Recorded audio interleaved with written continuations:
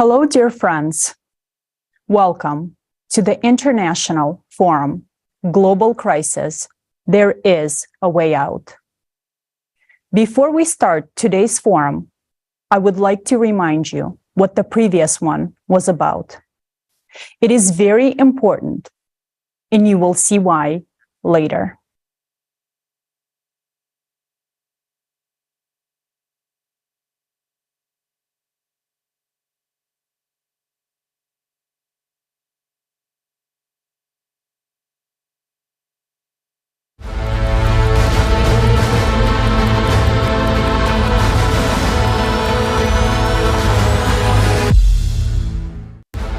International Online Forum, Global Crisis, There is a Way Out.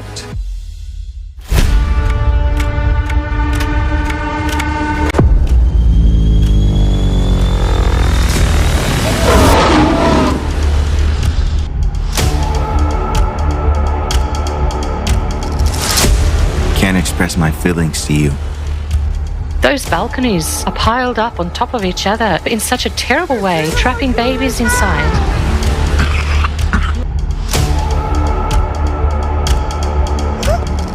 Much of what we have forecasted is already happening.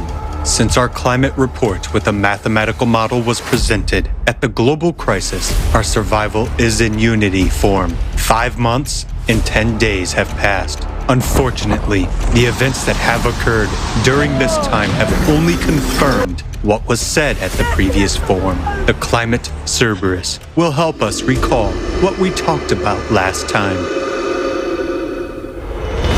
Earthquakes. The ascent of magma has resulted in unprecedented increase in a number of earthquakes. Seismic activity is increasing both on the ocean floor and on the land. Earthquakes are emerging even in regions where they have never seen before. But the most absurd thing is that seismic agencies, international seismic databases, are now trying to conceal the fact that the number and magnitude of earthquakes is increasing. In reality, there are much stronger earthquakes taking place now than we're told. You can clearly see the exponential growth, an uncontrolled exponential increase in the number of earthquakes. The more earthquakes occur, the more their magnitude will increase. As you can see, the rate of increase in seismic activity is shocking. At each successive stage, the number of earthquakes increases 3 times as much. Since the last forum, over 161 days, 686 powerful earthquakes with a magnitude of 5 or higher have occurred around the world. Moreover, 10 of them were earthquakes of a devastating magnitude 7. Some regions experienced seismic events of such magnitude for the first time. On November 29, 2022, several strong earthquakes occurred in Canada, one of which reached a magnitude of 5.8, which was for the first time in the region's history. Powerful earthquakes in different parts of the planet have led to the loss of life. On November 21st, 2022, a shallow earthquake with a magnitude of 5.6 in Indonesia claimed the lives of 318 people and injured over 7,500. Note that previously, such destruction and human casualties were caused by very powerful earthquakes with a magnitude of at least 6 or even higher. But now, seismic events 1 magnitude lower can already be fatal. The world was shaken by 2 catastrophic earthquakes with magnitudes of 7.8 and 7.5 in Turkey and Syria. Aftershocks continued even a month later, and by early March, there had already been more than 11,000 of them, with 2,500 having a high magnitude. In just a few minutes, earthquakes killed more than 50,000 people, and this is only according to official data. On the eve of this event, on February 5th, a series of deep focus earthquakes occurred in the region of the Fiji Islands and the Mariana Trench at a depth of over 500 kilometers. It was precisely the deep focus earthquake in the Mariana Trench that could have triggered the catastrophe in Turkey. Deep focused earthquakes. Earthquakes usually occur at the depths of 5 to 80 kilometers, where the crust is more brittle and has crack. But the last decade have seen an increase in the number of earthquakes at the depth where the earthquakes had been previously considered impossible. These are the depths of more than 700 kilometers, where the earthquakes are not supposed to occur because the rocks in the inner mantle are plastic, like a molding clay, and they are enabled to crack. Over recent 7 years, the number of deep focus earthquake has increased by a factor of 10. As it rises, the pressure in the magma drops, causing it to boil like blood during cavitation. And here is the answer to what deep focus earthquakes in liquid magma are. This is exactly the boiling of magma and cavitation explosions. Think about it. Explosions equivalent to thousands of nuclear bombs in power have started to occur in the interior of our planet. Remember, we have mentioned the Mariana Trench. There, the oceanic crust is the thinnest, only 5 kilometers, and where the most of deep focus earthquakes take place. In other words, the largest amount of cavitation blasts of magma occurs. Since the previous forum up to March 31st, 2023, 429 deep focus earthquakes have occurred around the world at depths of 400 kilometers or more with a magnitude of 4 or higher, according to USGS. 5 years ago, during the same period, there were 308 earthquakes. In the current year, 2 earthquakes occurred in the Mariana Trench area. One on January 3rd with a magnitude of 4.3 at a depth of 566 kilometers, and the other on February 5th with a magnitude of 4.3 at a depth of 533 kilometers. According to EMSC, there were 5 deepest earthquakes between 700 and 750 kilometers deep. 4 of them were in the region of Indonesia, and 1 was in the area of Argentina. Last year, during the same period, there were only 2. Unfortunately, our forecast of an increase in depth, magnitude, and number of earthquakes is being confirmed 100%. Magnetic field anomalies. After analyzing the geologic data for the past 100,000 years, we have noticed that abrupt magnetic pole shifts occurred with a certain periodicity. According to the geological evidence, during these periods there was also a weakening of the magnetic field by 8-10 times. What has been happening on the planet since 1995? The magnetic North Pole has started drifting rapidly at a rate 4 times the normal rate. At the same time, the magnetic field has weakened 10 times faster than before. Recently, an enormous amount of anomalous polar lights have been observed on the planet. Previously, they were only seen by residents of cities located beyond the polar circle. Yet, in the past 6 months, this phenomenon has been seen over Central Europe, the middle belt of Russia, the southern United States, Australia, and New Zealand. Typically, polar lights are dominated by green color, but now the sky is increasingly flashing with shades of red, and this is a troubling signal, as red light indicates the glow of oxygen in the lower atmosphere. Such auroras indicate that the magnetic field continues to weaken, allowing more and more solar and other more dangerous types of radiation to penetrate into Earth from outer space. Now, we are witnessing the appearance and growth of other magnetic anomalies. Magnetic hooks and cracks, coronal glow, and Stevies, light pillars rising from the ground, as well as other phenomena. This is the black mark of the climate Cerberus, and this is frightening because the abnormal growth of these magnetic anomalies also confirms the critical processes increasing in the core, which we mentioned in the report. Volcanic activity. According to studies of ice cores, every 12,000 years there was an abnormal increase in volcanic activity. We already know that this is caused by the ascent of magma closer to the Earth's crust. Take note of the big red circles. They indicate that every 24,000 years volcanic eruptions are more catastrophic. Such supervolcano eruptions wiped out almost all life on the planet.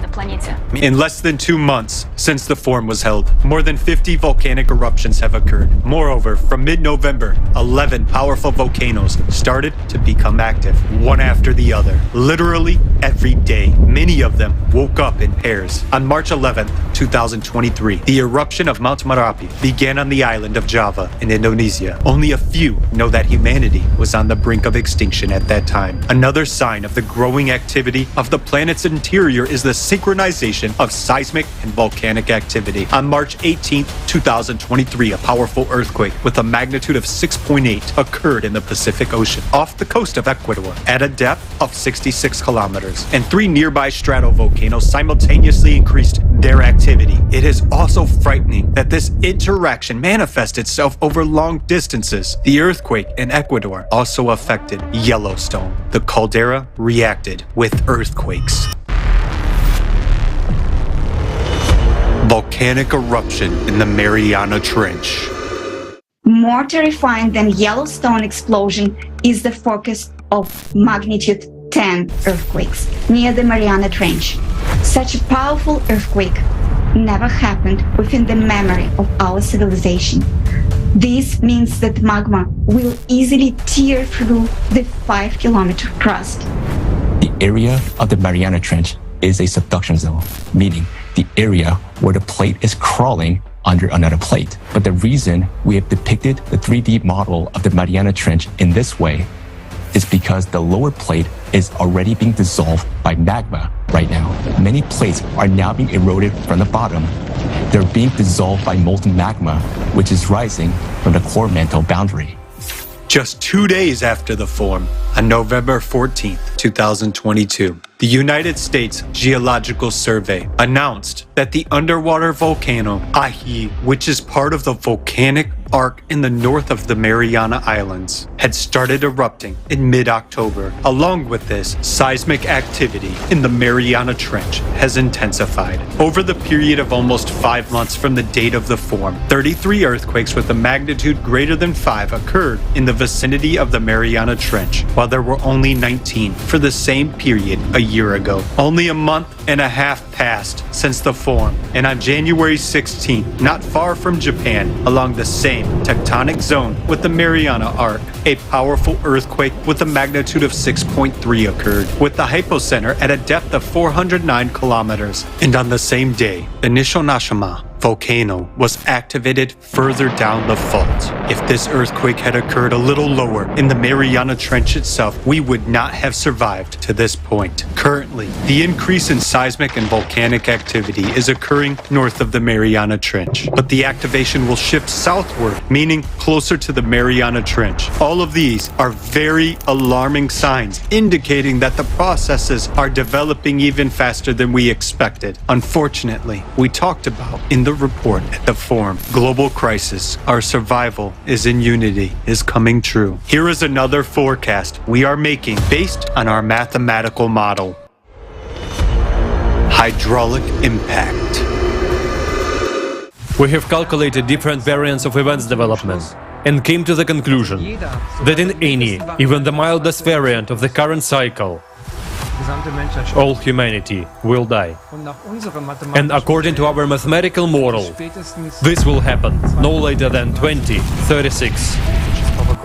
Further development of these events leads to the internal cracking of the Earth's crust. There will be microfractures in the crust in some places, which will increase magmatic activity. And it will keep increasing even more until it provokes a large-scale rupture in the thinnest part of the crust, which is in the ocean. This is inevitable. There is a 99.9% probability that this rupture will occur in the area of the Mariana Trench. A gigantic volume of magma from the magma plume will rip the Mariana Trench in an instant, and billions of cubic meters of water will meet billions of cubic meters of magma. There will be a huge explosion. This explosion will be equivalent to thousands of times of the entire stockpile of nuclear weapons available on Earth. Under extreme pressure, the ocean won't just boil, it will explode. This will raise a huge column of steam mixed with dust. Under tremendous pressure, this gigantic column of steam will rush so high up that it will tear through our atmosphere. The atmosphere will curl up like a blanket and be blown away by the solar wind, meaning our atmosphere will literally be swept away along with the entire water cover. Also, at the same time, this gigantic explosion will cause a powerful hydraulic impact directed inside our planet. There will be a very powerful blast wave directed into the center of the planet, into magma, which will spread tangentially, and this will provoke additional cavitation processes. This will lead to an abrupt expansion of magma in all directions by a factor of 10. That is, there will be 10 times more magma. This will literally tear the planet from the inside. With such an impact, magma will behave like a gaseous substance. All volcanoes, cracks, fractures, all boundaries of lithospheric plates will burst and erupt simultaneously. The Earth will be flooded with lava flows, just as it happened on Mars. Naturally, due to the impact, the inner core will bounce away and the motion of the outer core will stop. Our planet will die. This process will take only a few minutes. Due to the stopping of the core, the electromagnetic field of our planet will disappear and the gravitational field will be almost completely gone. Therefore, all the satellites will fall from the near-Earth orbit, including the Moon. But we, humans, will no longer be threatened by this, because as a consequence of these events, we, as humanity, will already cease to exist completely. Before your eyes, you see a timer that counts down to the time when the planet, as a living planet inhabited by life, will no longer be able to exist. This is the fact that we have been living with for more than 10 years, and as of today, you will also have to live with it.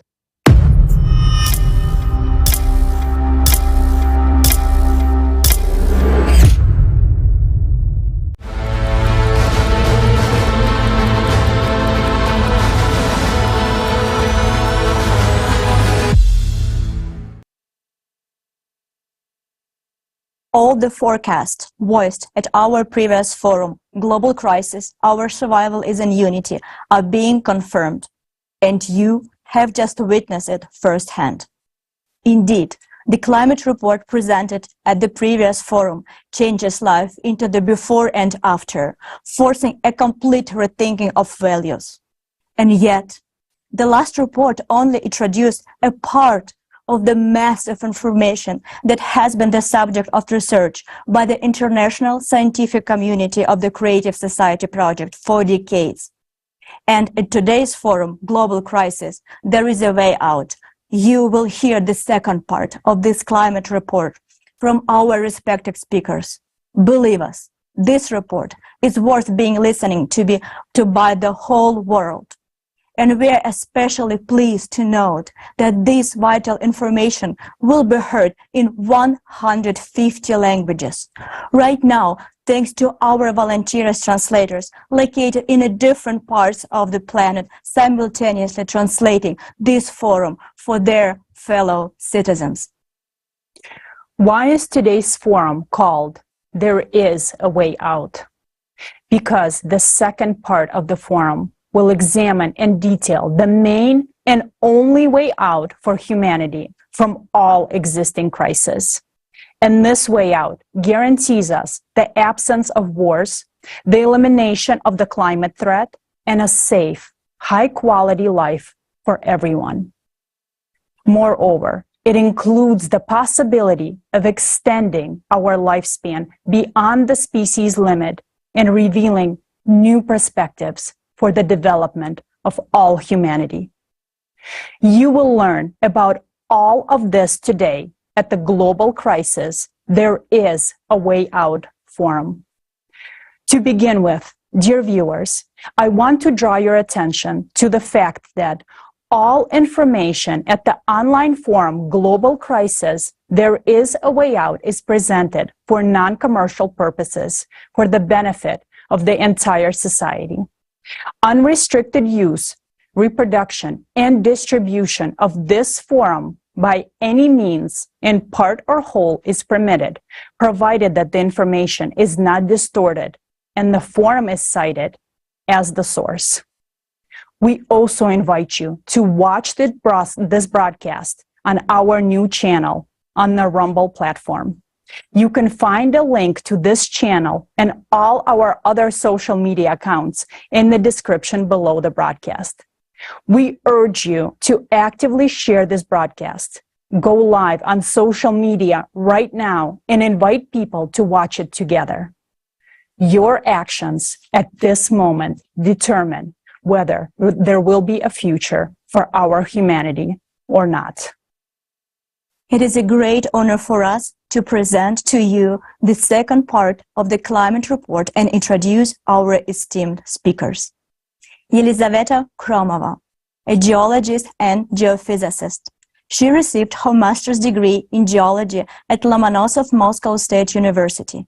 Елизавета is the head of the Information and Analytical Department of Global Climate Change of the Creative Society.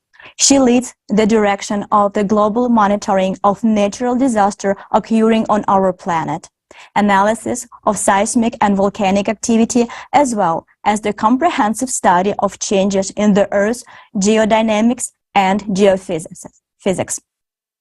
John Ahn, PhD in chemistry engineering with an MBA, is an expert in the development and commercialization of new technologies in the field of energy, chemical processes, and natural sciences.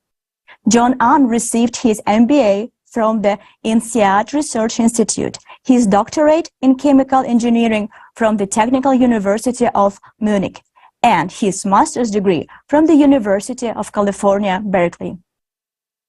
Anastasia Pashigrieva is a specialist in the development of new technologies and a candidate of chemical sciences. Anastasia collaborates with scientists within the independent international platform Scientific Community of the Creative Society Project. She has conducted dozens of interviews with specialists from various fields. Anastasia coordinates the direction of studying functional and chemical changes in the atmosphere. Anastasia is the part of a team of analysts who collect data and study the increase in seismic activities on the planet.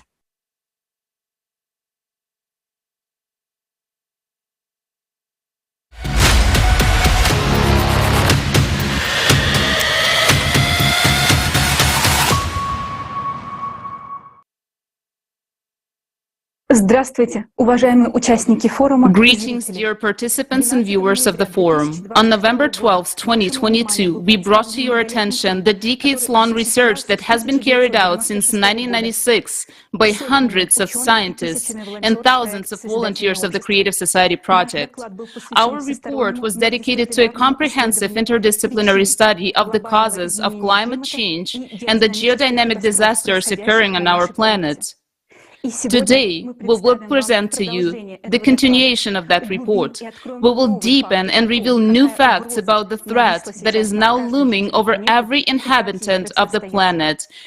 And we will also tell you how to counteract it. At the previous forum, Global Crisis, Our Survival is in Unity, we presented a mathematical model based on the comprehensive interdisciplinary study and drew the following key conclusions. Every 12,000 years, a flux of external cosmic impact penetrates the entire solar system and affects the course of all planets, moons, and even the Sun. Naturally, the same impact affects the Earth's core. Every 24,000 years, this flux is stronger, and we're now exactly at this particular point. Because of the cosmic impact on our planet's core, in 1995, a growth of geodynamic changes on the planet began. Seismic and magmatic activity started growing.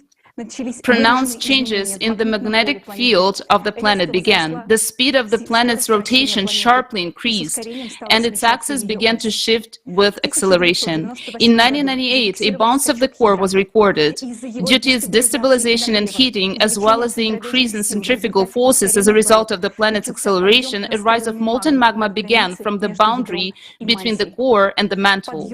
The rise of magma triggered the activation of magma chambers under Western Antarctica and Greenland, which caused a growth of melting glaciers in 1995.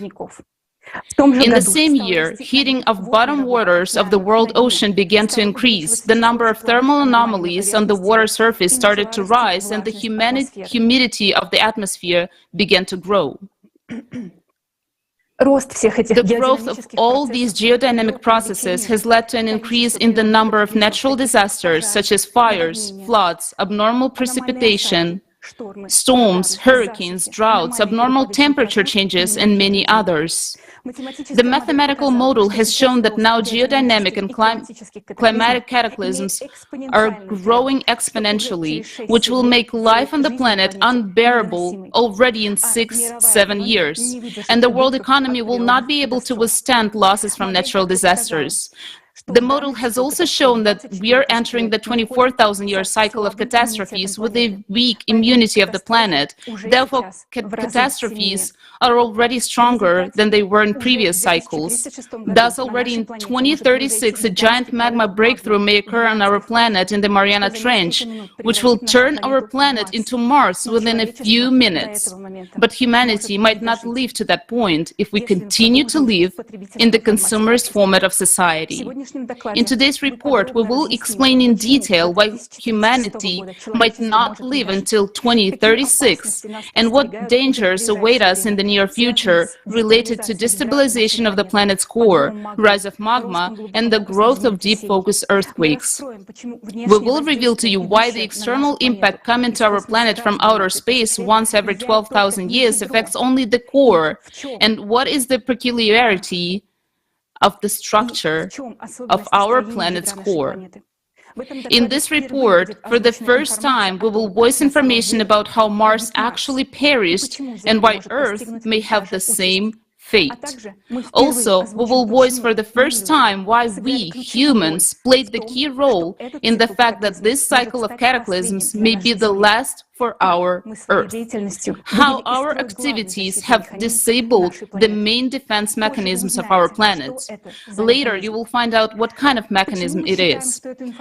Why do we believe that everyone must know this information? Because it concerns the life of each and every one of us, yours and ours. Only when we as humanity begin to understand what really happens to our climate on our planet, we will begin to look for a way out in the right direction. A way out of the catastrophe that we're already rapidly approaching, since our mathematical model indicates that taking into account the current dynamics of events, this catastrophe is almost irreversible in the consumerist format of society. We're deeply saddened to state that our mathematical model has been proven accurate. And for many people, an obvious example of this was the disastrous earthquakes in Turkey and Syria on February 6, which caused a terrible global-scale tragedy. A little later, we will discuss why these earthquakes occurred. And now, we offer you to watch a documentary about those events which was prepared by our volunteers, including those who are now in Turkey. Words cannot convey all the horror that took place there. And now you will see everything for yourself.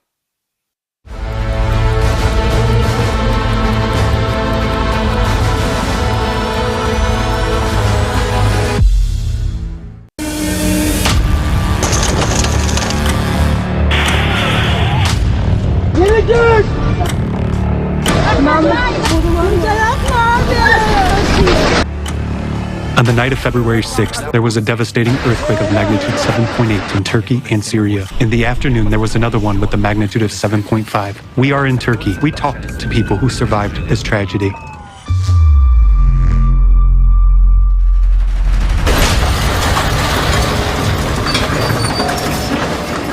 Everyone was living a normal life, making plans for tomorrow, getting the kids ready for school. None of them expected that, and in 2 minutes, everything was over. Total zero. You have to start your life all over again, and thank God if you're still alive. But for many people, life was over in an instant.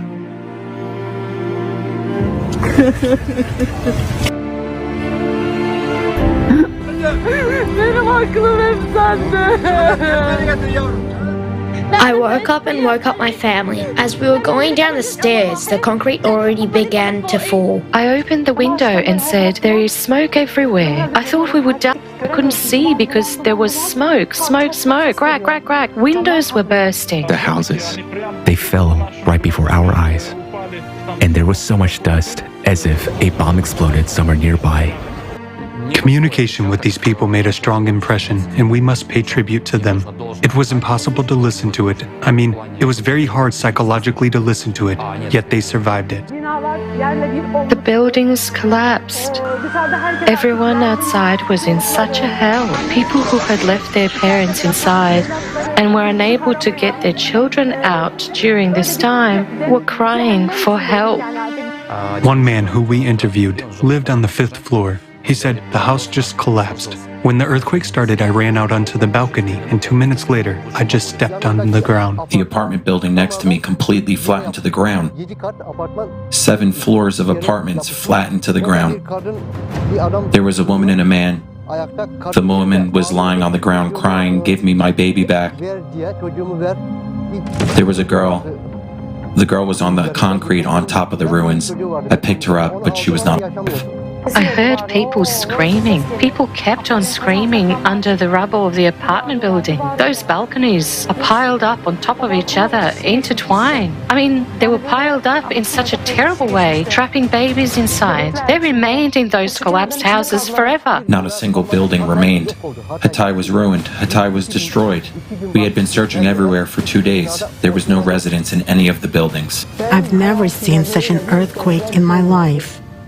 I don't think there was a single person we talked to who didn't mention that someone in their family. One guy whom we interviewed said he deleted 200 contacts from his phone book after the earthquake. 200. Officially, they claim that 50,000 people died there. 20,000 buildings fell to the ground, and 180,000 buildings were substantially damaged.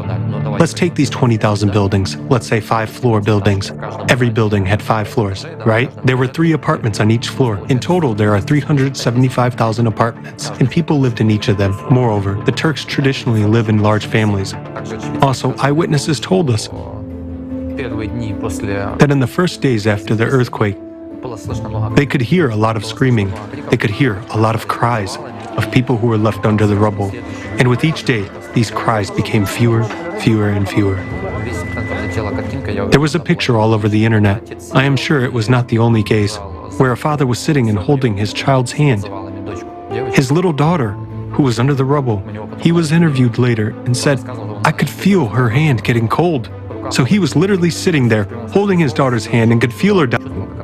Imagine this, a mother, a woman who is saving her children, driving down the road, trying to get out while buildings are collapsing around her. I put the kids in my car, but this time the roads were blocked. Things, stones and rubble were falling from the roofs, but we didn't even pay attention to them. I mean, my only goal was to clear the road as soon as possible and leave with my children. And there are many stories of such kind, unfortunately, to my great regret. Look, my 3 children and my wife are lying on this construction site. This is the 3rd day of the earthquake. My children have already died here from the cold. Isn't it a shame that no one hears our voice? No one will come to help us. We're helpless. The caller says, "All right, we'll send them." They come. They don't do anything. They just take photos and leave. When the rescuers arrived, what kind of help did they provide? I didn't see any rescuers. I left from there on, the 5th day. I didn't see any rescuers. Many people being under the rubble recorded videos, wrote posts, and posted them on social networks to let their family and friends know about what had happened to them, to give information to rescuers about the specific geolocation, the place where they were. But unfortunately, for unknown reasons, these posts were deleted by social networks. Can't express my feelings to you. I'm under the rubble, as you can see. And maybe 2 or 3 or 4 more families. Do you hear the screams of our neighbors?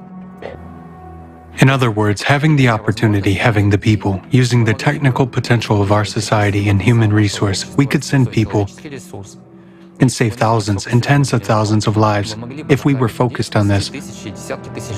But no one does that. They do. I don't want in any way to insult those fellows who sacrificed their personal time, flew in, rushed, helped out, and made every effort. But we talked to them as well. They have a lot of questions too. They're using some kind of prehistoric mechanical tools to save people. Meanwhile, we have everything for killing people. We have thermal imaging cameras, we have missiles and tanks, we have cutting-edge technology. We can find a sniper 15 kilometers away with the thermal imaging camera. But we can't find a person lying in front of you because we don't have the equipment to do it. Are we normal people after this? We worked in the cities of Gaziantep and Erdagi. The whole team started to work at once, looking through all the rooms, all the cracks, all the voids. I crawled inside and heard someone wheezing, and I started searching. I kept crawling. I was crawling towards the sound, and this sound turned out to be right in front of me. I started digging, and eventually I found a person. I dug him out, and I just couldn't bear it. Tears started to flow at once. I don't even know how to put these feelings into words. I started shouting to everybody. I found one. Immediately, everyone rushed there, bringing all kinds of equipment. We had to move him a little bit, but when we were moving him, he was screaming, and my heart was breaking from his moaning. He was crushed. His arm was crushed by a huge slab weighing I don't know how many tons. We finally hollowed out that slab, and one of the guys looked inside, and it turned out he was holding another person's hand. Then we looked further, and there was someone else lying there, but he was already dead. A huge amount of work was done. They brought an acoustic device, such a device that listens to sounds, and before it listens, a man with a loudspeaker would shout in Turkish, "Is anyone alive? If there is, respond, knock, scratch. We are going to listen to you now." At that moment, all the equipment, everything that can make sounds, even people should remain still, not even shuffle their feet on the ground. Everything, literally everything, freezes around, and they start listening.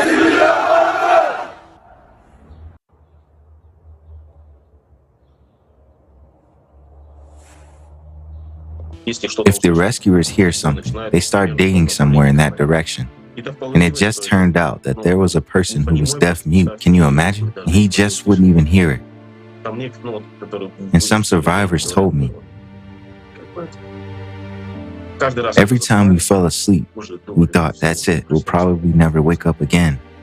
Just imagine their situation. And they were there for, I don't know, for many days. They were just freezing to death. One of the eyewitnesses told us that those who survived envied those who were dead. That's a direct quote. Why? Because those people who died immediately, they died. And according to one Turkish seismologist, Ahmet Erkan, 180,000 people were left under the rubble. 180,000 people who were under piles of concrete, with their limbs crushed and broken, their internal organs torn apart. It's painful to even talk about. But they had not been helped for weeks. In some villages, there was no help at all. 20,000 rescuers were sent from 80 countries. That's one person per house. How can one person have to dismantle an entire house to save those who were under the rubble? We've just passed near one of the houses. There are 200 people still alive under those two buildings. They have been screaming for several days, but rescuers can't get to these people. There's not enough of them because several cities are in ruins. It took them 2 weeks to assess the needs. Imagine somebody under the rubble is waiting for NGOs and UN agencies to assess their needs. We know what they need now. What was happening in the towns struck by the earthquake in the days that followed? Well, imagine this. A completely destroyed town. No infrastructure, no working hospitals or clinics, no police, no law and order. There are looters rampaging everywhere. That also happened, unfortunately. There's no water. We couldn't find any bread. Bakeries were closed. Everyone was on their own. There was an elderly couple. We helped them the best we could. I asked them, why are you living in the street? Didn't the state give you a tent? He said, no, my son, all tents have already been handed out. No one around us here has given us anything. We're waiting. They're looters, there are thieves. A person died in Malatya, they took the ring off his finger. Such things also happen. People are in fear for their lives. Now I'm saying this, and someone is sitting there watching it on TV. Whether it's on TV, on the phone, or on a laptop, it doesn't matter. And for you, it's just an image. It's a movie, but damn it, these are real people. They are just like you. And if there are loved ones, relatives, friends near you, look to the left, look to the right, look them in the eyes. They are the same kind of people, and as long as you watch and think that this is just a YouTube video, just an image, it doesn't sink in. But when you talk to these people, you realize that every story you see on YouTube is a human life just like yours. That was simply abandoned to the mercy of fate. Abandoned by us. We, the survivors, abandoned them to the mercy of fate. Why? Because we don't build the creative society. Because we support the consumerist format. We don't do a damn thing. We're sitting and thinking that it won't affect us. They also sat and thought the same. Fires are burning everywhere. People are sitting by the fires. Soldiers are walking around with rifles. They're looters. Houses are destroyed. When the breeze blows, you smell dead bodies, corpses. Someone is having a nervous breakdown. I can't describe to you what's happening here. It's so scary. And Judgment Day will be even scarier. The situation is complicated, but again, we are to blame for this situation. We are to blame for the consumerist format. We are to blame for the fact that we do not take the necessary, quick, and effective actions to prevent this. And we're throwing people into the clutches of this cerberus, which is just tearing them apart, and people have nowhere to go. There is no refuge for us, except that we fulfill our basic role as humans. They pulled out a baby the other day. 128 hours later, they pulled out a baby out from under the rubble. I saw his innocent face, and it touched me so much. So many people are dying. I wish people would realize this at least a little bit. I wish they would wake up a little and see where the world is heading. I wish they would be united and all this wouldn't be happening. I mean, you know. I'm a bit emotional.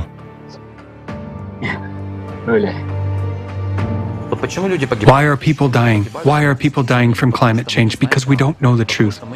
Because we don't know what affects the climate. And if we don't know what affects it, we don't know how catastrophic it is, and thus we can't oppose it with anything. Before the quake, I was working with Barry from the Creative Society. And after the quake, the whole scenery reminded me of the videos and all the facts and truths and all the reports that were published by the Creative Society. What we were speaking about, in theory, we lived in practice. And I hope the whole world will not see what we saw that day. In this earthquake, the Turkish nation lost a great number of people, unfortunately. We are simply obliged to make sure that this does not happen again. And we do have this opportunity. We can save human lives. But this is only possible in the Creative Society. Any person, if they are a human being, if they have at least an ounce of conscience and honor, they are obliged to join the participants of the Creative Society project and do everything in their power, make maximum efforts, maximum use of their capabilities in order to save the lives of those who are still alive and whom the Cerberus has not reached yet. And we must remember that his clutch is threatening each of us right this second. And where it will strike next time, we do not know.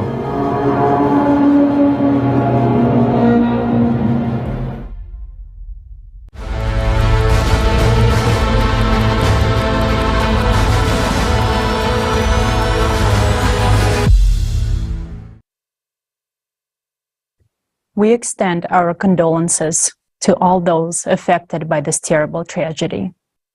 It breaks our hearts to see what we just witnessed. It's horrifying to realize that many people were left to die under the rubble. Unfortunately, no one will solve this problem in the consumerist format of society. The horror is that earthquakes and disasters like this will only increase with each passing year. This is the reality of our tomorrow.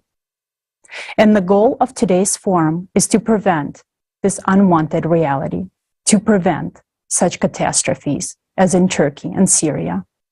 Our objective is to save human lives.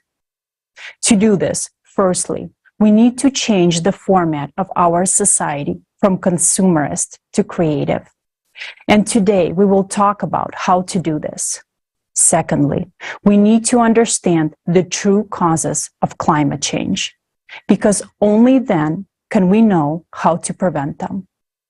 These are two tasks that today's forum is dedicated to, and I would like to return the floor to our speaker, Елизавета Хромова.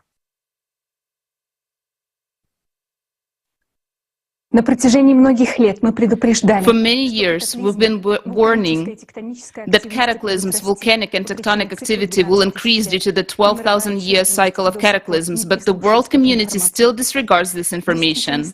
It is really scary to see such disasters as those in Turkey and Syria, and it is even more scary to realize that this is only the beginning.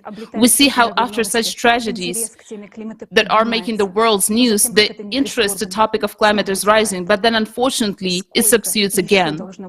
How many more catastrophes should occur for the issue of the true causes of climate change and the growth of geodynamic activity in the Earth's interior to be the main international agenda? We understand that all of us will die if no one in the world studies the true causes of climate change and looks for ways out. That is why we do it, because someone has to do it. We will do it until the last day. It is our responsibility as people who want to live and study the causes of what is happening in a comprehensive and interdisciplinary manner in order to prevent such tragedies. From our side, we're doing everything we can, but our efforts alone are not enough. For this information to go and reach people, we need all of you. It is important for all people to become familiar with what will be announced today, the true causes of disasters currently occurring on the Earth, and the solution to this problem. People should know this before another terrible tragedy happens, because it will definitely happen if we don't do anything. The mathematical model is being confirmed, and all of us will be responsible for what happens next. Now, let's move on to the question of why the terrible disaster happened in Turkey and Syria. Two powerful earthquakes of magnitude 7.8 and 7.5 on the Anatolian Fault. The cause is the growth of deep focus earthquakes.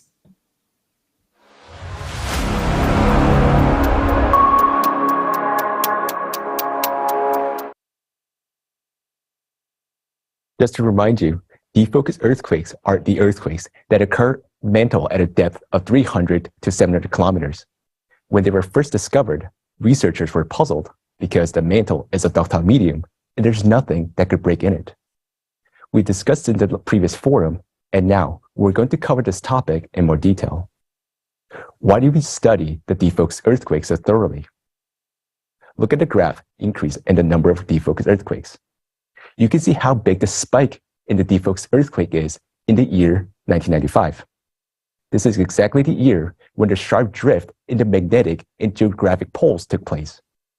According to the ISC database, there has been fivefold increase in the number of deep focus earthquakes in the last 28 years, as you can see in the graph. Next graph shows that the number of deep focus earthquakes at a depth greater than 500 kilometers is increasing the most, and they have been increasing since 1995. What is the danger of the exponential growth of deep focus earthquakes? To answer this question, let me draw your attention to the fact that became so extremely shocking to us. Do you know where the majority of all deep focus earthquakes in 2021 occur? Beneath the Middle East, under the territories where Turkey and Syria are located. According to the ISC, there were 190 earthquakes beneath the Middle East in 2021 at a depth of 435 miles, while the rest of the world had only about 70.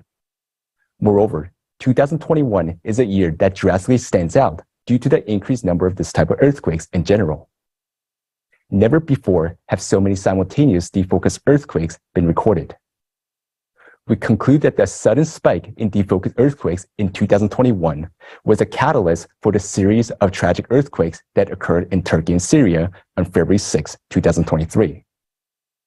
Because the deep focus earthquake caused a plate to start collapsing, which triggered an unprecedented increase in dangerous seismic activities in the Middle East region, which has now subsided to this day. Now, you understand the danger of deep focus earthquakes, but this is only part of the threat.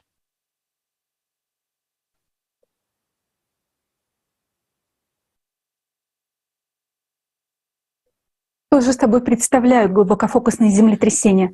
what are deep focus earthquakes? What is their mechanism? Deep focus earthquakes are actually explosions in magma at the depths of more than 186 miles. They're equivalent to the explosion of hundreds of thousands of nuclear bombs in the Earth's interior.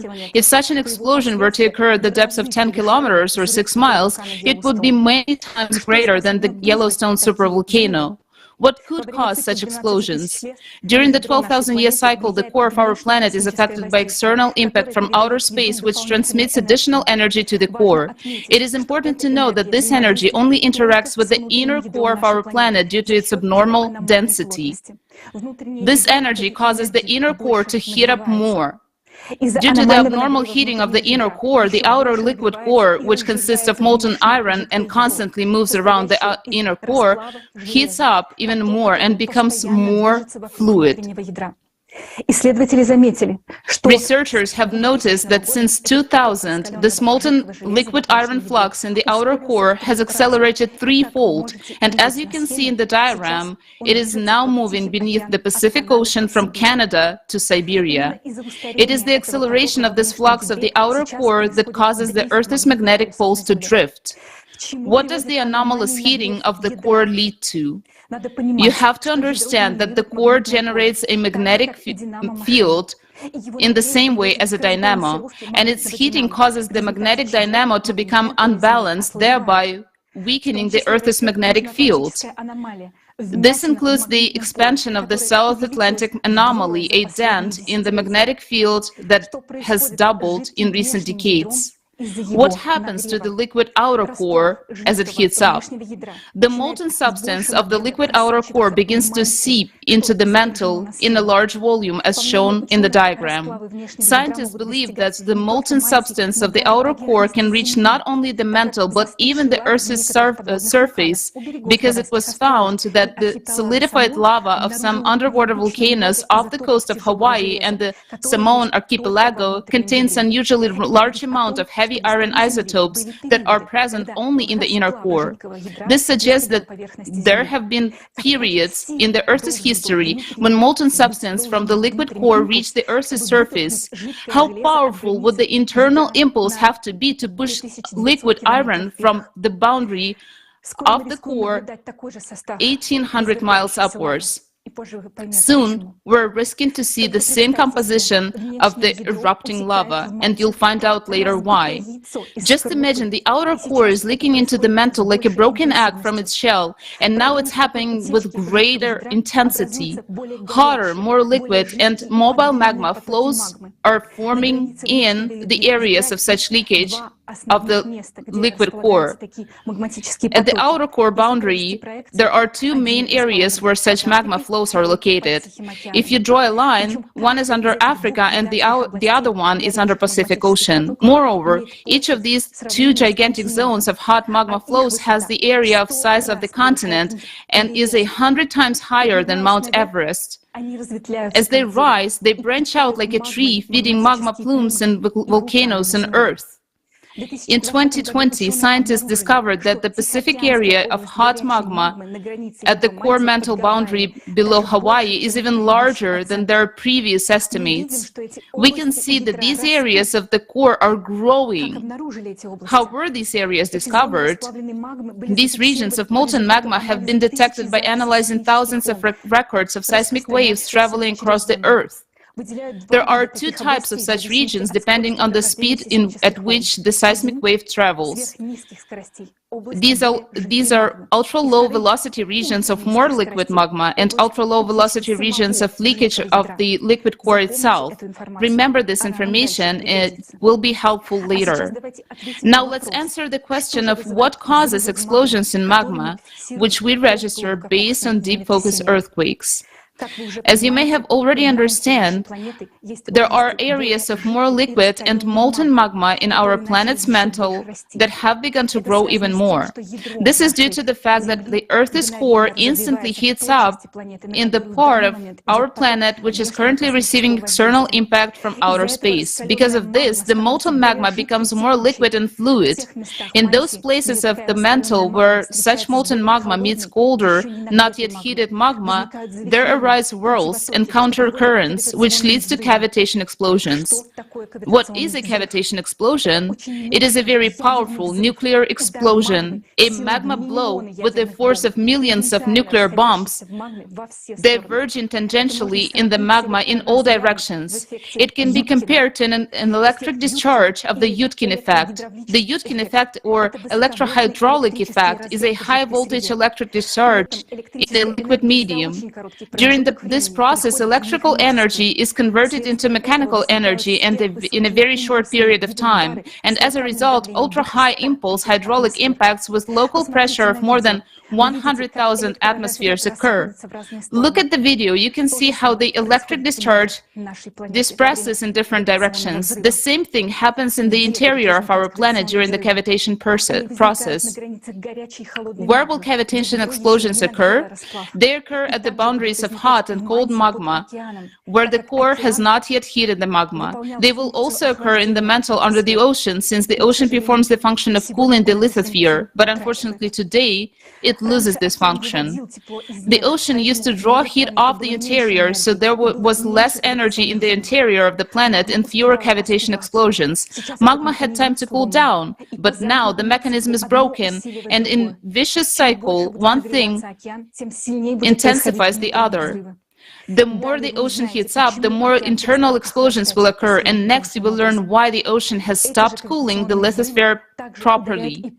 The same cavitation explosions also hit the core, disbalancing it even more. However, it is important to understand that we do not record these cavitation explosions as such, but we see only their ricochets from certain zones inside the planet.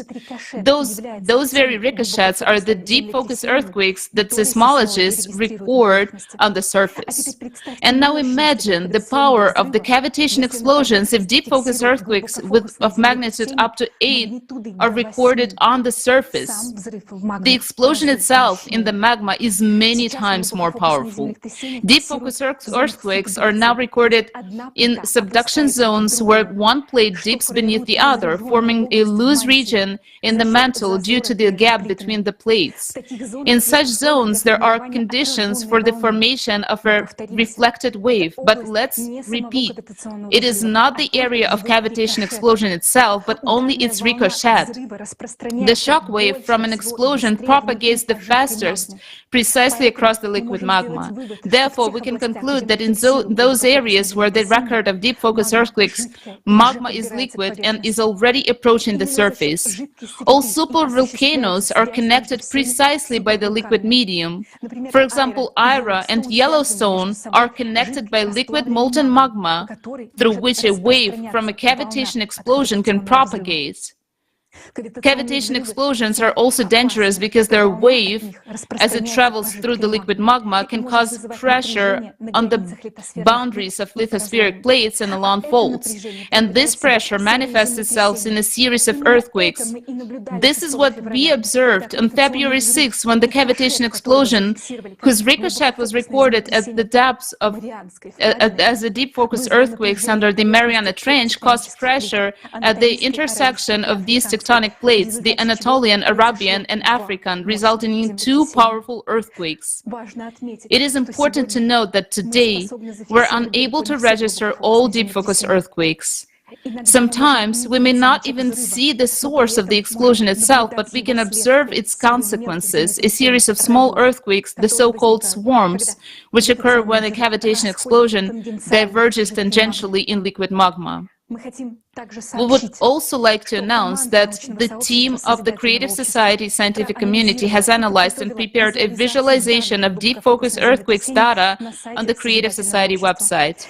You can now see a link how to find this data on the website under Climate Data Analysis. If you wish, you can download this data and conduct your own analysis. To contact us, send us an email at climate@creativesociety.com as indicated on the screen. The analysis of the correlation of the processes occurring in the mantle with the processes occurring in the atmosphere is especially interesting. Now, let's look again at the graph at an increase of deep focus earthquakes we saw at the beginning. Now, after everything you have heard, you understand why this graph is so alarming and why we pay so much attention to studying exactly this type of earthquakes. After all, an increase in deep focus earthquakes directly indicates an increase in cavitation explosions in the planet's interior, which in turn means that the Earth's core is rapidly destabilizing and heating up. And all of this points to the approach of terrible disasters, earthquakes, and volcanic eruptions. Because, as we already mentioned, cavitation explosions work similarly to the Yudkin effect. A huge release of energy stimulates the release of energy even greater amounts, which causes the next discharge. One cavitation explosion causes a whole cascade of other cavitation explosions in the interior of our planet.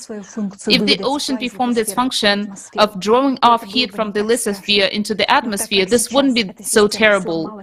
But since this system now is disrupted, all this energy accumulates under our feet, leading to an even greater increase in cavitation explosions. And the fact that today we're witnessing an abnormal growth in synchronization of earthquakes and volcanic eruptions on Earth is directly related to the fact that cavitation explosions are becoming more frequent and the shock waves from them spread all over the planet. Today, the number of disasters is growing at a faster rate than before. And the most terrifying part is that due to the increasing number of cavitation explosions, the threat of volcanic eruptions is approaching us faster and faster. Cavitation explosions can be compared to hitting the bottom of the champagne bottle when the cork simply flies out of the bottle. From one of these blasts, the cork eventually will fly out of the supervolcanoes such as Yellowstone, and then we won't need to fear the coming of 2036.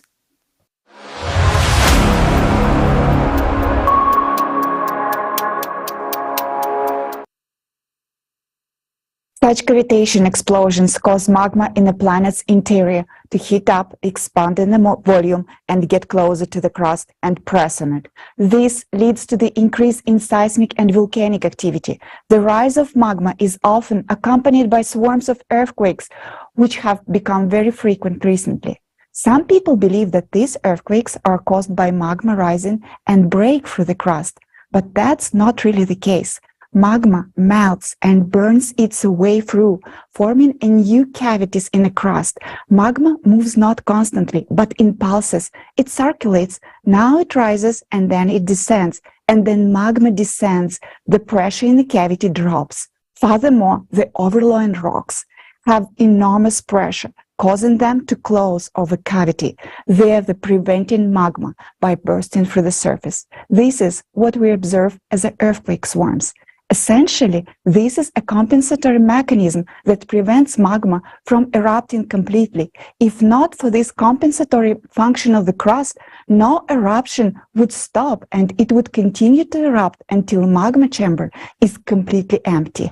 Then swarms of the earthquakes are registered closer to the surface. It means that the magma is already approaching this area. Therefore, the volcano is already preparing for eruption. And unfortunately, recently we have observed a huge number of such earthquake swarms in various parts of the world. For example, in Japan, on Mount Bandai on December 2022, a record earthquake swarm was registered, was a 786 tremor in just one day. This indicates that an eruption of this volcano is approaching as magma is already burning its way through. It's noteworthy that the last time this powerful volcano erupted about 2 12,000-year cycles ago. It's been 28 years since 1995, when the drastic changes in the planet's core began, pushing molten magma to the surface. How many years do you think it takes for magma to rise to the surface and for catastrophic eruption to begin? In scientific papers, you can read that the rise of magma plumes usually occurs at the rate of about 1 inch per year. However, in fact, during the cycle of cataclysms, magma can rise in a few days. Let's consider a few examples of that. For example, in 2014, volcano Bargachraum erupted, and it took only 10 days for magma to rise from a depth of 24 kilometers to the surface. But that is an example where the magma channel has already been worked out, and now, 8 years later, we see examples where magma does not even need the old channel. It directly bursts through the Earth crust in different locations of the planet. In May 2019, the birth of the new volcano was recorded on the coast of Mayotte near the island Reunion in the Madagascar region. A year before this, anomalous seismic activity was detected in the base of the lithosphere at a depth of 50 miles or 80 kilometers in this area, and in just 1 year, magma traveled this distance of 80 kilometers or 50 miles, and in May 2019, a volcano appeared on the surface. It's important to note that this happened just above the zone of African anomaly, there the hot, liquid magma at the core mantle boundary. To say that this is abnormally rapid rise of magma is to say nothing. Previously, such processes took millions of years, but now this happened in a matter of few months. Such a velocity of magma ascent shocks volcanologists because they are used to observing volcanic eruptions not during the 12,000-year cycle. Now, everything has changed. Such rapid magma ascent is due to the abnormal heating coming from the planet's core, which is affected by the external cosmic impact. Magma that rises from the depth is much hotter and has different chemical composition. Such examples have been found at the Fagradalsfjall volcano in Iceland and at Coimbra Vieja volcano on the island of La Palma in Spain in 2021, among many others. And most importantly, lava Coimbra Vieja was superfluid of the lowest viscosity among historical basaltic eruptions. If we compare all cases of abnormally rapid magma ascent and the emergence of lavas of different composition, we find that many of the volcanic anomalies recorded recently occur over zones of magma flows at the boundary between the core and the mantle. As you remember, we discussed that there are two types of areas of hot liquid magma in the Earth's bowels. Here, we mean the areas that have the properties of ultra-low velocity of acoustic waves. These are areas where liquid core leaks into magma. Many of these areas feed magmatic chambers under hotspots, stationary and magmatic plumes. In other words, right now, the first area which reacted to magma ascent was a hotspot because they directly received a magnetic impulse from the Earth's core. By the way, the Yellowstone supervolcano is one of such hotspots. In the near future, volcanic activity will increase in other places too, not only in the areas of hotspots.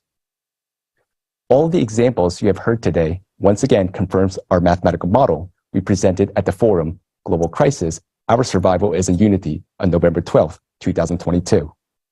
Now we see that it is not just individual volcanoes or even pairs that are activated, but the entire volcanic provinces. And to our great regret, we will observe only ever stronger volcanic activity from now on, including supervolcanoes, one of which has been preparing to erupt for many years. This is a Yellowstone supervolcano.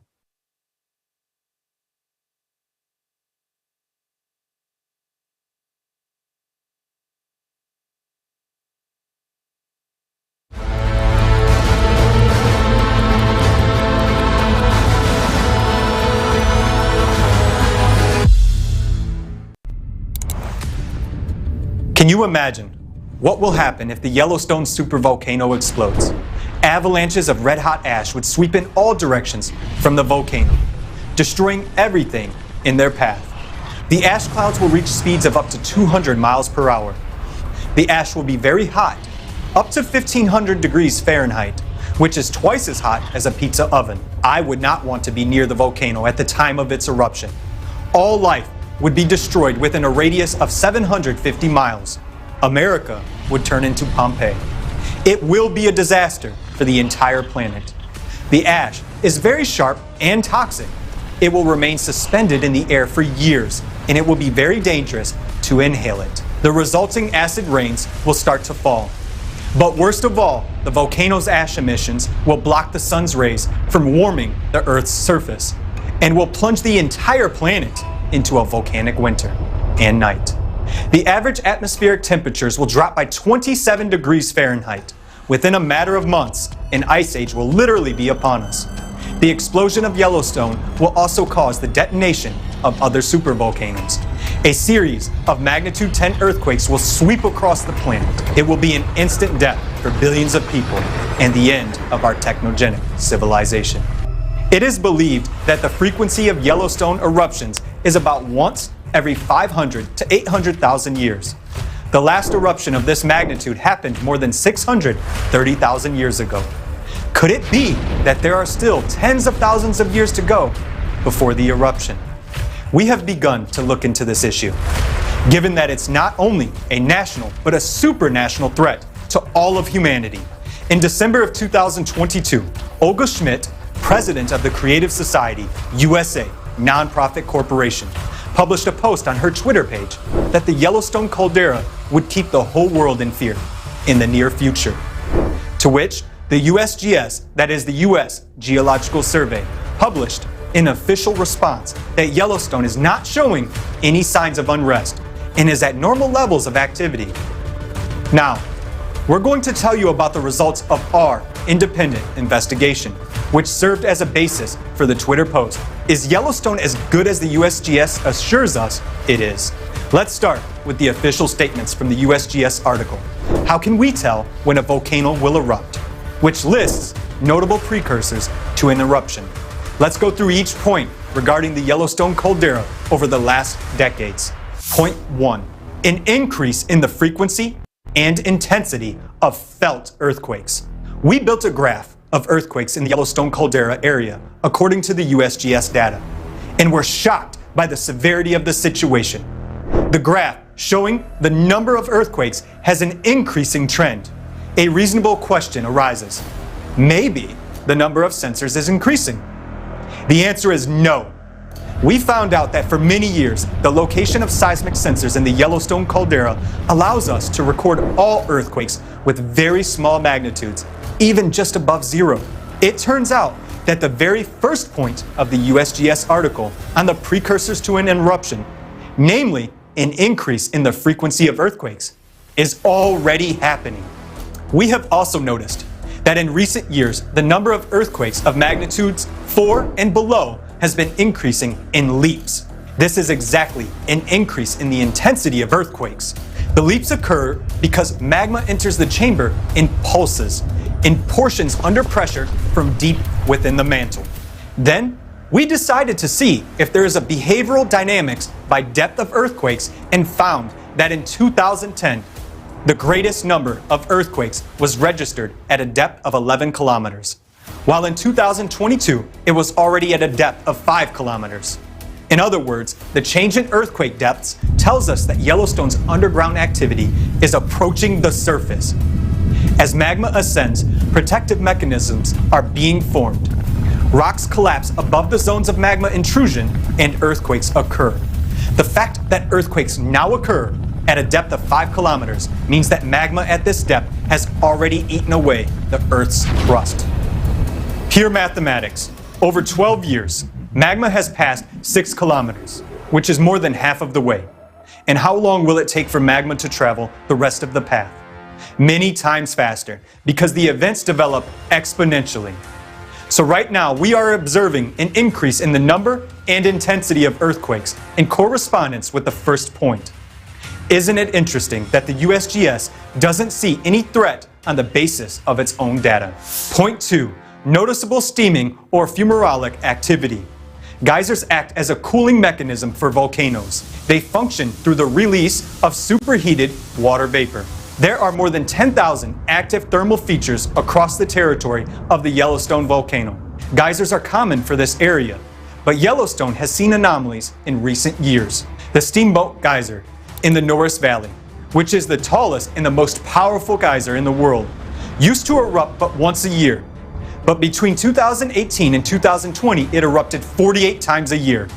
This indicates an increase in subsurface heating precisely in that area, which in turn raises the risk of a Yellowstone eruption by 50 times within such a short time frame.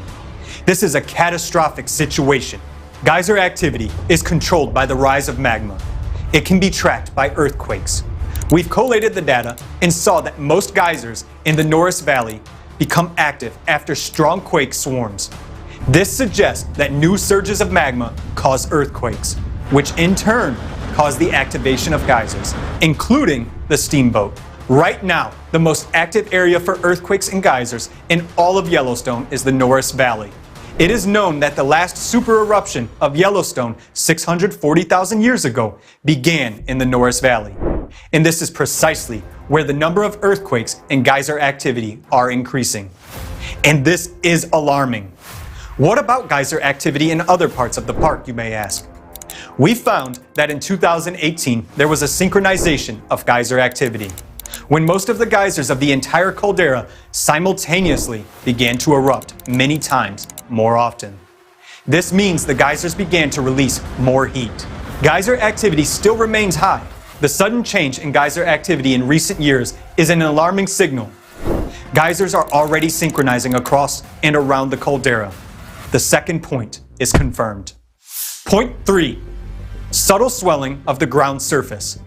Under normal circumstances, the rate of surface uplift or lowering at the Yellowstone is between 2 to 4 centimeters per year. However, in 2013-2014, there was a sudden 5-fold increase in the uplift rate, reaching up to 15 centimeters per year in the Norris Valley area. During the same period, there were occurrences of earthquake swarms, anomalous behavior among bison, and instances of melting asphalt. It was around this time that the Yellowstone volcano was very close to eruption. This caused great concern in the society. It was after this that most of the monitoring data on Yellowstone began to be withheld from the public. We became interested in the issue of surface uplift and learned that the catastrophic eruption of Mount St. Helens in 1980 began just 1 month after the uplift. As early as in 2013, there occurred a sharp uplift in Yellowstone. And this can happen again at any moment, and no one knows how it will end. The third point remains a matter of debate. Point 4. Small changes in heat flow. It turns out that Yellowstone radiates 30% more heat than the rest of the continent. It's like a blast furnace of North America, and coal is constantly being thrown into its combustor. Since the 2000s, the emergence of new thermal areas has been observed. Here are some examples of anomalous overheating of the Earth's surface. 2003, new region in the Norris area. Ground temperature increased to 94 degrees Celsius, 200 degrees Fahrenheit. The vegetation immediately died. Some geysers boiled away and dried up. 2018, in the area of Lake Tern, over 3 hectares of forest died. Trees were charred. The surface temperature was 60 to 80 degrees Celsius or 140 to 176 degrees Fahrenheit. In 2014, there was a peak in the melting of asphalt roads. In recent years, eyewitnesses note that in winter, the snow melted in some areas due to overheating of the soil. Instead of a small change in heat flow, we observe extreme heating of the soil. Point 4 confirmed. Point 5. Changes in the composition or relative abundances of fumarolic gases. There has been a lot of media hype around helium-4, that there is a lot of it in the Yellowstone area. However, it turned out that another indicator is important for the prediction of the eruption: the isotopic ratio of helium-3 to helium-4. It is strange that little attention is carelessly paid to it, although this particular indicator rises sharply before an eruption. Based on scientific works published in various years, we have built a graph displaying the ratio of helium-3 to helium-4. It grew from 15.8 in 1985 to 17 in 2003, with areas of abnormally high values located in the Norris Valley and in the active part of the caldera. Apparently, the same value of 17 was found in mineral inclusions from the past Yellowstone super eruption. It turns out that the current ratio of helium-3 to helium-4 has reached a critical level that could trigger an eruption. Why is the USGS silent about this? We have found this information in scientific articles. Don't they know that? Just before the eruption, there is a sharp release of volcanic gases, a few weeks, days, or hours before the event. This is an accurate, short-term indication of the beginning of an eruption. Therefore, now it is necessary to carefully monitor the emissions of all other gases besides helium.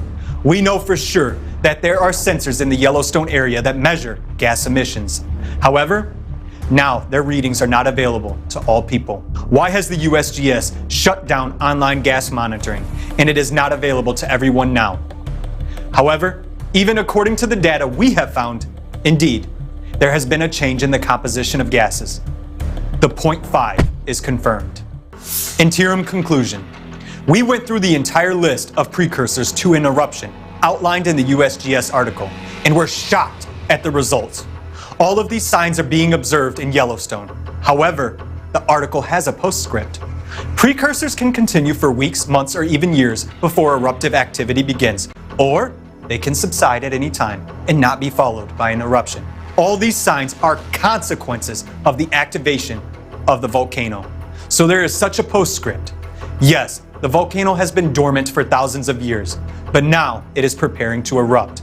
And for the last 20 years, it has been happening with alarming intensity.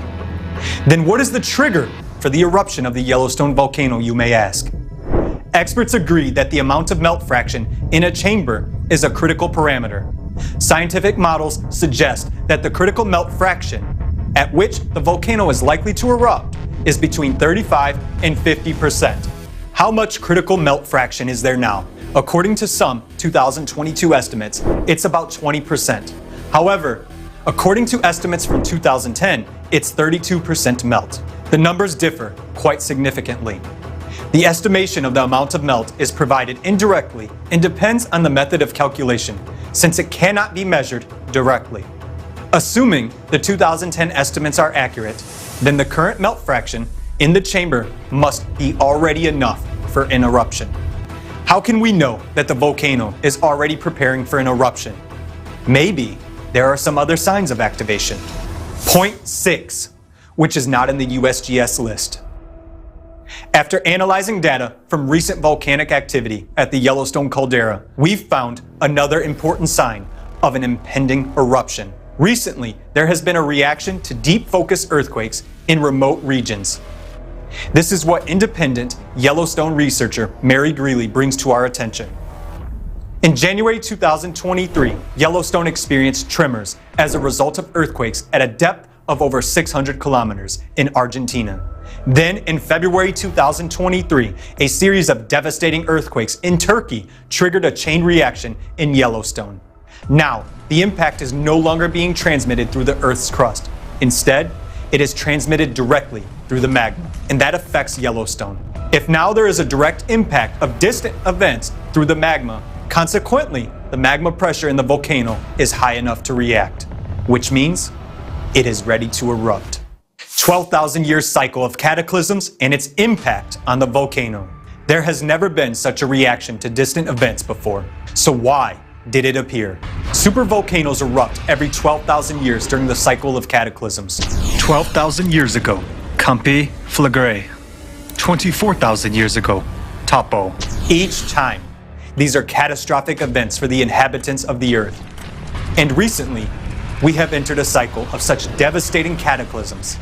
The cycle occurs because of changes in the planet's core, and as a consequence, because of the rise of magma.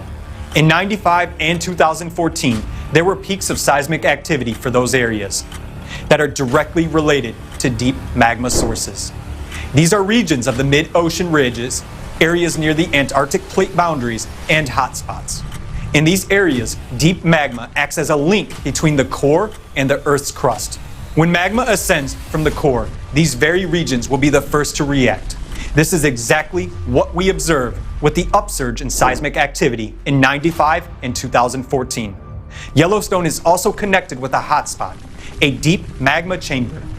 As a result, we see a similar reaction in an increase of seismic activity during the same period. So we can already see that along with the main signs of volcano activation mentioned earlier, Yellowstone is also reacting to the current 12,000-year cycle. Let's go back to the beginning, when we also said that it has a period between super eruptions. This is the period of preparation of the magma chamber. Now, the current cycle of cataclysms aligns with the time when the magma chamber of Yellowstone is already ready to erupt. If the process is not stopped, Yellowstone is sure to explode in this cycle. And the USGS knows this, but they keep silent and hide the data. So all signs point to the fact that the supervolcano is preparing to erupt. According to geological data, the volcano has been preparing for hundreds of thousands of years, while the activation and transition to eruption happens very quickly. The magma chamber had been in a state of preparation for 640,000 years. Within the last 20 years, we have been observing signs of activation, and there are very few years left before disastrous cataclysms of the 12,000-year cycle begin. You may ask, what can trigger an eruption ahead of time? A strong earthquake, including a deep focus earthquake, can be a trigger to an eruption. We know that the number of earthquakes is currently increasing. Consequently, the risk of eruption is increasing as well. As of today, the threat of nuclear weapons use is high. It is well known that a nuclear explosion is equivalent to an earthquake of magnitude ranging from 5 to 8.5. This will serve as the same trigger for the Yellowstone to erupt. Yellowstone has a connection with China and Italy. According to mathematical calculations, if a magnitude of 7 earthquake or a nuclear explosion of comparable magnitude occurs in a particular province of China or Italy, then, depending on when and where exactly it occurs, it can cause Yellowstone to explode. Point 7, the indicator of 100% probability eruption. Another critical factor that is highly likely to trigger an eruption is the slowing down of the planet's rotation. Currently, the rotation of the planet is accelerating. This happens due to cosmic influences on the planet's core that occur every 12,000 years. The acceleration of the planet's rotation is only the first stage. Then the second stage will follow, a subsequent slowing down of the planet's rotation. During this stage, enormous excess energy will accumulate inside the planet, leading to uncontrolled heating of magma and, as a consequence, a sharp increase in pressure. And this will inevitably cause the supervolcano explosion at a critical moment. If Yellowstone explodes, then there's almost 100% probability that Japan's supervolcano Aira will explode as well. In that case, humanity will cease to exist long before 2036. Conclusions. Based on the trends of the planet's rotation, the process of slowing down is about to begin. And in the next 2 years, the Yellowstone caldera will really cause widespread fear around the world. All this was mentioned in the video published on the Creative Society platform, which was discussed by Olga Schmidt in her post on Twitter. Let's go back to the USGS response. They write the following: Yellowstone is not showing any signs of unrest and is at normal levels of activity. There is no indication of any trend towards any sort of eruption. This conclusion is shared by volcanologists worldwide who study Yellowstone and other caldera systems around the globe. After analyzing the data, we realized the gravity of the situation. But why does the USGS insist that everything is all right with the volcano? Do we have a reason to trust the scientists who reassure us? After all, the issue is extremely serious and our lives depend on it. Every month, they publish reports on Yellowstone activity. We've noticed that data on gases is not publicly available. If you go to the website with the temperature sensors, it turns out that most of the sensors don't work and don't display the temperature. According to an independent researcher, Mary Greeley, there are many more earthquakes registered on the seismograms than what is shown on the USGS website. Moreover, at the forum Global Crisis, Our Survival is in Unity, a group of analysts of the Creative Society project presented evidence that the main seismic services, including the USGS, manipulate data. Can we trust the USGS in the matter of the catastrophic eruption of Yellowstone? Right now, the volcano is not erupting yet, as is stated by USGS, but we can see that it has been preparing for an eruption for the past 20 years. We understand that the data we have analyzed is incomplete, but even based on them, we can clearly see that the volcano will inevitably erupt, since Yellowstone is about ready for a super eruption, for which it has been preparing for 640,000 years. And this moment coincides with the 12,000-year cycle of cataclysms that we have entered. In the coming years, the Yellowstone supervolcano will cause much fear to people on Earth with its activity. So why are the world's reputable volcanologists, in accordance with the USGS's Twitter response, jeopardizing their reputation by hiding the truth. Everything is very simple. An eruption of such a scale would result in the death of billions of people worldwide. It is already high time to raise the alarm. But who will take the responsibility to do this? Why are scientists silent? The answer is simple. If a volcano does erupt, everyone will die. And then scientists will not have to be accountable. And if the eruption doesn't occur, it means they were right all along. In the consumerist format, there is no way out of this situation. We won't be able to do anything about the Yellowstone eruption and save humanity. Only in the creative format of society will we be able to do everything to know about the eruption of any volcano in advance, and even be able to reliably use caldera depressurization technologies to prevent an eruption, instead of activating the volcano. But the most important thing is that we'll be able to save the lives of billions of people. We are telling the truth about the high probability of Yellowstone's eruption in the next few years, because we are not financially interested and do not risk losing our careers. We speak out because we want to live, and we offer a way out. The only viable measures at this point that each person can take is to learn more about the Creative Society Project and support it by actively spreading information about it. Only in this way can we prevent catastrophic eruptions of supervolcanoes on the planet. Join us, and you will be sure for your future and the future of your loved ones.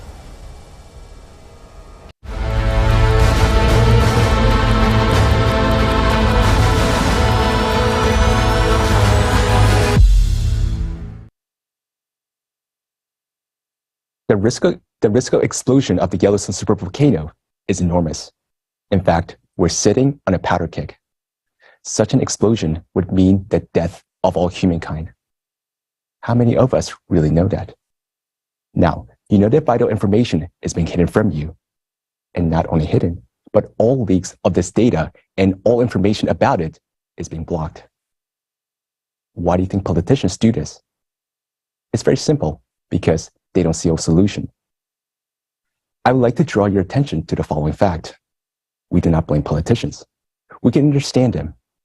They keep quiet so as not to cause panic because they do not see a way out. Believe me, we would be silent too if we didn't know that there is a real way out. But we, the participants of the Creative Society Project, tell the truth openly because we know the solution. It really exists. There is a way out. It is a creative society. And later at today's forum, you will learn in detail what the format of the Creative Society is and how we, all humanity, can build it together.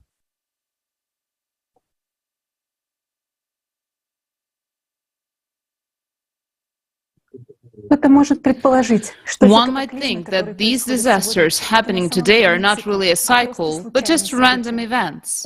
Unfortunately, no. As all changes on our planet are currently taking place according to a strict pattern, exactly as they occurred in the past cycles of disasters each 12,000 years. Let's recall based on what it was concluded that disasters of planetary scale occur every 12,000 years, while every 24,000 years they're even stronger.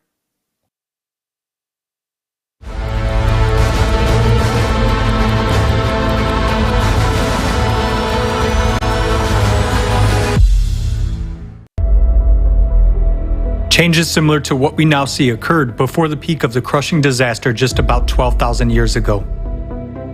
Those events are called the Alarid Oscillation and the Younger Dryas glaciation that followed. 12,800 years ago, global temperatures rose as much as 15 degrees Celsius within just a few years. Most of the ice sheet suddenly melted, and the Earth emerged from a full ice age. At that time, there were extreme floods and other natural disasters, along with an intense sea level rise. The Gulf Stream stopped at that time, just as it is happening nowadays. Scientists from the University of Kansas have proven that about 12,800 years ago, there was a giant fire on Earth that covered 1/10 of the entire planet's surface. Other researchers have also found that large fires raged in Siberia 12,000 years ago. Similarly, nowadays there are more and more large-scale fires that cannot be extinguished. Based on an analysis of satellite images, scientists have discovered that 10 to 13,000 years ago, the largest known dunes formed in the Sahara Desert and other regions, indicating the enormous strength of winds during the Younger Dryas. A short-term intensification of winds during that period has also been documented from Greenland ice cores data and research in Alaska. Nowadays, the same phenomena are happening on Earth as during the Younger Dryas.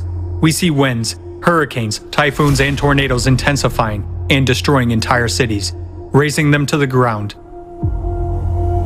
Right at the cycle change 12,000 years ago, there was a very intensive seismic activity. This is indicated by radiocarbon data as well as paleographic reconstructions of the Younger Dryas. During the same time period, more than 12,000 years ago, as well as now, there was a drastic weakening of the magnetic field and a pole shift, which was called the Gothenburg excursion. The reason for all these abrupt changes was an abnormal magmatic activity caused by changes in the core. This was expressed in large-scale volcanic eruptions that scientists recorded in the Younger Dryas by dust and traces of acid rains and glacial cores.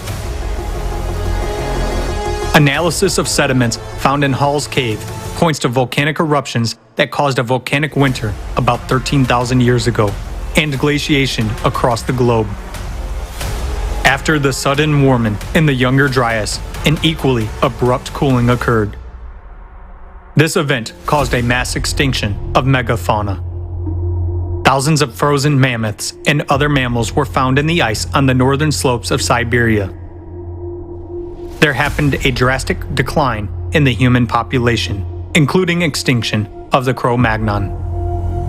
All of those catastrophic events occurred within just a few decades.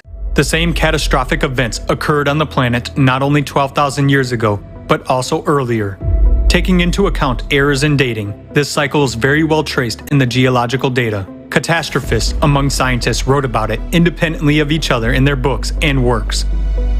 Vladimir Bubnenkov, Vitaly Bushyev, Alexander Baturin, Igor Kopolov, Nikolai Petrov, Maynard White, Douglas Vogt, and many other scientists have come to understand the cyclicity of global cataclysms on Earth with a period of approximately 12,000 years. In geology, paleontology, and archaeology, there is numerous evidence of past disasters of this cycle.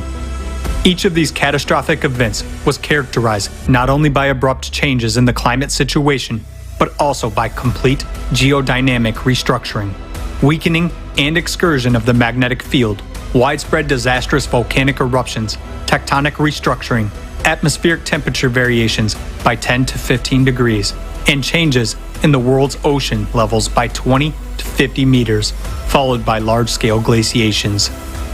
Since every cycle is accompanied by a change in the magnetic field and powerful volcanic eruptions, it clearly indicates that the cycle is associated with changes in the planet's core, just as it is happening now. We are entering the active phase of the cataclysmic cycle.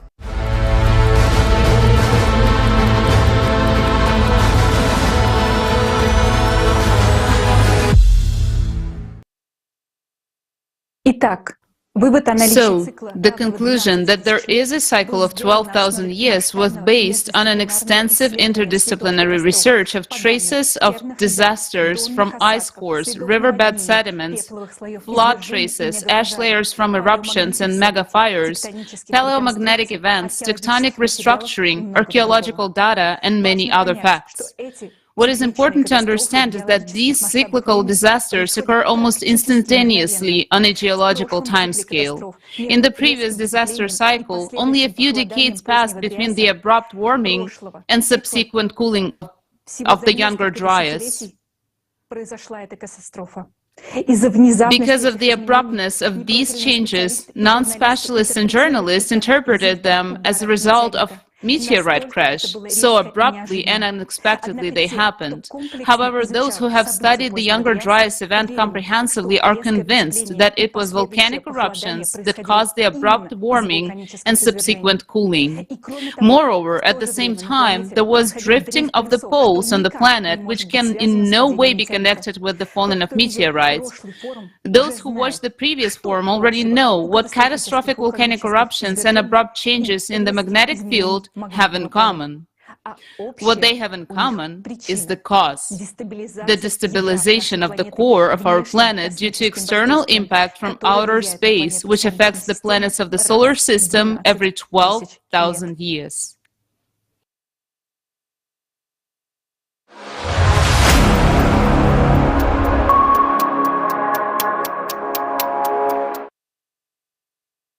During each 12,000-year cycle of catastrophe, there is a drift of the magnetic poles, which we are observing now. The pole shift from 12,000 years ago is called Gutenberg excursion, 24, Lake Mungo, 36, Mono Lake, 48, La Champ, and so on.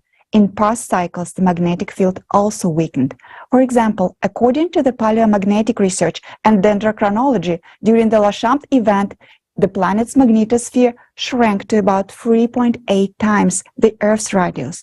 One hypothesis claims that the extinction of Neanderthals occurred due to the increased ultraviolet radiations, since the weakened magnetic field allowed greater flow of radiation to the Earth's surface.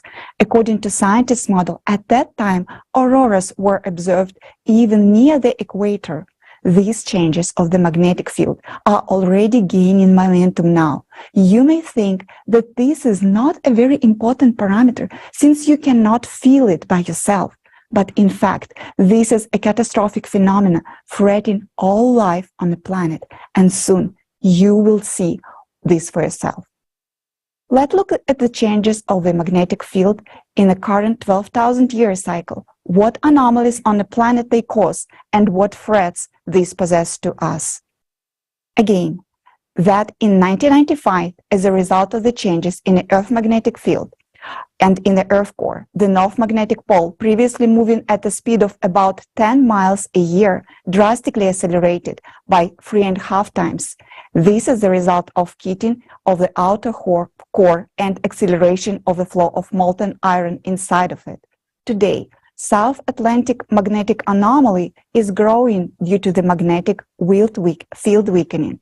Over last century, the intensity of the Earth magnetic field has dropped by more than 10%. This means that a more powerful flow of cosmic radiation, such as ultraviolet, X-ray, gamma, and their derivative, is threatening us. This also means that an even greater flux of the external cosmic impact is penetrating towards the core. There is another sign of the changes in the Earth magnetic field, which indicates the stabilization of the core and is probably unexpected for you. These are atypical auroras.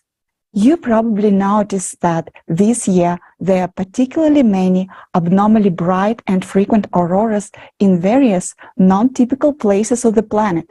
People have posted numerous photos and videos on social networks admiring this phenomena.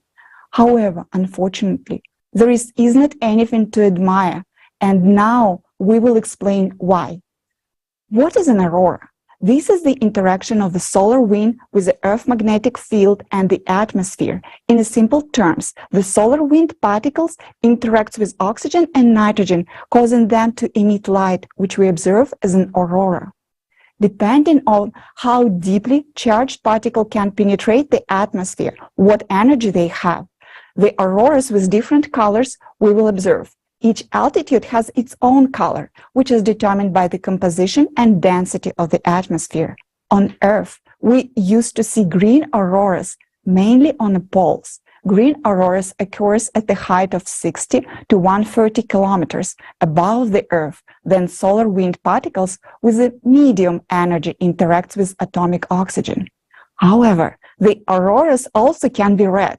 It occurs due to the interaction of high-energy solar wind particles with atomic oxygen.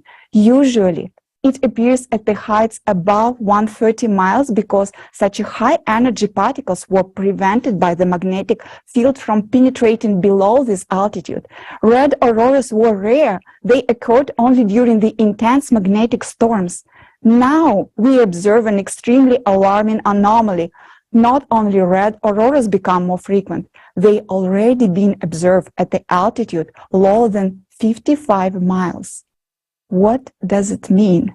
First of all, this means that the magnetic field is weakening, and those active high-energy particles of solar wind, which were supposed to be reflected by the magnetic field, and they are freely penetrating deeper into the atmosphere and beginning to interact with atomic oxygen closer to the Earth.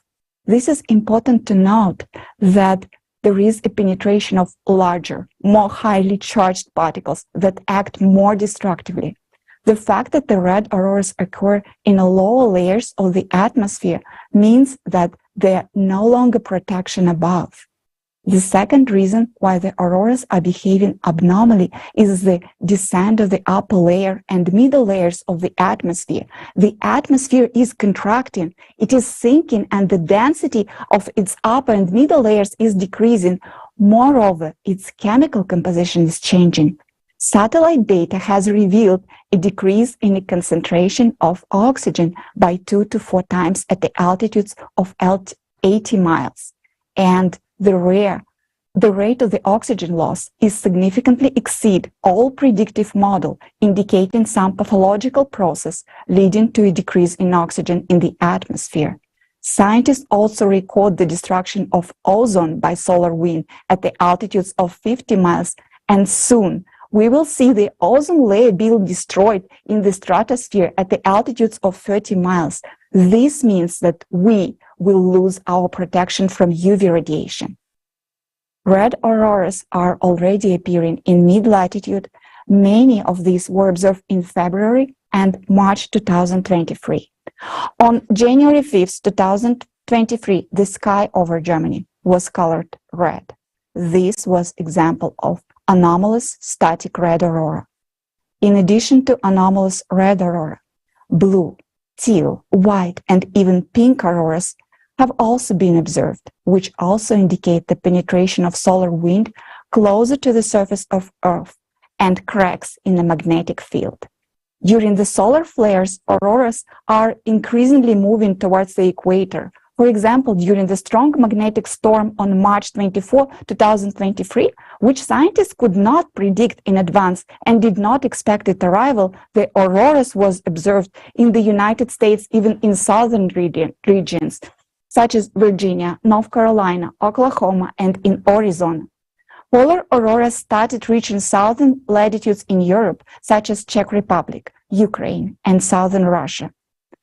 Unusual bright and frequent auroras, which now occur far from the polar region, cannot be explained by activity of the sun, as the sun is currently in a prolonged minimum of its activity, meaning that the fewer particles from solar wind will reach the Earth. The only explanation for the aurora's anomalies is that the magnetic field is critically weakening, the atmosphere is contracting, and the solar wind is descending closer and closer to the surface. This is scary because it shows a large disturbance in the magnetic field, and it is a sign that the Earth's core is no longer working properly. We are horrified by the fact that people are now just admiring this phenomenon without realizing that this is the black mark of Cerberus. Admiring the northern lights with their rare colors is like admiring the cleanliness and sharpness of a blade when you are lying on a guillotine. Unfortunately, the scientific community does not consider the problem comprehensively as they should. These processes will only intensify further, and there will be more and more harsh radiation coming from space. Few people know that there is another anomalous phenomenon that has become more frequent in the last few years. It is a logical manifestation of an atypical behavior of a magnetic field, which looks like light pillars. Previously, similar phenomena were observed only during the auroras, but now they start to occur even without them. Currently, these phenomena are mainly observed in cold regions at night when there's a light from street lamps. You can read that such light pillars appear because hexagonal or column-shaped ice crystals are suspended in the air, one above another, and are illuminated by a light source. But recall night-winter photos from 10 to 20 years ago. Did you see light pillars on them as often as you see them now? After all, there were street lights, but there were no pillars. What is now keeping the ice crystals in suspended state? This is not just an optical effect. Nowadays, there are more and more cases when light pillars appear in groups. They are brightly colored in the color of the streetlights illuminating them. But the intensity of the pillar glows does not correspond to the brightness of the light source. And what is more abnormal is that light pillars with a red tint or color appeared, independent of the light source. What are these light pillars? This is an atypical manifestation of the magnetic field properties, which cannot be detected by our instruments. It indicates a local weakening of the magnetic field. During such phenomena, cosmic radiation penetrates to the surface of the Earth along the magnetic field lines, interacts with the molecules in the air. This is what colors the pillars in different shades, similar to auroras. Ice crystals hang in suspended state along the power lines of the magnetic field. Today, you will learn what causes the local weakening of the magnetic field. Just as in the auroras, the red color in the light pillars indicate molecular oxygen, which we breathe, is being destroyed by harsh cosmic radiation. Molecular oxygen turns into atomic oxygen, which emits a reddish light. This in turn indicates that anomalous zones in the magnetic field are becoming more frequent and more extensive, and the power lines of magnetic field are distorted. As a consequence, our atmosphere is subjected to even more severe attacks from cosmic radiation. Now, you understand why such phenomena as light pillars are not at all fascinating, but rather is frightening. Our protective magnetic field is weakening severely. Harsh cosmic radiation is penetrating deeper and deeper into the Earth's surface, and oxygen in the atmosphere is depleting. All this is progressing extremely rapidly. And we, being intelligent and educated people, do not see that.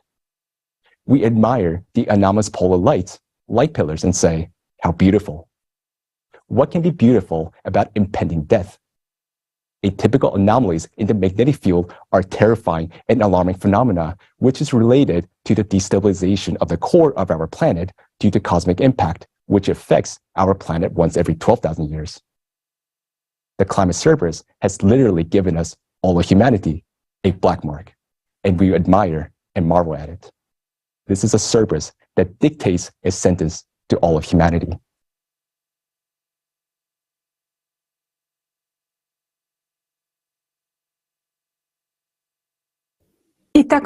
So we understand that the Earth's magnetic field is weakening due to external cosmic impact on the core. Then you may ask, if the cosmic impact affects the entire solar system and goes to the cores of all planets, does it mean that on other planets similar anomalies should be registered? And that would be quite a valid question. Today we can study changes in the magnetospheres of other planets using direct measurements by satellites or by analyzing indirect signs. For example, the Voyager probe went to explore other planets 46 years ago. And for that time, we have gathered enough statistics to record changes. Let's find out what is happening to the magnetic fields of other planets in the solar system now.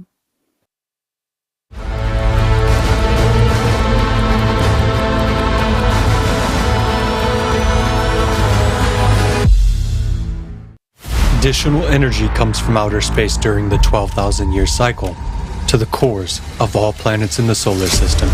It is the cores that generate the magnetic fields of the planets, due to the influence of cosmic impact on the Earth's core. Since 1995, there have been changes in the magnetic field of our planet.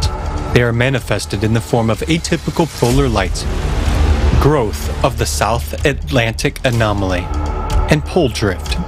The outer impact also affects other planets and their satellites. Let's consider what signs of changing magnetic fields we can see on other planets of the solar system. Venus. On Venus, a magnetic field was detected for the first time in 2006, although there had been no signs of it before. As a consequence, aurora borealis is now observed on Venus. They appear in the form of light-moving spots of varying shape and intensity. Sometimes they spread over the entire planet.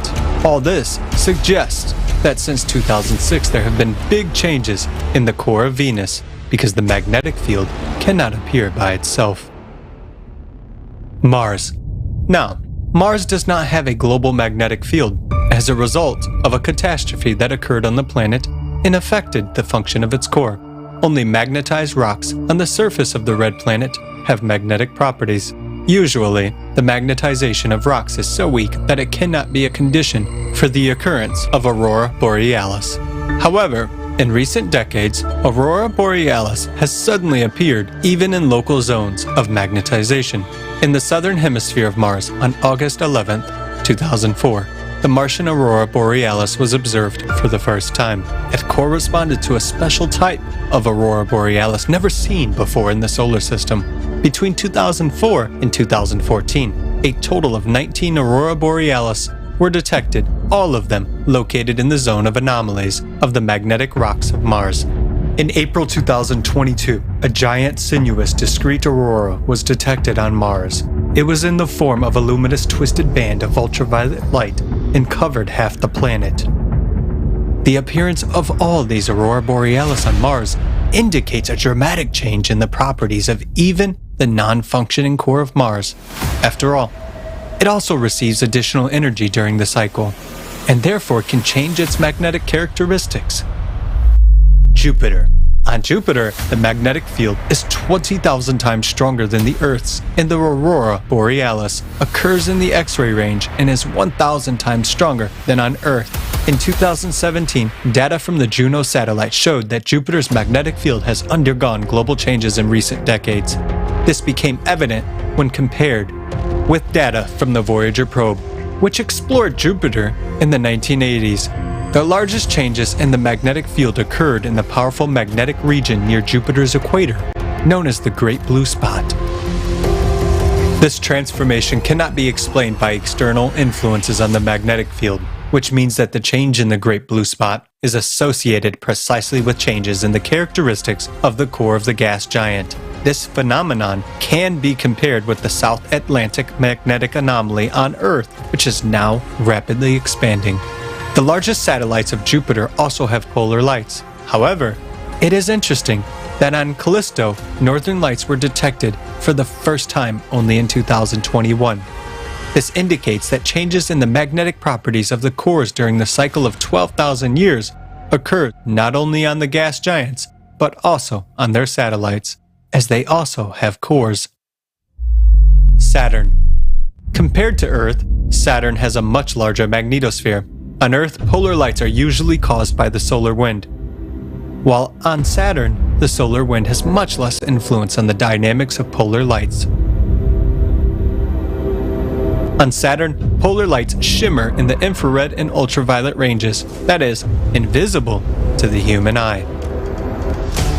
Despite the fact that the solar wind could not affect the intensification of polar lights on Saturn, in 2017, a new type of northern lights began to be observed on Saturn, along with the classical one. It was caused by ultra-fast winds in the upper atmosphere above the North Pole.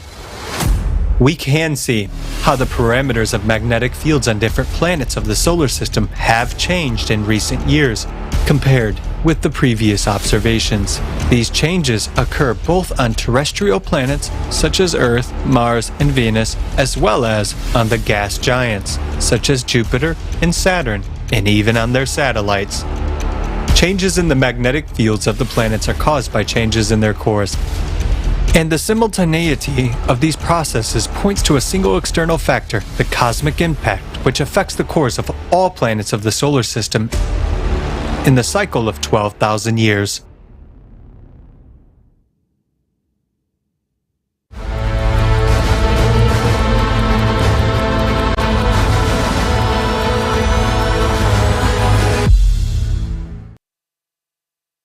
Let us draw some brief conclusions. As we've seen, magnetic field anomalies on other planets occur in the same way as they do on Earth. This again indicates that today the entire solar system is influenced by cosmic impact on the planet's course. And later today you will learn why exactly the planet's course reacts to the external impact and what exactly happens in the interior of other planets due to the imbalance of their course. Now we've considered how physical phenomena react to failures in functioning of the core, and this can be seen both on Earth and in the outer space. But there is another indicator on Earth which other planets don't have, by which we can track anomalies in the magnetic field. That indicator is living organisms. On Earth, everything living, from humans to fungi, insects and bacteria, depends on the magnetic field. So any abnormal changes in the magnetic field will affect their vital functions.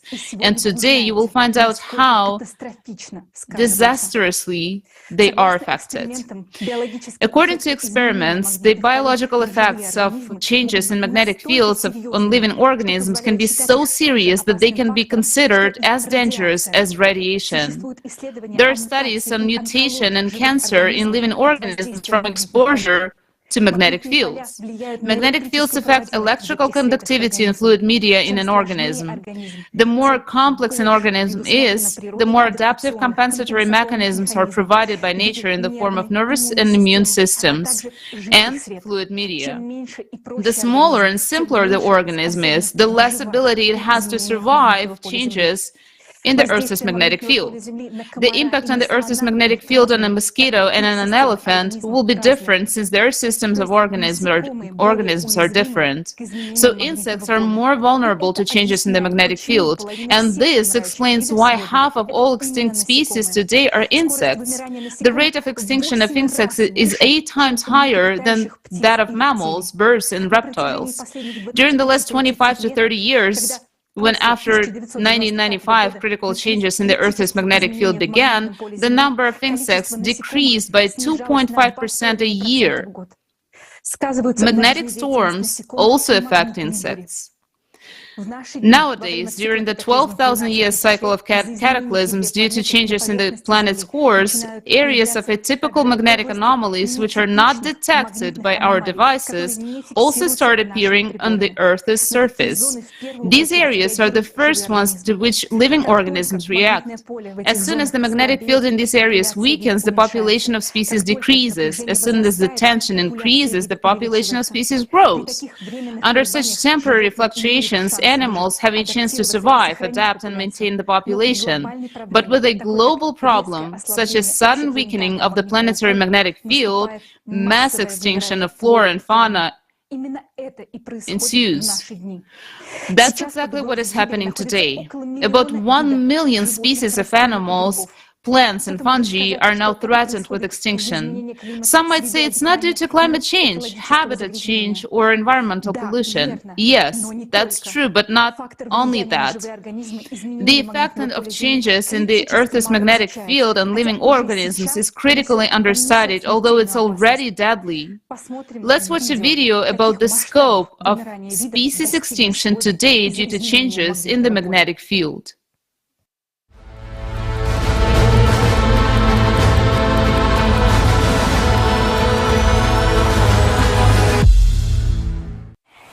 We are now on the verge of a 6th mass extinction of species, and many creatures are disappearing at an alarming rate. Even more disturbing is the fact that this was triggered not only by human activity, but also by magnetic field anomalies that have occurred over the past 3 decades. First of all, the smallest, simple species of the animal world get extinct because they cannot adapt to the sharp change in the magnetic field.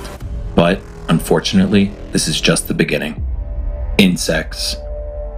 In 2019, the Biological Conservation Journal published a study on the decline of 41% of insect species, with 1/3 of them already being endangered. In recent decades, 46% of bee species have become extinct. Bees use geomagnetic information to synchronize their biological clock, navigate in space, build honeycombs, queen cells, and so on. Scientists are sounding the alarm. The number of bees is decreasing, even in forests that remain untouched by human activity. This points to the influence of changes in the magnetic field. Many species of butterflies and moths have been significantly affected. In Britain, for example, their numbers fell by 58% between 2000 and 2009. Insect populations in protected areas of Germany have declined by 76% over the last 27 years. Similarly, the tropics of Puerto Rico have seen a decline of 78 to 98% in insect biomass over a period of 36 years. The decline in the number of insects has led to the extinction of birds, frogs, and lizards that fed on them. The mass extinction of insects will lead to an environmental disaster. The disappearance of even seemingly insignificant species like the mosquito will lead to a domino effect, ultimately leading to the gradual collapse of the entire complex system of the animal world, frogs and amphibians. Over the past 20 to 40 years, due to changes in the global magnetic field, there has been a sharp decline in the number of populations of many species of amphibians around the world on an unprecedented scale. This phenomenon itself has attracted increased attention from scientists and caused great public concern, especially in North America. These disruptions lead not only to population declines, but also to mutations, hermaphroditic individuals, and other pathologies. In the chemical analysis of water, all the parameters were within normal limits, indicating precisely the effect of changes in the magnetic field. In the large forest area of Bunderbos in the Netherlands, the population of salamanders has been steadily declining since 2008 for unknown reasons. By 2013, only 4% of their previous quantity remain. Changes in the magnetic field are also affecting freshwater crustaceans. According to studies, the weakening of the Earth's magnetic field leads to a decrease in the size of Daphnia zooplankton and slows down their reproduction. During migration, birds navigate using magnetic fields. A study of 2 million captures of 152 land bird species in North America revealed a mass phenomenon of avian vagrancy, when birds lost their sense of direction and deviated from their path due to geomagnetic disturbances. Anomalous zones, not detectable by measuring devices. Recently, there have been cases where various species of migratory birds did not fly to their wintering grounds due to occurrences of magnetic anomalies, which are not detected by modern devices. Such anomalies are characterized by rarefied air, unnatural for bird flight. In 2020, hundreds of thousands of dead migratory birds were found in the southwestern United States. The birds were in good physical condition, except for extreme exhaustion. It was as if they got into a trap, where some power was forcing them to fly until they died. In recent decades, cases of whole flocks of birds falling dead for reasons unknown to ornithologists have been recorded all over the world. Frightening facts of further consequences of local magnetic field anomalies that are not detected by modern measuring devices are observed worldwide. These include sudden strandings of whales, dolphins, harbor seals, and crocodiles. Cases of wild roe, deer, goats, and sheep going berserk without any registered source of disease have also been documented. Animals are dying, and scientists don't know why. Our Earth is gradually dying. Our flora and fauna are dying due to the cycle that causes all these changes. The smallest species are the first to die, then it will affect larger species. In the coming years, the number of undetectable magnetic anomalies associated with changes in the Earth's core will only increase. Right now, we have nothing to oppose these magnetic anomalies.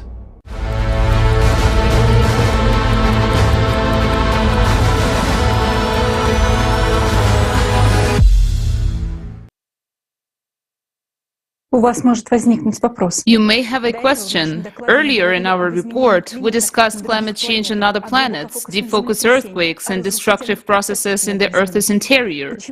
Why do we suddenly start talking about the extinction of insects and animals? The problem is that scientists today don't look at climate change holistically. Well, everything is interconnected, and careful observation of the behavior of insects and animals can help us better understand where zones of geomagnetic anomalies occur and what their nature is.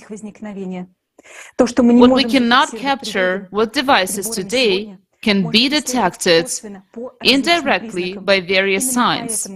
That is why we use the multidisciplinary approach, because we realize that the more holistically we look at the climate change picture, the better we can investigate the issue and the faster we can find a solution. We as humanity are now approaching a very dangerous frontier, because these magnetic anomalies are already destroying not only fauna, but also the lives of millions of people. Already now, none of us is immune. We invite all experts to pay attention to the information that we'll now voice. As we have mentioned earlier, as today, the Earth's magnetic field has weakened by 10%, and this trend is clearly increasing. As a result, we humans are becoming more vulnerable to the radiation. Therefore, we are currently observing a rapid growth of oncological, viral, and other type of diseases. This is an established fact that during the magnetic storms, there is a number of heart attacks and strokes, including fatal increases 2 to 3 times. This is because the charge of the magnetic field reduces the external charge of erythrocytes, which leads to their clumping. Blood coagulation increases by 2.5 times, which significantly increases the risk of thrombosis. Let's look at the slides showing the rate of cardiovascular diseases, psychiatric disorders, and cancer, which are steadily increasing, and they are caused, among other reasons, by the changes in the magnetic field. These numbers are shocking. But I would like to point to another extremely disturbing fact related to our health, which official science cannot explain. Many countries sounded the alarm. Young, healthy people have suddenly and prematurely started dying. Autopsy doesn't reveal any organic damage, no aneurysms, heart scars, blood clots, or ruptures of vessel. That was as if heart was simply switched off. This phenomenon was called sudden adult death syndrome. Doctors cannot find explanation for this phenomena and are discouraged by the number of cases occurring.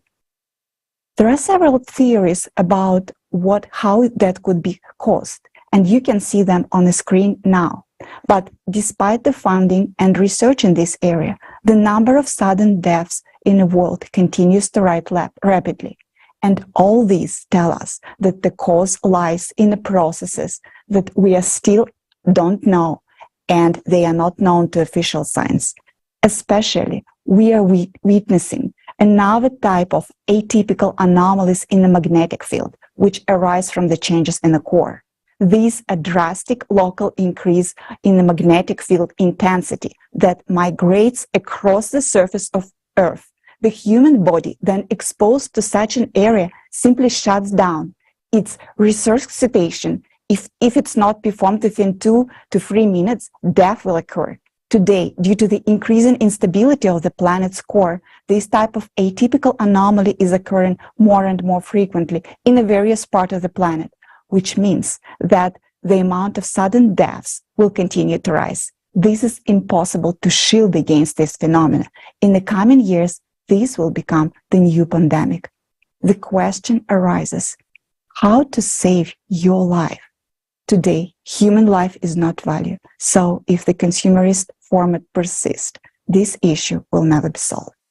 It is necessary to change the format of society from consumerist to a creative one, so that human life comes first, and scientists receive unlimited funding for research on how to eliminate the cause of these anomalies, that is, to stabilize the core. This will become possible when a way to counteract external cosmic impact is found. This is the only way to save human life. Anomalies in the Earth's magnetic field are now leading to another type of atmospheric phenomena that is extremely dangerous and is already causing the death of people. These phenomena are not yet being linked to disruption in the Earth's magnetic field. Specialists try to explain them in traditional ways. We'll now give you several examples to illustrate this type of anomalies. Among the number of climate disasters that have been attacking the people of Saudi Arabia for the past 6 months, there was one circumstance that no one paid attention to. On December 29th, 2022, the temperature dropped abruptly in Mecca. However, it did not get cold around it. An area of coldness appeared locally and suddenly out of nowhere. This led to formation of powerful cloud system. Look how suddenly it appeared there and brought heavy rain and hail with it. After a while, the temperature returned to normal, so no one paid attention to this. These abnormal, sudden, and localized temperature drops are attempted to be explained, for example, by Arctic cyclones bringing the cold. But why didn't cyclone manifest itself along the way? Because when cyclone moves, it leaves a trail of cold behind it along this entire trajectory. An Arctic cyclone cannot suddenly fall from above, make a cold snap in a local region, and disappear without a trace. Similar instantaneous localized drops in temperature have also been noticed in other parts of the world.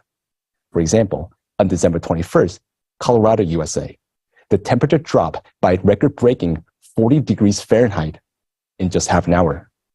And in the state of Wyoming, a weather station recorded an unprecedented drop of temperature of 20 degrees Fahrenheit in just 2 minutes. On February 3rd, in the United States, near the observatory of Mount Washington, the air temperature dropped sharply to minus 47 degrees Fahrenheit. Mount Washington is known for the world's worst weather, but February 3rd, the temperature drop was record-breaking. The combination of freezing temperature with hurricane winds gusts up to 127 miles an hour felt like minus 108 degrees Fahrenheit. The temperature drop was so sudden that trees and soil exploded and cracked from the freezing water. If people on the mountain at that moment would have gotten frostbites within 2 minutes. Simultaneously with the temperature drop, there was a sharp drop in pressure. Meteorologists explain these extreme conditions by the partial drop of the stratosphere into the lower atmosphere. You can see the animation on the screen. Such sharp localized temperature drops are associated with another type of atypical magnetic anomalies, which have not yet been detected by our instruments. These anomalies appear as a result of disruption in ionization of atmosphere and molecules. Ionization, it is important to understand that the charges of air molecules in the atmosphere are affected by the magnetic field.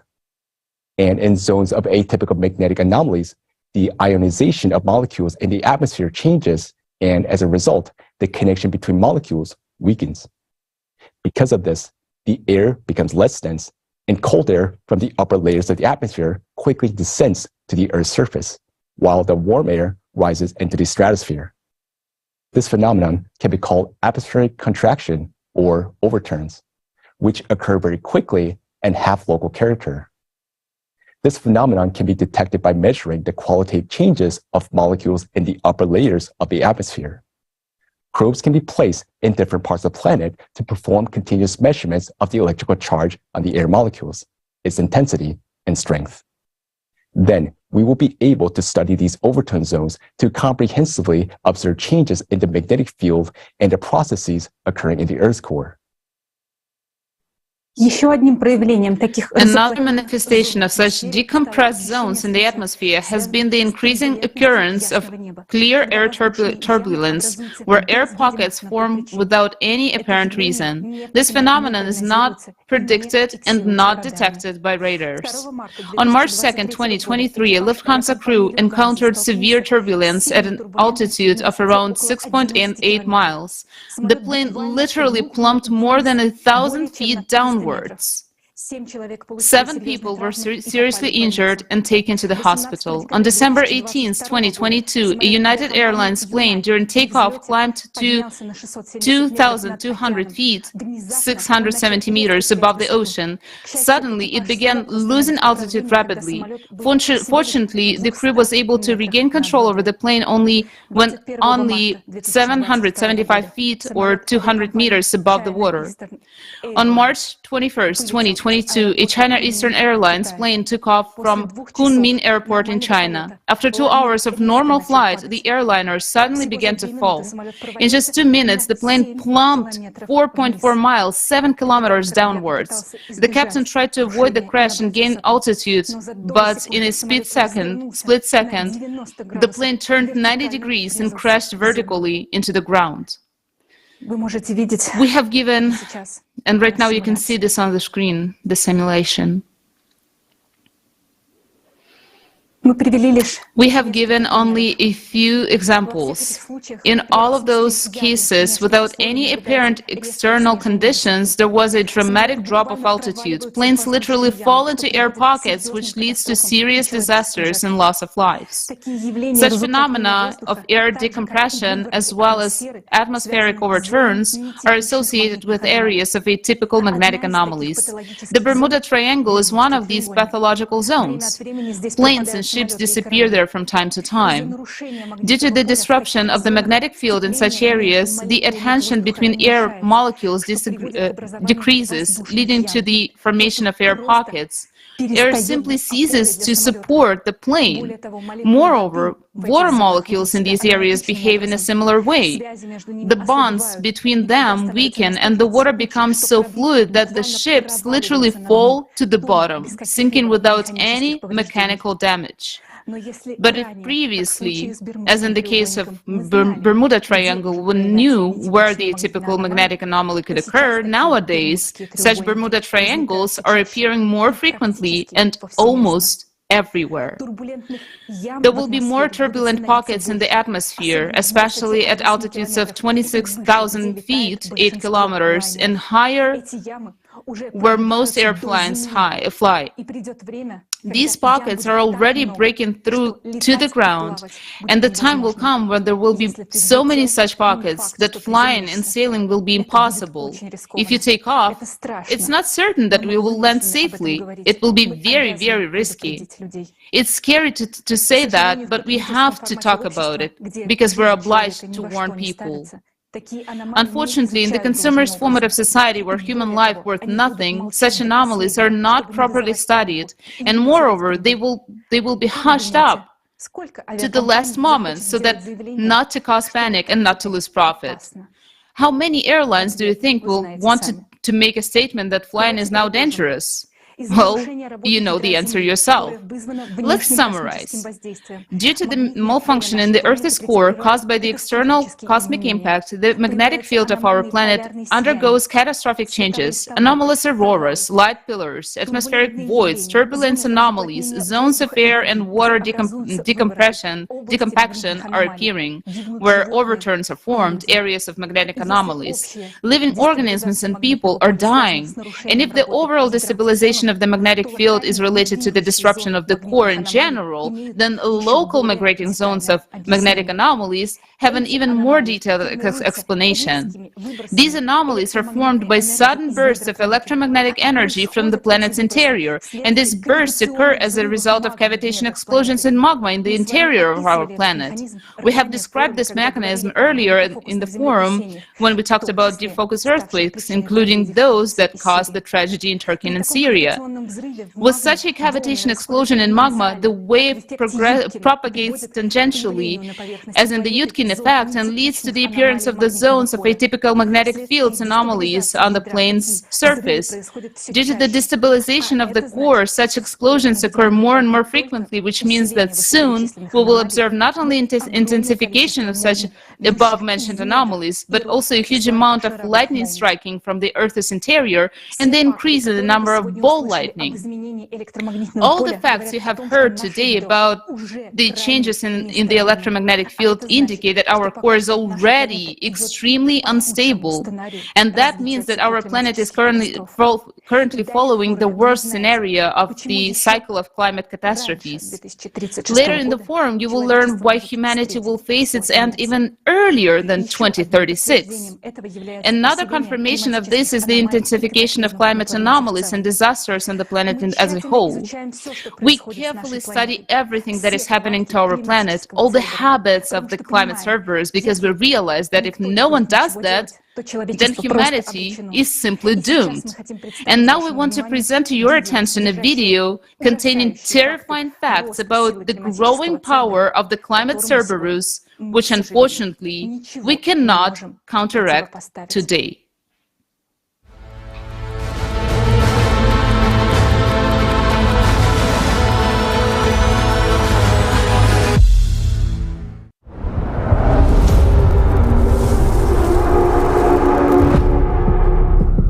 Natural disasters of such magnitude and force have never been witnessed by our humanity before. It is like a cerberus that burst out of the Earth's interior.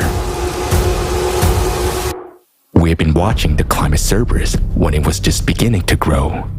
We're thousands of volunteers of the climate monitoring team of the Creative Society from all over the world, who work 24/7 to collect and analyze huge amounts of data, studying the habits of the climate cerberus.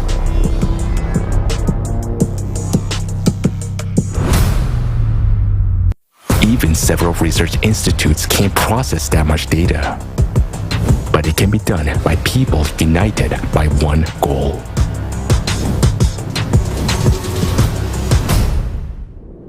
Watching the cerberus, we have realized that it has now grown and broken free. It is already tearing apart our planet, destroying our homes, and taking people's lives. And yet, most people are not aware of this threat at all and do not understand what is happening to the climate.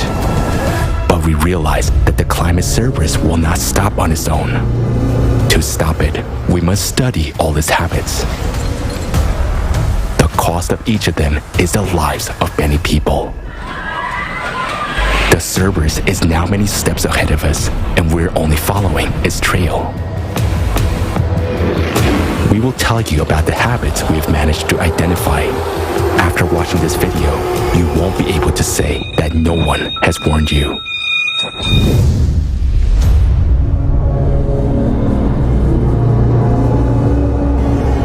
The cerberus attacks suddenly and lightning fast when you least expect it. There was almost no time to react. Nothing. We couldn't take anything out because the fire was coming and it was terrible. There was no access to get out. We had to jump out of the window. And it was like a movie where the house slides down behind you and you're running for your life. But we have lost home. But we're okay. On March 28th, people were peacefully walking on the city streets in Georgia. Moments later, they found themselves under the rubble of street structures.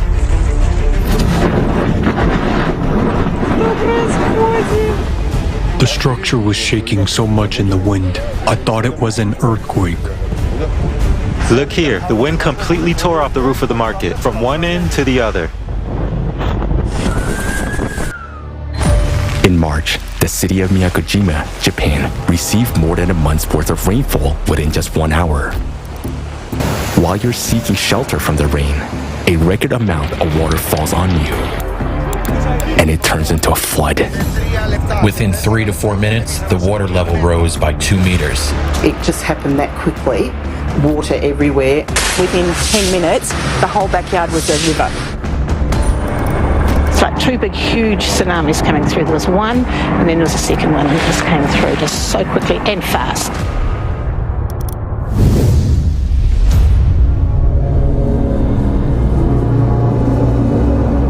The cerberus does not obey rules. The tactics of its attacks are unpredictable. It swaps the 4 seasons. In February 2023, when it was summer in the southern hemisphere, temperature dropped below 0 and the snow fell in Australia and Argentina. While in Europe, summer has arrived in the middle of winter. In Germany alone, 982 heat breakers were broken in just 3 winter days. A few days later, the European heat wave was replaced by an anomalous cold snap. This is happening all over the world. Abnormal heat and cold alternate at a catastrophically fast pace. And that is also the terrifying signature of the cerberus. It brings chaos to your everyday life. In Africa, in southern Morocco, snow is a rarity. But in February 2023, the inhabitants of several communities were cut off from the outside world after a heavy snowfall. Emergency aid had to be delivered by air. The climate cerberus is sophisticated and inventive in its attacks.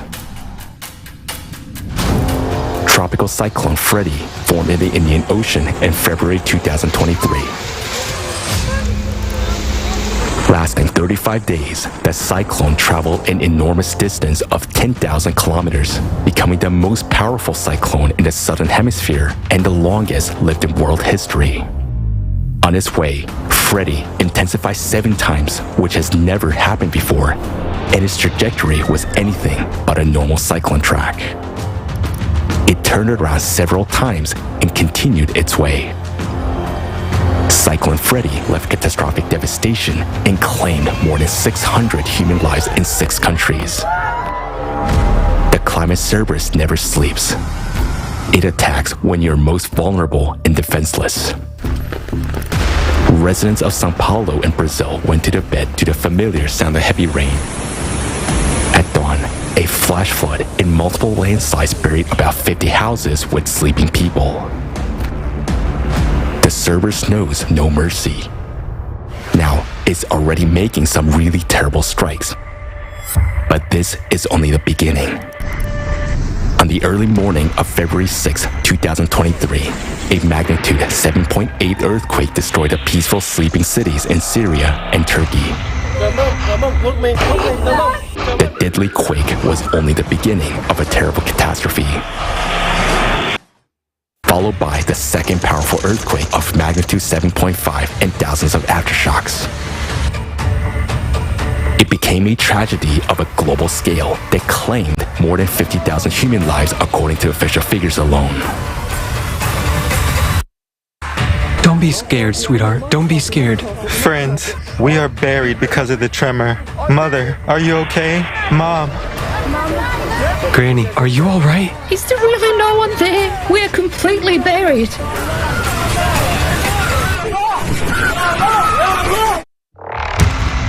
After the earthquakes, the affected regions experienced a sharp cold snap and a snowfall, followed by a severe flooding. The cerberus is becoming more aggressive, and catastrophes of such magnitude as in Syria and Turkey will occur more and more frequently.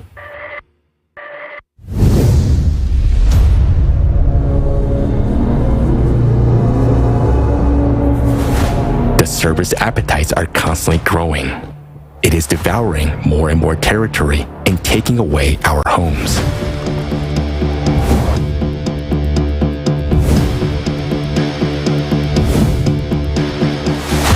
Fires are spreading, millions of hectares are burning, and they're very difficult to extinguish. Floods are covering larger and larger areas. Across Europe, since 2000, there has been a more than 30-fold increase in abnormal rainfall. The cerberus was weaker before, but now its blows have become more fierce. This year, in Japan and the USA, people died after being trapped in snow in homes and vehicles. Now, even snowfalls have become a deadly threat. Periods of attack last longer. Droughts have become a continuous process that intensifies year by year. It's March now, and with the snow melting, the water should have been higher than me. But instead, the riverbed is completely dry. Because there has been a drought here for the whole year. It's not just 3 months, it's a whole year without rain. If this is happening now, it will be even worse in the summer.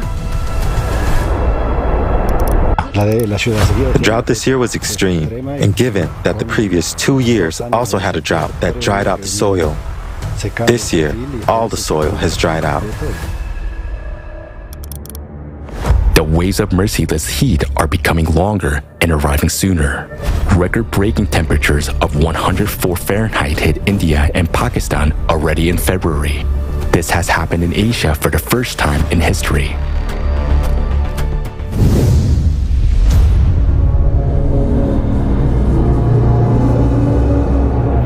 The cerberus has many heads, and they are all insatiable.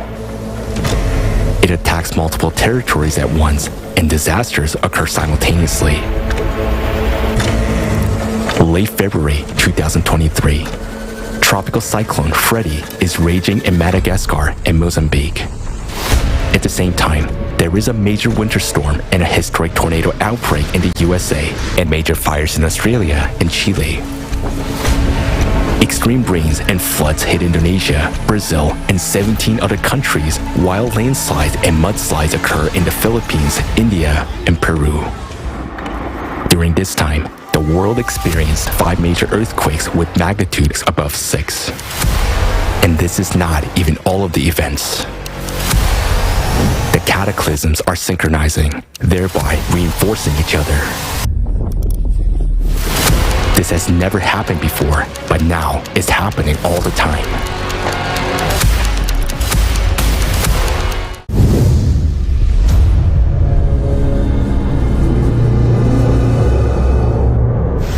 The climate cerberus grasping onto one territory does not let go of it. In November 2022, the city of Jeddah in Saudi Arabia was hit by a record rainfall.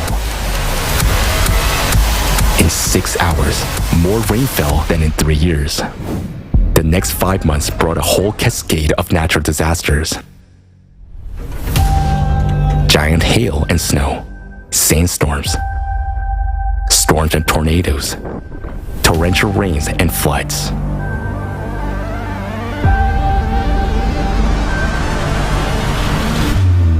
For more than 3 months in a row, California, USA, has been hit by bomb cyclones, atmospheric rivers, a powerful earthquake, hundreds of floods and landslides.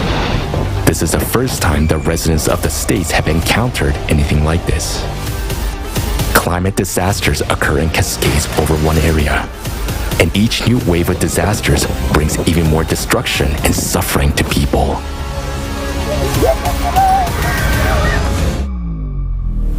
The cerberus does not distinguish between the rich and the poor. It does not care about nationality or skin color, and there are no countries, nations, or borders for it. It comes to everyone. The worst part is that the more it eats, the bigger it gets. And the more it is going to devour.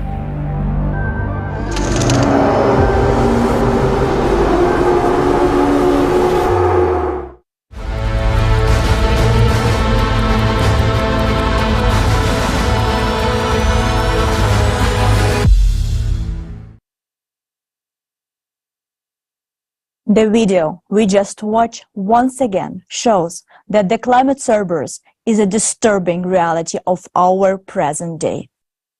Indeed, it doesn't care about your social status, gender, or race. Everyone is equal in the face of this destructive and deadly threat. Can we oppose it now? Yes, we can. And everyone has something to offer. It's the voice of truth. The faster people around the world learn about the real causes of climate change, the faster steps will be taken to eliminate them.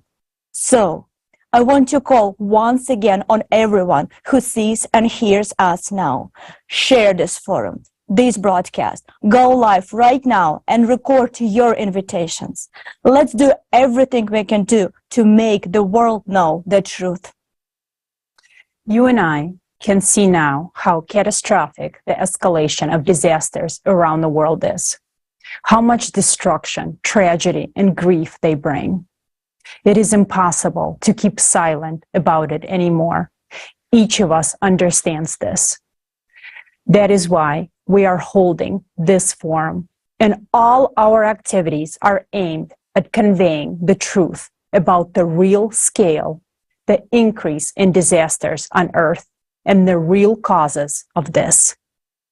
And every volunteer of the Creative Society Project conveys this truth as best as they can, using their talents and abilities. Some speak about this through music, dance, or song. Now we present to you this music video aimed at drawing the attention of the world community to the real causes of climate change and the only way out, the Creative Society.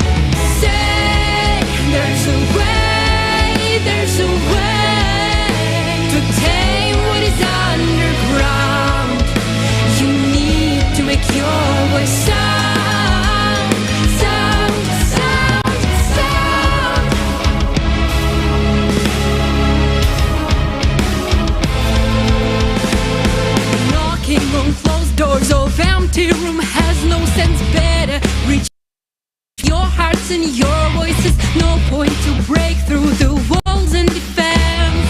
Better break through veil of their ignorance. There is a way out if you start to act right now. Be of good courage, for there is no fear in love. Love for humanity is way with no doubt. Creative society is our way out. Say there's a way, there's a way out of dark today to wash your lies away. Say there's a way, there's a way out of false to true.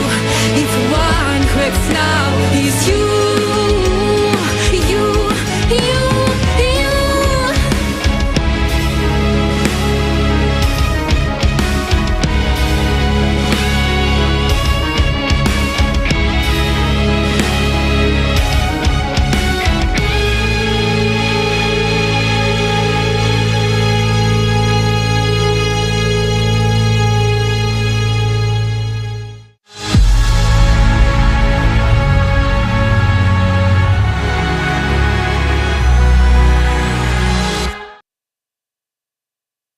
Thank you. There is a line in this song that says, to tame what is underground, you need to make your voice sound, which says that the problem today is underground, in the core of our planet.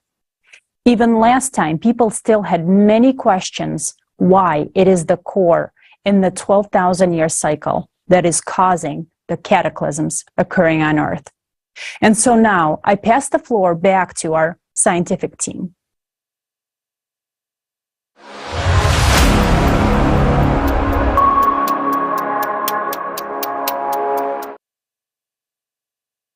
Да, ядро на данный момент Yes, the core is currently the main conductor of all cataclysms. It is precisely the displacement and heating up of the core that determine all the processes that occur on the surface.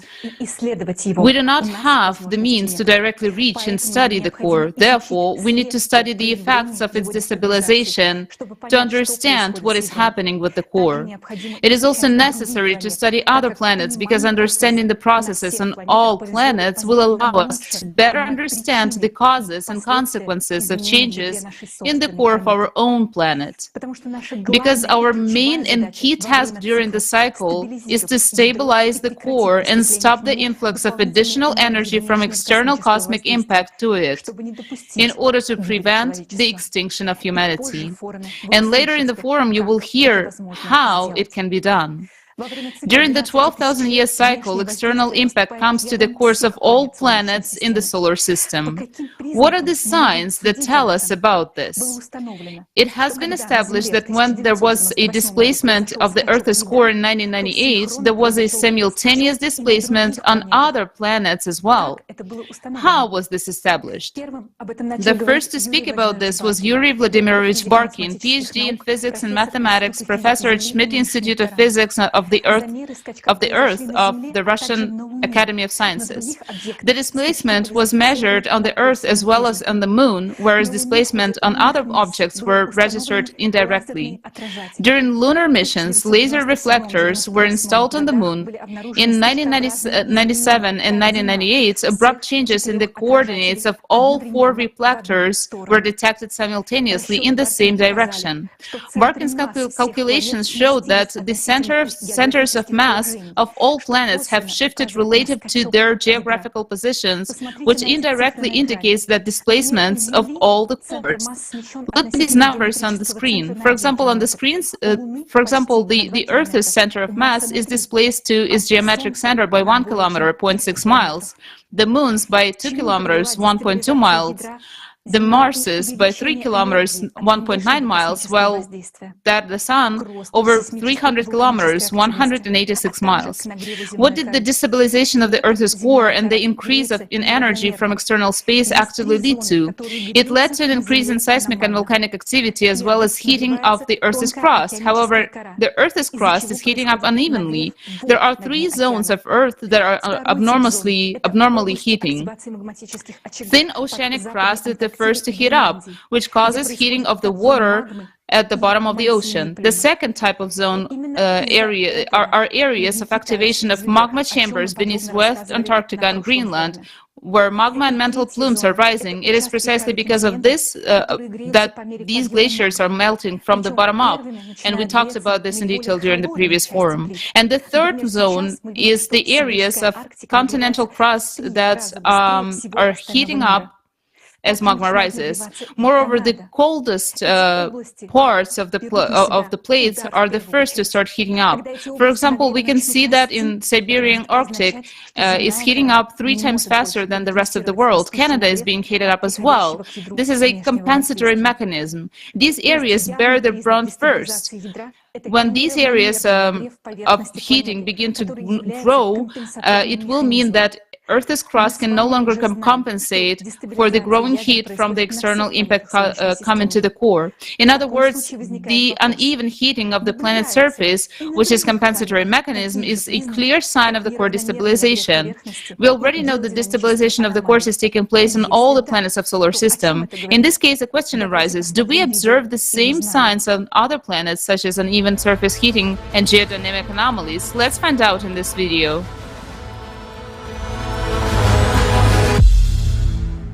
During the 12,000-year cycle, an external cosmic impact reaches the cores of all planets in the solar system. On Earth, this leads to abnormal heating of magma and its rise, resulting in increased volcanic and seismic activity, abnormal heating of the Earth's crust, as well as glaciers and permafrost melting from below. Is it currently possible to detect any increase in internal heat and tectonic activity on other planets, provided external cosmic impact is spreading to all planets? Mercury. Satellite data from the MESSENGER probe has shown that 19 tectonic-related terrain changes formed on Mercury between 2011 and 2015. The planet's core is responsible for internal activity. Previously, Mercury's core was believed to be inactive. The new tectonic changes are concentrated predominantly in the northern hemisphere. What's notable is that the core of Mercury has now shifted in the same direction, according to scientists' assumptions. So where's the extra energy that intensifies tectonic activity on the planet coming from now? Venus. Recently, there has been an increase in volcanic activity on Venus, similar to what is currently observed on Earth, Mars, and Jupiter's moon Io. 37 volcanic structures have been discovered on the planet's surface, with plumes observed within them. Their activity was detected in 2020. The researchers draw an analogy with Earth's mantle plumes that form chains of volcanic islands like Hawaii or the Canaries. As it can be seen on the map of Venus, these volcanic structures are mainly concentrated in the southern hemisphere of the planet, indicating an asymmetrical rise of magma in the planet's interior. The increased volcanic activity on the planet is also confirmed by numerous other independent studies. What has caused the recent rise of magma and plume activity on Venus? Why is this happening in sync with the increase in volcanic activity on other planets? There is also a sign of internal heating on Venus, manifested through accelerating winds. Data from the Venus Express orbiter showed that wind speeds on Venus have increased from 186 miles per hour to 249 miles per hour between 2006 and 2012. These days, similar dramatic signs of warming atmospheres are being observed on many other planets in the solar system. Mars. In 2018, the south pole of Mars experienced an unprecedented warming event. Areas of liquid water 20 kilometers in diameter were found under the ice cap.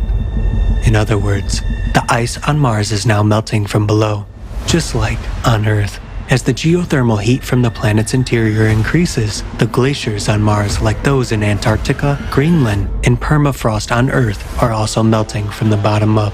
In another part of the planet, the Elysium region, there is a sharp increase in endogenous activity, meaning internal activity. Between 2019 and 2020, the rise of magma triggered 465 Marsquakes in the area, and in 2021, a seismic event was recorded that was 5 times more powerful than any previous one. And in May 2022, a huge mantle plume was detected in this region, causing an even more record-breaking Marsquake. As we can see, seismic activity is now increasing on Mars, much like it is Earth. It is worth noting the similarities between the processes on Mars and Earth. When the Earth's core shifted along its axis of displacement, 2 heating zones initially formed, one in western Siberia and the other in western Antarctica. Similarly, we have observed 2 zones on Mars, one near Elysium and the other at the South Pole. This indicates that Mars' core shifted in the same way as on Earth during the 12,000-year cycle. The recent processes on the terrestrial planets point to an increase in the activity of their interior. Mercury, Venus, Earth, and Mars are experiencing a simultaneous increase in volcanic and tectonic activity, with a sharp rise of magma creating zones of anomalous heat. Jupiter. On gas planets, the function of a core is performed by a denser accumulation of gas within the planet. The high temperature of Jupiter's atmosphere is mainly provided by its internal heat. In 2001, scientists discovered that since the Voyager probe's exploration in the 1980s, Jupiter's internal heating had increased by 37%. Moreover, this heating is greater than the energy received from the sun. It is known that internal heat fuels storms and turbulence on gas planets, increasing wind speed. Hence, the sharp increase in Jupiter's internal heat has resulted in the intensification of these atmospheric phenomena. When the Hubble was launched in 1990, no cyclones or thunderstorms were detected on Jupiter. But over the last decade, storms have become increasingly active and intensified. We can see them on images of the planet as spots. Red spots are the hottest areas. Since they started appearing, it means that there is more internal heat. Between 2005 and 2006, another massive red spot was formed on Jupiter for the first time. The already existing huge anticyclone, the Great Red Spot in the southern hemisphere, has shrunk and rounded, indicating an increase in wind speed. It has increased by 8% between 2009 and 2020. All of this indicates that additional energy is emerging in the depths of the gas giant that causes powerful internal heating. Where could this energy come from? Planet satellites also react to external space impact with an increase in endogenous activity. On Jupiter's moon Io, in the northern hemisphere, the most powerful volcanic eruptions have been occurring over the past 5 years. On another of Jupiter's moons, Europa, in 2013, scientists discovered that the ocean at the equator was warming from below. Subsequently, the satellite's interior heated up so much that in November 2019, NASA's research group detected water vapor above Europa's surface. It is noteworthy that the moon Europa started heating up on the side that does not receive heat from the sun. Conversely, the coldest area was found on the sunny side. In other words, the appearance of zones of anomalous heating on Europa cannot be attributed to solar energy. They can only be explained by an increase in internal heat. Saturn. Internal heating on Saturn is known to be the main driver of storms, as it is on Jupiter. Between 2007 and 2010, a chain of 23 to 26 dark spots was discovered, which were interpreted as areas with high heat emission. In 2010, the so-called Great White Storm formed abnormally early in the northern latitudes of Saturn.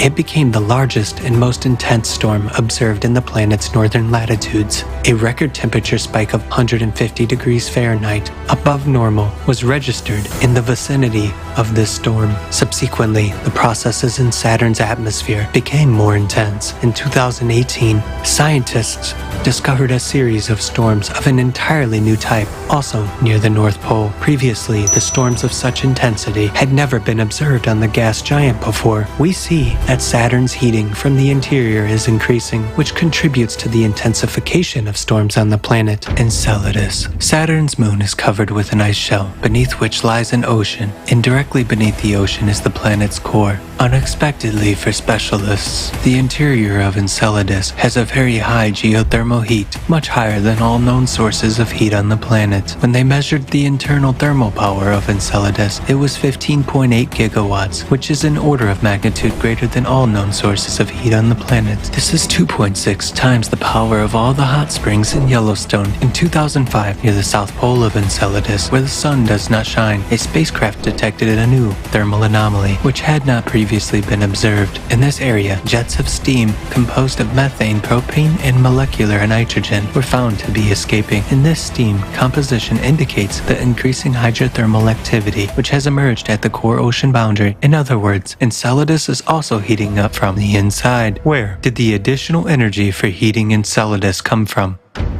Uranus.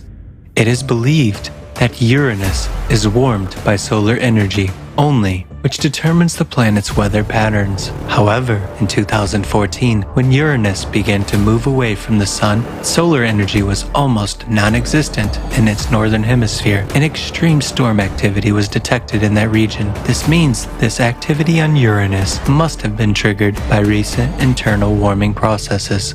Neptune. Neptune is experiencing dramatic temperature anomalies.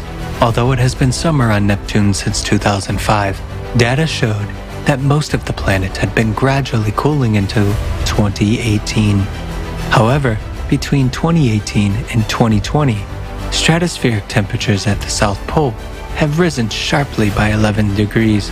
Such a rapid pole warming vortex surprised astronomers since it had never been seen before. They could not determine the cause of these fluctuations. However, it is apparent that additional energy appeared in the system which may have caused such temperature anomalies. Pluto.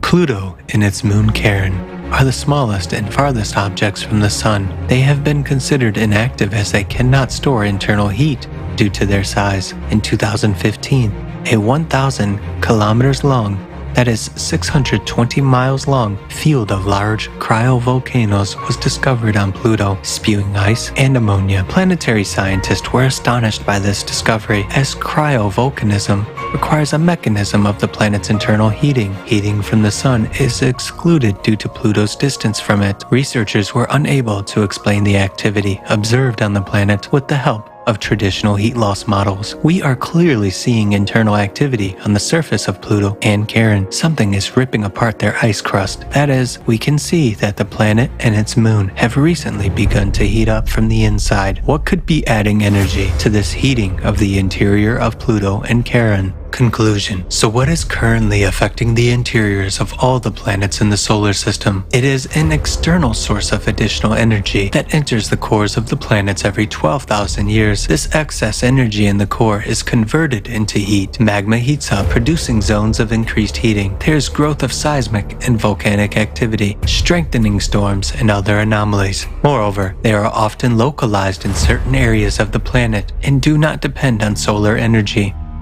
What you have seen now is but a small part of all the facts that indicate that the heating in the interiors is synchronously increasing both on the terrestrial planets and gas giants and their moons. All these anomalies have only appeared in recent decades, when the number and strength of disasters from the Earth's interior began to increase. In just 5 to 7 years, we will see all these processes on other planets increasing tenfold, if we ourselves remain to live on our planet.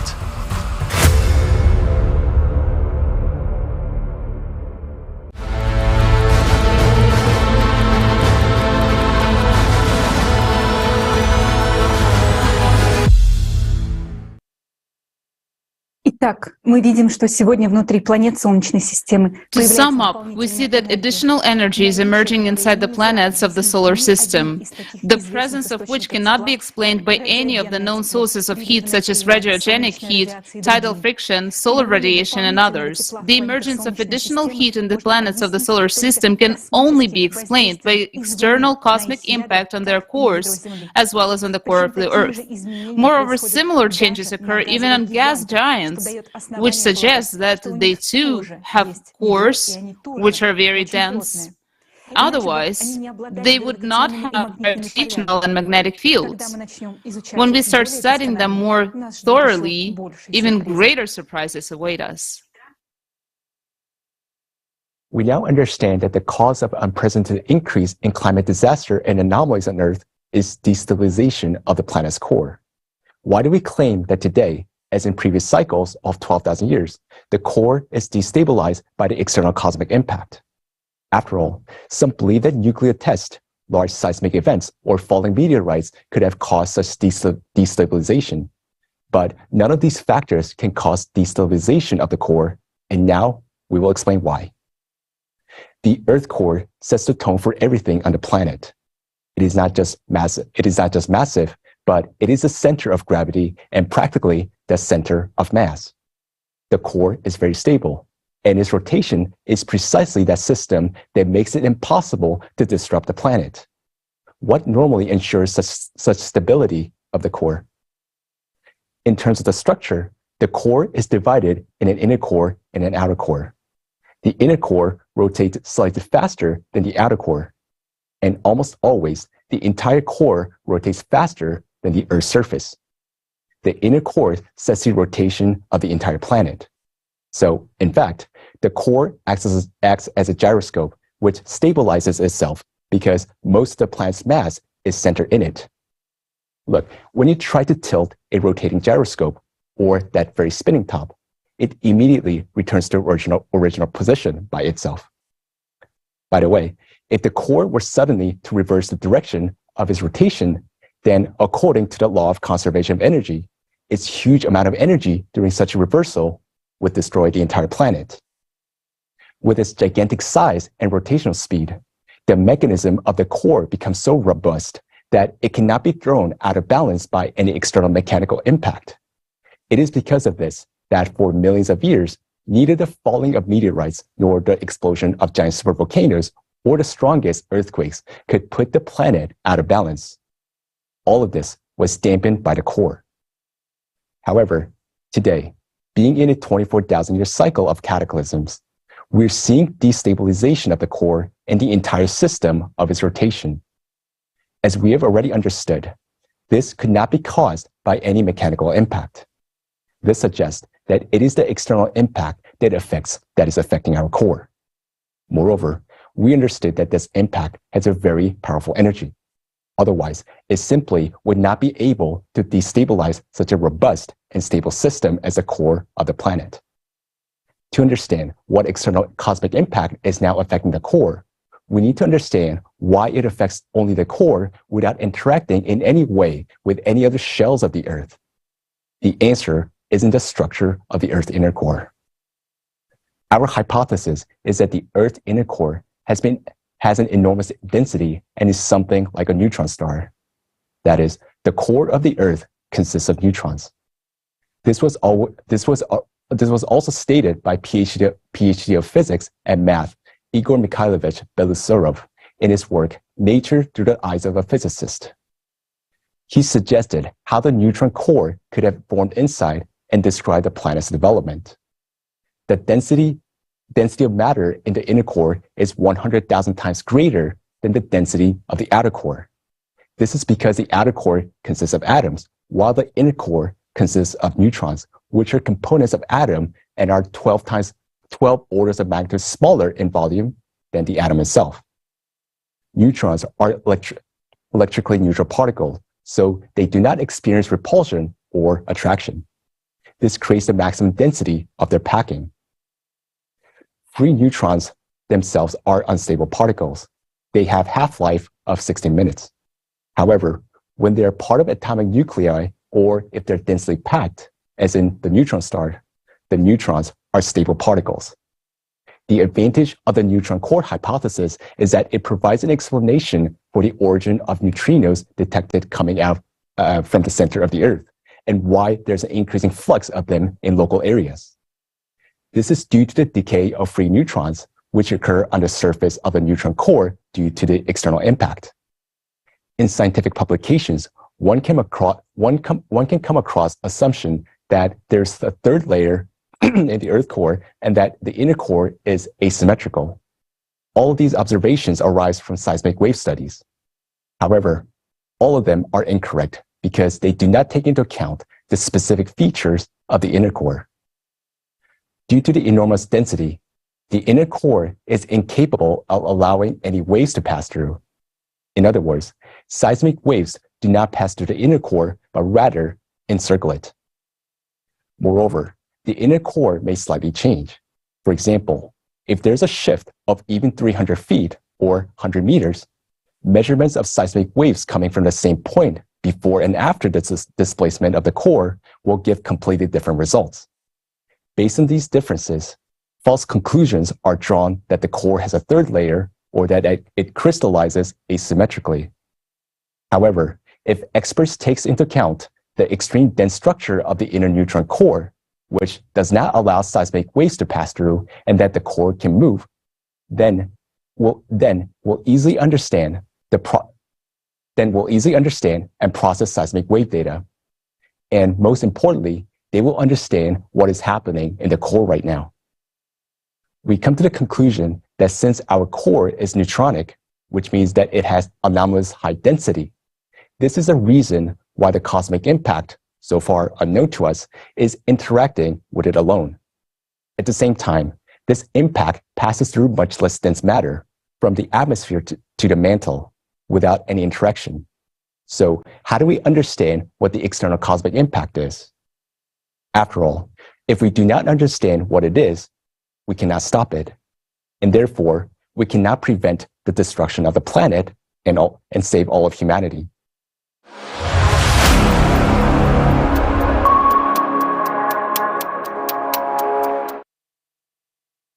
We have said many times that this external cosmic impact is not detected by our devices, and it is a new type of impact that has not been studied by our modern science yet. Why did we come to this conclusion? To begin, let's recall what we know about the external cosmic impact. First, this impact comes into the solar system cyclically every 12,000 years, and every 24,000 years. It is stronger. Second, the impact affects all the planets in the solar system. Third, it affects only the planet's cores, both their magnetic properties and the position of the cores inside the planets.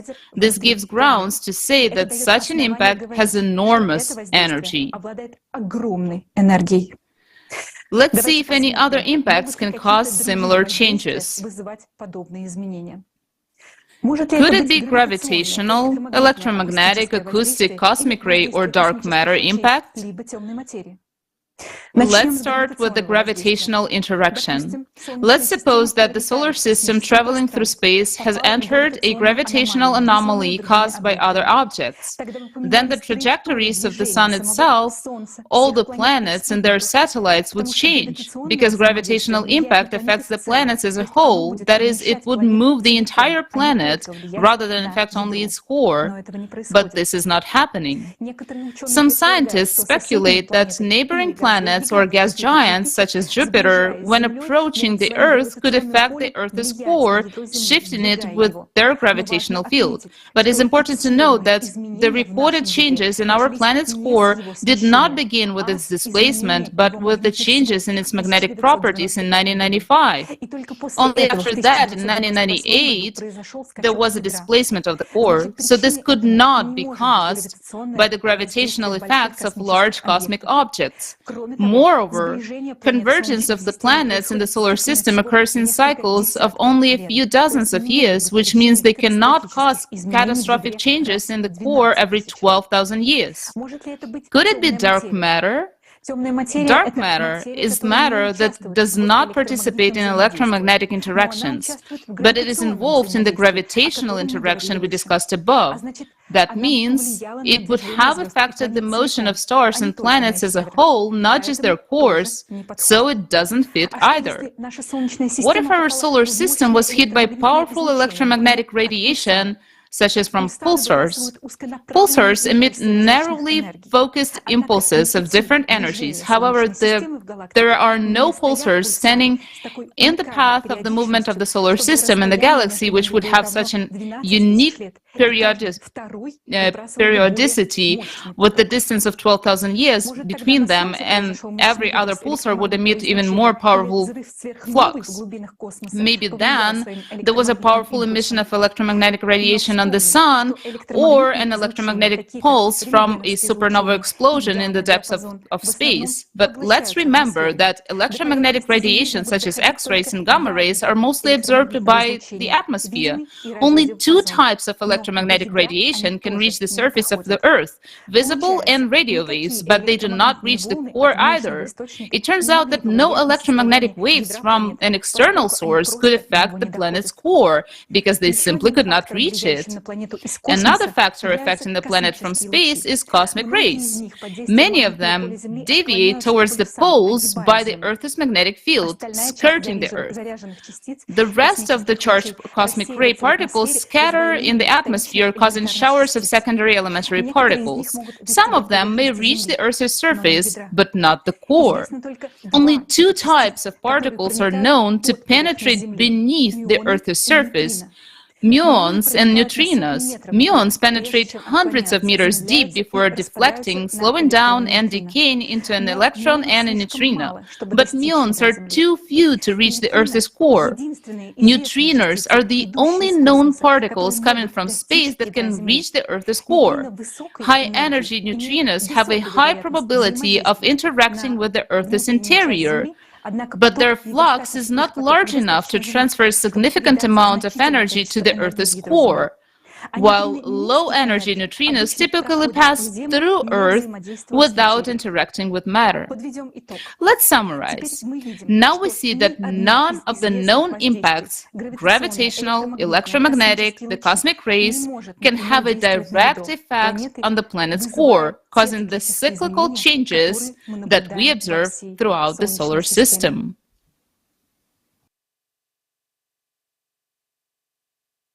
Moreover, today on Earth, we register another anomalous factor which cannot be caused by any of the previously mentioned interactions, but may be the result of yet unexplored external impact. And this factor relates to changes in the quantum world. Since 2010, measurements of charge radius of the proton have begun to record deviation from the previous measured value. And already after 2016, most of the experiments showed a reduced value of the proton charge radius. The new table value adopted in 2021 was 4.4% less. Such changes at the micro level require enormous energy, and this suggests that this impact should be sought at the quantum level, and most likely at the beyond quantum level. A different physics works here, a hypothesis that you will learn about at the end of the forum today. So, we understand that an invisible energy of enormous power is now flowing to the Earth core. We can determine the consequence of its impact by the presence of excess heat in the Earth's interior and by the signs of destabilization of the core. And there's another indirect sign of the external impact, the change in neutrino emissions from the Earth's neutron core. We talked about this phenomenon back in 2014. Although, even earlier, we found that the neutrino emission increases in certain local points of the Earth. Later, our words were confirmed by new scientific research, and in 2016, a paper was published devoted to the detection of neutrinos emitted from the Earth's interior at the Anita Station in Antarctica. There are such zones of neutrino emissions in various parts of the planet, but today, it is difficult for scientists to study the process due to the division of science and lack of funding. We understand that there is an external factor, but there are no conditions for studying it. We can create such conditions only in the creative society, when the scientists will be provided with unlimited funding and all the resources necessary for research. If we delay in studying the nature of cosmic impact destabilizing the Earth core, it is clear what scenario it will lead to. In that case, the fate of Mars awaits us, and you're about to find out why.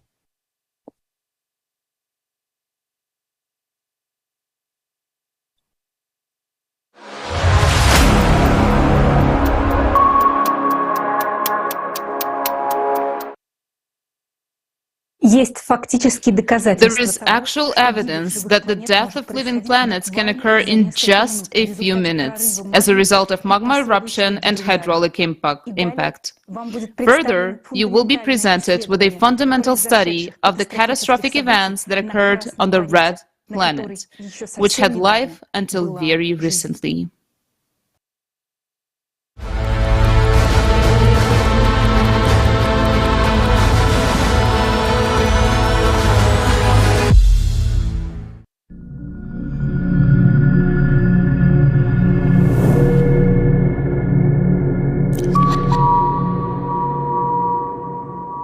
Today, the mystery of the red planet will be revealed to all of humanity. We will reveal to you a Mars you have never known. We have a rare chance to study the case of another planet's death from hydraulic impact before it can happen on our own planet. After what you see, you won't be able to say you didn't know about this. The truth about Mars must be known by everyone so that Earth won't repeat the fate of its red brother. Mars and Earth were formed as planets around the same time, 4.6 billion years ago. They had many similarities: a functioning inner core, a strong magnetic field, a dense atmosphere with oxygen, oceans, and plant life. Today, you will discover irrefutable evidence of this based on scientific research. It is widely believed that Mars died 3.5 billion years ago for unknown reasons, and it has been dead for all of those billions of years just as we know it now. Planetary scientists are puzzled by the mystery of where most of the planet's water and atmosphere reserves have gone, what has happened to the magnetic field, and under what circumstances Mars died. However, the truth is that Mars and Earth had a similar life journey as planets, and only recently Mars has fallen behind. The planet died in a cycle of cataclysms, which the entire solar system goes through every 12,000 years. The planet, which existed for billions of years, full of life, perished in a matter of minutes. And this happened quite recently, and our distant ancestors saw Mars burning with their own eyes.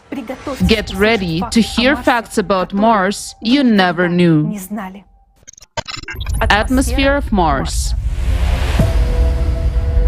Currently, Mars has a very thin, dry, and sparse atmosphere, which is 61 times less dense than Earth's. In terms of composition, Mars's atmosphere is now 96% carbon dioxide, with the remaining percentages being argon and nitrogen, and hundredth fractions of a percent is oxygen and water. However, it wasn't always like this. In October 2022, scientists from the University of Arizona published an article in which they proved, based on the analysis of the hydrogen isotopic composition, that for millions of years, the atmosphere of Mars was humid and had a density comparable to that of Earth's atmosphere today.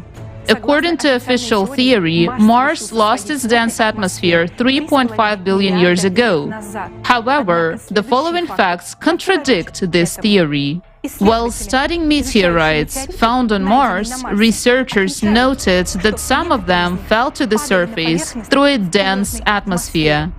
This became clear after studying the trajectory of the fall of these meteorites. Scientists were also surprised by the fact that the meteorites were shiny and looked like they had recently fallen. After all, usually iron rusts very quickly in the presence of water. If, according to scientists, Mars lost its dense atmosphere 3 billion years ago, then isn't it surprising that those iron meteorites show little or no signs of corrosion and are not covered with sediments? This suggests that Mars lost its dense atmosphere only recently. But researchers were afraid to draw such a conclusion. Scientists wonder what the composition of Mars' atmosphere was in the past, as now it consists almost entirely of carbon dioxide. Researchers from Oxford University have come to the conclusion that Mars once had an oxygen atmosphere similar to that on Earth. They made this discovery based on a study of the oxidation of minerals on Mars. Professor Portnov, PhD in geology and mineralogy, has has come to the same conclusion.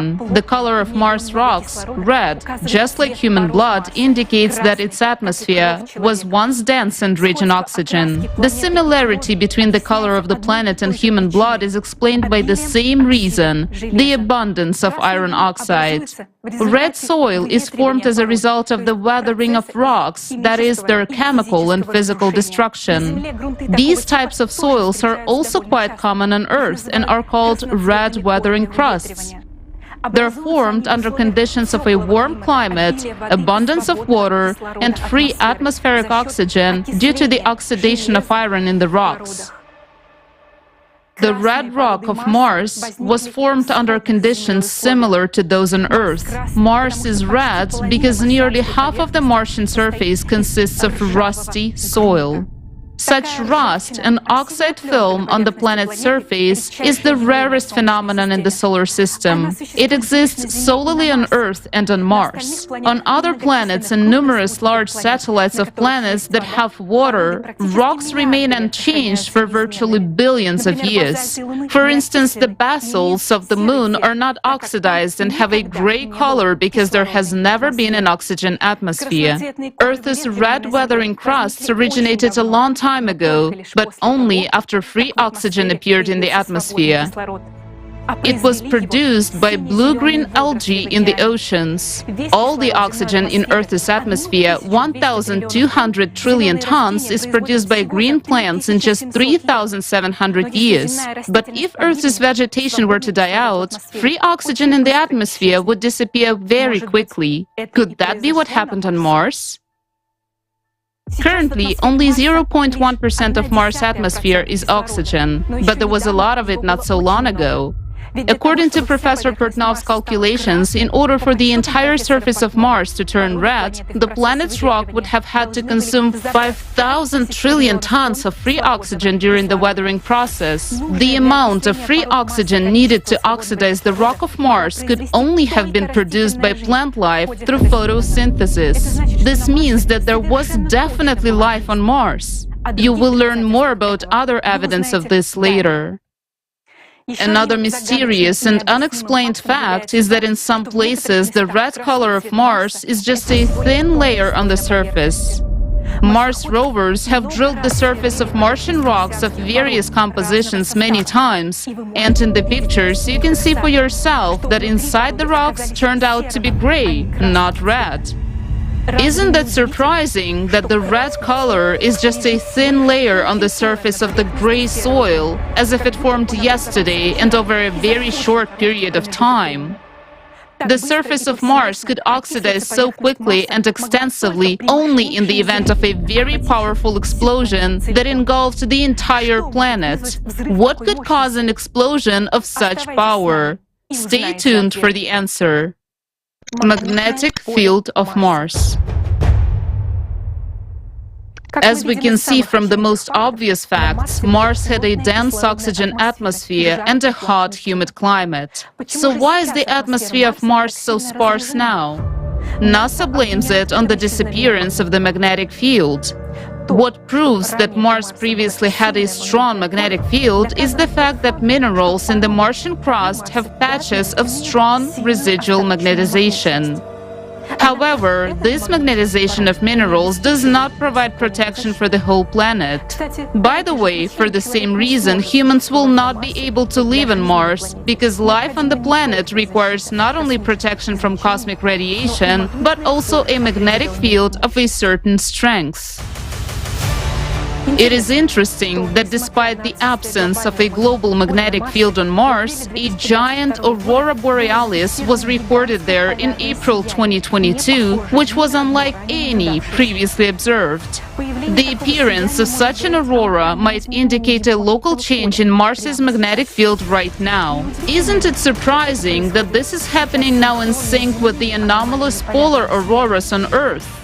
On Earth, changes in the magnetic field in our days occur due to changes in the core.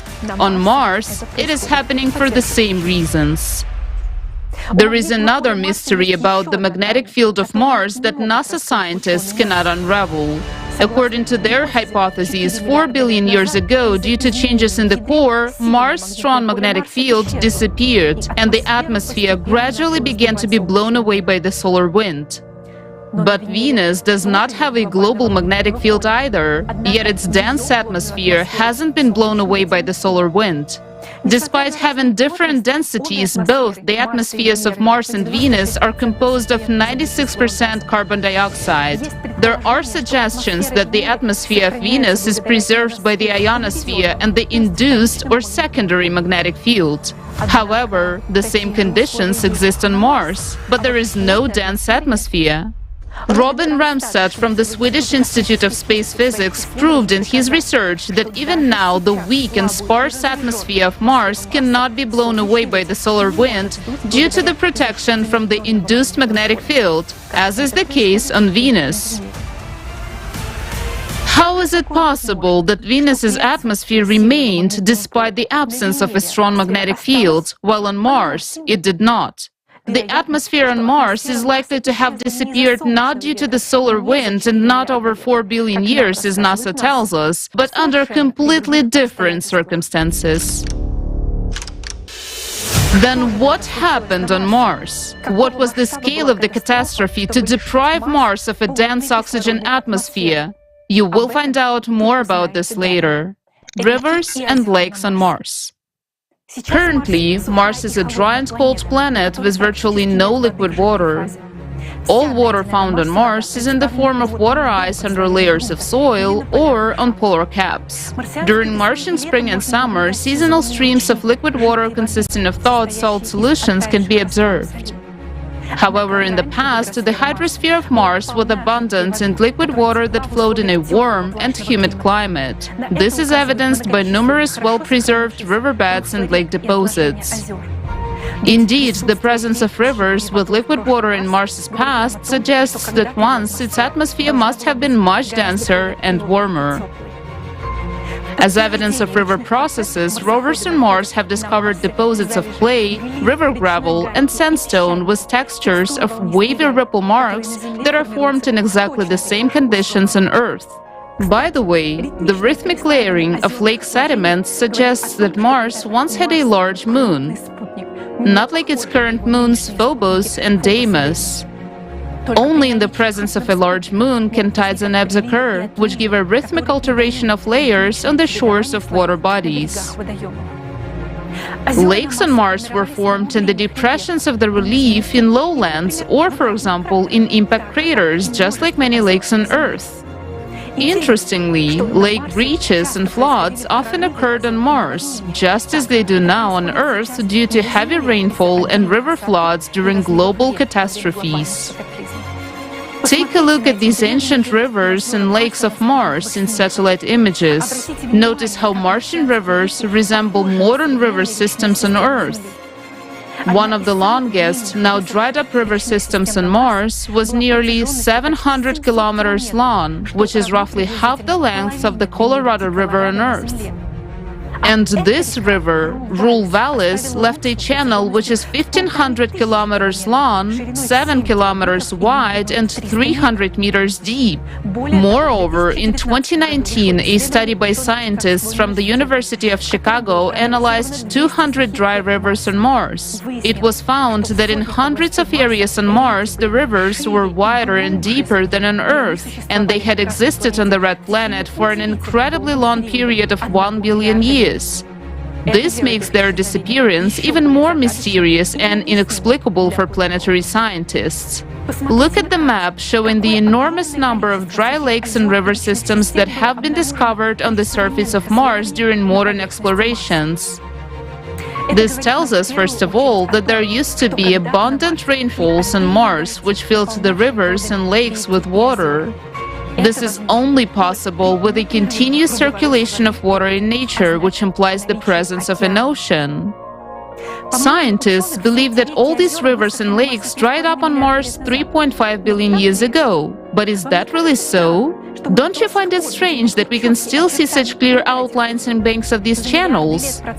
Over billions of years, weathering processes should have eroded and buried these supposedly ancient canyons and channels. After all, we can see the ancient craters on Mars is eroded, but for some reason the riverbeds haven't suffered from erosion at all. All of this suggests that these rivers were flowing on the surface of Mars quite recently. Mars's ocean. Despite ongoing scientific debates about whether there was a large body of water on the northern plains of Mars, thousands of experts find convincing evidence for the existence of an ocean on Mars. And the simplest and most obvious evidence of the presence of an ocean on Mars is its current landscape. Take a look at a topographical map of Mars. The blue color on the map indicates lowlands, while the red indicates highlands. Some scientists still assume that these blue lowlands on Mars are just a few impacts from large meteorites. Now, take a look at a topographical map of Earth made in the same colors. All of the lowered areas of the Earth's landscape have become the oceans we see today.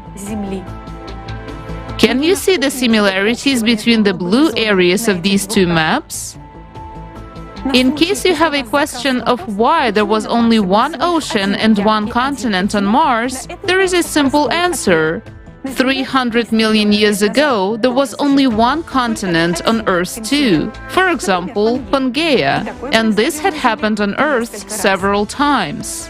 Curiously, the total area of all Earth's continents is approximately equal to the total surface area of Mars. If Mars were to get any bigger, it would resemble Earth like two peas in a pod. Let's get back to the question of the ocean on Mars. The planet's surface is divided into two parts. The first part is the southern high-standing continent, heavily littered with meteorite craters. The second part is the vast northern lowlands called the Vastitas Borealis Formation. The surface of lowlands is practically untouched by meteorites, as if it were protected from impacts. Interestingly, the boundary separating the continent and the lowland runs at the same height, approximately minus 3,900 meters. On Earth, such a line represents the zero level of the world's oceans. Relying on the topography of the landscape, in 1989, the American geologist T. Parker and his colleagues were the first to come to the simple and obvious conclusion that there was an ocean on Mars. Parker and his co-authors put forward a bold hypothesis. The boundary of the Vastitas Formation is a shoreline, and the formation itself is the bottom sediments of the ocean that once filled up the northern lowlands of Mars. The coastline on Mars is just as varied as on Earth. Some places it is a gentle ledge, some other places it is high bluffs and cliffs. However, this evidence was not enough for skeptics. Well, let's see what other facts point to the presence of an ocean on the northern plains of Vastitas. We have already established that thousands of rivers existed on Mars, and they must have flowed down towards the Martian Ocean, just like on Earth. On Earth, rivers carry not only their waters to the ocean, but also various sedimentary materials, such as pebbles, sand, and clay. When rivers meet a sea or an ocean, they form deltas of various shapes, both on land and underwater. For example, Indus, Ganges, Amazon, Mississippi, Nile, Volga, Lena, and many other rivers on Earth form deltas. Surprisingly, but extensive deltas have also been preserved on Mars to this day. Researchers have discovered on the Red Planet more than 6,500 kilometers of dried-up river deltas or belts of underwater channels flowing into the Martian Ocean. These deltas have left numerous sedimentary deposits on the oceanic coast, at least 900 meters thick. These sediments cover hundreds of thousands of square kilometers along the shores of the former ocean. In February 2021, the Perseverance rover discovered a fan-shaped delta with traces of flash flooding at Jezero crater. At the late stage of the river's life, torrents of water carried boulders weighing several tons for tens of kilometers at tremendous speed. Researchers cannot say what caused such cataclysms in the river. Traces of catastrophic floods have also been found on Mars in the vicinity of the Valles Marineris region. These are giant channels of outflowing water that have no tributaries and start as full-scale channels. These channels are assumed to have been formed by a sudden catastrophic water discharge at a rate of 100 cubic meters per hour. Nothing like this has ever happened on Earth. Researchers say these were some catastrophic events. The next interesting fact indicating the presence of an ocean on the northern plains of Mars is the shape of impact craters from meteorite impacts. The fact is that when meteorites fall into moist soil, they leave a trace of splashing liquid mud around them. In the pictures on the left, you can see a crater from a meteorite impact on dry soil, in the center on moist soil, and on the right on the soil heavily saturated with water. Interestingly, as you move away from the shoreline on the northern plains, the proportion of craters with liquid mud around them increases. This indicates a high residual water content in the soils in the place of the former ocean. On this map, you can see such craters marked in orange. The presence of an ocean on the northern plains in the past is also confirmed by a NASA study based on analysis of hydrogen and deuterium isotopes. According to the analysis, the volume of water on the planet was 6.5 times larger than what remains in the polar ice caps of Mars today. This volume of water was greater than what the Arctic Ocean on Earth contains. However, for some reason, Mars lost 87% of its water. Interestingly, if the Martian ocean had evaporated gradually, researchers would have seen a gradual change in the level of delta deposits and how shallow water sediments replaced deep water ones. On Earth, geologists are well aware of the sequence of sediments formed by a sea receding from the shore for millions of years. However, nothing similar is observed on Mars. On the contrary, there are traces of catastrophic outflows of water indicating that the ocean has disappeared instantaneously.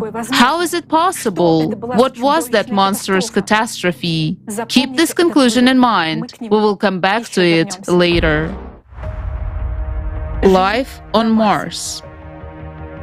As you remember, the oxygen atmosphere on Earth appeared only thanks to the appearance of life on the planet, namely blue-green photosynthetic algae in the ocean. It would be logical to assume that since Mars had an oxygen atmosphere, then it must have been created by plant life, just like on Earth. You must have often heard about the search for life on Mars, but unfortunately, you are unlikely to know that life on Mars has already been found many times. The history of discovering life on Mars begins in 1996, when a group of scientists published an article about finding bacteria-like microscopic fossils in one of the Martian meteorites that was found in Antarctica. Later, the scientists changed their minds and declared that those were just rock formations. Surprisingly, the discovery of a large number of organic molecules found in samples of the Jezero crater by the Perseverance rover in 2022 did not cause much excitement, despite the fact that NASA officially announced it. It turned out that back in 2013, the Curiosity rover found signs of organic matter in rock samples, but this was not recognized as an official discovery of life on Mars either. Think about it. If there was a living ocean on Mars, what else besides bacteria could have appeared in the ocean waters? What kind of marine organisms develop in the warm ocean waters on Earth? You'll be shocked to learn what the rovers actually found, but what NASA scientists forgot to mention. For 7 years, starting in 2012, the Curiosity rover has been plowing through Gale Crater, which is located on the coast of the dried-up Martian Ocean. Scientists believe that 3.5 billion years ago, Gale Crater was a lake or a body of water. Similar lakes on the seashore on Earth are often filled with salt water due to the proximity of the ocean and are called lagoons. Interestingly, salt-saturated rocks have also been found in Gale Crater. The Journal of Astrobiology and Space Science Reviews published a collaborative study of 15 different institutes and science centers in 2020, which provided comprehensive evidence for geologists and paleontologists of fossilized organisms found in Gale Crater on Mars. Based on an examination of 3,000 photographs, there were detected and identified specimens resembling terrestrial algae, lichens, microbial mats, stromatolites, and many others. These were exactly the same organisms that now live on Earth. We will provide just a few examples. Those very microorganisms, blue-green algae or cyanobacteria, responsible for Earth's oxygen atmosphere, create structures called stromatolites. Modern stromatolites can be seen on the coast of Western Australia. Take a look at these oval towers built by the current living marine stromatolites in Lake Thetis, Australia, Earth. No geological processes can create such forms, unlike living organisms. And now, look at the exact same structures on Mars. These are Martian stromatolites. Now, take a look at the official NASA images, which show branching filaments of cyanobacteria found in the same region on Mars. Didn't these objects deserve a more detailed study by the scientists who operated the rover? Now, look at the following pictures. These are the fruiting bodies of algae found right there on Mars. And now look at these bizarre forms of Martian plants. Their analogs now live on Earth. You might say, I'm not an algae expert, I know nothing about algae, and I can't tell if these findings are fossilized organisms or just bizarre rocks. However, the authors of this research, 10 of whom are well-known experts on algae, unequivocally identified these specimens as plants. Now, take a look at this photo.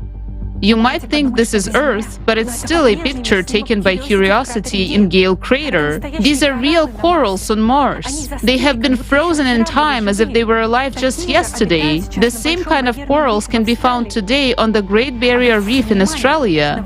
Note the wavy texture of the sea ripples on the surface of the bottom of the Martian image. It looks exactly like the sand on the seashore after a low tide on Earth. This is stunning evidence of life on Mars. But the most shocking thing to experts about this discovery is how well preserved it is, despite its fragility. These corals have not eroded in any way, as if they were laying at the bottom of a Martian lagoon just yesterday. Doesn't this discovery deserve extensive media coverage? Of course, life on Mars existed not only in Gale Crater. There was also amazing evidence of life found in other regions of the planet that NASA and the media forgot to tell us about. Amazing convex formations branching like tree branches were photographed from satellites in the basin of Antoniadi crater, which is also located near the former Martian Ocean. Italian scientist Fabio Vittorio de Blasio published an article in 2022 detailing all possible formation mechanisms of such an unusual structure. These could not be rivers or deltas, and the only reasonable explanation was that these were reefs formed by microbial communities. Just think about it. These are entire reef systems visible from satellite images of Mars. Look how similar they are to Earth's modern reef systems. It is important to note that according to satellite studies, carbonate rock composition was found in the same region, and this type of composition is characteristic of reef structures. Yet another unusual sign of Martian life was discovered by the Perseverance rover in 2021. Look at these rocks with holes from Earth. Such holes are made by rock-boring bivalves that drill shelters for themselves. Now, take a look at these numerous rocks captured by the Mars rover in Jezero crater on the shore of the Martian Ocean. According to the authors of the study, these holes in the rocks were also drilled by bivalve mollusks. Some might argue that those could be dozens of meteorites laying in one place, but meteorites tend to have a metallic luster. It cannot be said that these rocks look like porous Martian basalts either, because basalts have a dark color. However, for some reason, the rover did not see anything interesting in these exotic porous rocks and just drove past them. Now, you have seen only a small part of the findings of recent life on Mars, which were discovered by researchers seeking the truth. They are fully consistent with what scientists would expect to find on Mars. there are still a lot of findings left out of the picture. When we first saw this information, we were shocked. Why is NASA silent about this? Why haven't the discoveries of a decade ago been thoroughly studied yet? If it is denied that these are traces of paleontological findings of plants and microorganisms, why have no official refutations been made? How can it be that after almost 50 years of research missions on the surface of Mars, the signs of life have never been officially established despite the huge volume of obvious facts that complement each other? What has been done in 50 years? Billions of dollars have been spent, and what have we learned so far? Information about fossil finds on Mars is deliberately hidden. If we assume that all these findings are traces of active Martian life, then it turns out that Mars passed the same path of evolutionary development as Earth. The observed species have a similar origin and have their analogues among modern inhabitants of Earth, which means that Mars could not have perished 3.5 billion years ago. Otherwise, these species would not have had time to evolve. The fact that the extinction of Martian species occurred very recently is also evidenced by the excellent preservation of the findings, which completely contradicts the accepted dating of the demise of Mars. And to discourage inquisitive people from studying this topic, NASA adopted a tactic of posting on the internet hundreds of thousands of identical, boring photos from rovers in which there is nothing interesting. This is done to disappoint anyone who still had any interest in studying life on Mars and to make them give up hope. Meanwhile, the truth is right in front of everyone. Catastrophic eruptions on Mars. Current magmatic and volcanic activity on Mars is also puzzling researchers, as these processes cannot occur on a planet that has been dead for billions of years. Prior to recent discoveries, most planetary scientists thought Mars was geologically dead. Take a look at this region of Mars. It's called the Tharsis Plateau or Tarshish. This region is a massive volcanic plateau which was formed as a result of the magma ascent from a giant plume. The volcanic rocks of the Tharsis Plateau are not magnetized, which indicates that Mars' magnetic field was absent during these eruptions. The 5 largest volcanoes in the solar system are located on the Tharsis volcanic plateau and are considered to be extinct. According to the official theory, these volcanoes last erupted 150 million years ago and have not been active since then. However, on September 17, 2018, a 900-kilometer-long cloud was observed ejected by Arsia Mons, one of the volcanoes in the region. This suggests that these volcanoes of Mars are not dead. Also, in this part of Mars, there is a giant 11-kilometer deep Valles Marineris, where the giant channels of catastrophic water discharge originated. Theoretical calculations suggest that this valley formed as a result of the uplift of the terrain caused by a magma chamber. The uplift experienced stretching during inflation and broke along the crack, which is what the Mariner Valley represents. At the end of the Mariner Valley, there is a region called the Labyrinth of Night, which is completely flooded with relatively young lava. It appears as if an incredibly powerful, catastrophic explosion occurred in this area. Nothing like this has ever happened on Earth, at least not yet. We'll talk about when and what happened here in just a few minutes. There are large volcanoes on Mars, not only on the Tharsis Plateau, but also on the opposite side of the hemisphere, in the region of Elysium Planitia. In 2018, NASA's InSight Mars lander started to receive information about thousands of Marsquakes in this region, near a fault called the Cerberus fossae. And on May 4th, 2022, a Marsquake of magnitude 5 was recorded in this region of Mars, the strongest ever observed on another planet. Mars does not have plate tectonics, so in 2022, scientists at the University of Arizona concluded that these Marsquakes were not of tectonic origin, but were caused by the rise of a huge mantle plume 4,000 kilometers in diameter. It began to deform an area of Mars roughly equivalent to that of the continental United States. Interestingly, the previous work of the same team of scientists proved that where the magma chamber is currently rising, there was a volcanic explosive eruption between 53,000 and 12,000 years ago. This is the youngest known eruption on Mars. All this suggests that the dynamic processes in the Martian depths have not ceased to this day. If the planet, according to scientists, lost its magnetic field 3.5 billion years ago due to the destruction of the core, then why hasn't this magma hotspot solidified and crystallized over all those billions of years? What provokes its uplift in the depth? Where does the extra energy come from inside the dead Mars to lift the magma?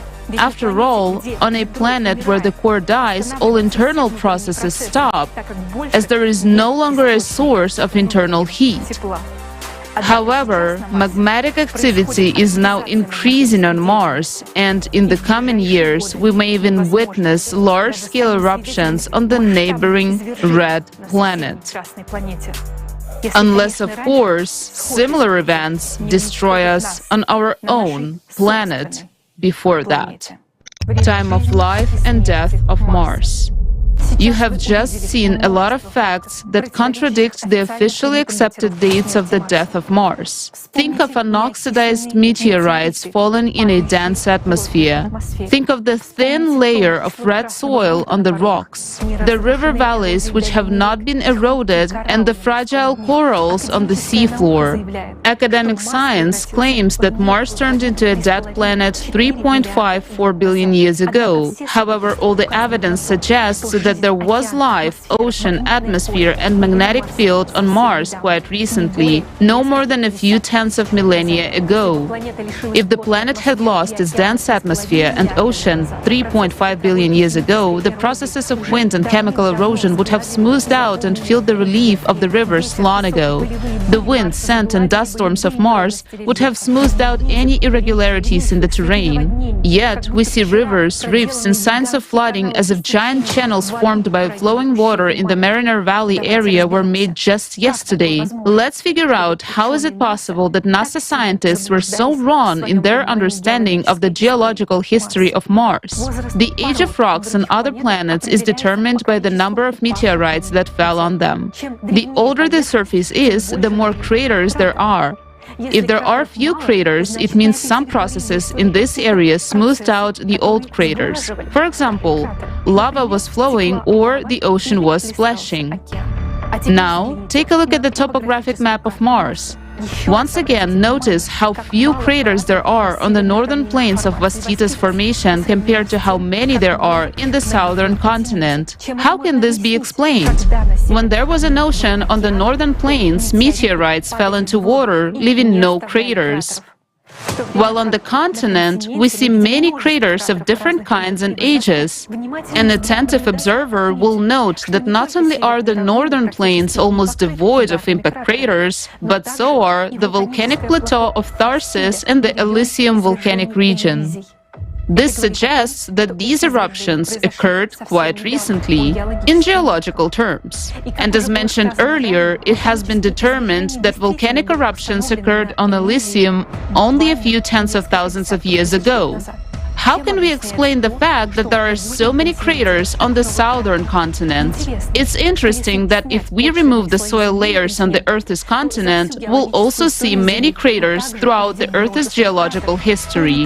In planetary science, there is a field of mathematical analysis called crater counting. It calculates the age of the rock surfaces based on statistical patterns. It is these calculations that led scientists to make erroneous dating of the death of Mars of 3.5 billion years. But why were scientists wrong in their calculations? Articles on Mars crater counting indicate the age of certain Martian surfaces as being 3.5, 4, or 2.5 billion years old. In other words, the accuracy of this method is now 1 billion years, give or take. So what kind of an accurate age estimation can we even talk about? Another important factor that introduced serious errors in crater statistics work was the appearance of a large number of craters on Mars due to its proximity to the asteroid belt. This belt formed as a result of the catastrophic destruction of the planet Phaeton due to the explosion of its core. Therefore, many fresh meteorite craters on Mars may have been caused by the fallen debris of Phaeton. Astrophysicist Rudolf Schultz, a Nobel Prize nominee, and a team of researchers believe that Mars lost its atmosphere and ocean not 3.5 billion years ago, but in the period between 100,000 and 10,000 years ago. Professor Alexander Mikhailovich Portnov asserts that the catastrophe on Mars occurred only a few tens of thousands of years ago. We hypothesize that Mars died 24,000 years ago during a cycle of most powerful cataclysms that affect the entire solar system every 12,000 years. Planetary scientists do not see that Mars died recently because they ignore information about the cycle of cataclysms and do not pay attention to the fact that climate change and the activation of the depths of all planets of the solar system occurs simultaneously. They only focus on the Martian surface and believe that the craters formed in the place of the former ocean are very ancient and have accumulated over 3.5 billion years. The shape of these craters indeed resembles very ancient, partially destroyed formations. We do not blame those scientists because in order to understand what happened on Mars, you need to know well what happens on our own planet during the 12,000-year cycle of catastrophes, which obviously lies beyond the competence of researchers studying other planets. During a cycle of catastrophes, when the impact from outer space delivers additional energy to the cores of the planets, their interiors begin to heat up, causing the cores to get displaced. Destabilization of the core in the planet causes anomalies in the magnetic field and the drift of the center of mass and the speed of rotation of the planet begin to change. Due to the energy entering the planet's interior and changes in the centrifugal force, magma begins to rise from the interior of the planet, just as it is currently happening on Earth, where magma is already breaking through the thinnest parts of the crust. The thinnest part is the oceanic crust, and now, due to the rise of magma, the ocean floor is heating up more than usual. The same thing is happening on Mars, as well as on other planets of the solar system, and even on the Moon. Take a look at the flat, smooth surfaces of the ocean of storms on the Moon. That part of the Moon became so smooth probably because in the 12,000-year cycle, magma from the depths melted the crust in that area from within. The same process takes place on Mars. During the cycle of cataclysms, magma heats up the bottom of the former ocean and melts the ice below the surface, while the craters erode. This is why scientists believe that these are ancient craters that appeared billions of years ago.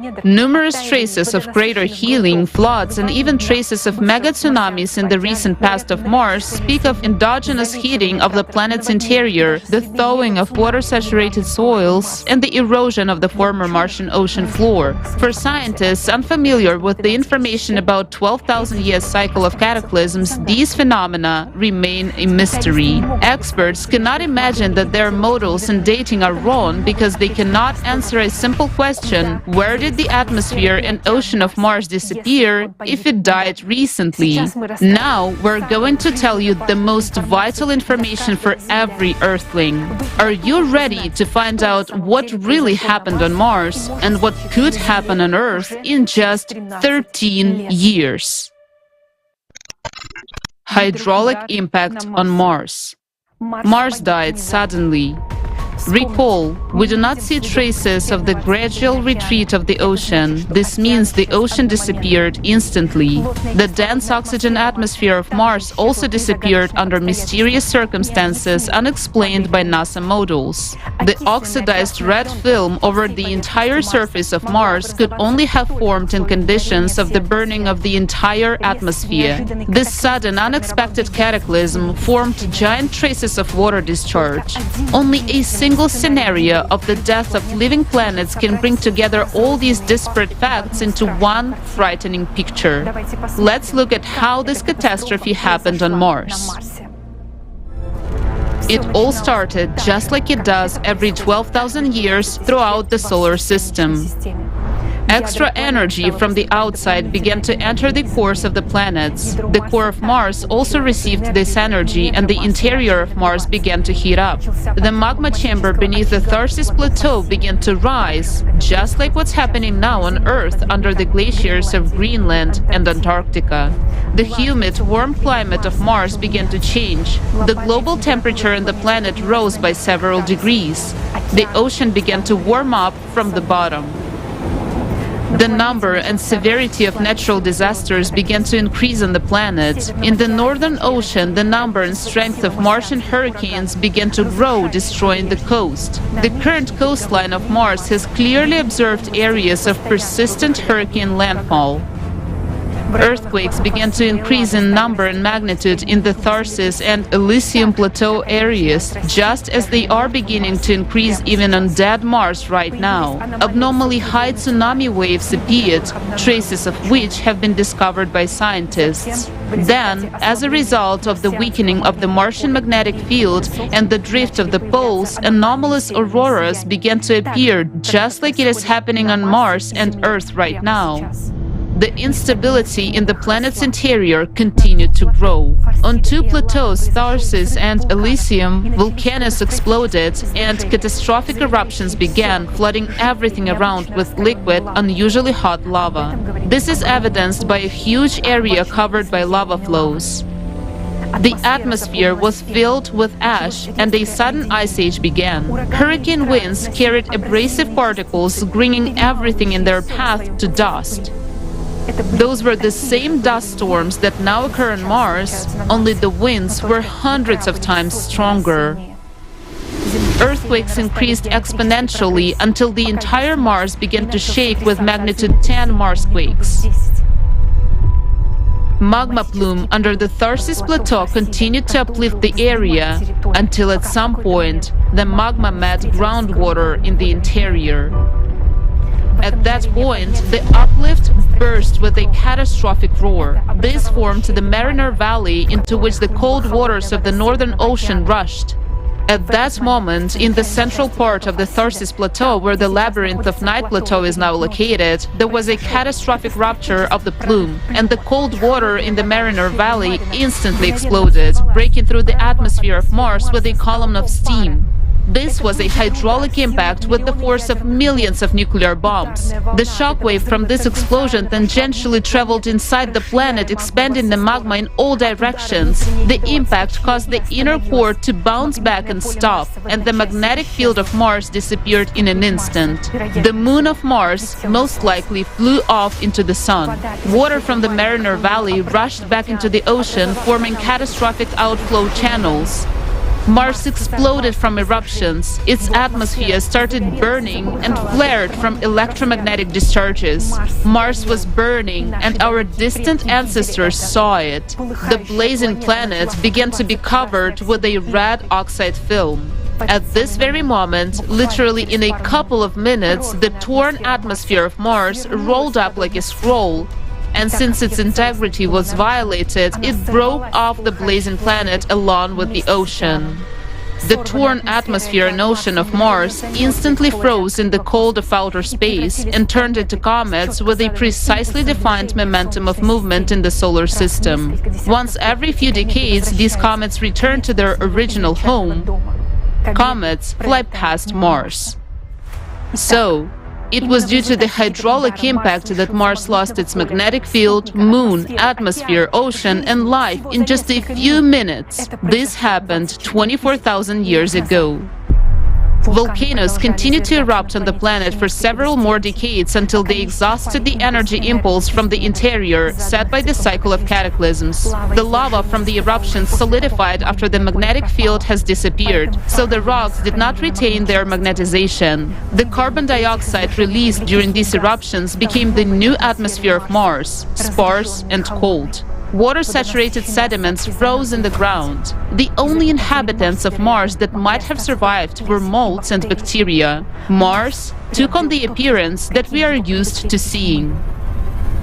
Over the past 24,000 years, a number of meteorites have fallen on Mars, including ones from the asteroid belt at the location of the planet Phaeton. However, 12,000 years ago, during the previous cycle of cataclysms, the distorted interior of Mars received a new impulse of energy, and the volcanoes began to erupt again, while the floor of the former ocean heated up and melted. It was these processes that caused the craters on the northern plains to take on the appearance of ancient formations, causing scientists to push back the date of Mars's death to an uncertain 3.5 billion years. Why have thousands of scientists been misled and deceived about the true dates of Mars's death? Why has NASA been searching for life on Mars for 50 years and not finding any obvious facts in their own images? We don't believe that only fools work at NASA, but we are certain that they're not telling us the truth. And here is the answer to the question why they're doing this. Those who bought the opinions of scientists are well aware of the cataclysms that happened during the cycle, but they believe people do not need to know this because they hope that things on Earth will not be so bad and they will be able to wait it out in a bunker, but not this time. Nobody survived in a bunker on Mars. Here it is, Mars, dead and cold, evidence and the most vivid example of hydraulic impact, a rare phenomenon on living planets. Mars is a dead monument to a hydraulic impact, a terrible tragedy, and at the same time, this is our chance to understand the reality of the death of planets, the reality of seeing the same scenario on our planet. Now on Earth, we have also entered a cycle of cataclysmic events similar to the one during which Mars died.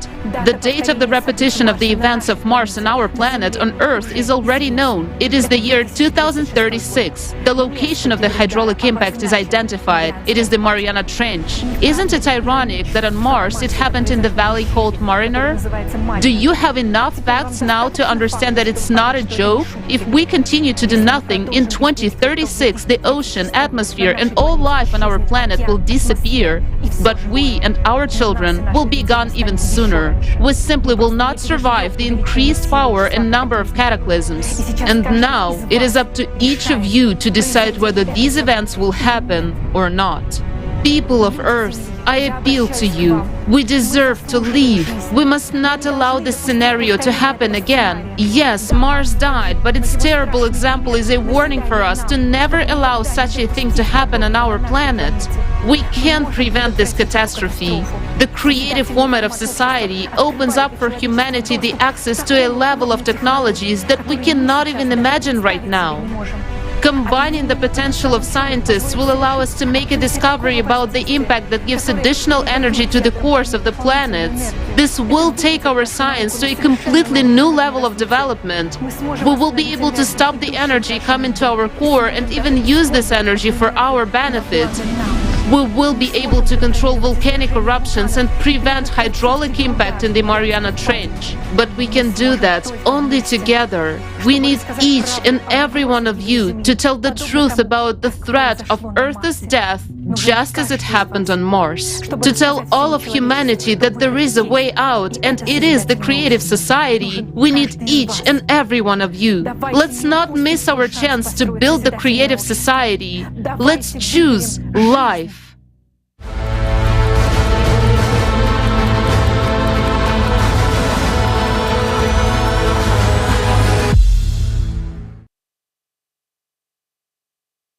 After this film, I want to say only one thing. It's about the survival of the entire humanity and our planet today. This is a matter of global security. The main topic of the entire international agenda today should be the topic of studying the external impact that affects the core of our planet and what we can counteract it with. And a more urgent task is to create the conditions for the scientific world so that this problem can be resolved. And those necessary conditions are the building of the creative society. If we don't want to repeat the fate of Mars, we need to act now. Now, it's a great honor for me to introduce our next honorary speaker, Dr. Egan Chilokian, a lobbyist of the U.S. Congress and White House, member of CERN Laboratories' Future Circular Collider Project team, and Lawrence Livermore National Laboratories National Ignition Facility user team. educator member at the International Association of Intelligence Educators.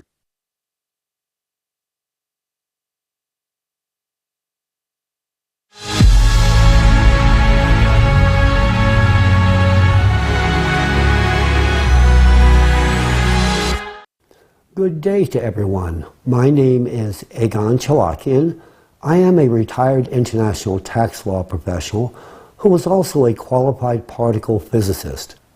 For the most part, I reside in Cambridge, Massachusetts, USA, home to both MIT and Harvard University, where I have academic roots. Equipped with a combined legal and physical science background, I developed a professional career within the national security, legislative affairs, and academic communities, commencing very early on. Today, I shall be speaking on the interface between climate change, Earth's geophysical disruption, legislative affairs, and national security.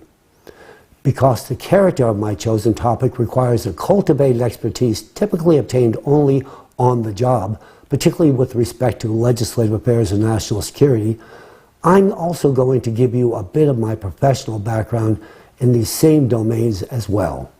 In this regard, very early in my career, I served as a legislative tax analyst attached to the President's Commission on International Trade and Investment Policy, the White House, under President Nixon and President Ford.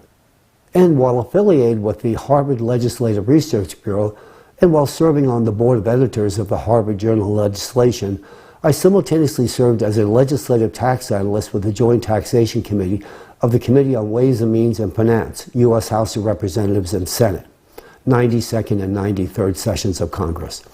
Thereafter, I worked with the Reagan Kitchen Cabinet and Reagan White House, where I was intimately involved with President Reagan's Strategic Defense Initiative project. In total, I have worked with 4 U.S. presidents. While I am, in fact, based in Cambridge, Massachusetts, the lion's share of my current professional activities do in fact take place on Capitol Hill, Washington, D.C., where I have recently commenced a specialized legislative affairs practice centered on climate change and national security-related matters. Incidentally, if you're wondering whether or not I still keep my hand in the physical sciences, well, yes, I do. In fact, I am duly cited in all 4 volumes of CERN Laboratories' Future Circular Collider Conceptual Design Report, and I retain a very active role in the FCC's development.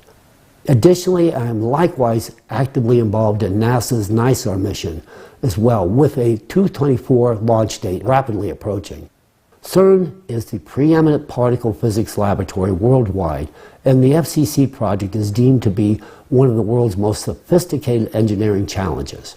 And with regard to NASA's NISAR mission, which is a partnership between NASA and the Indian Space Research Organization, it is the first satellite mission to collect data in 2 microwave bandwidths, called the L-band and the S-band. In fact, it measures changes of our planet's surface, including movements as small as a centimeter, thus allowing the mission to observe a wide range of Earth processes, from the flow rates of glaciers and ice sheets to the dynamics of earthquakes and volcanoes. The tools provided by NASA's NISAR mission will likely be available to many of you within this audience within the very near future. Now I will turn my attention to the interface between volcanoes, the oceans, human anthropogenic behavior, and legislative affairs and national security. Starting with the oceans and human interaction, the anthropogenic factor has indeed destabilized our ocean's ability to mitigate Earth's ever-increasing volcanic activity. Historically, we as humans could place reliance on Earth's oceans to provide a natural cooling system for the plates and magma beneath Earth's crust, which in turn prevented magma from achieving critical temperatures. By simply cooling the plates and the magma through the release of excess heat into the atmosphere, the oceans routinely prevented the prospect of potentially catastrophic consequences of magma breaching through Earth's crust. Now, unfortunately, it would appear that humans have seen fit to handicap our oceans from performing this vital service. Growing evidence would suggest that the thermal conductivity of ocean water has been decreasing at a molecular level as a direct result of microplastic pollution. Microplastic pollution has decreased the ability of the ocean to release heat into the atmosphere, consequently causing the ocean to heat up and the magma beneath the plates to receive insufficient cooling. As a direct result of this activity, the opportunity for enhanced seismic and volcanic activity has dramatically increased. Routine results reveal that magma flows that are currently being released reflect higher temperatures and significantly different chemical compositions than those observed in the past. And magma that was previously retained at greater depths is now freely evacuating to the surface, further supporting the validity of this statement. Now let's talk about volcanoes. This portion of my presentation will be centered on the cataclysmic volcano activity, both historical and forthcoming, and on the impact likely to be visited upon mankind. Whether viewed through the national security or national disaster lens, the threat warrants immediate global attention. Accordingly, from the introductory presentation, it is hoped that a blueprint to address this issue at hand may ultimately be born, and to the same end, a 12,000-year evolutionary volcanic cycle will be embraced, from which we shall examine the factors which give rise to my assertions. My choice to employ a 12,000-year cyclical barometer was drawn from traditional geological interrogation, which included an empirical examination of ice core data, sedimentary deposits, glacial traces, paleomagnetic research, and archaeological excavation datings. The enhanced frequency of extraordinary geophysical events indicates pronounced instability in the Earth's core. This same instability will consequently manifest itself in the form of intense heat and subsequent magma, as witnessed just a few weeks back. The seismic events unfolding before us today should not be overlooked or discounted. Earthquakes realized in Turkey and Syria, compounded by a succession of volcanic eruptions and subordinated activity, ought to provide ample warning of imminent danger at our doorsteps. Should an earthquake occur in a geospecific region of China or elsewhere on the planet that produces a force magnitude similar to that recently visited upon Turkey, such an extraordinary event could actually trigger volcanic activity as far away as Yellowstone caldera, located in North America. Volcanic networks are indeed incestuous in all respects. If this were to happen, the consequences could be devastating, potentially resulting in a consequential eruption of the Yellowstone supervolcano. Moreover, such a catastrophic incident could also activate an interconnected network of volcanoes worldwide. In this lattermost scenario, the fate of mankind would likely be at stake. Volcanoes erupt when mandatory conditions are met. Currently, an increase in magnetic activity is observed on the Earth's interior, and this will ultimately bring about enhanced volcanic activity from both volcanoes and supervolcanoes alike. As magma escapes to the surface, even if external impact on the Earth's core were fully arrested, the presence of inertia would suggest that the eruptions would persist. This inspires the inevitable question as to whether or not volcanic eruptions could be controlled, regulated, or even precluded by man. Can we actually diffuse volcanic eruptions? The eruption of a volcano is instigated by the ascent of magma and the buildup of pressure within the conduit of the volcano. Upon reaching the surface, the magma is discharged as a result of degassing. The process of eruption is also accompanied by a series of small earthquakes that cause the surrounding plates to shift, which can influence the upward movement of the magma. In fact, volcanoes function as a remediating mechanism for our planet, with the goal of stabilizing magmatic outflows. What about earthquakes? Earthquakes are not a mere consequence of plate destruction, but rather a fundamental mechanism of natural remediation, a protective mechanism for our planet. A series of earthquakes within the Earth's crust indicates that the crust of our planet itself compensates for an increase in pressure of magma in the trough, thereby averting volcanic eruptions. During the eruption, only a portion of the accumulated magma is spent, with the remaining balance falling subject to the natural remediation process.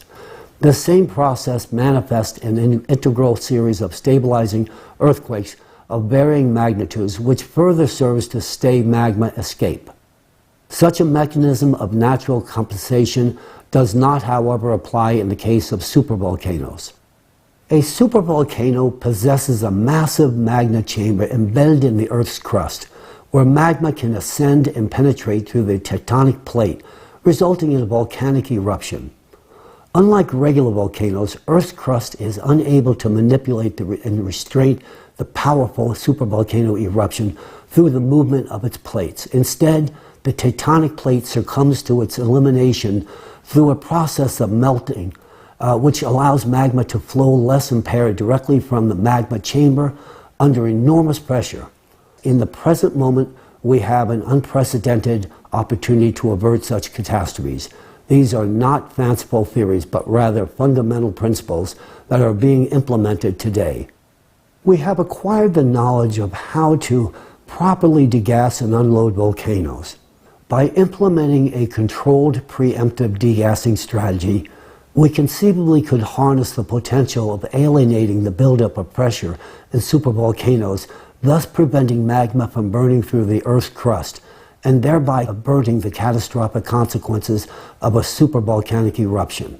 To properly perform degassing measures and activate the compensatory mechanisms already in place, it would be necessary to control both the plates and the pressure of magma in order to regulate closure of the trowel. By carefully controlling the processes, we could release the growing pathological tension in the areas most influencing the lithospheric plates, thereby reducing the frequency of earthquakes and volcanic eruptions. In other words, the process of earthquakes can be influenced and possibly regulated. In closing, we can prevent the catastrophic eruptions of a supervolcano. However, this can only be achieved after we stop the external impact on the core, which takes place every 12,000-year cycle. This is an undeniable fact. If we fail to take corrective action or improperly conduct degassing, the excess energy will intensify the cavitation process of magma and lead to a sharp expansion of magma pressure, which the crust would not be able to withstand. In such a case, our planet may well face the same fate as Phaethon, a catastrophic explosion that would transform it into an asteroid belt. The issue at hand is not just a matter of national security, but rather a supranational one that should capture the attention of intelligence agencies and governments worldwide. It is critical that we act with urgency, as the consequences of inaction would be catastrophic. In fact, we should have acted yesterday. And this is the reason that I stand before you today, delivering this message with the utmost seriousness and urgency.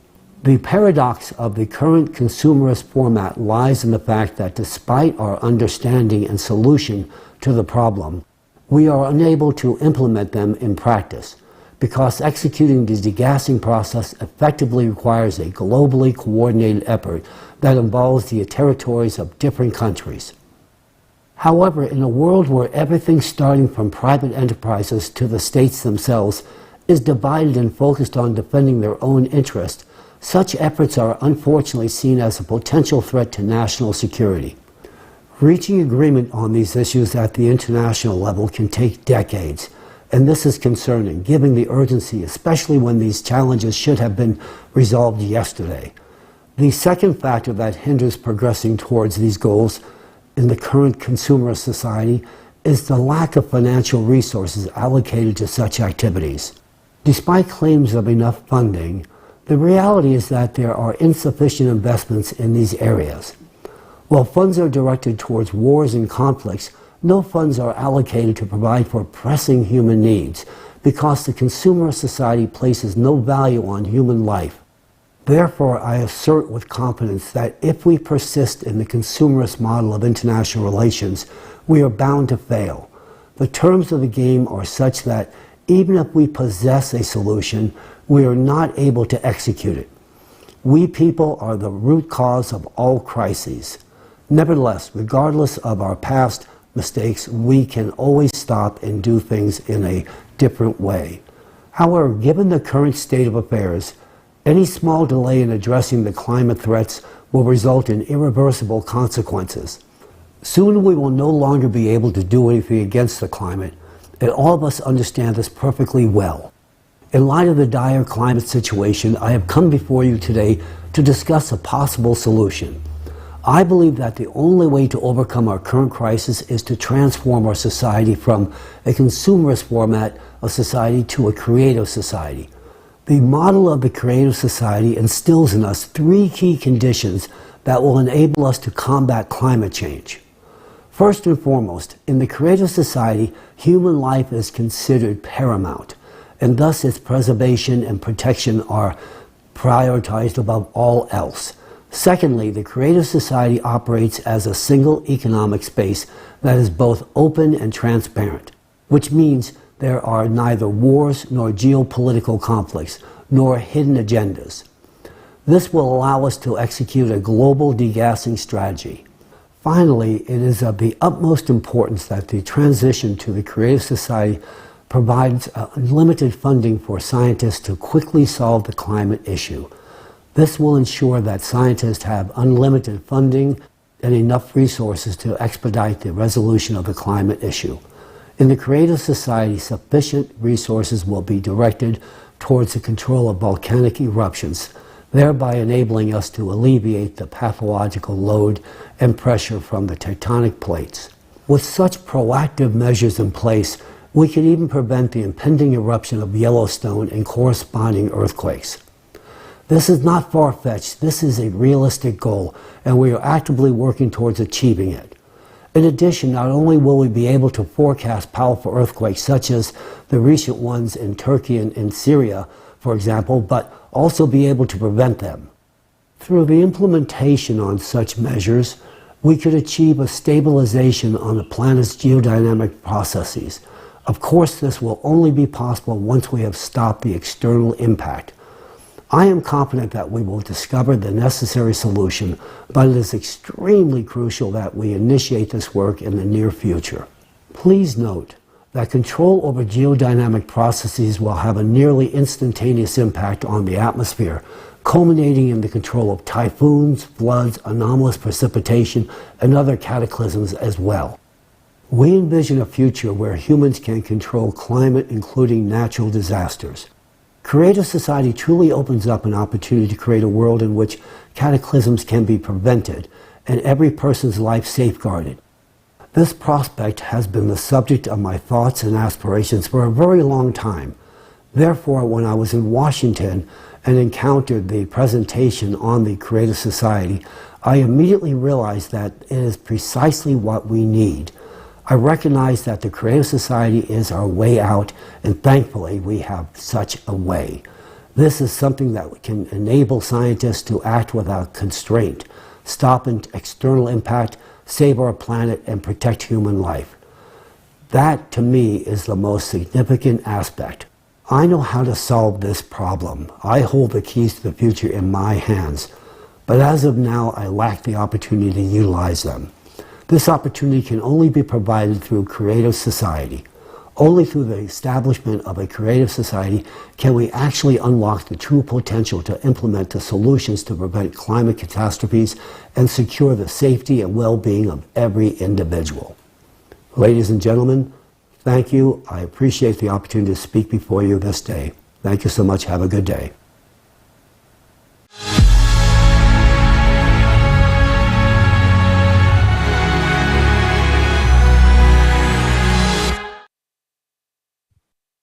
We express our deep gratitude to Professor Chalakian for the unique knowledge he has shared with us today.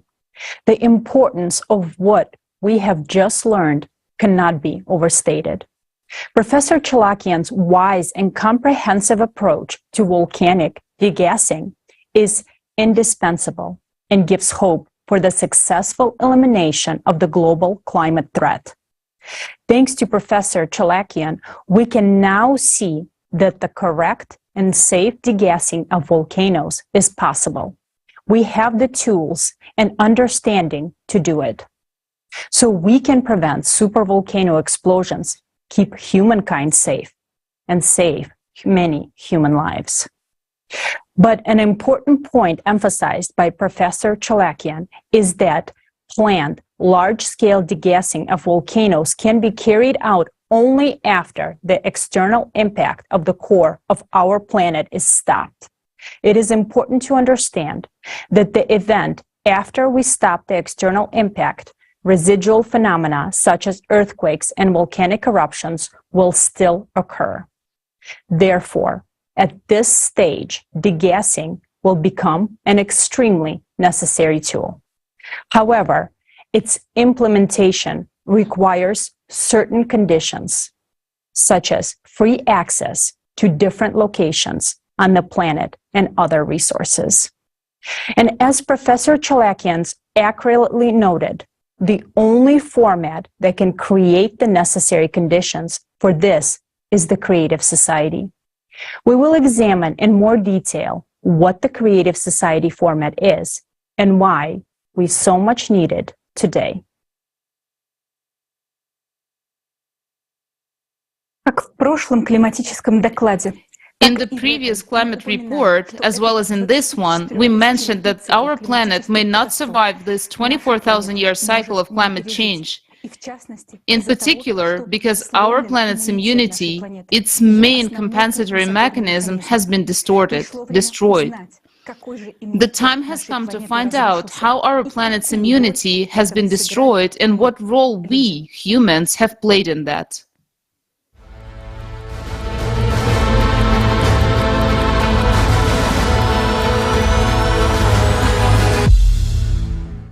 Right now, we are amidst the waters of the world ocean. It's an incredible feeling to observe these endless expanses, to realize their power and boundlessness. On the one hand, it's intimidating, but on the other hand, it lures and mesmerizes with its mystery. But do we realize how important, I would even say how critical, the role of the ocean is in our lives? To understand this, let's consider a simple example.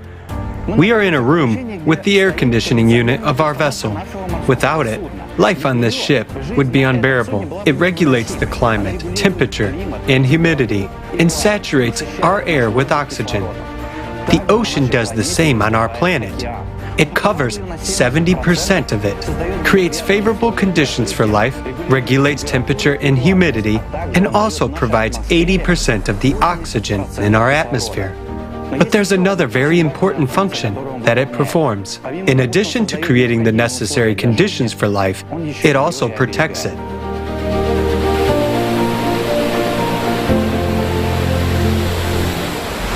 What exactly does the ocean do, and what does it protect the inhabitants of the planet from?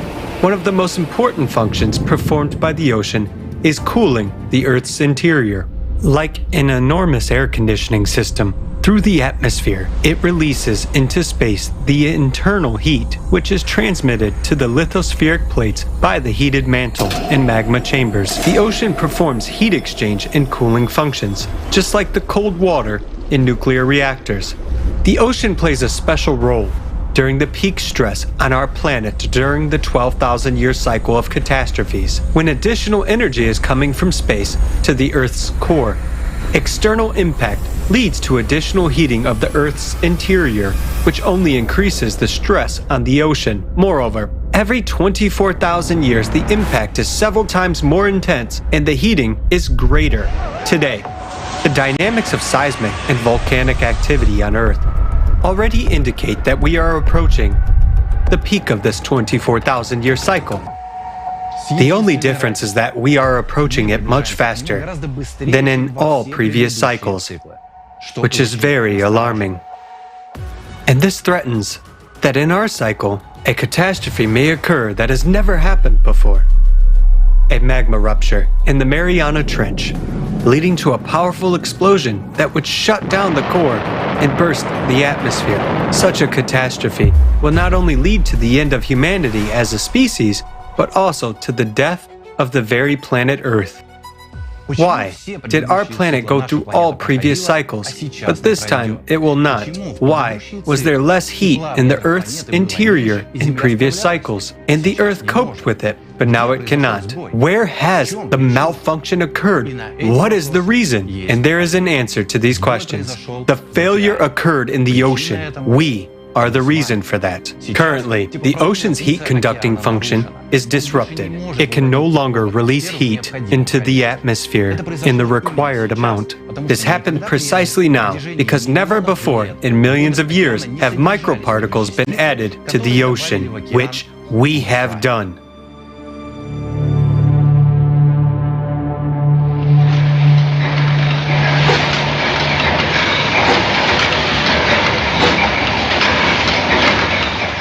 Oil is hydrocarbons. Hydrocarbons at the molecular level critically reduce the ocean's heat conductivity.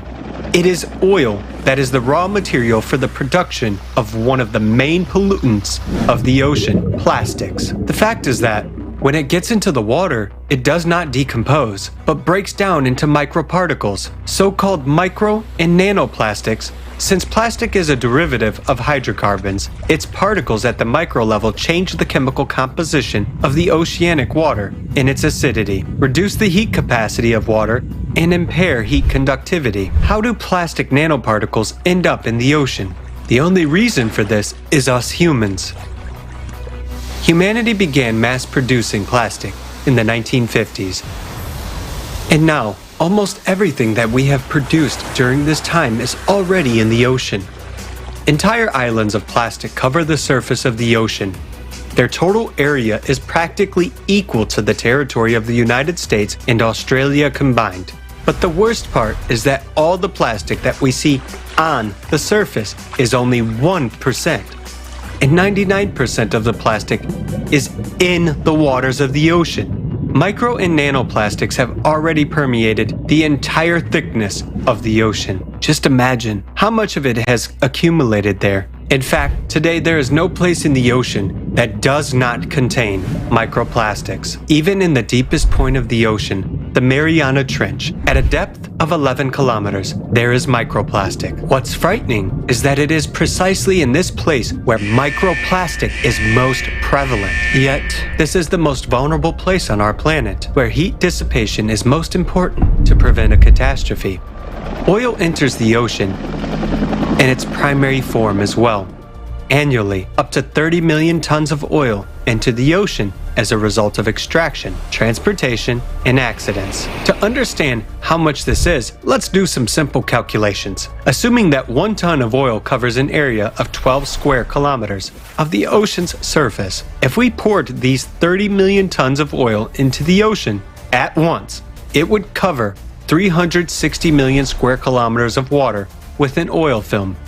That being said, the total area of the world's ocean is 361 million square kilometers. That is, this film would cover the entire ocean.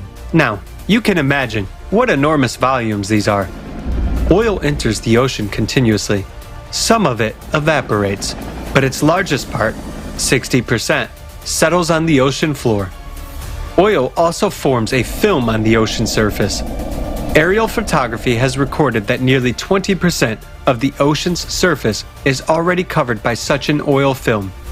It further blocks the ocean's ability to release heat and overall disrupts its evaporation by more than twice. As a result of pollution by hydrocarbons and plastic, the ocean has lost its capacity to release heat. Instead, it accumulates it inside, causing even more warming from endogenous heat from the planet's interior. Thus, we, humans, through our activities have disrupted the system that had been functioning for millions of years before us, killing its important link, the ocean. As the ocean is currently struggling to cool, and is dissipating less heat, it is starting to warm up at the bottom.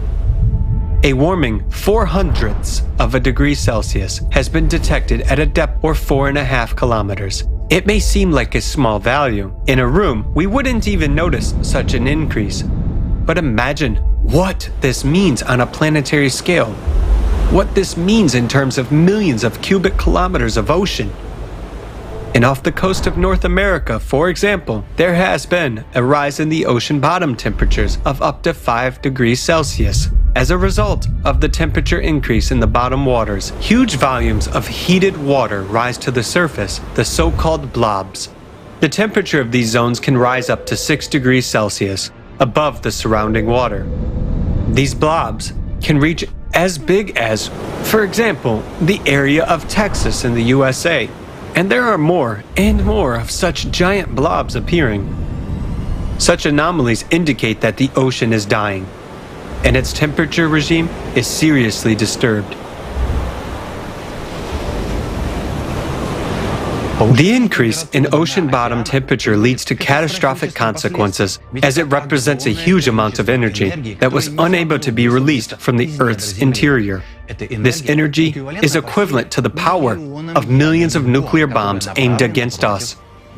It accumulates in the depths and leads to even greater heating and expansion of magma. And this inevitably leads the planet to a hydraulic impact in the Mariana Trench.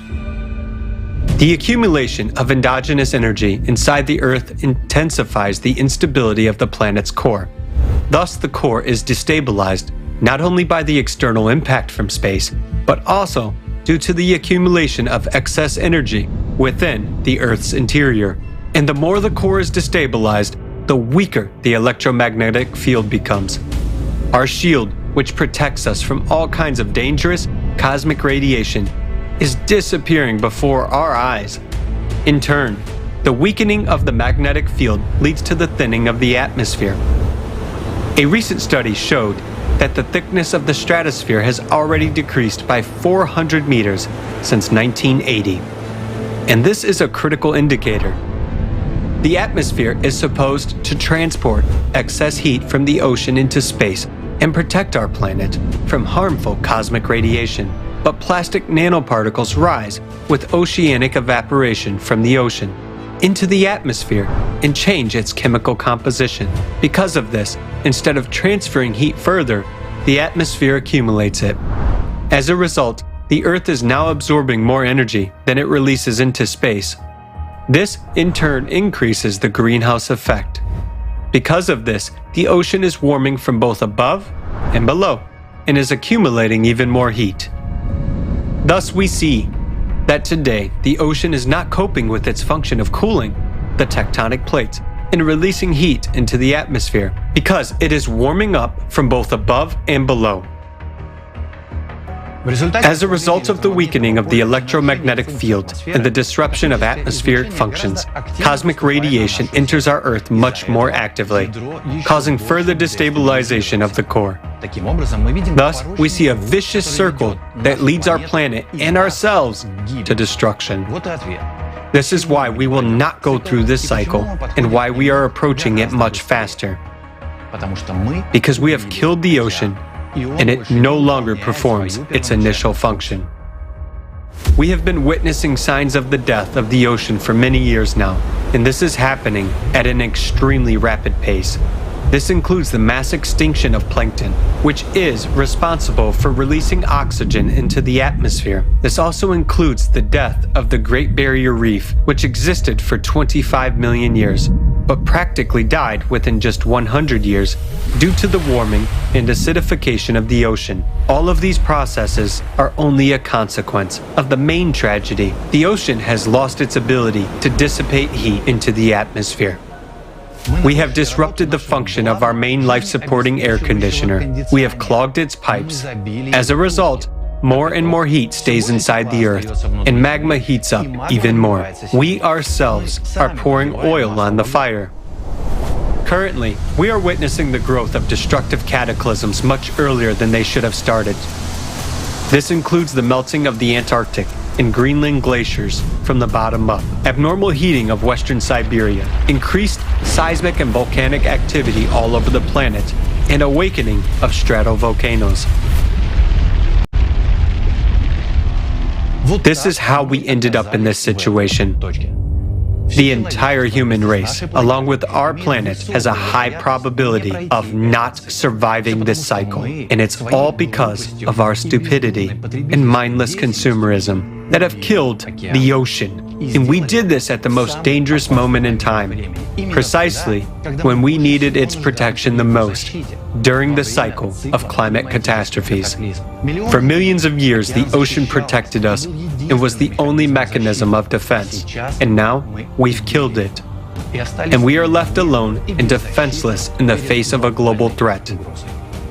Do we have a chance to survive all this? Yes, we do. But for this, we need technologies that will protect us from space radiation and help clean the ocean of hydrocarbons. Everyone is stingy with money, and no one will allocate resources for this. Moreover, it is necessary to eliminate the cause, cosmic radiation, and today, no one is solving this problem. As for those who could solve it, brilliant scientists today work for the military-industrial complexes of their countries, and it will always be so in the consumerist format. That is why we need different conditions to solve this problem. We will have such conditions only in the creative society. Building the creative society is our only chance. What will happen if we don't do this? We will perish long before 2036. Recall the millions of nuclear bombs that have already started ticking under our feet, and answer yourself to the question: is life worth a little effort to save it? What will you choose? The death of the planet or the creative society? That's the choice you're making right now.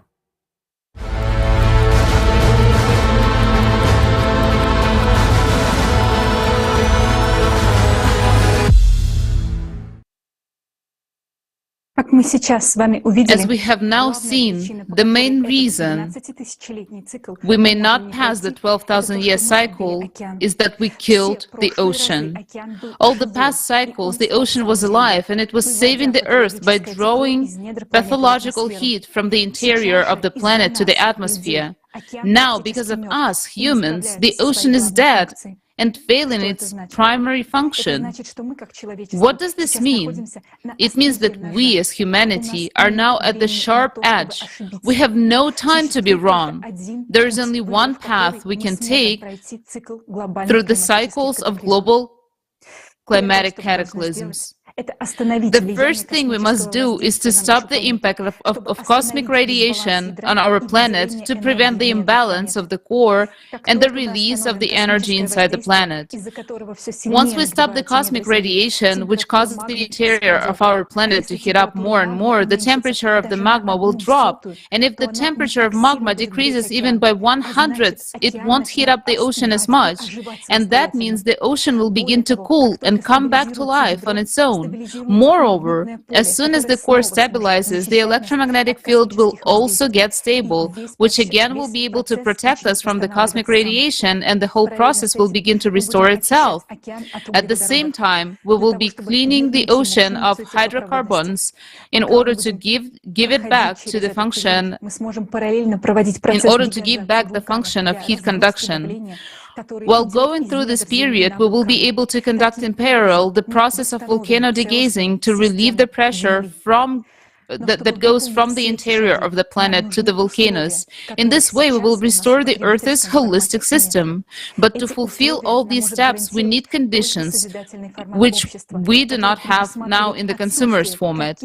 It is only the creative society format that can ensure these conditions, which implies no any geopolitical conflicts, the existence of the single economic space, and most importantly,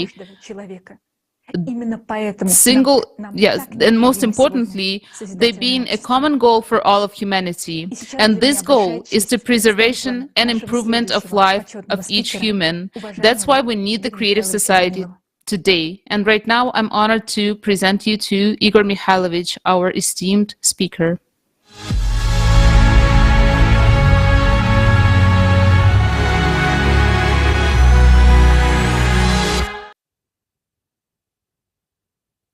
Greetings, dear friends. It's a great honor for me to participate in the forum, Global Crisis, There is a Way Out. We've heard a lot of interesting and impressive information today. I would say information that is really frightening and affects many aspects of our lives and life in general.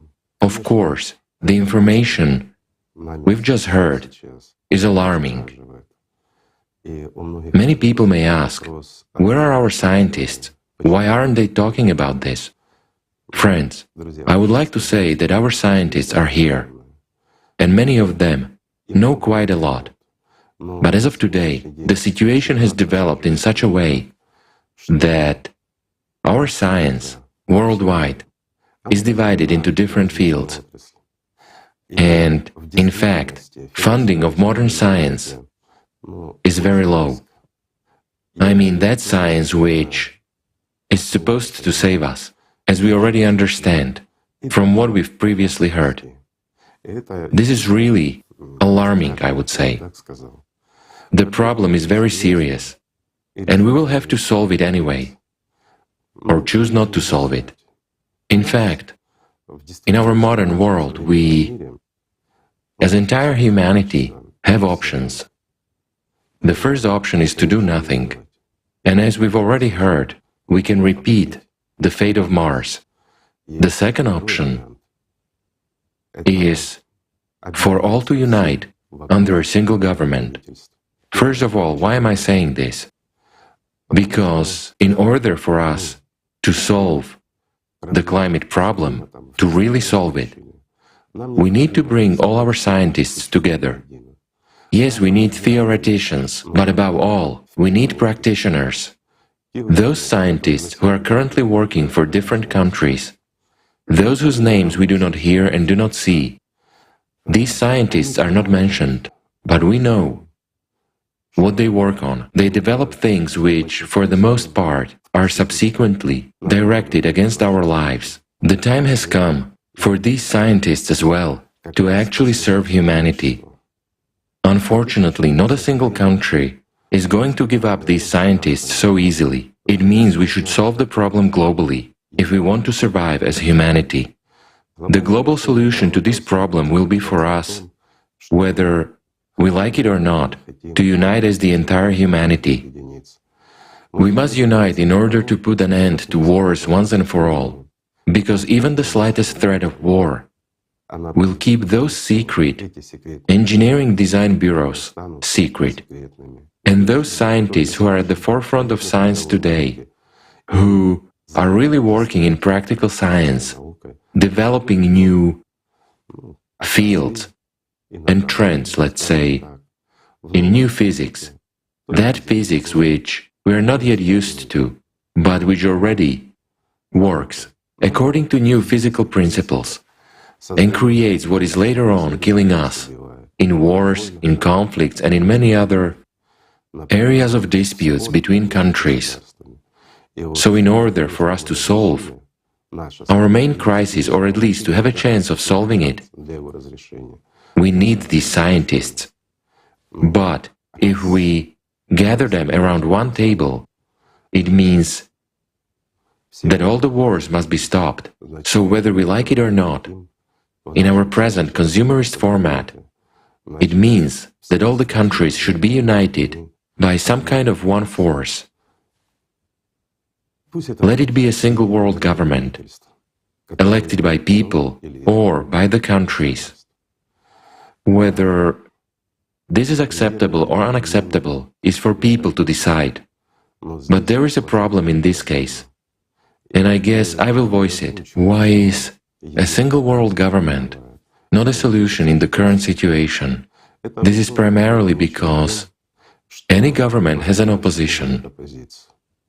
Some countries will be against the world government elected by the people or by countries.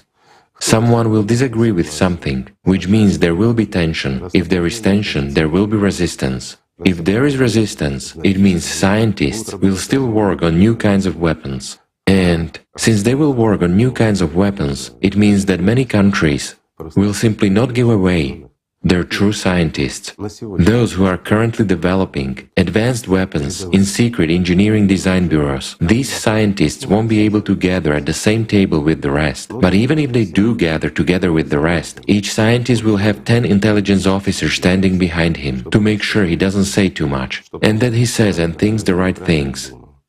Can you imagine what it is like for scientists to work in such an environment? Will they be able to brainstorm and find a solution? No, they won't. Scientists today should be granted creative freedom and, in fact, the maximum possible resources. In other words, they should not be constrained as they are today. Why to this day does our science continue to believe in erroneous theories? Let me explain. It's only because these erroneous theories about climate change are simpler, and we see in them at least some kind of a solution. It would be great if that were the case, but unfortunately, today we have seen the facts and the evidence. They are irrefutable. You may doubt them. You may not want that to happen, but we have seen for ourselves that it's a fact. It's an irrefutable fact that proves what our immediate future holds for us. And the question is already about the safety of the whole world, of every person on this planet. This problem is already affecting every human, as well as all countries. Of course, if we leave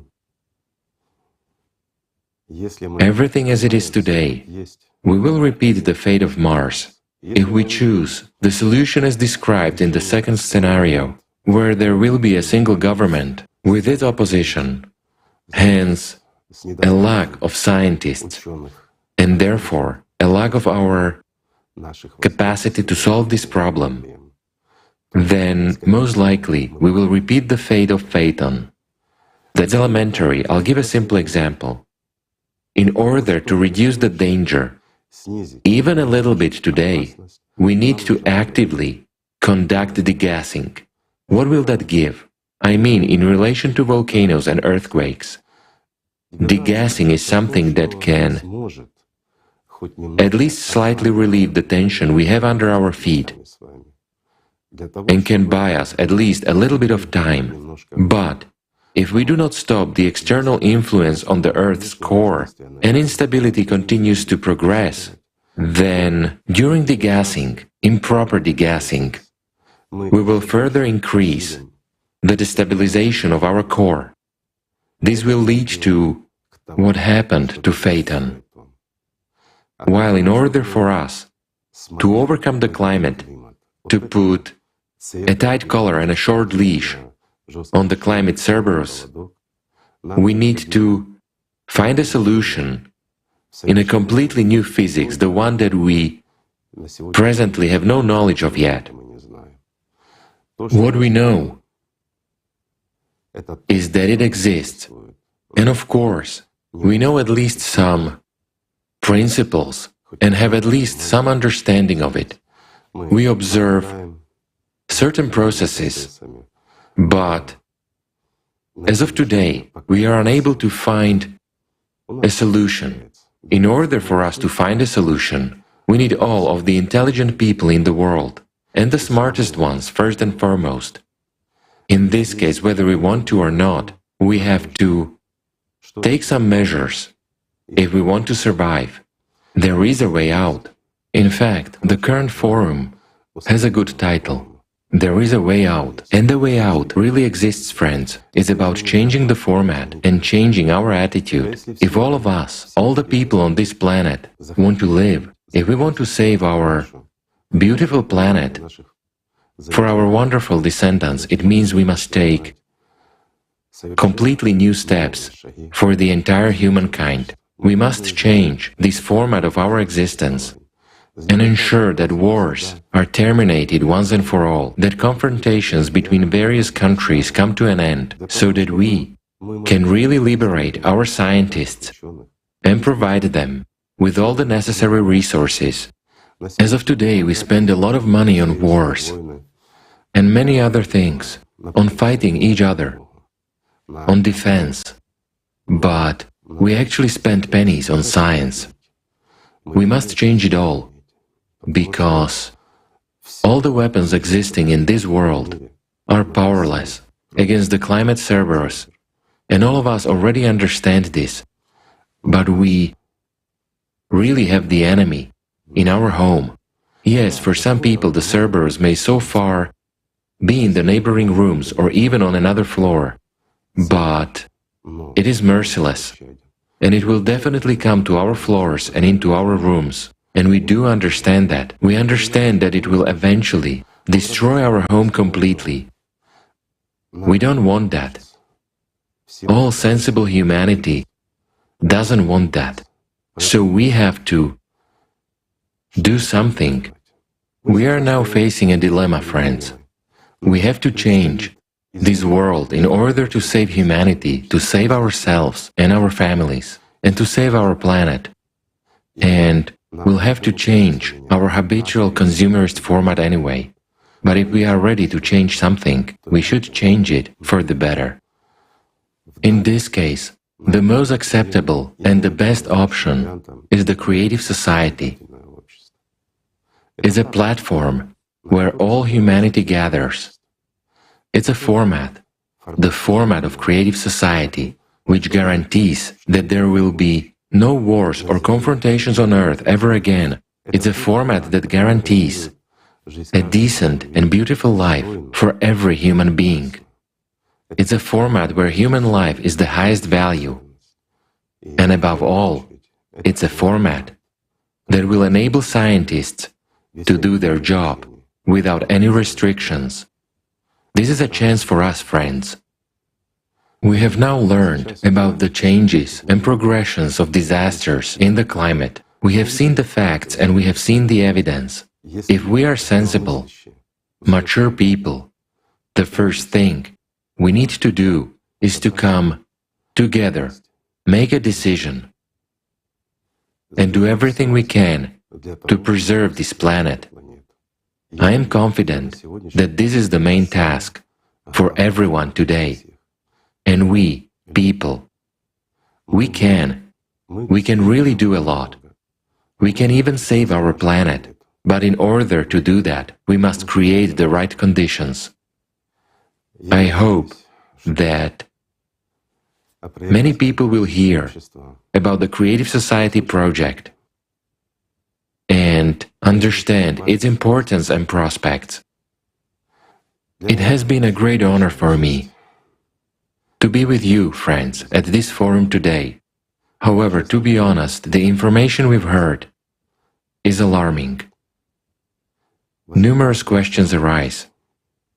And the most important question is, why do we, adults, behave like children? Why are we waiting for someone to decide something for us someday, when we have little time and only one way out? It's a good question. I hope humanity will answer it. Thank you, friends.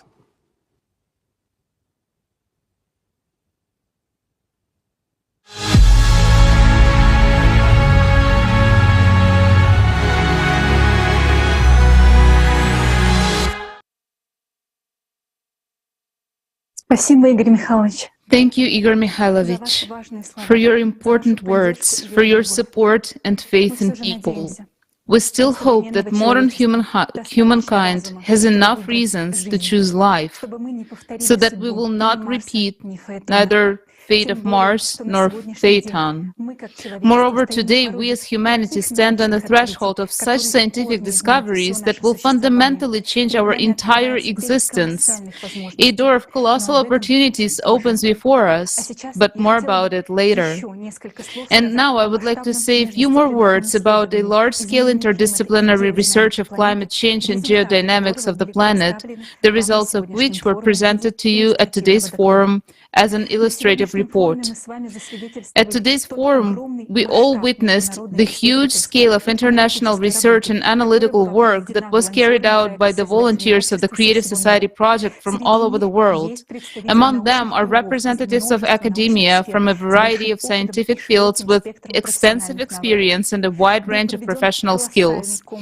The numerous complex, comprehensive collection and analysis of data was carried out in the fields of geology, geophysics, physics, volcanology, seismology, climatology, planetary science, astrophysics, quantum physics, biology, medicine, ecology, and many other disciplines.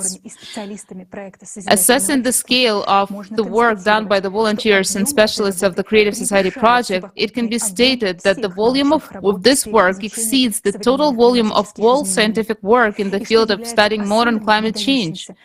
And especially outstanding, due to such a unique interdisciplinary and multi-sectoral approach, for the first time it was possible to form a holistic picture of the causes and consequences of climatic, geophysical, and geodynamic changes on Earth and other planets in the solar system, as well as come to well-founded conclusions supported by extensive research experience and international scientific works. The paradox is that in order to save the planet and solve the set of tasks of waste of neutralizing external influence or converting it from destructive energy into useful energy, all the scientific potential and all scientists of the world are needed.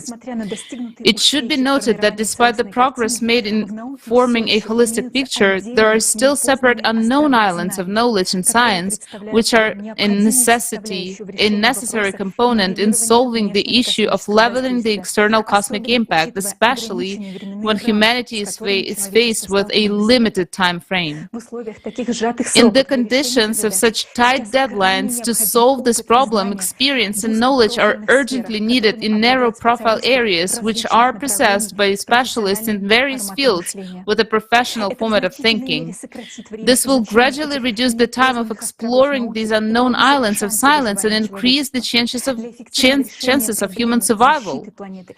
To effectively solve the problem of protecting the planet from external influences, it is necessary to collect all available scientific expertise from around the world and improve the multi-sectoral approach.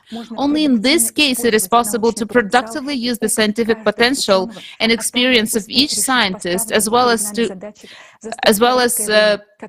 have time to solve the tasks set before us in such a short time that we as humanity have. We understand that in the current consumer paradigm, the listed above goals are more than difficult to achieve, and the probability to their This brings us to understanding that we critically need a fundamentally different format of society, which would relieve the potential of scientists and create conditions for their effective scientific interaction. And this is the format of the creative society. In the creative society, there will be a single creative vector of development and a request for solving the global problem of cyclical disasters. This is how the entire scientific world will have unlimited funding in order to find the fastest possible solution to the tasks set aimed at saving people's lives. In the creative society, scientific research will be open and accessible to all scientists. Experts from all over the world will have all possibilities to work together on issues that are important to society with unlimited resources. Only by uniting the potential of scientists, thanks to the creative society format, will most likely be able to find ways to level and transform the cosmic impact. This is why the key condition to the salvation of our whole civilization is the building of the creative society. If you watched our climate report, then you understand that we're not just one step away from another natural disaster, but from human extinction.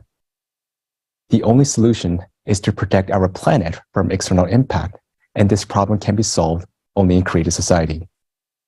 But why do we really need creative society to solve this problem? Why can't the most brilliant scientists simply come together and work on this problem if it is so urgent? Well, let's be realistic about our world. Have you heard from anyone regarding the true scale and the progression of natural disasters?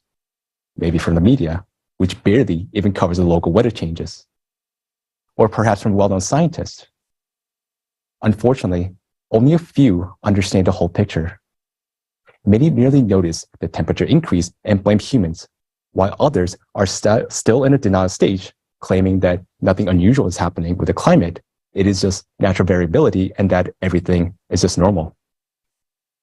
In this situation, when we do not see the full extent of natural disasters and the true causes of cataclysms are still under debate, How could leaders of a country justify the decisions of letting their top scientists collaborate with competitors and potential enemies? These scientists are the ones that the heads of states count on for developing new weapons and guaranteeing the country's dominance. Solving the problem of external impact within a short period of time requires a significant technological breakthrough. This can be achieved if scientists have a shared goal and can freely work together, share knowledge, and discuss concepts. However, in the current format, even if capable scientists were able to meet and work together, they would still be divided, representing competing sides, and they would not be able to exchange their ideas openly and brainstorm effectively. So we can't expect a positive outcome. It is also questionable how this project will be funded, especially when the global economy is on the verge of collapse. But in the creative society, the chance of finding the solution for natural disasters will be significantly higher because first, everyone would have access to truthful information about the scale and the impact of cataclysms, and the real cause of climate catastrophes will become evident. Consequently, we people will start to focus our efforts and attention in solving the right problem, and everyone will understand the importance of it. Second, the essential scientists who are currently hidden from the public will have freedom to openly collaborate, share ideas, and they will be united by one goal, that is to stop the external radiation and save humanity. In addition, every scientist would fully understand the seriousness of the situation, as it not only affects themselves and their loved ones, but the entire 8 billion people. All this will create conditions for the emergence of new ideas, breakthrough discoveries, and accelerate progress towards finding the solution. You know, I am a scientist, and I chose my path, and I dreamed of making discoveries that would improve people's lives and change the world. And I know that every scientist has this ambitious dream to develop something big that everybody will remember and read about it in history books. And this task and its solution is something that people will never forget. The names of these people who saved the planet will be remembered by humanity forever. Third, the scientists will not be starting from the scratch. We already have a lot of developments and understanding of how to stop the external impact. We can't do it only by ourselves.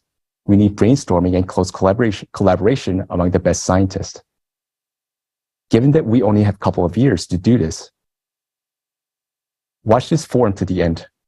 Today, for the first time, a scientific hypothesis will be presented that will help scientists to understand how to stop the external impact on our planet and therefore save all of humanity.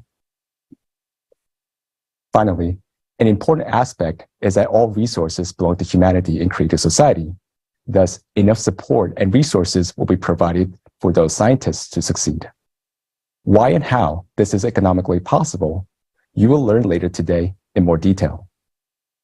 But one more thing to note is that whilst the scientists are working on finding the solution, the climate cerberus will not just wait around until the solution is found, but it will continue to devour and destroy many cities and even countries.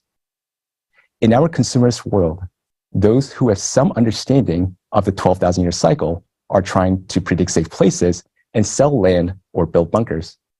This is available to a few, but we know that these options may extend life only by several years. All will perish anyway, because this time, the whole planet will die like Mars if we leave everything as it is. In creative society, until the natural disasters are fully under control, people will be warned and evacuated in time because human life is of the highest value.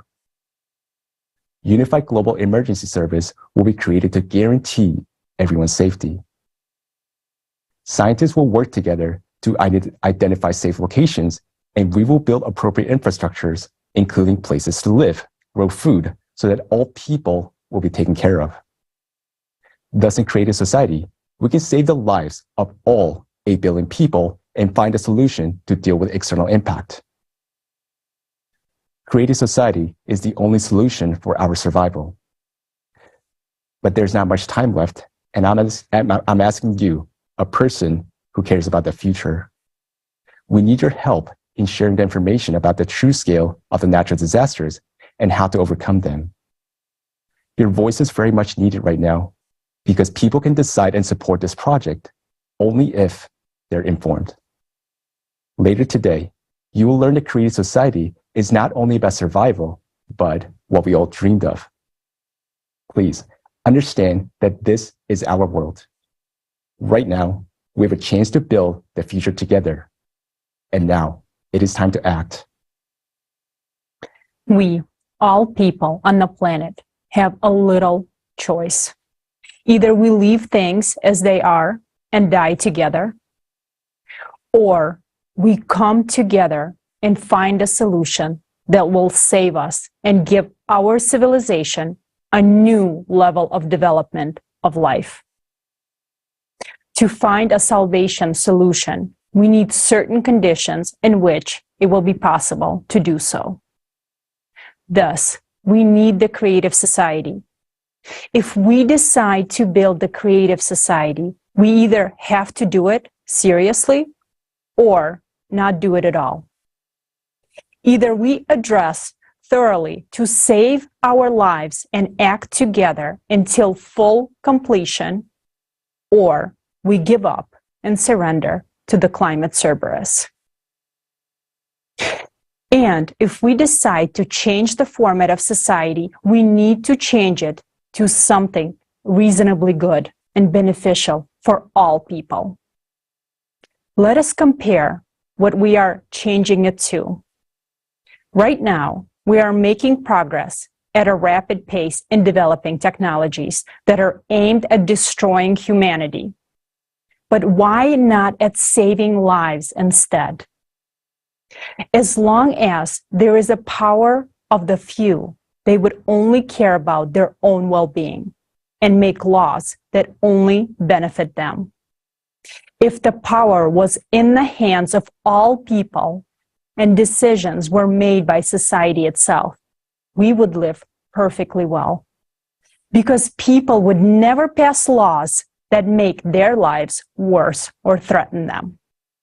The modern world is full of inflation and wars, and a single person is nothing and nobody in it. Together, we can change this for the luxurious conditions for a safe and fulfilling existence for everyone.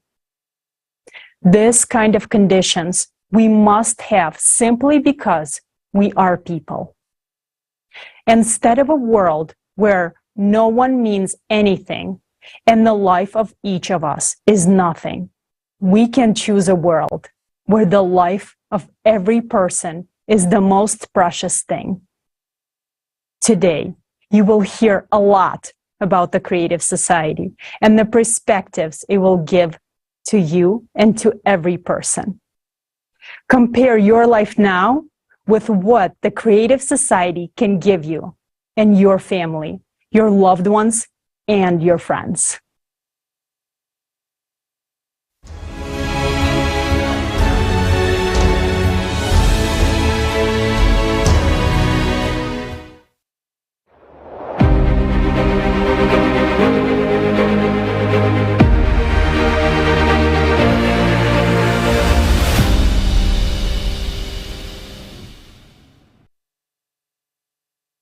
The Creative Society is a new format of the society for all of humanity that will peacefully lead our civilization to a new stage of evolutionary development where human life is the highest priority.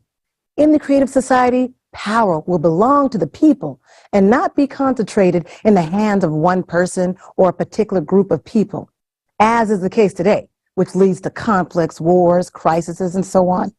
Later, we will explain in detail how this can be achieved through people. Moreover, in that same transition period, every month, you will receive a universal basic income equivalent to $10,000 as of today, without having to pay any taxes.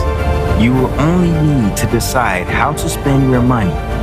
You might as well start thinking about this now. Do you think you will pay off all your debts first? But they will be written off. Do you think you will spend this money on healthcare or education? You will have the best education and healthcare free of charge, available to you 24/7. In the Creative Society, your safety will be the top priority, and all technologies will be directed towards improving your quality of life. Each household will be equipped with a matter replicator, providing you with your favorite clothing, food, and other necessary items. Thanks to the health capsule, you will forget about illnesses forever, and you will always be healthy. Isn't this what you've been dreaming of your whole life? But that's not all yet. Fourth pillar, transparency and openness of information for all. In the Creative Society, the media will belong exclusively to the society. The media will serve the interests of the people and reflect information truthfully, openly, and honestly. Additionally, you will be able to receive accurate information about the movement and distribution of public funds at any time. Money owed by the public is, first and foremost, your money, and you should know how it is spent and for what purposes.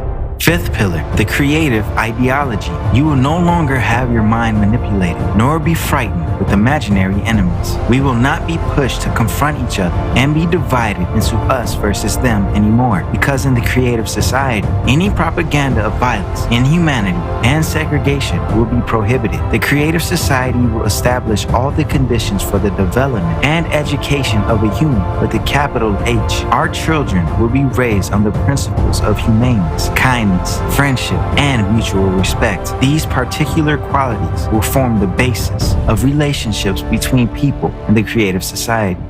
Sixth pillar, development of personality. In the Creative Society, you will be able to study wherever you want and train to become whatever you want, and it will all be absolutely free of charge. Education in the Creative Society will unlock your individual potential by 100%. You will be provided with a program specifically tailored to maximize your intellectual abilities. Any educational process will be interesting and engaging. You will have access to cutting-edge technologies in education and development. You can study anywhere in the world at any time that suits you. In the Creative Society, the world of knowledge is open for you. Seventh pillar, justice and equality. If you decide to work, you will be able to choose a profession that brings you joy. There will be a 4-day work week with a 4-hour workday. Moreover, you will have 2 fully paid vacations per year. Every job will have a decent compensation. The pay for identical positions, specialties, and professions will be the same worldwide. Furthermore, justice and equality will ensure that there will be no more private monopoly and irrational use of resources. All natural resources will belong to all people, including you. Eighth pillar, self-governing society. In the Creative Society, for the first time in human history, a unified, all-human civilization will be created. All power will belong to all people, to you. People know what they want and how they want to live. All socially important issues will be decided by people themselves on an open online platform. Specialists will be responsible for implementation of the tasks assigned to them. They will be appointed and controlled by people themselves. Since all processes will be transparent, corruption and dictatorship will be impossible in the Creative Society. In the Creative Society, you will decide for yourself how to live. For the first time in human history, your future will be in your hands. The 8 pillars of the Creative Society are formed from our desire to live as human beings. Everyone wants to live in a world without wars, without violence, without tyranny, without poverty, without inflation or any crisis, without absurd and total consumption. If you want peace, security, confidence, free and high-quality healthcare and education, freedom of movement around the world, a universal basic income, access to free energy, then the Creative Society will fulfill all your dreams. All of this can easily be achieved in the coming years. How to do this? Just tell this to as many people as possible, to everyone. Your dream world is separated from you by your neighbors and everyone around you who don't know about the creative society yet. Do you want the creative society to come as soon as possible? Act. Tell everyone about the creative society. For the first time in human history, your future is in your hands.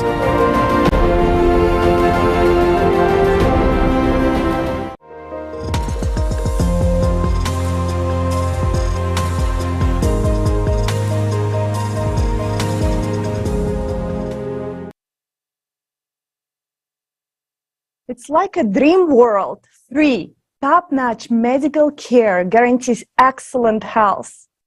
Everyone is guaranteed free, high-quality housing and no utility bills. No more inflation or crisis. You will have a stable monthly basic income and all debts will be written off. That's it. You will no longer owe anyone anything. No more thinking about money all the time. That's financial freedom. In a creative society, you can finally see the world and travel freely. You can finally be able to take a deep breath and start living the way you always dreamed of. Only a mentally ill person would not want such a society. Yes, Olga, I absolutely agree with you. Who wouldn't want that? And you just witnessed the incredible benefits guaranteed to every single person in the creative society.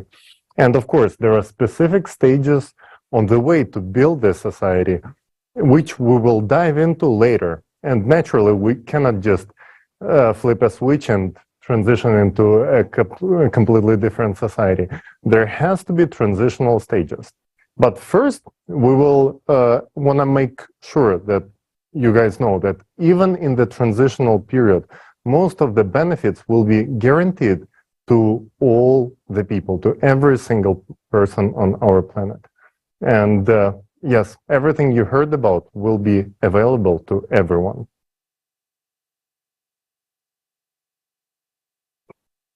Anyone who understands what the creative society is will want to live in it. Although we are all different, we all want the same thing: to live like humans, freely, peacefully, safely, and not worry about anything. That is what unites us. People always want to live well and in good conditions. So why don't we have all of these conditions yet? The answer to this question is very simple. People do not have all of these benefits because in the consumerist society in which we live, power is in the hands of a few instead of the hands of people. Are you completely satisfied with conditions of your life? I know that most people would answer no. Do you know what that means? It means that you do not have power over your own life. It means that someone else has power over you. If the power were in your hands, would you increase your taxes or the prices of the goods you buy? Would you raise the prices of electricity, gas, and water? Would you condemn yourself to a lifetime of paying debts, insane bills for medical care, education, and so on? And finally, would you start a war in your country that would take your life and the lives of your loved ones? Of course not. Every normal person wants a stable, high-quality, peaceful life. And if they had the opportunity, they would build precisely such a life. But today, people do not have power, and therefore, we do not have a stable, desirable future. This situation continues from election to election. Power is always handed over to the few, and that is why only a few live well. That's how our consumer society is built. Yes, agree. In the creative society, all power will belong to the people, including you. People know what they want and know how they want to live. People themselves will decide all important social issues on an open online platform. Responsible individuals for task completion will be selected and monitored by the people.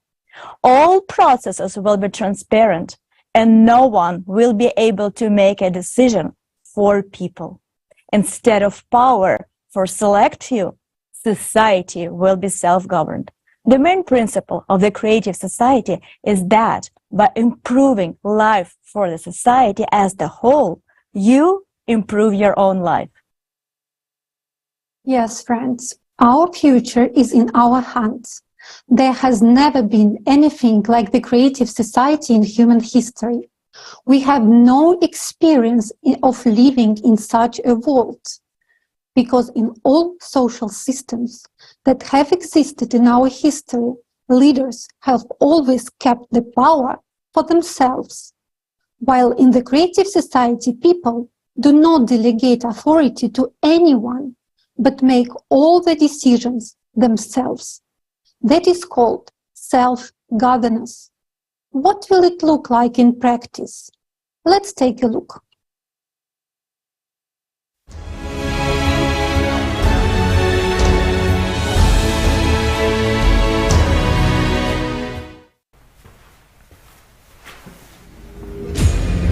Life is like a chess. Pawns can only move forward, and one at a time. And they're often sacrificed. Knight can move in an L shape and can cleverly outmaneuver the others.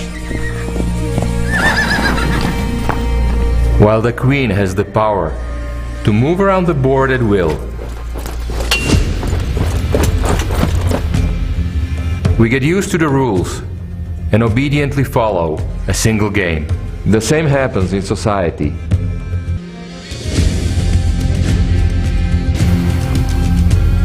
We are offered several politicians to choose from.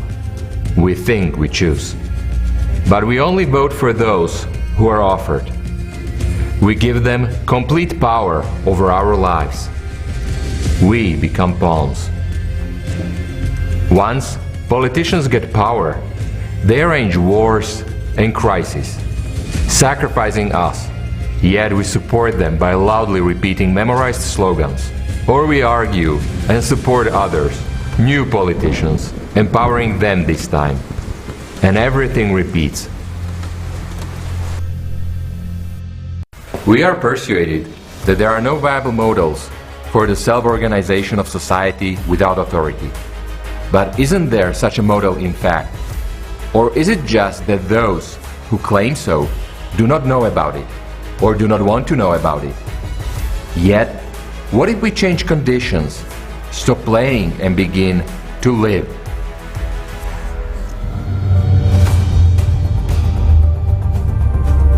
What will a world look like where people are in control of their own lives, self-organized, and truly free and conscious in their choices?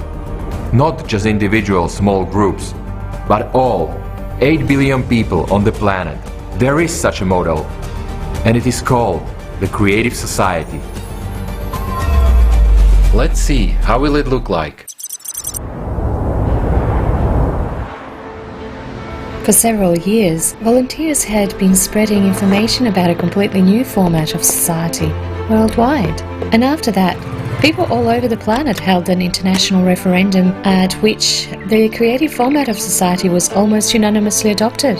This led to significant changes both in relationship among people and on the planet as a whole. All artificially created crises and wars in the world have stopped. The problem of hunger has been resolved with a short period of time, since human life became the main value in the new format of society. The newest advanced technologies, which were inaccessible for people in the consumerist format, have started to be introduced everywhere. Everyone has been provided with a social package that includes a modern dwelling with an area of 60 square meters per person and an unconditional basic income equivalent to $10,000 per month. All basic needs of every person are fully met, but the main thing that each of us has gained is the right to be heard. We have transitioned to a completely new format of decision-making, self-governance. In the creative society, there are no presidents or parliaments anymore, not to mention dictators.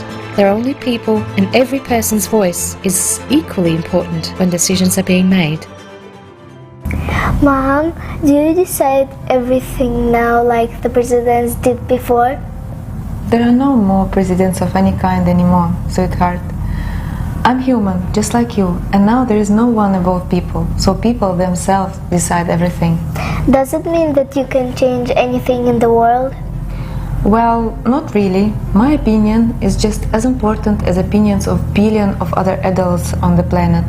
But one person, no matter who he is, cannot promote the project which only he himself likes and which most people are not satisfied with. Why? Because majority must vote for it. Self-governance of society means that we, as community, decide by majority vote whether something will take place or not. Self-governance is not the absence of management or competent planning, but rather it's the absence of authority, although its function is equally shared among all people. Voting for a project becomes the right of every adult on the planet. And the advantage is that people themselves aspire to improve the living conditions in society. It becomes a crime to change something in people's lives without asking them. To exercise people's authority, we use such a tool as the electoral platform. It is essentially a website that allows people from all over the world to adopt decisions transparently and quickly. If a global issue is submitted for voting, people from all over the world must participate in voting. If an issue is local, then residents of a relevant territory whose lives are affected by adoption of this law must vote. For example, if there is a village issue, it is resolved in the village. If an issue is regional, it is resolved in the region. Thus, there is local self-government as well as global that applies to the whole world. Each law proposal is written in a language that is simple and understandable to people. Experts should prepare a draft law and explain what the expected results would be, the pros and cons of its implementation, what will change for an individual, and how the law will affect his life. Then the draft law is submitted for general voting. A new global law proposal is up for a vote by humanity. What is this?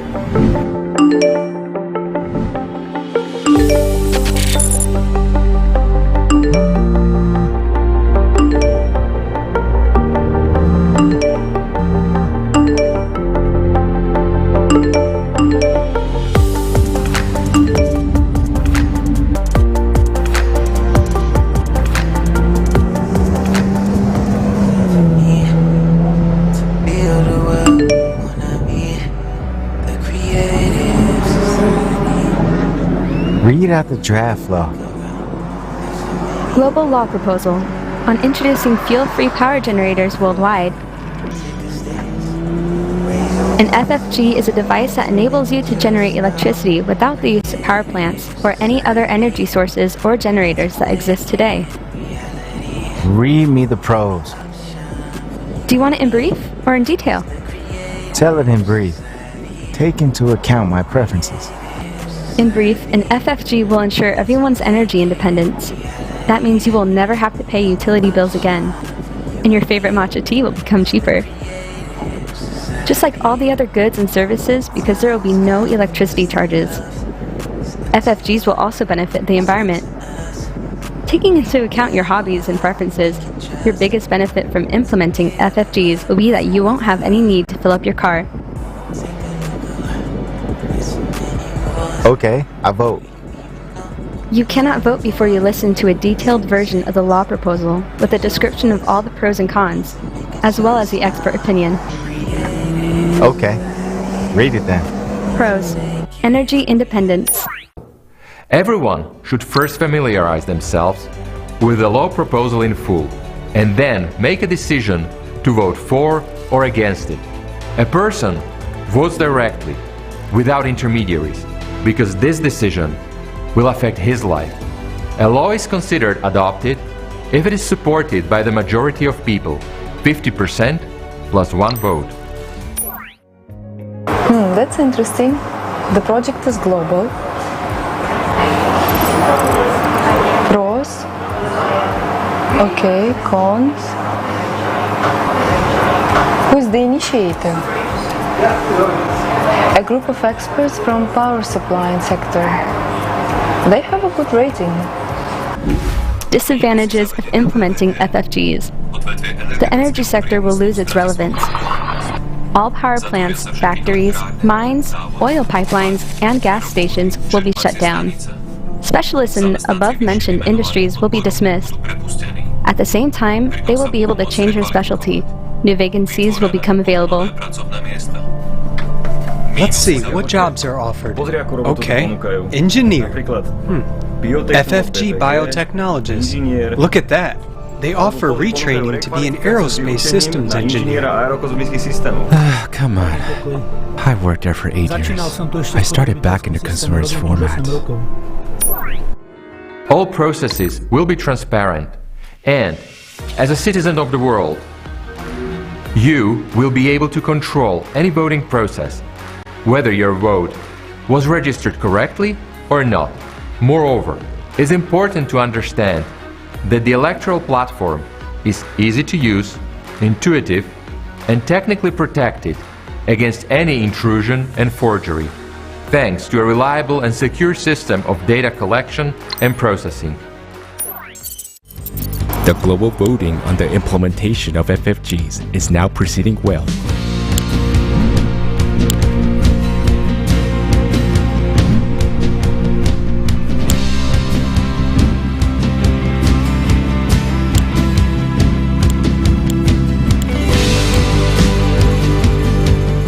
The actual implementation of a law adopted by people will be handled by responsible administrators, in strict accordance with the law adopted and within the stipulated time frame. Through the electoral platform, in real time, people will be able to monitor implementations of the adopted law and recall administrators in case of any abuse.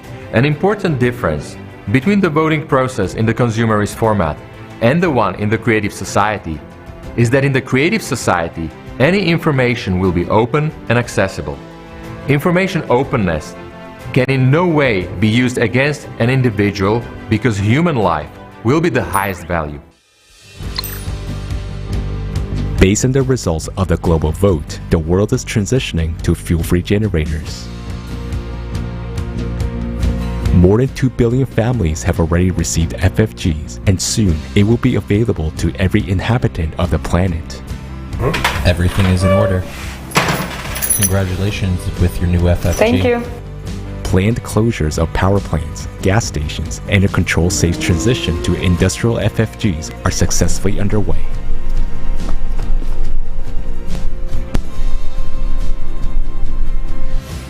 An FFG can be installed in any means of transportation.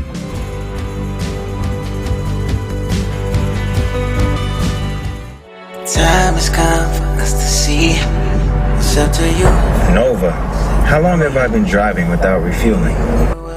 Today, you have driven 405 miles without refueling or recharging. In total, your car has traveled 1,267 miles with the FFG. The next inspection of your car will be after 8,000 miles, and your FFG will be serviced in 9 years and 345 days.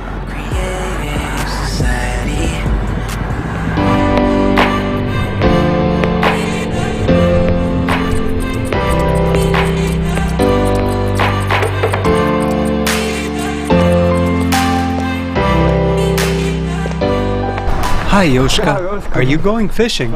I'm going to work, man. I became a fishing instructor. My dream came true. It's fantastic. I go fishing every day, and my wife doesn't grumble at me because I go to work. It was my mistake to vote against that law back then. I now make more money than I did at the gas station. That's how it goes. And what about you? I took that job. I'm going to be an aerospace engineer. I am now practicing and training. Cool. Good luck to you. Tight lines and bent rods. The self-governance procedure is clear and understandable. It ensures order in decision-making and control over quick execution of decisions. Moreover, self-government eliminates any conditions for corruption. There will be no one who can be bribed because there will be no individual on whom decisions depend. Everyone will be equally able to participate in managing society's affairs. No one will have any privileges or immunity. People themselves will decide where to allocate their resources and will jointly control how they are being used. It will be very easy for any person to submit an initiative on their own, on solving one or another vital issues. An initiative is verified for consistency with the 8 foundations of the Creative Society and submitted to the general public. If people support the idea, then experts get involved and prepare a draft law for voting. Hi guys! Hey. So you will support me? I'm going to change the world. You said it's a long walk to the park and there are very few swings. What do you think about this park near our house?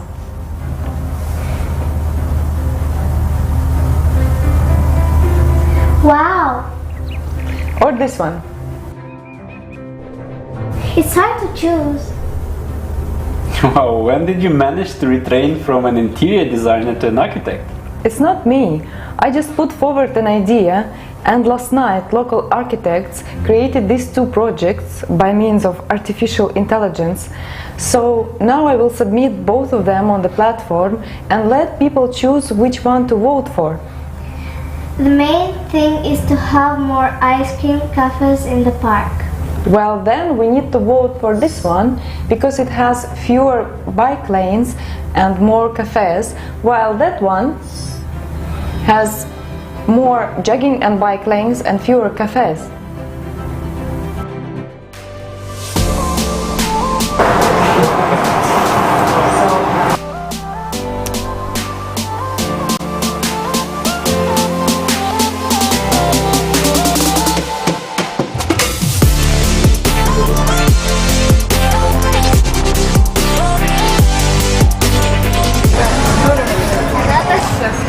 Mom, you've built a beautiful park, but there are still few cafes and a poor selection of ice cream flavors.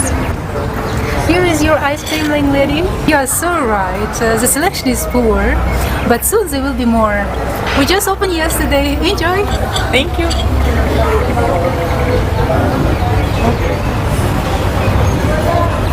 Delicious.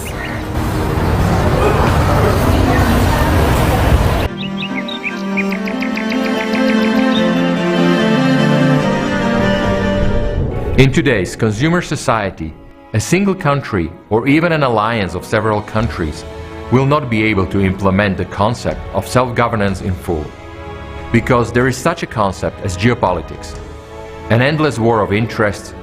There is a competition and fight for resources, and national economies are interconnected to a large extent. Thus, people in a separate country cannot fully make independent decisions. Real self-governance is possible only in the creative format of society, and there is no analogues of this form of governance today. In the consumerist format, the law usually protects and benefits those who created it, but when people themselves create laws and vote for them, they work for the benefit of all people, not just a few. When people themselves generate projects and promote laws, there can be no wars, international strife, or conflicts in such a society. Because the most valuable thing for us people is life, and those incredible prospects which the creative society offers us.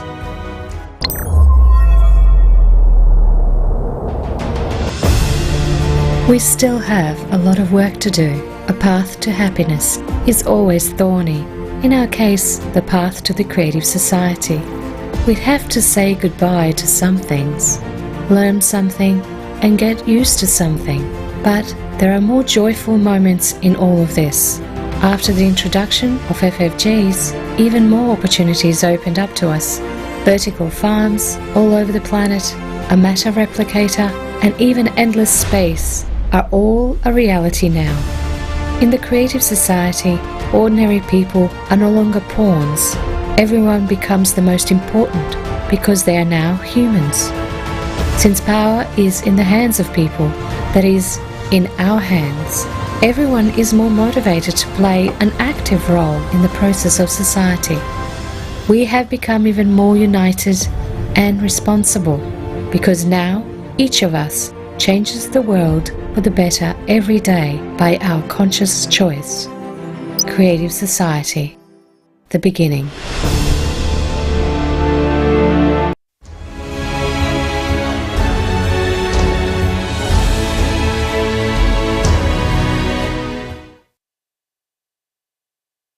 As you can see, self-governance is very simple. It is a completely transparent process that eliminates any possibility of manipulation.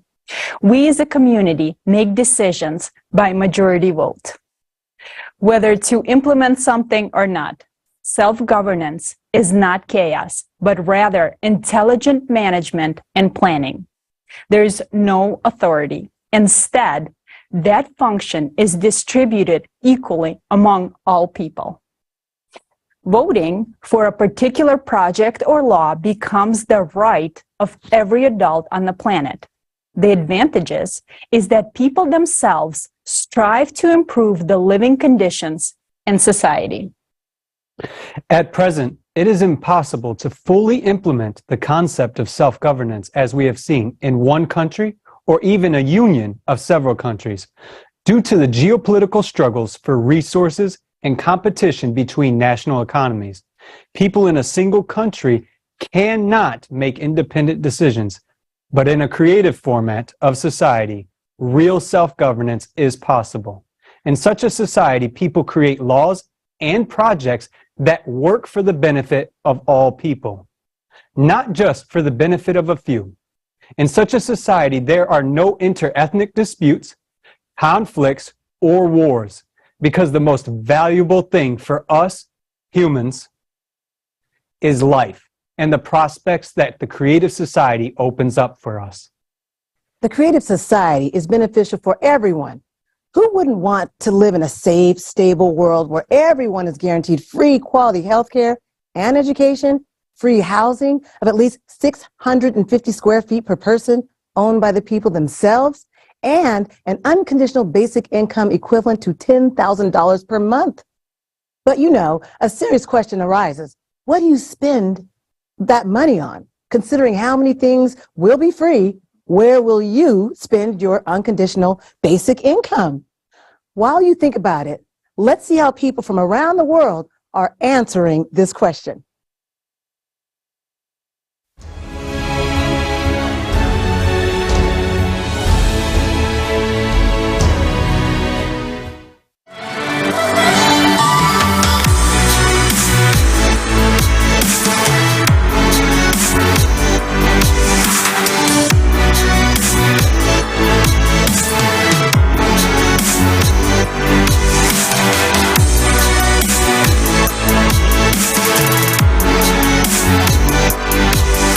Exclusively for the Global Crisis Forum There Is a Way Out, we've conducted social service across the entire world.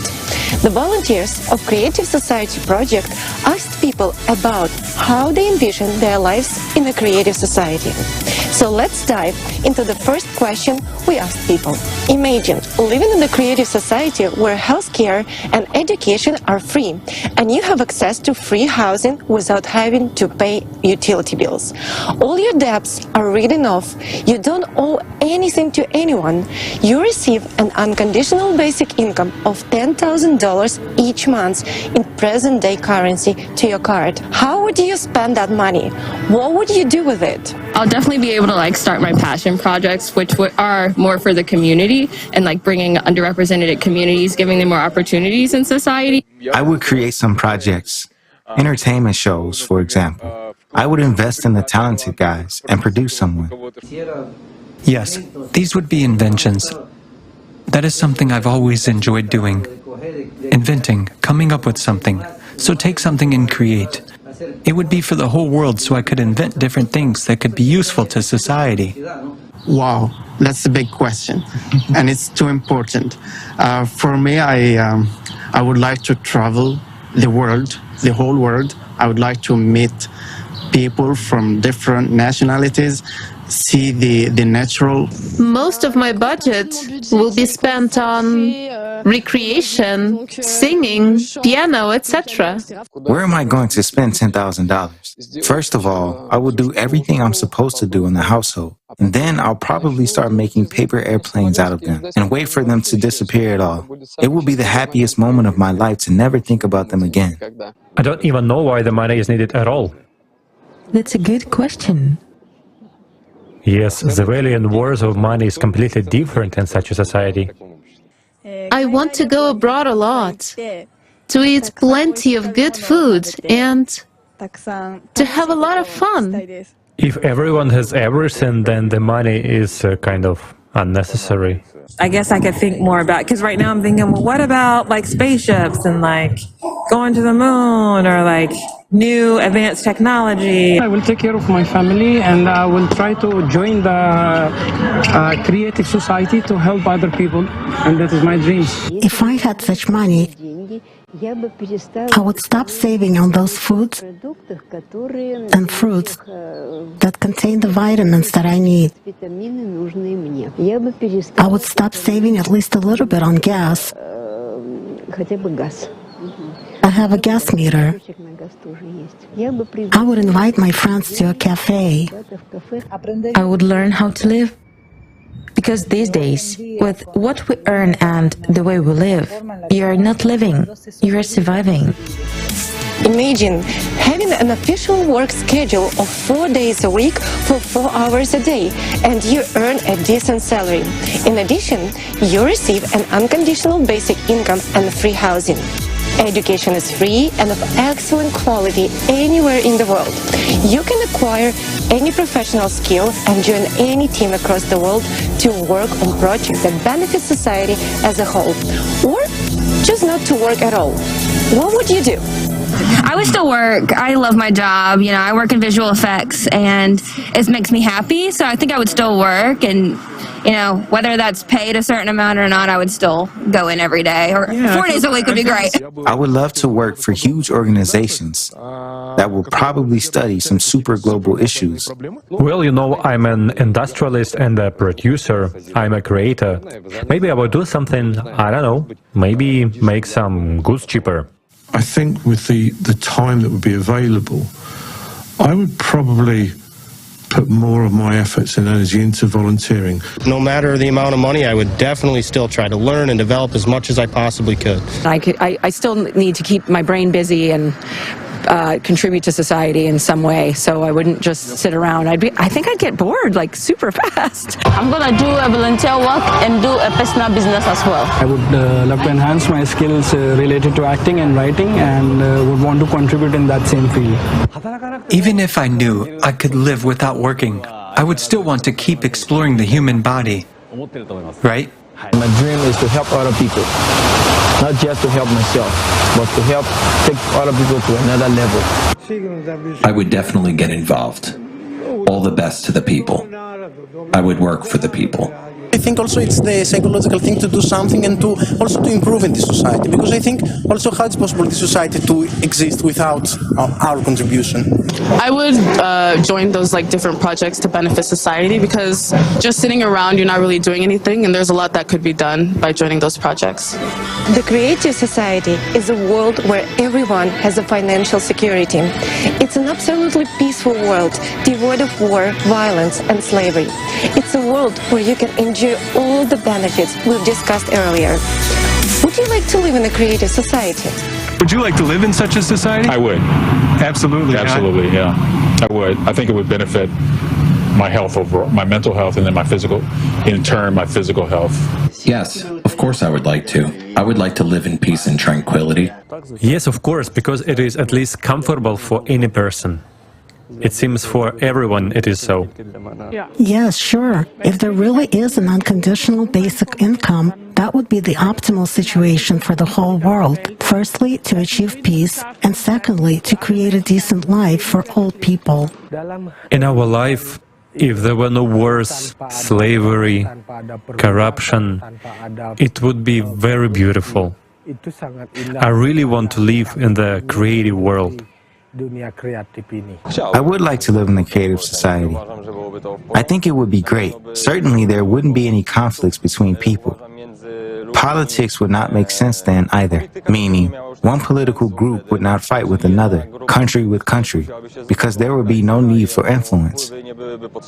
Of course, certainly. I'm sure, in fact, we're already creating, even just by the fact that we're already talking about it. I'm looking forward to such a society. Yes, and I'll try to do everything I can to make it happen. So who wouldn't want? I would definitely love to be a part of this society. Yes, of course. I definitely hope to live in a relatively peaceful place without war. I think we would all like to live in such an environment and protect our families, right? I would love to live in such a society. Yes, such a world is a dream, and I'd really like that. Yes, I think I would like to live in the creative society. I dream of a place called the Creative Society. Did not know that there was such a project. I am honored to even be a part, to just share my little capsule of how I think life could be. I want the emblem, any of that. No, sign me up. Queens on board. Absolutely. Sure, 100%. Yeah. 100%. No need of doubt. Everybody looks for it. Well, of course, I do not know what kind of a person, other than a psychopath, would not want to live in such a world. Well, the answer is obvious. Of course I'd love to, and I challenge anyone who says otherwise. Yes, I would like to live in such a society, because it would mean that many of the inequalities that still exist today will disappear. It happens because of minorities' interests, who benefit and get richer, because of the problems that are happening in the world. Would you like to live in the creative society? Of course I will love. Naturally, it's probably a dream of every person. Everyone falls asleep and thinks, oh, if there was no war, it would be great. People would live in abundance and harmony, and everyone would smile at each other. Yes, I would love to. I'm with you. I'm just saying. Come on. That's like the best dream any person would have. Yes, I would love to live. Of course. Like, I think this will be answer of all people. Yeah, of course, I would like to. Who doesn't? Who doesn't? Creative society, it's amazing.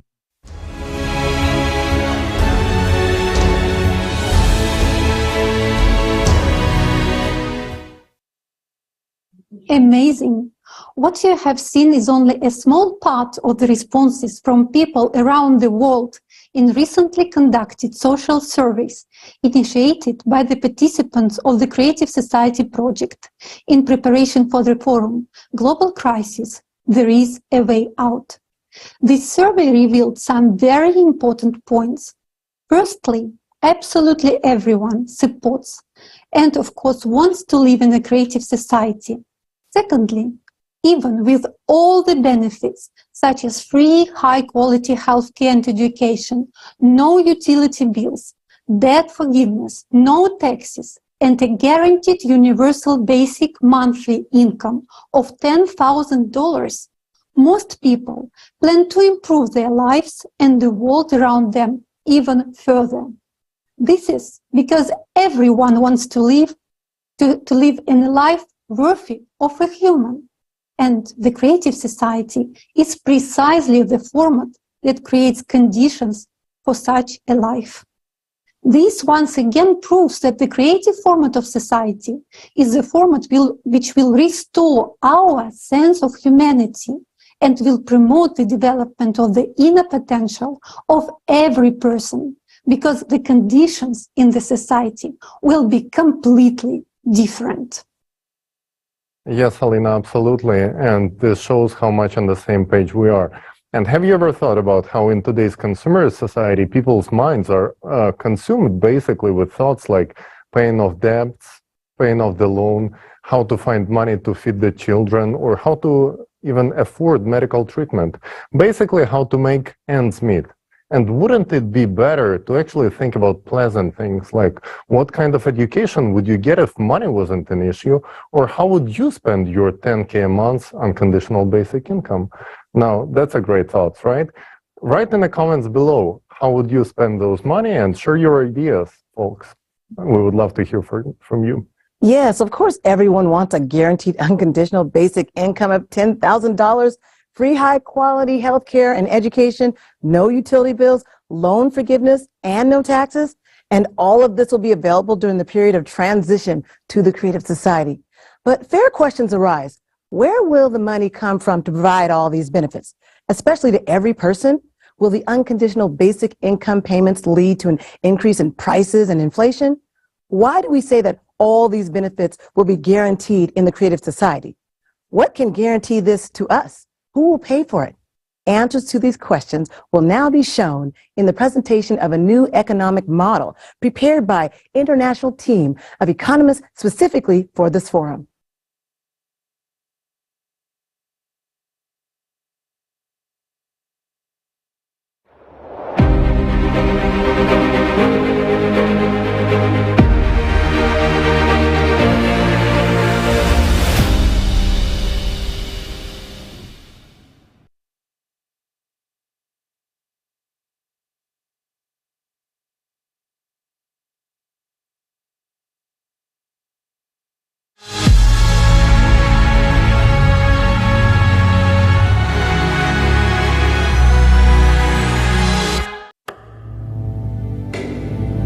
In the transition period to the creative society, each person will have universal basic income equivalent to $10,000 US, free housing at least 650 square feet per person, free healthcare of the highest quality, free education for a lifetime, safety in every part of the world, work 4 hours a day, 4 days a week, paid vacation for 2 months a year, equally high salaries across the world, no taxes for individuals, small and medium-sized businesses, fixed prices on all goods.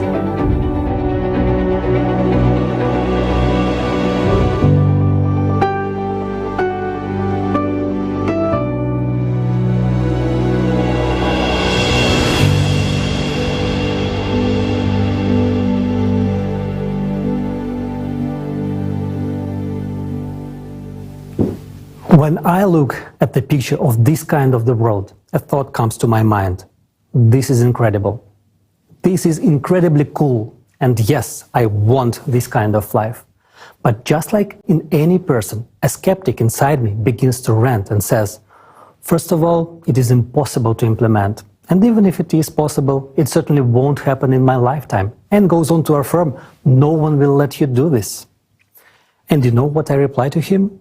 You're right. And indeed, he is right in today's economy of the consumerist format in which we exist nowadays. This cannot be implemented. This requires a different economic model. We need to look beyond the confines of the current system.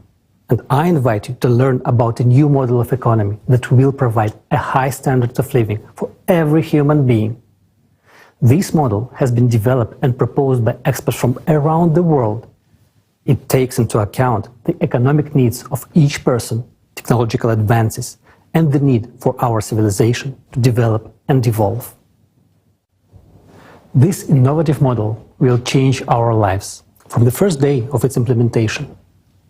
I want to draw your attention to the fact that its implementation is possible only if the format of society is changed from consumerist to creative.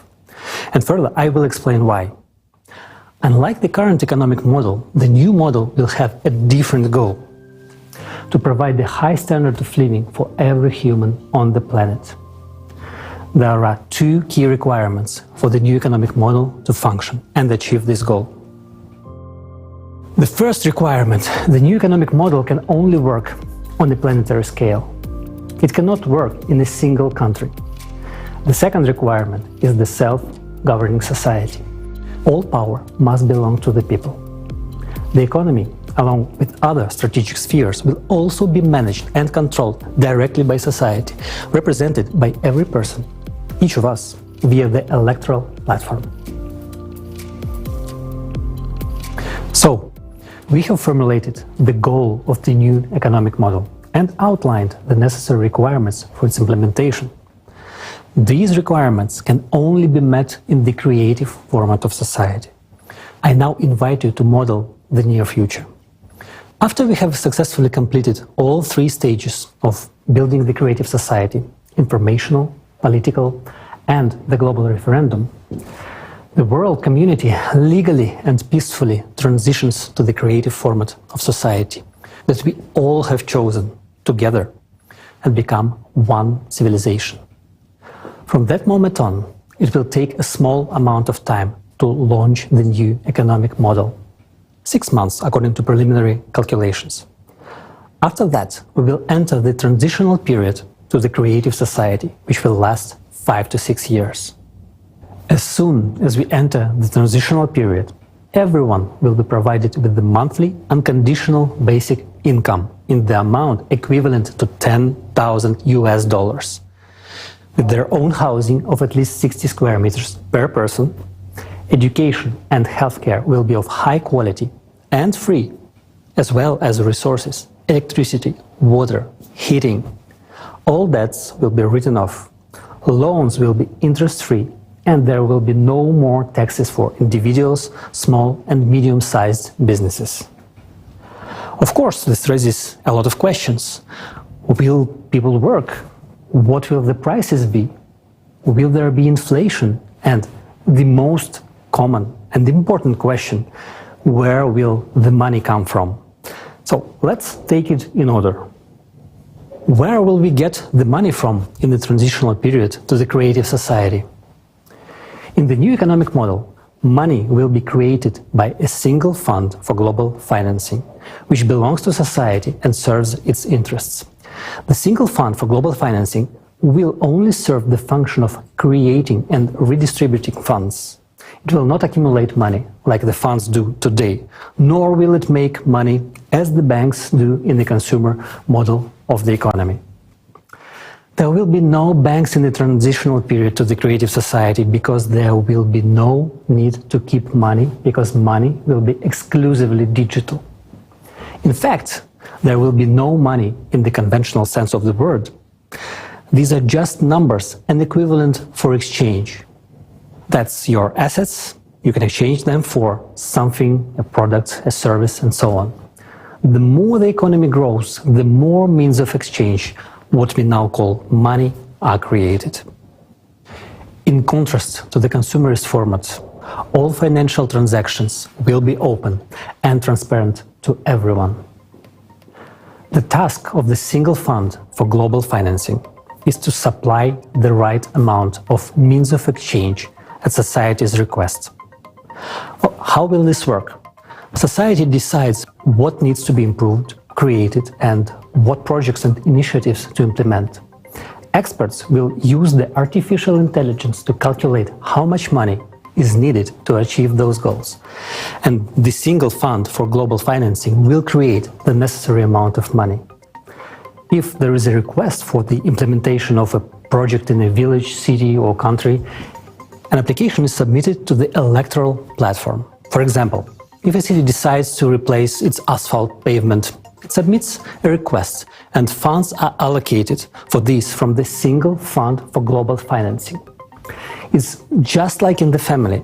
You know what everyone needs, and you allocate money from the family budget to buy the necessary goods: pants, sneakers, a piano.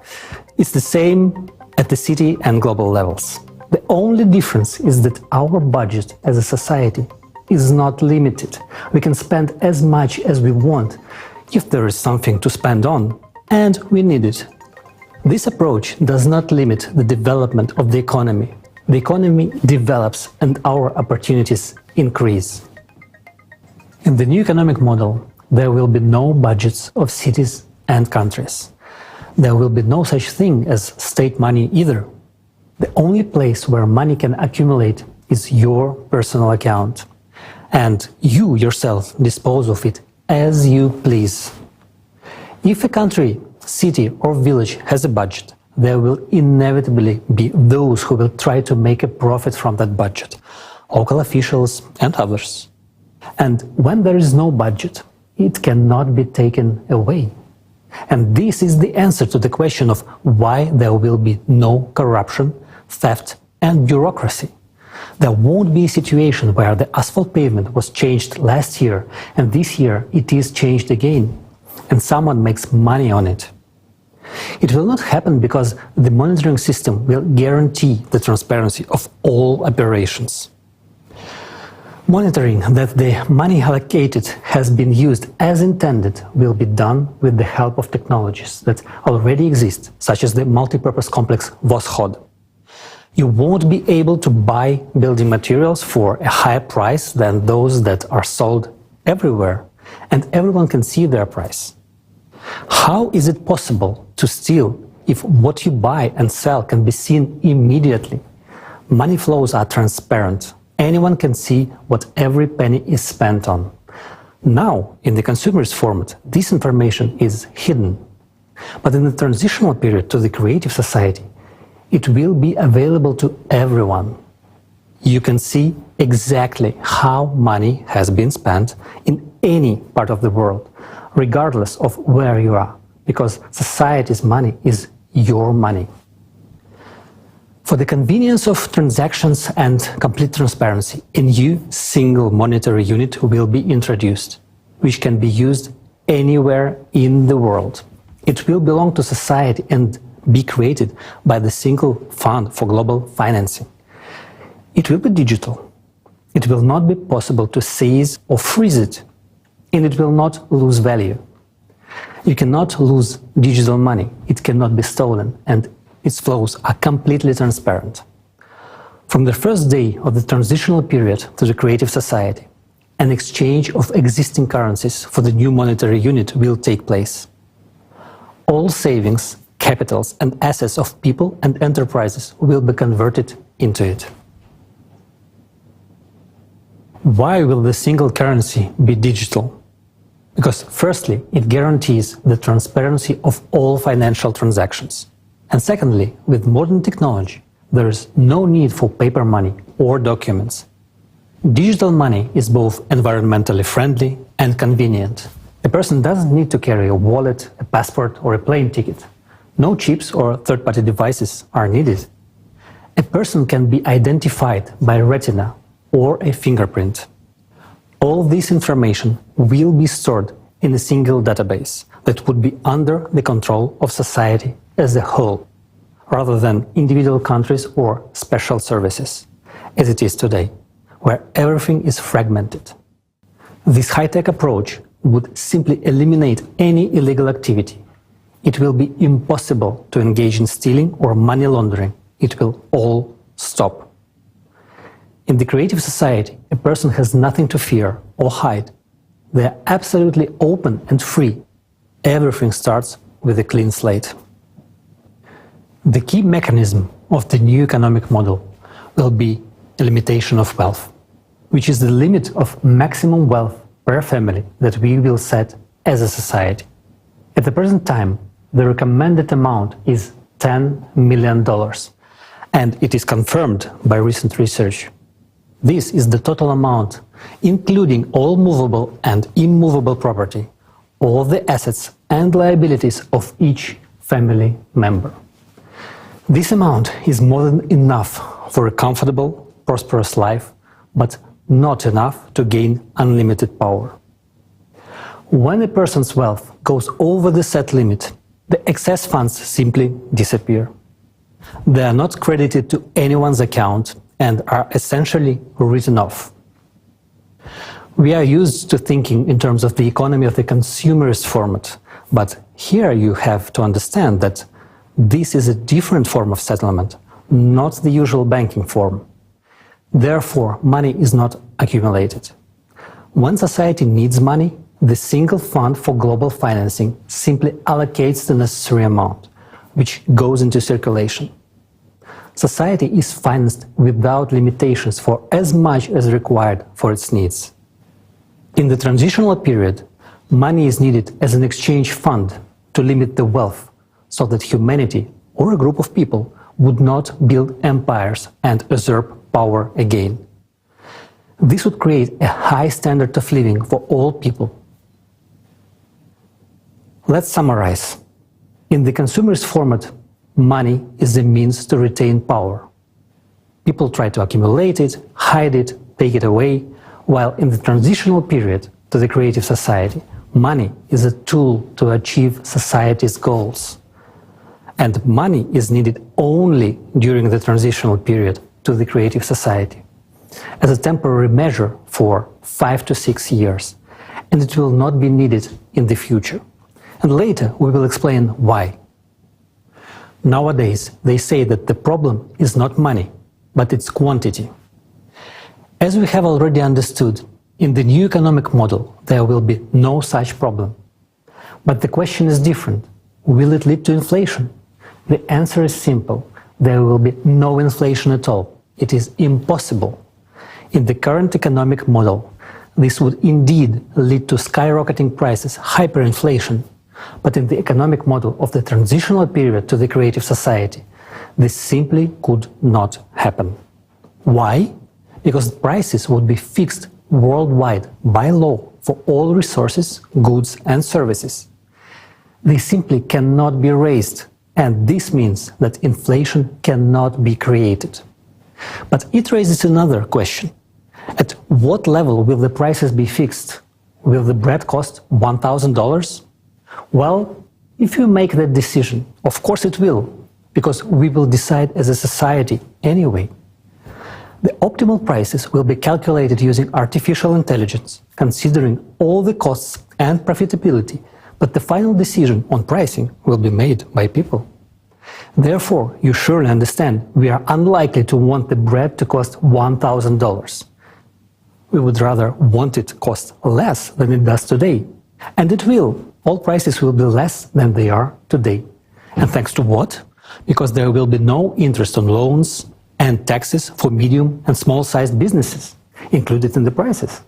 Electricity, water and gas will be free. There will be a single economic environment in the creative society. And the absence of borders means no taxes on exports and imports, no duties, no excise taxes and no customs duties. The introduction of robotics, fuel-free generators and smart logistics will contribute to lower prices for goods. At the same time, quality standards will be equally high for the same goods all over the world. For example, the same hamburger that today costs $6 in America and $1 in Romania will cost, for example, 40 cents worldwide and will be equally delicious and juicy and healthy. Tasty and healthy food will be available to everyone. Right now, in the consumerist economy, 8 billion people is a lot. And in the creative society, 50 billion won't be enough. But even in the transitional period, we will not need to add worms, bugs and other insects to our food, because the production of organic and quality food will increase many times as new technologies are introduced, such as vertical farms, which we already have now, but it is not profitable to introduce them in the farming, in the consumer's format. And in the new model of the economy, it will become completely natural. Today, despite the addition of insects to our food, 2 billion people are starving. And in the transitional period to the creative society, there will be neither hungry nor poor. I am already anticipating your next question. Such a rapid improvement in people's living standards and purchasing power, including an unconditional basic income of $10,000, lower prices and free utility services, won't all this lead to a shortage of products? It won't, but friends, the truth is, not everything is going to be so easy. You will have a new headache, where to spend the $10,000, because the selection of goods and services will be huge. In the transitional period to the creative society, almost immediately you will see a huge increase in economic growth, because people will have enough money and there will be an unconditional basic income, which means that the purchasing power will increase many times over. And this is a massive boost for trade turnover. Moreover, ideal conditions will be created for manufacturers and business.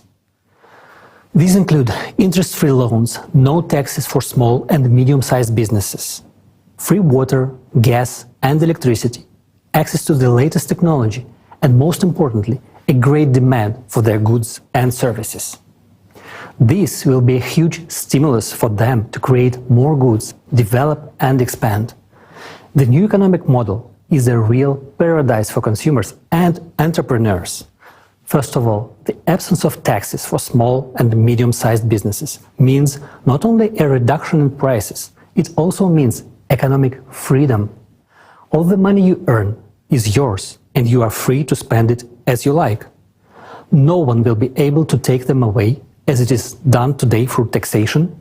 Taxes will be simply not necessary because there is a wealth cap and funds above a certain amount are already directed towards the needs of society. And this money will anyway be exchanged for goods and services which will make manufacturers themselves richer. This is much more beneficial than taxes. Secondly, loans for small and medium-sized businesses will be interest-free. You can take out a loan and develop your business, but this does not mean that you can borrow without limit and not pay it back. Obviously, there will be a mechanism for control. Of course, you have an obligation to repay the loan. No one will allow anyone to live off their back. It is not good for someone to live off the president's back. And considering that each person is the president, you cannot get a free ride on anyone. But on the plus side, no one can get a free ride on you. And thirdly, another key benefit for business is the economic model itself. It will be structured in such a way that any entrepreneur will always know what is in demand.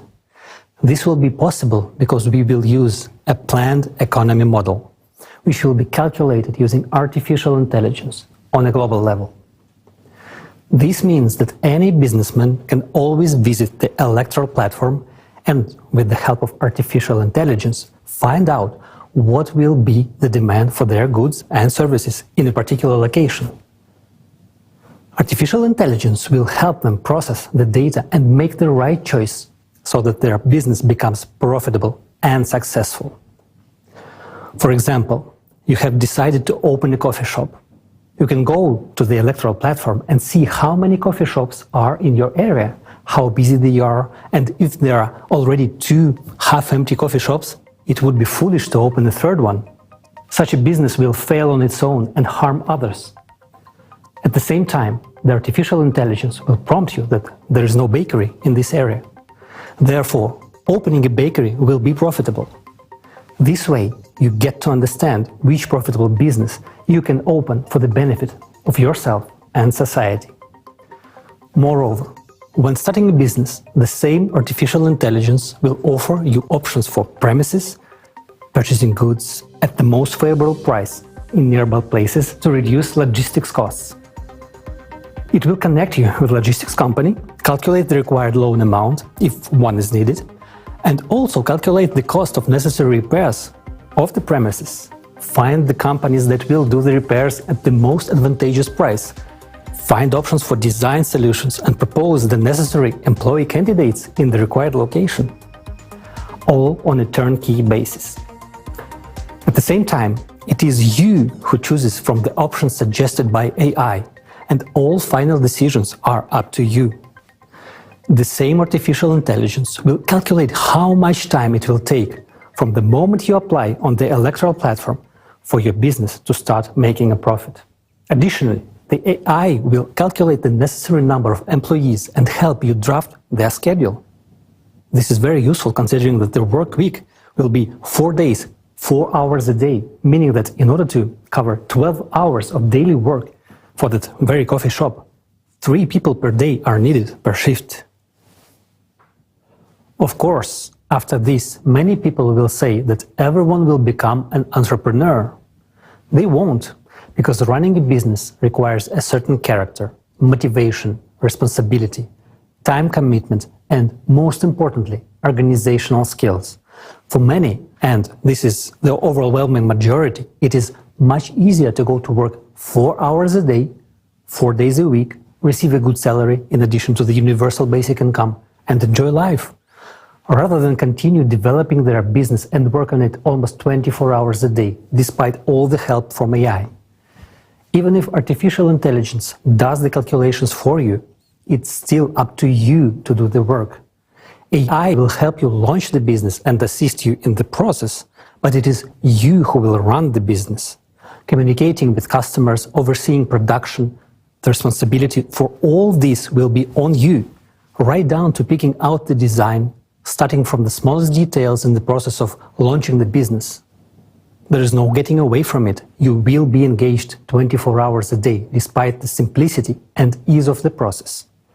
And it is up to you to decide whether to work 4 hours a day, 4 days a week, or to be an entrepreneur.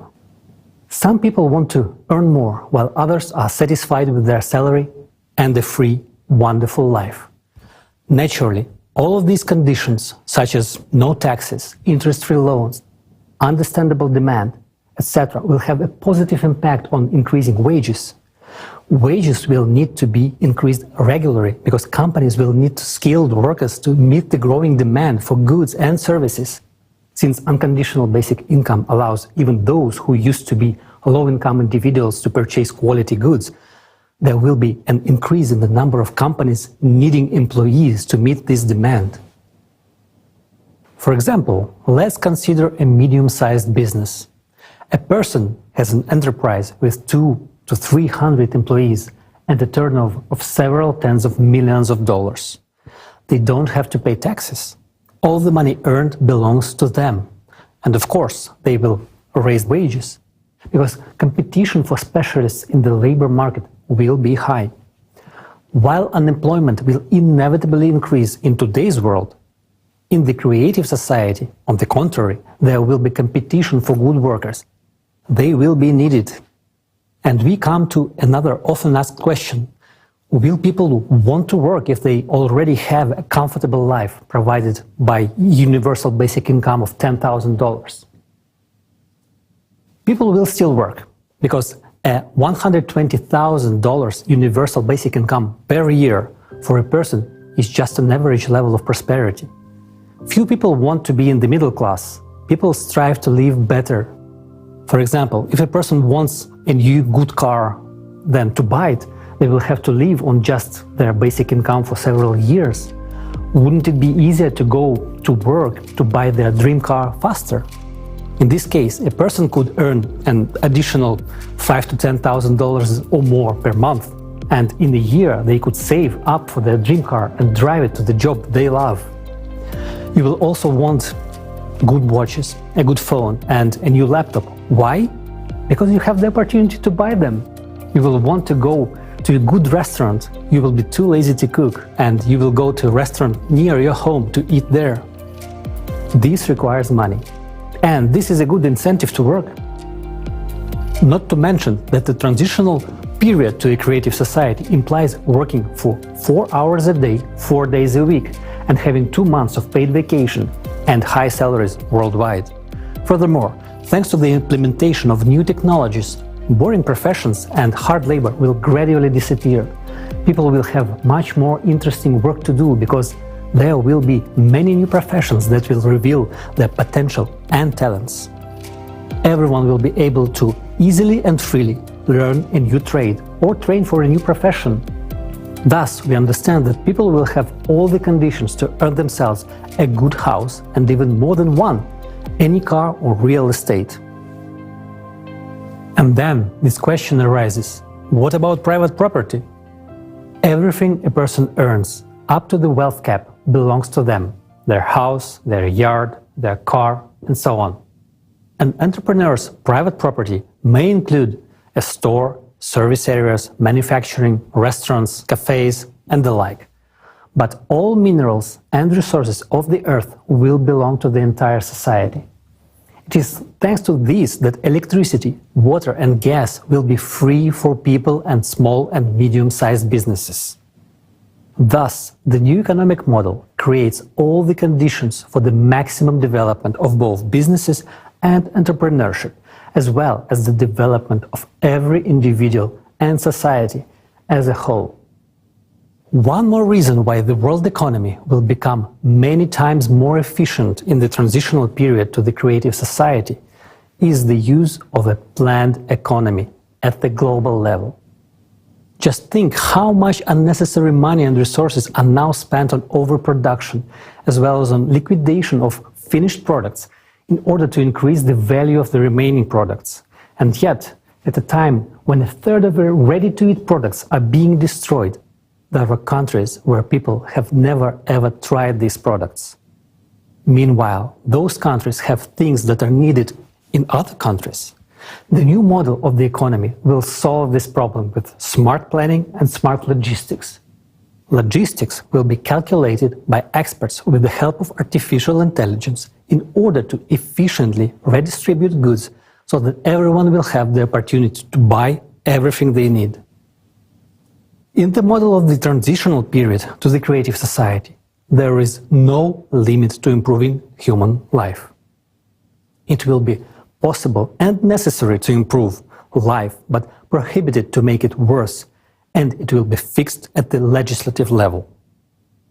Remember, the highest value in the world will be human life and its benefits. Well, friends, let's sum it up. Now you understand how the economic model of the transitional period to the creative society works.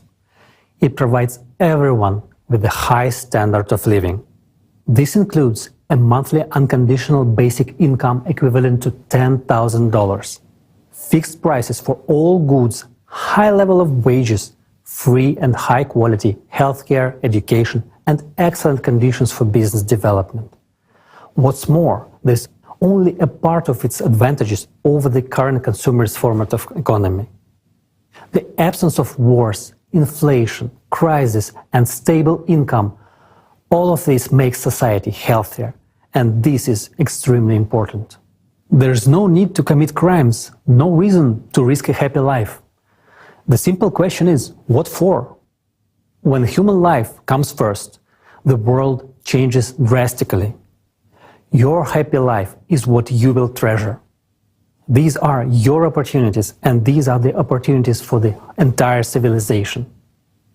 Today, humanity stands at the threshold of controlling matter. This is the reality of today. Only minor gaps in understanding separate us from controlling matter. The only thing we really lack to fill these gaps and make a scientific breakthrough is scientists from around the world working together in this direction with unlimited funding. And this will be possible from the very first days of the transitional period to the creative society. And most importantly, unlimited funding for science is the only chance to eliminate the climate threat. Because this is the top priority vital issue today. As early as this stage, we will be able to save the planet from climate collapse and launch the processes to solve environmental problems. The transitional period will take about 5 to 6 years. After its completion, we will enter the creative society. And the creative society is a world of incredible possibilities where the latest technologies will be available. The health capsule will allow everyone to extend their lives beyond the species limit and live in a healthy and young body for at least 1,500 years. The replicator is the technology that will enable us to create anything from the tiniest particles, manipulating matter at the quantum level. These technologies will be in every home. And that's the answer to why we will no longer need money. The creative society solves all our economic problems and opens up a new world of incredible opportunities where you can unlock your true potential. If you want to live in such a world, it is now important to act together with millions of people. You and I are now launching a worldwide demand for the creative society, which will very soon become the main trend of humanity if each of us takes an active part in this first and most difficult stage of building the creative society, the stage of informing. In one way or another, each of us is suffering in the economic model of the consumerist format. But we are searching for a way out within the familiar paradigm. However, the way out is only in the creative society. Therefore, for those who understand what the way out is, it is important to tell others about it. Creative society will open up perspectives for growth and development of each individual and of society as a whole. This is what will make us free. In the consumerist format, there can be no real freedom for a person. There's always the exploitation of the majority by a few individuals. But even those few individuals are themselves enslaved by this format. Therefore, not a single person has freedom in the consumerist society. It is only in the creative society that a person can attain true freedom.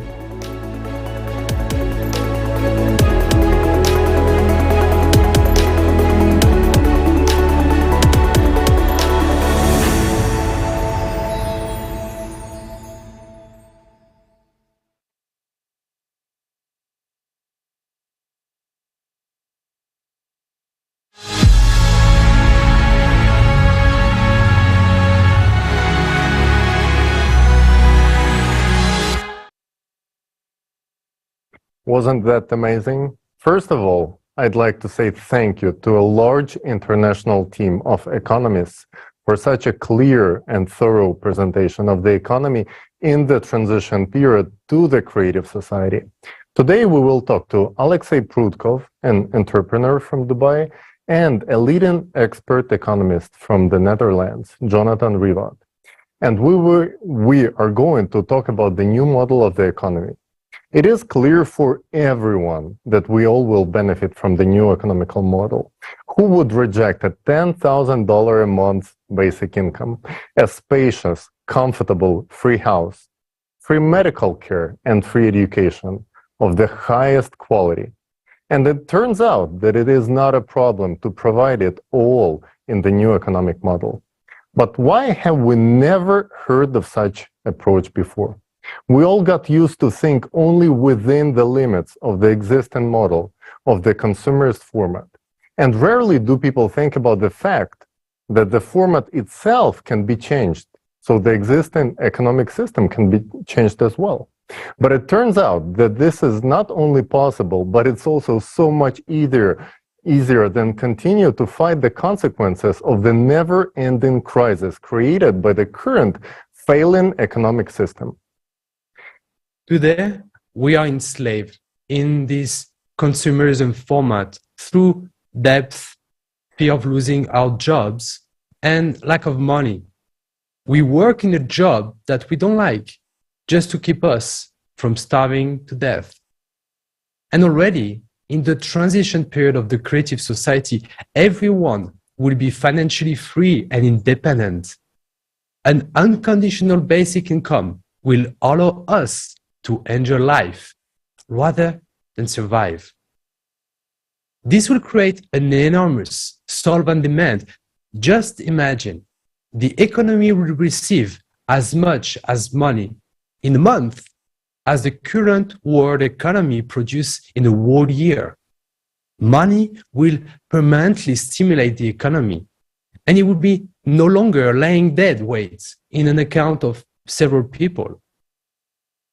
Because there will be a limitation of wealth, and there won't be any risk of someone having an excessive amount of money which they could use to seize power or initiate wars. Yes, and most importantly, only this economical model will provide the unlimited funding for the scientists to tackle the most important problem, the climate threat. But look at the current economical model. Today, many projects that could improve people's lives are not being implemented because we have no funding for them. While in the transition period to the creative society, there are no limits. Funding of society, that is the development of the society, is limitless. Alexei? And it is impossible to create inflation because prices are fixed by law. As a result, we will get an economy without crisis and inflation. During the transitional period to the creative society, the entire world economy will function as a unified system, as opposed to the current fragmented approach, where everyone is focused solely on their own profit and self-interest. And today's economy has been very accurately described in the books by John Perkins, who calls today's economy the economy of death. He writes about it in his best-selling book, The Confessions of the Economic Hitman. So John Perkins is a specialist who knows the consumer's format system from the inside out. He understands more than anyone that the current economy system leading us all down a blind alley. It has been a pleasure to meet him, and we're delighted to have him today with us. John, the floor is yours.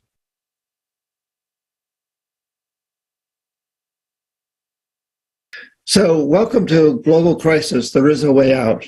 I personally am very happy to be here. I'm John Perkins. I have a background as a chief economist at a major consulting firm, but perhaps I'm better known as an economic hitman. People all over the world are understanding that the system that we now have just isn't working. I am blessed with the opportunity to speak in many different countries on just about every continent. And everywhere I go, I see that people understand that We've got to stop climate change. We've got to stop species extinctions. We've got to stop environmental destruction. People know this everywhere. And so those are all symptoms of the death economy. We know we've got to turn this around. We've got to create an economic system that works. It's an illusion to think that we don't have power. We in some respects, we're living in this illusory society where everybody's told, and the advertising tells us, and politicians tell us that somebody else has the power. We have to turn to them. But the fact of the matter is, if you look at the people who've changed throughout history, whoever your heroes are, these are just human beings. And when they started, they didn't know they were going to become heroes. They didn't know they were going to become world known. And you may not become world known, or you may not want to be, but you can play an incredible role. And once you get started doing this, the satisfaction that it brings is phenomenal. Whenever we realize that we must change and we start to invoke these changes and we start to implement these changes, there's always pushback because the status quo thinks that they don't want change. And little do they know, even the very richest and most powerful people politically, they're in trouble. They're in a lot of trouble. The planet's in trouble, and so they're in trouble. But they'll push back, and that's historical. But whenever there's pushback like that, we can take strength from it. We realize they're pushing back because they know that we're winning. And it doesn't matter from what country you hail, what your religion is, or your nationality, or your culture, or the color of your skin, or anything else. We're all in this together. And we are unified in the fact that we're all threatened by the death economy. So let's recognize that it's also important to unify to develop a life economy. It's happening, and people like you and I and everybody who's participating in this magnificent program is part of that. It's an exciting time. Thank you, everybody, for participating in this, and what an amazing time we're in, and like this. Interconnected global system that we're participating in is amazing. Thank you. I appreciate what you're doing. John, thank you so much for sharing with us your vision of the economy and your observations that people from all over the world feel the need for this change. After all, nothing will change without people's demand. It is very encouraging to see that people who really understand the economy realize that we need creative society where the economy will improve everyone's life, and it will create the conditions in which we can truly live rather than just survive. Yes, to achieve this goal, we will use global level planning with the latest AI technology. Today, corporations are using economic planning at the state level worldwide, and it is yielding tremendous results. Through successful and effective planning, the income of some corporations becomes greater than the GDP of entire countries.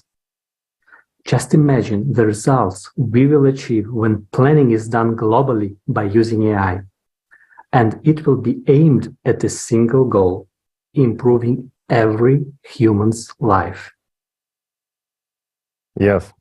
Today we can build a new economy because we have all the technology to make it happen. Having these technologies will allow us to implement true self-governance in society. Modern humanity has never had such experience because of the authorities. They have always been there, and the power in the hands of a few will always lead to some kind of overindulgence and manipulations for the personal financial gain. This is done through shady schemes and withholding of information from the general public. In the transition period to the creative society, all financial information will be transparent and open to general public. We will be able to implement this by using the latest technology that will control and monitor any illegal money laundering schemes. This will make all illegal activities impossible. Simply put, corruption will be eradicated. And the best part about this, that we don't even have to invent this technology. It already exists. This is the Voskhod Multipurpose Complex by XP Energy. Stay tuned because we will talk about this technology in details a bit later. We have everything we need to make our economy today function in a different way. The only thing that's missing is the creative society. Yes, and I was struck by the fact that in the economic model of the transition period to the creative society, prices will go down. Never in my life have I seen prices go down. I haven't even thought it is possible. It turns out that not only will prices go down, but the quality of goods will improve. Yes. And the main factor for reducing prices in the transition period of the creative society will be free energy. And the second key factor is the absence of taxes. Today's prices increase due to inflation, as well as ever-increasing taxes will make up a significant portion of a product's price. Yes, Jonathan, I totally agree with you. To illustrate this more vividly, we can take a look at the very simple example. Let's take that bun from that hamburger that we talked about in the video. Why is it so expensive? After all, it's just flour and water. How can it cost $2? Did you know that if you take out taxes out of the price of that bun, it will cost 3 times cheaper? So how does this tricky taxation scheme work in the consumerist format economy? Let's take a look in details. In order to grow the wheat used in making of that bun, you have to rent land. The farmer pays tax on that land. Then he needs a tractor to work on that land. Then he has to pay another tax, the value-added taxation, VAT. The cost of the tractor also includes several other taxes, such as invention tax, licensing, and the VAT on each part of the tractor. The tractor needs gasoline to run, and the most of the price of the gasoline, again, taxes and other duties. So next, farmer needs seeds and fertilizers, for which he again pays taxes. He then hires people to work. He pays wages and taxes on the wages. And the people that get their wages also pay taxes on them as well. The tax payments doesn't stop there. The farmer delivers the grain to the grain elevator and pays tax. Next, the grain has to be proceeded into flour.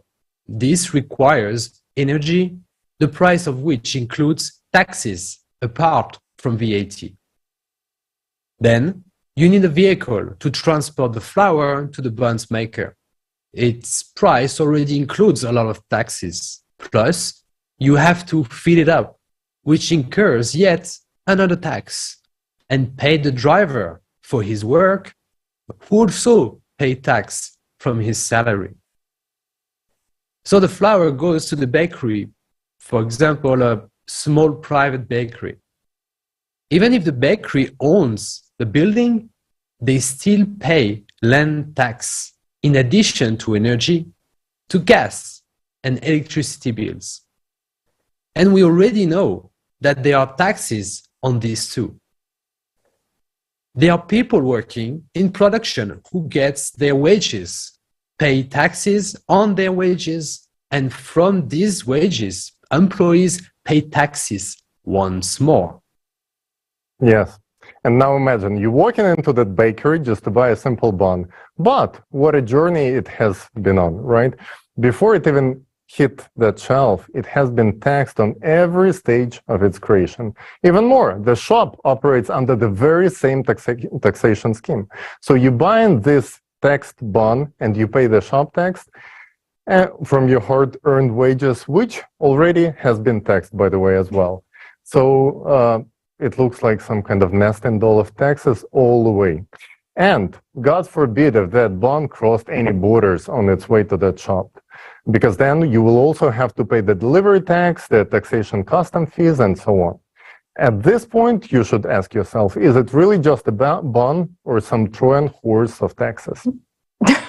It's amazing to think about the journey that a simple bun has made, with taxes being just another ingredient in the recipe of a consumer society. You know, even bakers who are dealing with dough all day have most of it being taken out of their pockets after paying all those taxes. I guess we all can agree that it is time for a new recipe of the economic model where individuals together with small and medium-sized businesses will be free from taxes. And you will have to forget about this bitter taste.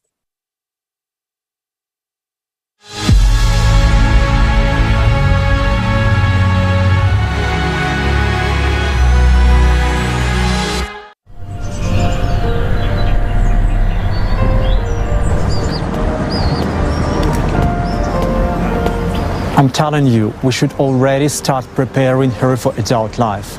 Look at what's going on in the world. She must already understand how this world works.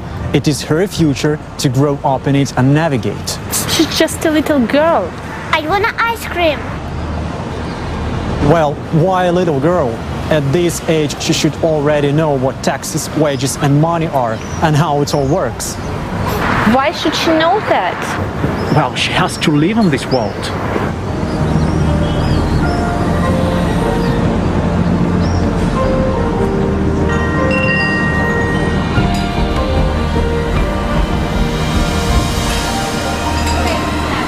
Daughter, you must know, understand, and navigate in this world.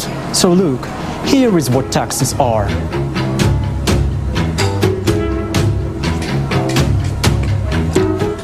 I bit off 20% of the ice cream.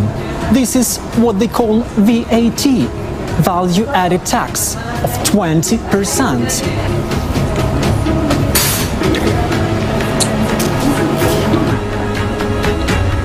And what I've bitten off now is your income tax of 40%.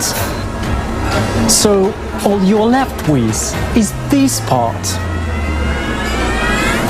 Dad, screw you and your taxes. I want to live in the creative society.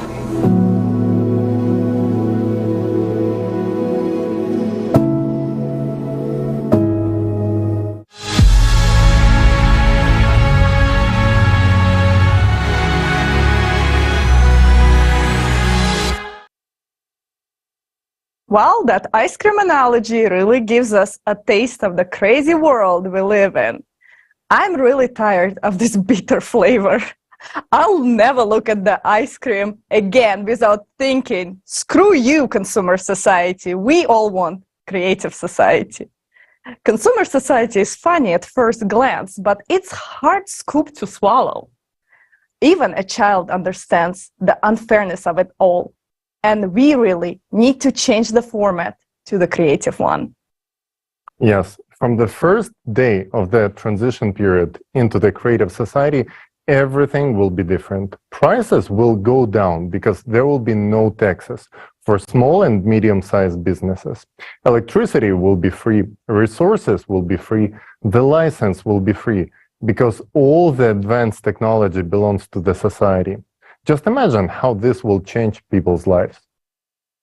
For example, instead of conventional methods of growing wheat, a farmer will be able to grow it on a vertical farm, which allows to increase the yield by 600 times per square meter.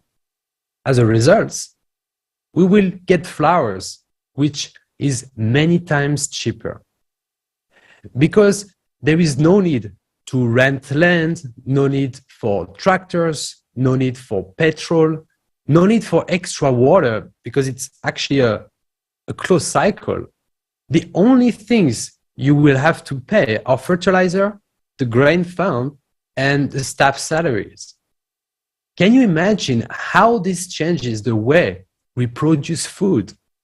It will become a higher quality without the use of pesticides and harmful substances.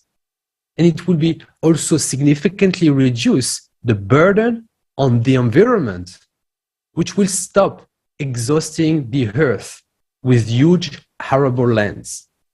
And here's the answer to the question of why the prices of goods will go down while their quality will only improve. Absolutely right. And these fundamental changes will transform every sector, because in the creative society, everything will work for the benefit of the people. According to the law, no one will have the right to make life worse for anyone, and there will be no point in it. The conditions will be created in such a way that by improving someone else's life, you will ultimately improve your own life as well. And our children will be the first generation to grow up in a society where it will be natural. This is our responsibility, and we have the power to make it happen. So now you know what benefits are guaranteed to every person in a creative society.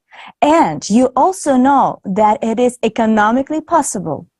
For all the advantages we discussed to become a reality, it is necessary to adopt this economic model worldwide.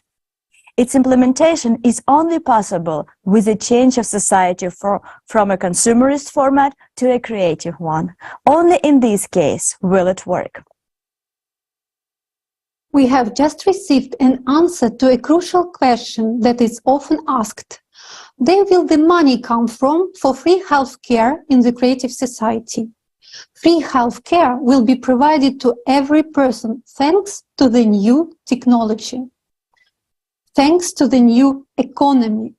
You have already heard that this privilege will be available in the creative society's transition period. But in the creative society itself, a new technology will enter our lives that will radically change people's future. We confidentially proclaim 100% health for every person in the creative society and the complete absence of diseases. And there is something else that will shock you. This is the extension of human life up to 1,500 years, thanks to the use of this technology. Yes, you heard it right. This is not a fairy tale. Science has already advanced so far that it has been scientifically proven that such technology is possible, and these developments are already underway. What separates us from this implementation is only the absence of the creative society. So, what is this technology, you might ask? We simply called it the body regeneration capsule. The body regeneration capsule is a simple name, but behind it are hidden fantastic capabilities. We want to introduce to you a presentation of the functions of this technology that will blow your mind.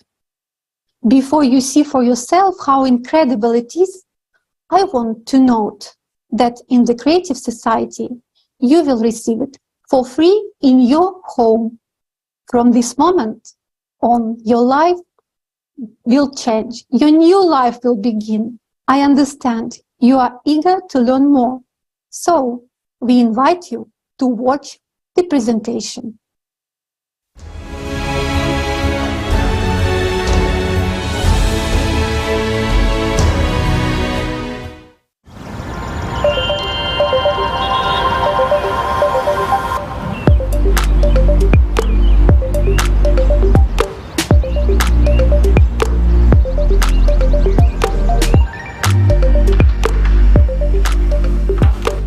Cody, any news for me? The regeneration capsule has been installed and configured. It's also synchronized to your personal medical assistant.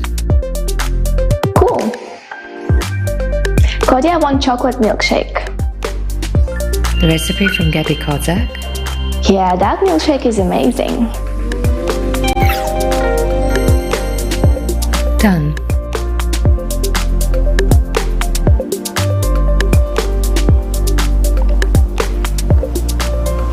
Wow, you are a beauty indeed. I see they implemented all my design suggestions. Wonderful. Greetings! I'm a regeneration capsule, the first generation. Would you like to undergo the body regeneration procedure? Do I have to? When analyzing the data from your personal medical assistant, I discovered that you suffered a fracture at the age of 10. It healed but left a slight dislocation, which deformed your joint, causing pain and potential damage to the joint cartilage if you exercise. The surgery that you had at the age of 16 to remove your appendix left a scar on your skin. Your frequent unbalanced diet has also caused your body to malfunction. I can eliminate all the consequences and restore your body to its perfect condition. Would you like to start the treatment? Yeah, I guess so. But first, I'd like to know more about you. Shall I start the presentation video? Yes, go ahead. The regeneration capsule of the first generation 1.0. The regeneration capsule is a unique daily comprehensive care for your body that includes diagnosis of your body, prevention and treatment of any diseases except mental disorders, restoration of lost body parts and organs, body shaping according to your wishes, hygienic procedures, and cosmetic body care.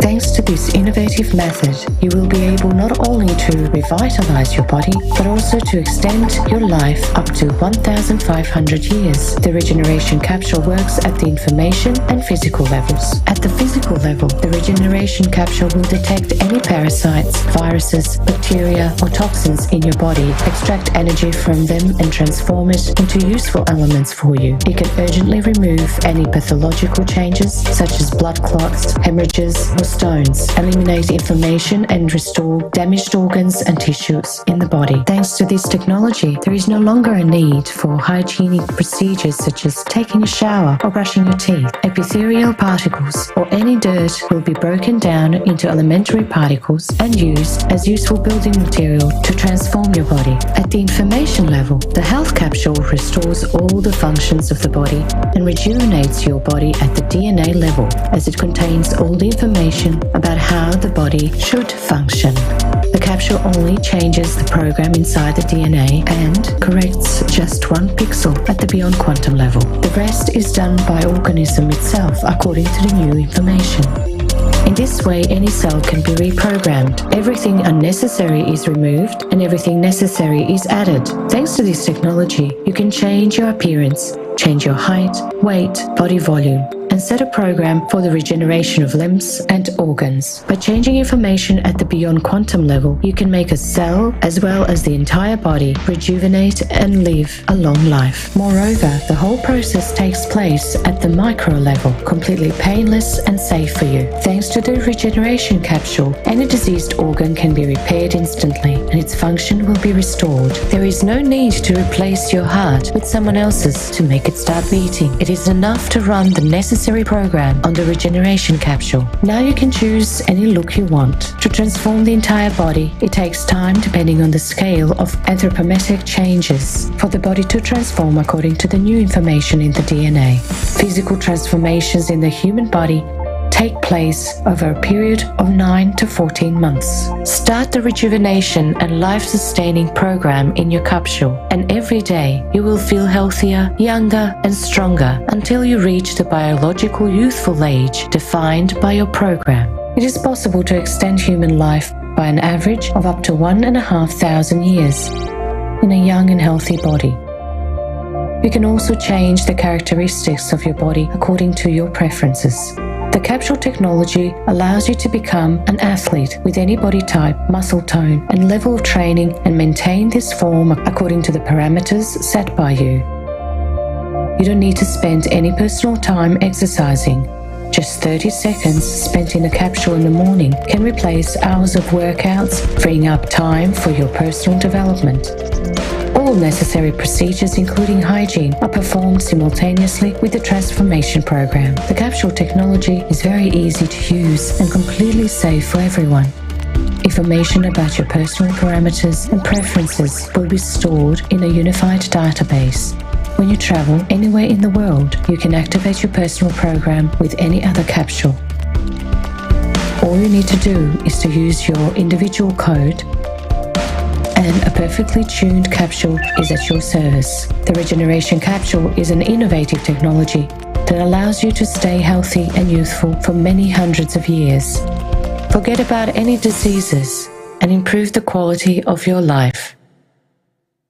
We wish you a creative use.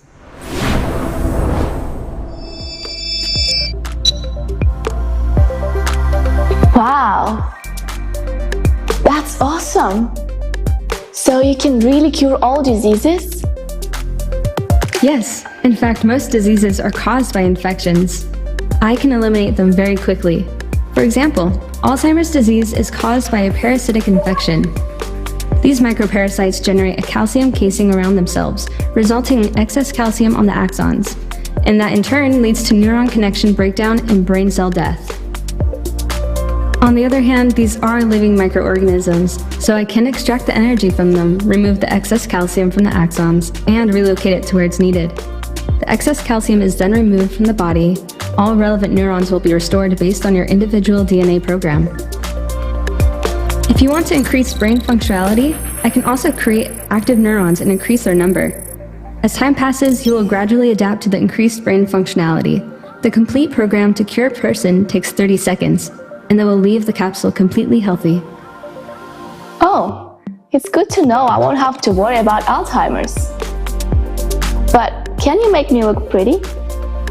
You have very beautiful facial features and body shape. What changes would you like to make?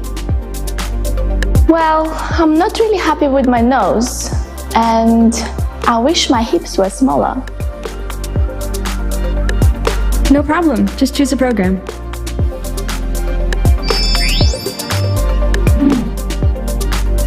Wow. So, I don't have to go to the gym anymore? Only if you like to, for the sake of enjoyment and socializing with other people. I can make external changes to your body without any negative effects on your health. For instance, if you have excess weight, I can dissolve fat inclusions in your tissues and remove any excess fat cells. This will reduce your body weight and volume, all while keeping the process fully under your control. Additionally, I can help increase your muscle mass, allowing you to improve your physical strength and endurance, as well as strengthen your bone tissue and ligaments. All this is possible without compromising your health. This entire body transformation program can be completed in 9 to 14 months. So, I don't have to follow any diet anymore? You can eat whatever you enjoy as much as you want. You don't have to follow any diets anymore. I will add whatever is necessary to your body and remove the unnecessary. This is covered in the daily care function and will take 30 seconds. Are there any restrictions on use of the capsule? Age restrictions, for example? There are no restrictions. So wait, even newborns can be placed in the capsule? Yes, in fact it's even necessary. And moreover, the capsule completely controls the fetal development from the moment of conception until the birth of the child. Starting with the first cell division, there will be complete control over the development of the fetus. After all, it is already an organism with an organism. As the baby is born, it is under complete monitoring and care. It will have a perfect body, with a perfect program, and a perfect immune system. The capsule can accompany the pregnancy and be used during the delivery. It monitors the fetus and the mother.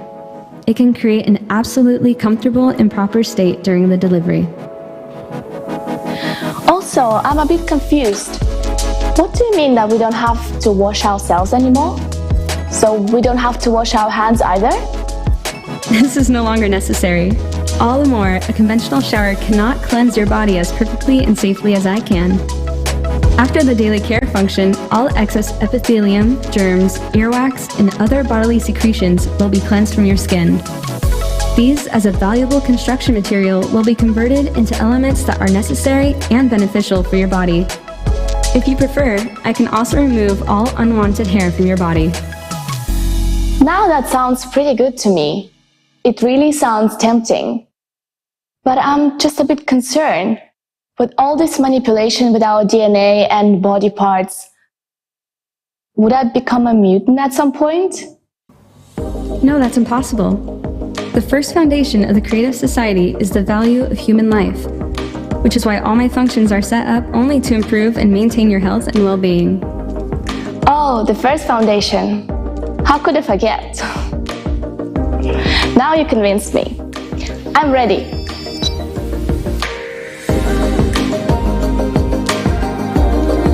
Which program do you choose? Daily routine for starters. Should I not breathe and stay still? That will not be necessary. Feel at ease. Let me remind you that all procedures are absolutely painless and safe. Scanning your body now. You have a left middle cerebral artery aneurysm. If not removed, there remains a higher risk of hemorrhagic stroke. Restoring the integrity of the vascular wall. The aneurysm has been removed, and there is no longer any risk of stroke. Wow, that was incredible. Did you just remove a risk of a stroke in just a couple of seconds? Yes, ensuring your well-being is my priority. Starting the daily care routine. This will take 30 seconds. Would you like me to turn on your favorite video? Yes, please.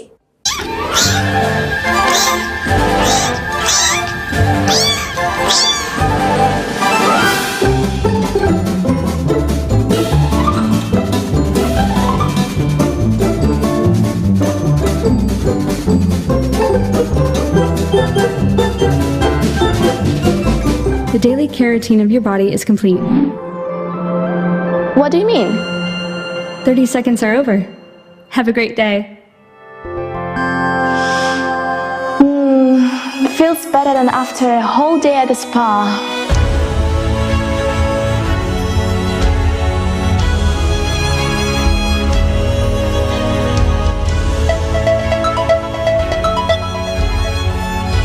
Mom, hi! Look what I've got!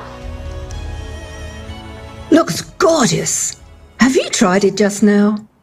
I've been testing mine for weeks. This is something incredible! My capsule just saved me from a stroke. It detected an aneurysm and removed it in a couple of seconds. Gosh, really? I'm so happy these capsules are available to everyone now. That's true. But what about you? Are you seeing any changes? Yeah, I ran mine right away under the Health and Rejuvenation Program, and my skin has already improved. The spots are gone, the wrinkles have already started decreasing. Look! And the best part is, my joints aren't aching anymore. The other day, I purposely walked up to my apartment without taking the elevator just to check that. And to my surprise, I didn't experience any joint pain or shortness of breath. Look at you, Mom. You got a hang on a capsule way quicker than I did. Oh, it was so easy to use. It tells me everything. It told me I would take 9 months to fully rejuvenate. But I already feel like I'm 25. Oh, Mom, I'm so happy for you. Yes, my dear, me too. I am happy that we were able to build the Creative Society. And now all diseases and aging are a thing of the past. Definitely. Oh, I've got a call. I've got to run. Bye. Speak to you later, Mom.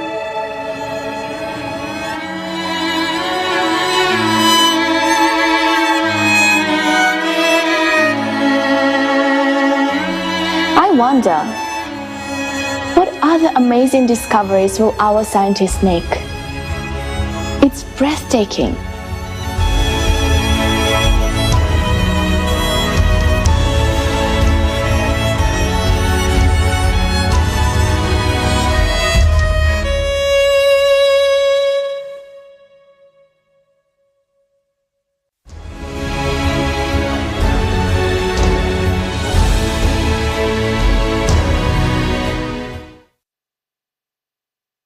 Wow, what an amazing video. Imagine, in the Creative Society, everyone will have their own capsule for regenerating the body.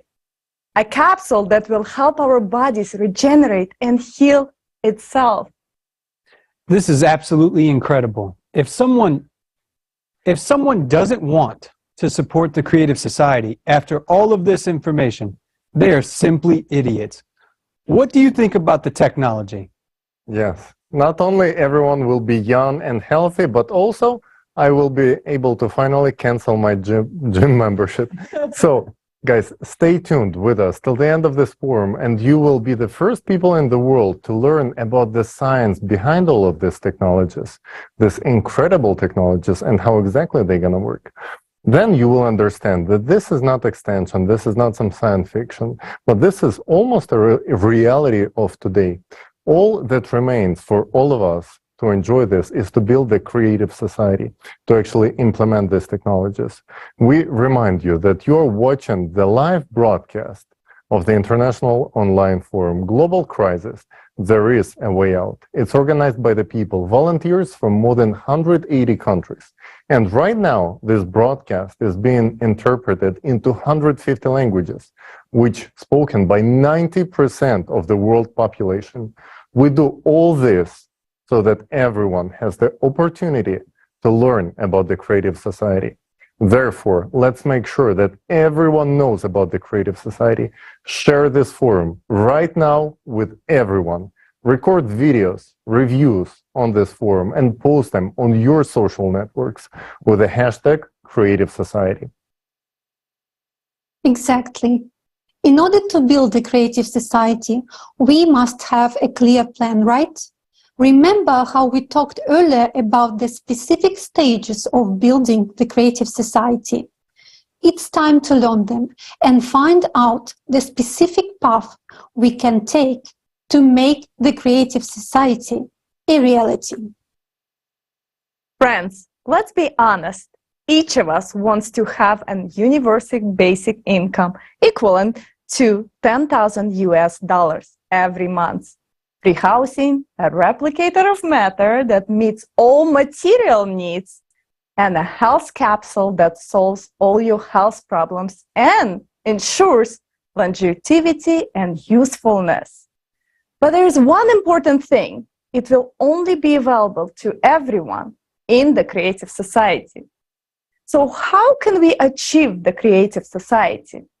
Let's consider this in detail. Creative society is built in 3 stages. The first stage is the stage of informing. The second stage is political. The third stage is the world referendum. Each of these stages implies specific steps. In essence, this is the roadmap of how we get to the creative society in a peaceful and lawful way. Let's walk through those steps together. What is our first step? Where do we start, Jason?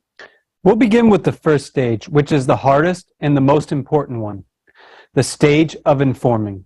That's right. The first stage in building the creative society is to inform others. After all, we can only build the creative society in the whole world, which means that firstly, all people need to learn about the opportunity before choosing it. Yes. The creative society is beneficial to everyone. So if all people learn about it and truly understand its idea, then they will definitely support it. This means that people will form an electoral demand for the creative society, and then politicians will have to fulfill it since it is the will of the majority of people.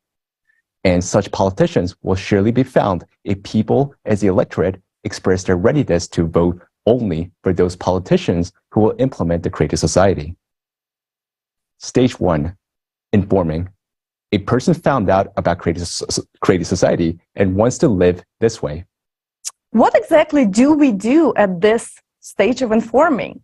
First, a person informs others about the creative society. We start sharing information about creative society by all available legal means, through personal communication, on social media, by placing the creative society logo on your car, home facade, clothing, public transport, and so on. These are actions that are easily accessible to everyone, and to you too. If you want to live in the creative society, then tell everyone about it, and be sure to spread the word about the benefits each person will receive. Act as the characters from this next video.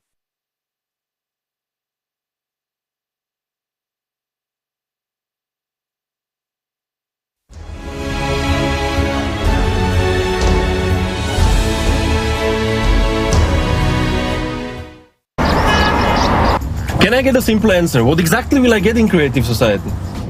In creative society, you won't need these papers anymore. All loans will be zeroed out, and you will be able to take a loan if you need with 0 interest rate. and a new flat of 60 square meters for each member of the family. Healthcare for everyone, free of charge. There will be an opportunity to treat any disease, even cancer, instantly and at any stage. Do you know that we are already in the transition period to the creative society? You will have a universal basic income of $10,000 every month. Wow. You will never fear money devaluation again because there'll be no inflation. And there will be no wars. We have clean water. We have huge odds, not small, like the doctor now. For free. You'll be able to study anywhere in the world for free. Oh, Beatrice, when we build the Creative Society, you will have your own body regeneration capsule at home. Don't you want to be 25 again? And I'll have a replicator in the Creative Society that can make biscuits like this, but real. The Creative Society is the world without borders. It's freedom. Sweetheart, can you imagine? This is actually a new stage of evolution for our civilization.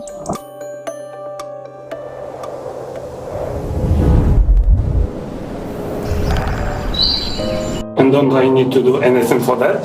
I didn't say we didn't have to do anything. We've got to inform everyone about the Creative Society, so that people form a public demand. To change the format of society to a creative one. And how are we gonna do it? You can put a sticker on your car, just like that guy. Or this guy. I'm gonna talk about it in my every podcasts. You have a lot of contacts abroad. You can start an international PR campaign to let the whole world know about Creative Society. Put a banner on your balcony. You can place information about Creative Society in your cafe. For example, like this. Show all your neighbors that you support the Creative Society and tell them what the Creative Society is. Let's take a picture of your beautiful biscuit and post it on Instagram. So what do I have to do to be 25 again?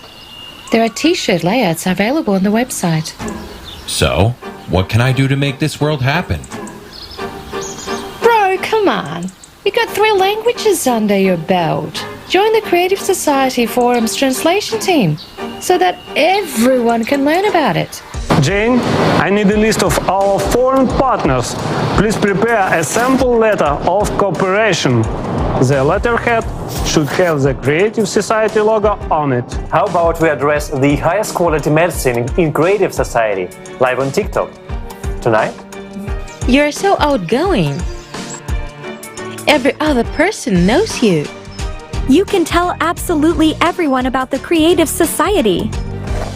Keep doing what you're doing, what you're awesome at.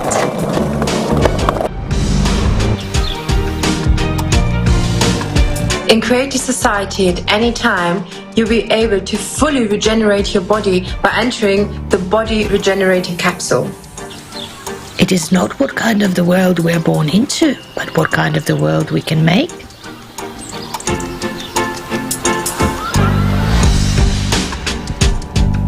What are you doing to make your dream come true faster?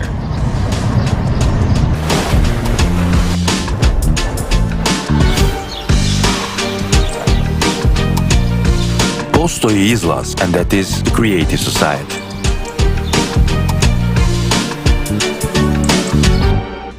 Hey, guys! Come back to Earth! People are actually building the Creative Society there.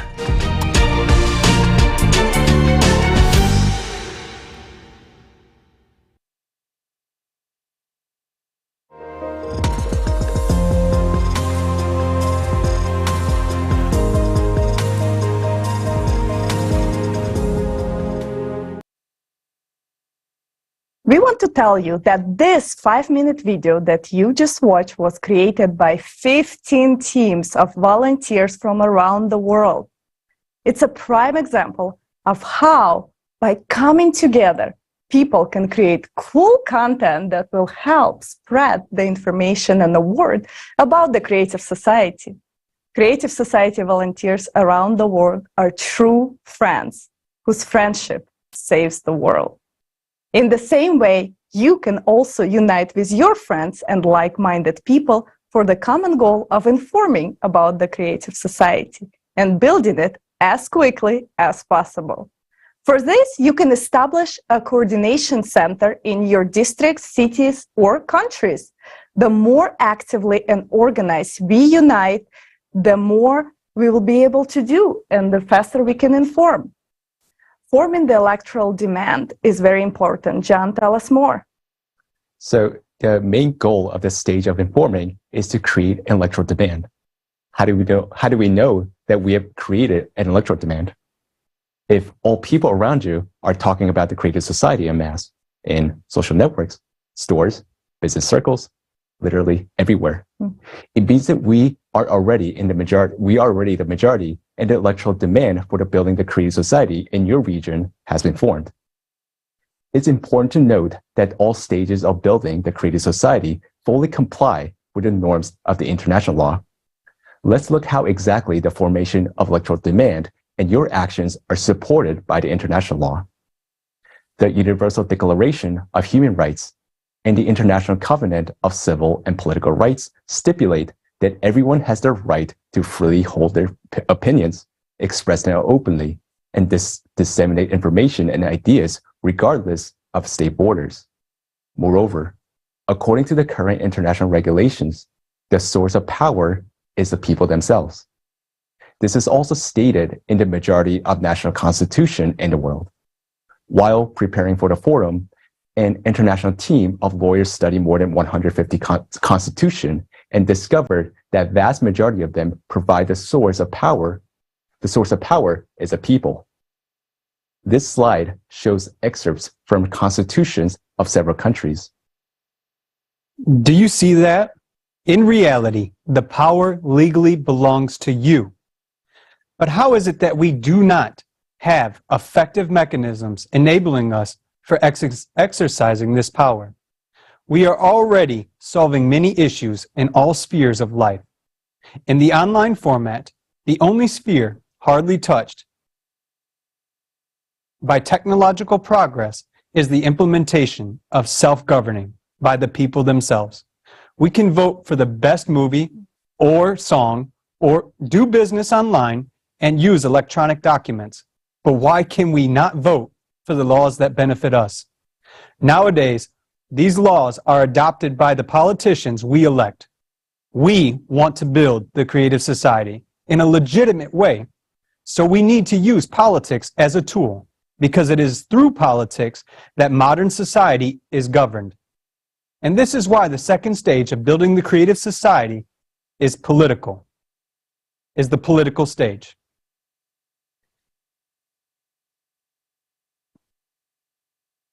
Having received an electoral demand from us to build the creative society, politicians as professionals will be able to promote and implement it both domestically and internationally.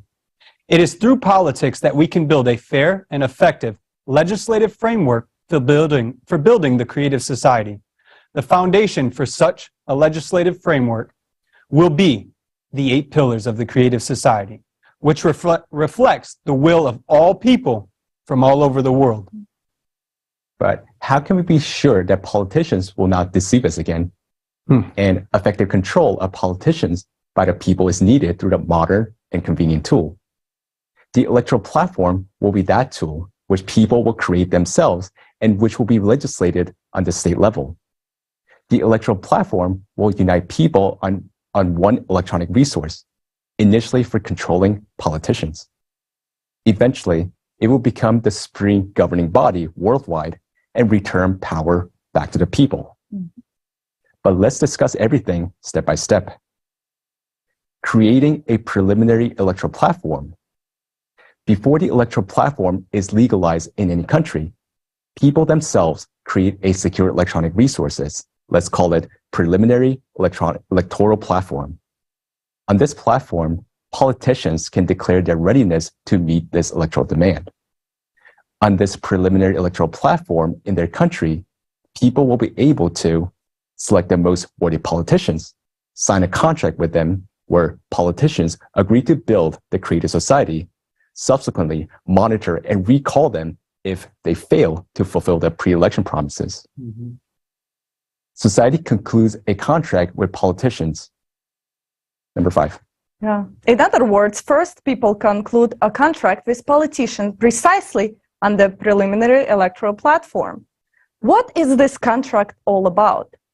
Its purpose is to legally stipulate a politician's public commitment to fulfill the following demands of people: to incorporate the 8 pillars of the creative society into the Constitution, to adopt a law recognizing the electoral platform as the highest legislative body on the national level, to resign from their position if majority of people vote on the preliminary electoral platform.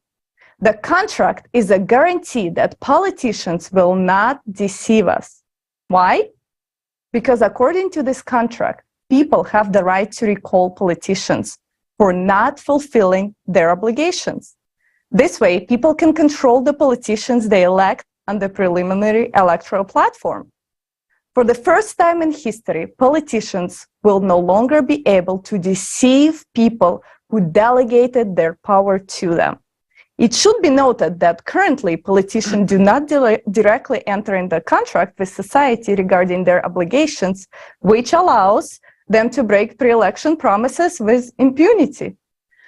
How will this contract work with politicians and can be executed? In the presence of an attorney, a politician must confirm their identity according to the legislation of the respective country and publicly declare that they accept all the contract terms posted on the preliminary electoral platform. If a politician violates the contract, people exercise their right to recall such a politician. What about elections in a particular country? Jason? Great question.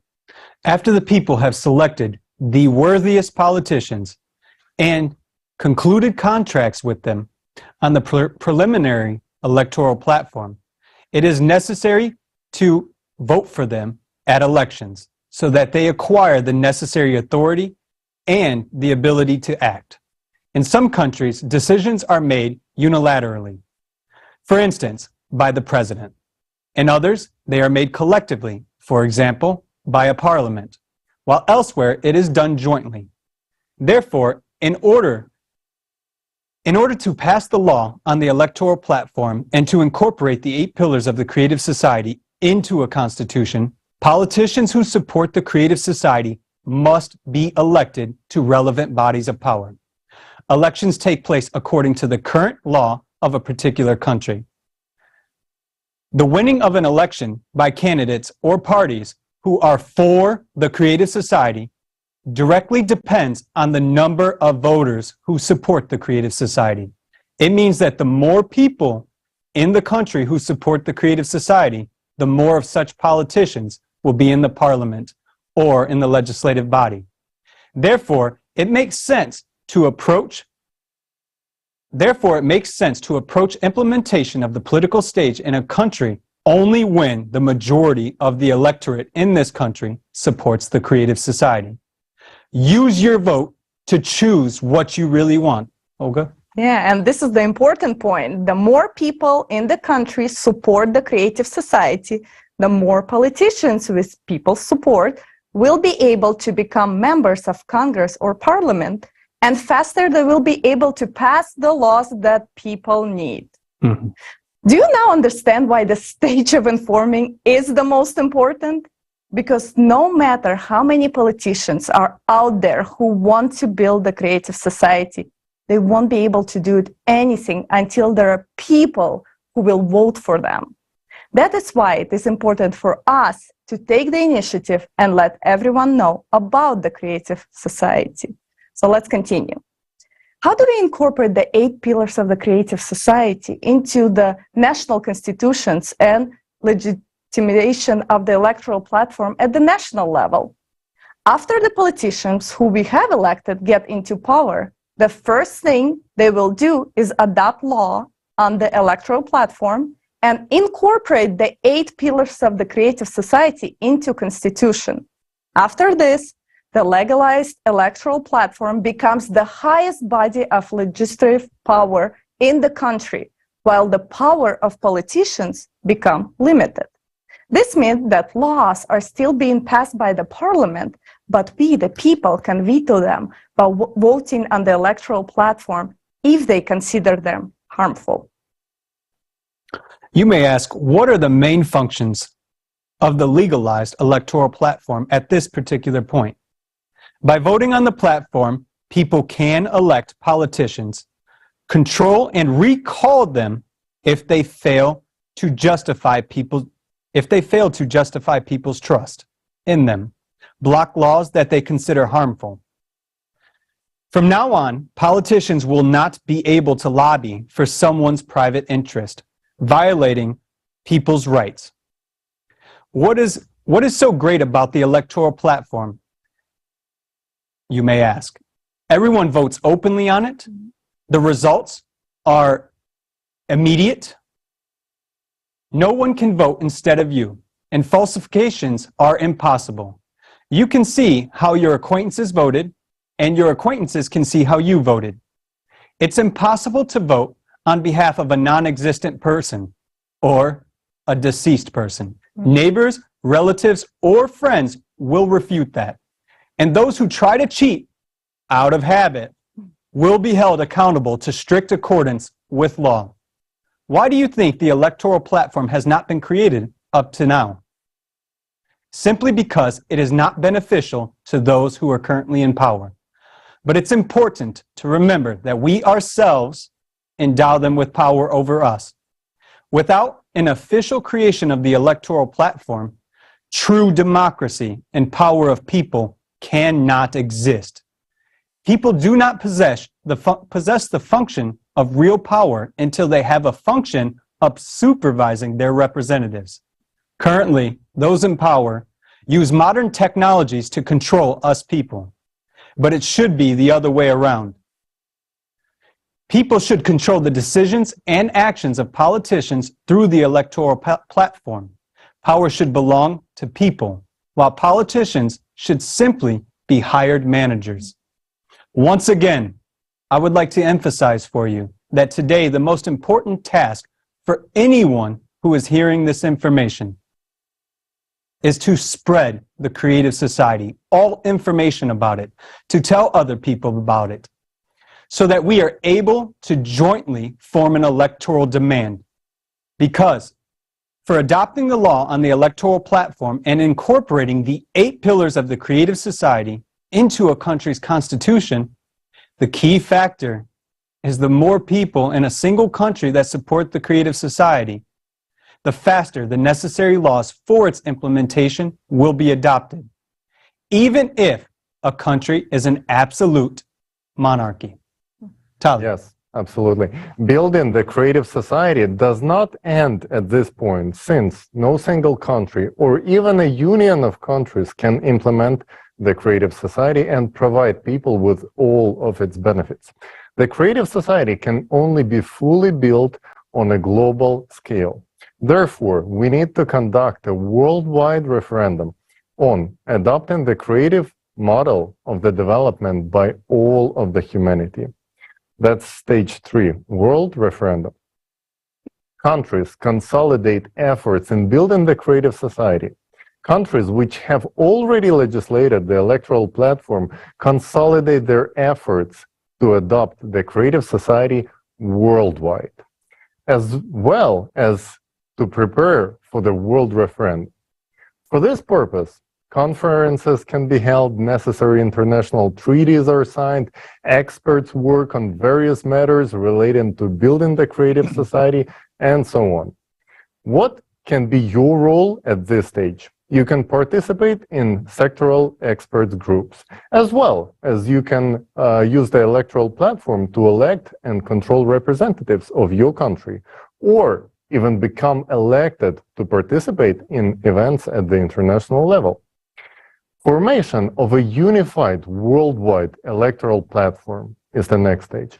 As soon as countries, all countries in the world, legalize the electoral platform, and incorporate the 8 pillars of the creative society into their constitution, it is possible to start creating a unified worldwide electoral platform. What is it? It's an integrated electronic resource that serves as a basis for all international actions. This platform unites people around the world into a single civilization and becomes the highest governing body on earth. Who owns the Unified Worldwide Electoral Platform? The Unified Worldwide Electoral Platform belongs to entire society. It is created and controlled by the people themselves. It is not created by any private company. It is created with open source code. It cannot be privately owned by anyone. And there may be no centralized control over it. Only registered users can use the electoral platform. The electoral platform is absolutely open and transparent. At the same time, the data it contains is securely protected, technically against any falsification or manipulation.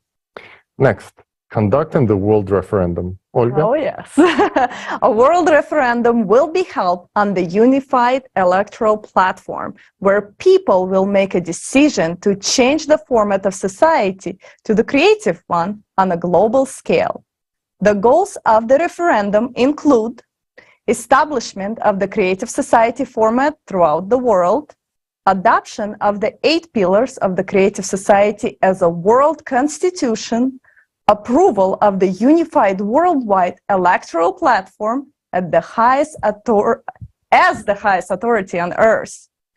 From now on, the adoption of laws, appointments, control, and recall of all officials, as well as other important public decisions, are made exclusively by people themselves on the unified worldwide electoral platform. It also serves as legislative framework, meaning it is the only source of universally binding rules by which humanity lives. Today, we've already watched a video about how the unified platform will function. Politics and politicians are no longer needed from this moment on, because all power really transferred into the hands of people, meaning into your hands. And this is when genuine self-governance is ensured.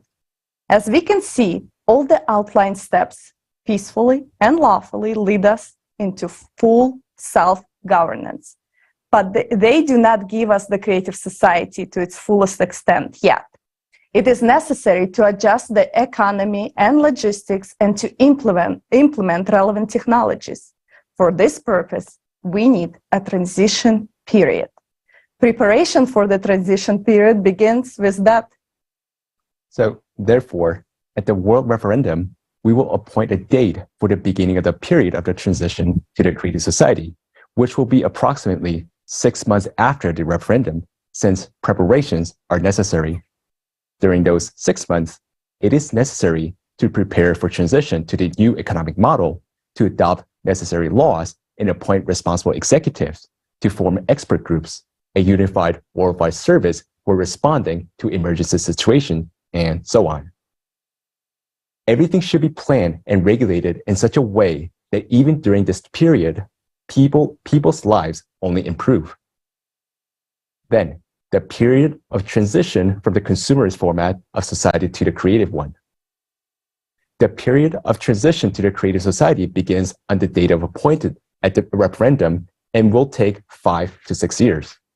This is approximately how much time is required for the development of technologies necessary for full transition to the creative society. Starting on day 1 of the transition period, unified laws, a new model of planned economy, a single currency, equal prices throughout the world, universal basic income, free housing, healthcare, education, and so on are introduced for everyone worldwide. In addition, absolutely all debts will be nullified and new technologies are introduced to make people's lives better. It's important to note that already at the beginning of the transition period, all people who were actively participating in the process of informing about the Creative Society at the information stage will receive a Peace Prize from $1 million to $5 million, depending on the extent of their involvement. Identifying these people is not difficult. We all know the most active ones, and this is fair. After all, it's thanks to these people that the Creative Society becomes possible. Moreover, it will be good infusion of funds into the economy and launch its rapid growth. Then, Creative Society. Once the transition period into the Creative Society is over, fulfilling life in the Creative Society begins. By this time, every person will already have all the benefits for our fulfilling and happy life, and money will no longer be needed. From this moment on, the Creative Society really begins. All technologies work for you. You can develop your individual abilities as a human, contribute to society's life, and receive maximum benefits. The Creative Society offers tremendous prospects for civilization as a whole and for every individual. All the described steps for building the Creative Society are absolutely realistic and are taken peacefully, legally, without any destructive or violent actions. This is the evolution of society accomplished by legal means. Our only way to life is the path of building the Creative Society. And this journey begins with the first step, with your action. Yes, agree. We just discussed a clear plan for how to build the Creative Society. Now, we need concrete actions from each and every one of us. I hope that now everyone understands how much depends on us and how important it is to form people's demand for building the Creative Society. Otherwise, no matter how well thought out the plan is, it will remain just a plan. Yes, we have repeatedly emphasized that the Creative Society can only be built globally. We often hear this question: why can't we choose a certain country? Their people will already live in the Creative Society, and then other countries will follow their example to build the Creative Society for themselves. Friends, it's only possible to build the Creative Society on the entire globe if, and only if, all of humanity unites together. As individual states can only declare their intentions to move towards the Creative Society format. In individual countries that embrace the Creative Society, the social conditions of the people can be improved, but only to the extent that they do not disrupt the economy of the country. Otherwise, a country which tries to move to the Creative Society alone will still be dependent on those countries which do not support the Creative Society. Because today all countries are closely interconnected and interdependent in geopolitics, economics and finance, energy, legislation, logistics, and so on. A single country cannot fully secure the value of human life, because there will always be a military threat from other countries. Therefore, it is impossible to build the Creative Society in a single country. Either everything will remain at the level of conversations without moving on to specific actions, or the Creative Society will be embraced by all the countries.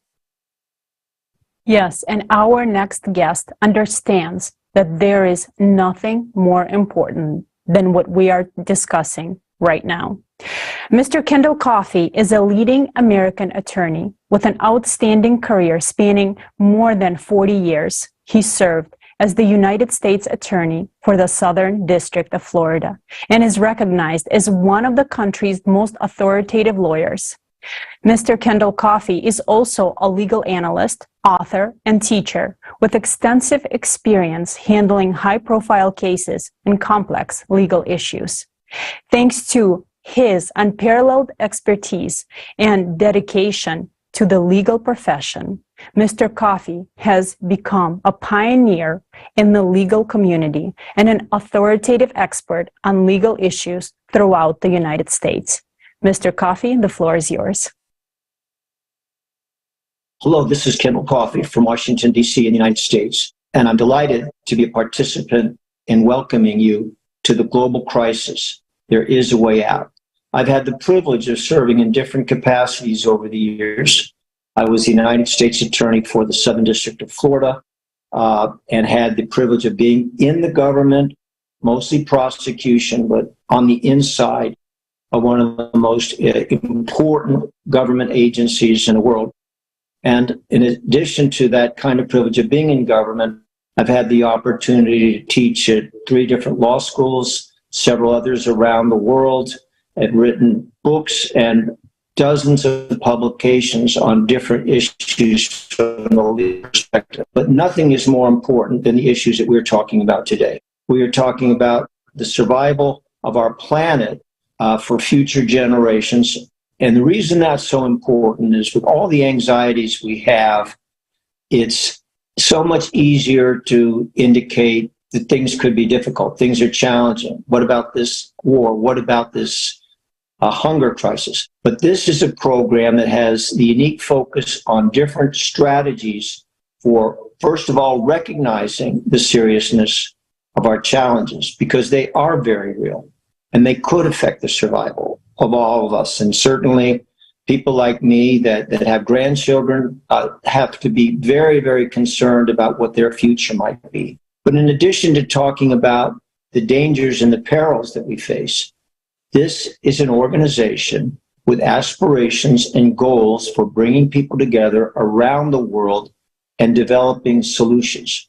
And so it is more important than ever that we give this kind of program the serious attention that it deserves, and that we all begin to try to do more individually, as communities, as states, as nations, in order to assure that future generations, including my grandchildren, have a world that they can enjoy. If these 8 pillars can be brought into the constitutions of every nation, into the laws of every community, the world would be greatly strengthened, and future generations would have stronger and better lives to look forward to. It's always a challenge to get aspirations, goals, and ideals brought into laws. But that is not just something to think about. That is something to act upon, because we could be running out of time in terms of getting to the world society that we all want to have for our future generations. The Creative Society has demonstrated that there are mathematical certainties, that things that are bad things that could be calamities, could be in the future. And we have to assume that there is not hundreds of years of good weather, hundreds of years free from climate change, hundreds of years free from global warming. We are on a much, much shorter deadline than that. And part of what the Creative Society can do is get us working together to focus on what we have to do to meet the challenges that this world faces, more severe challenges than ever before in human history.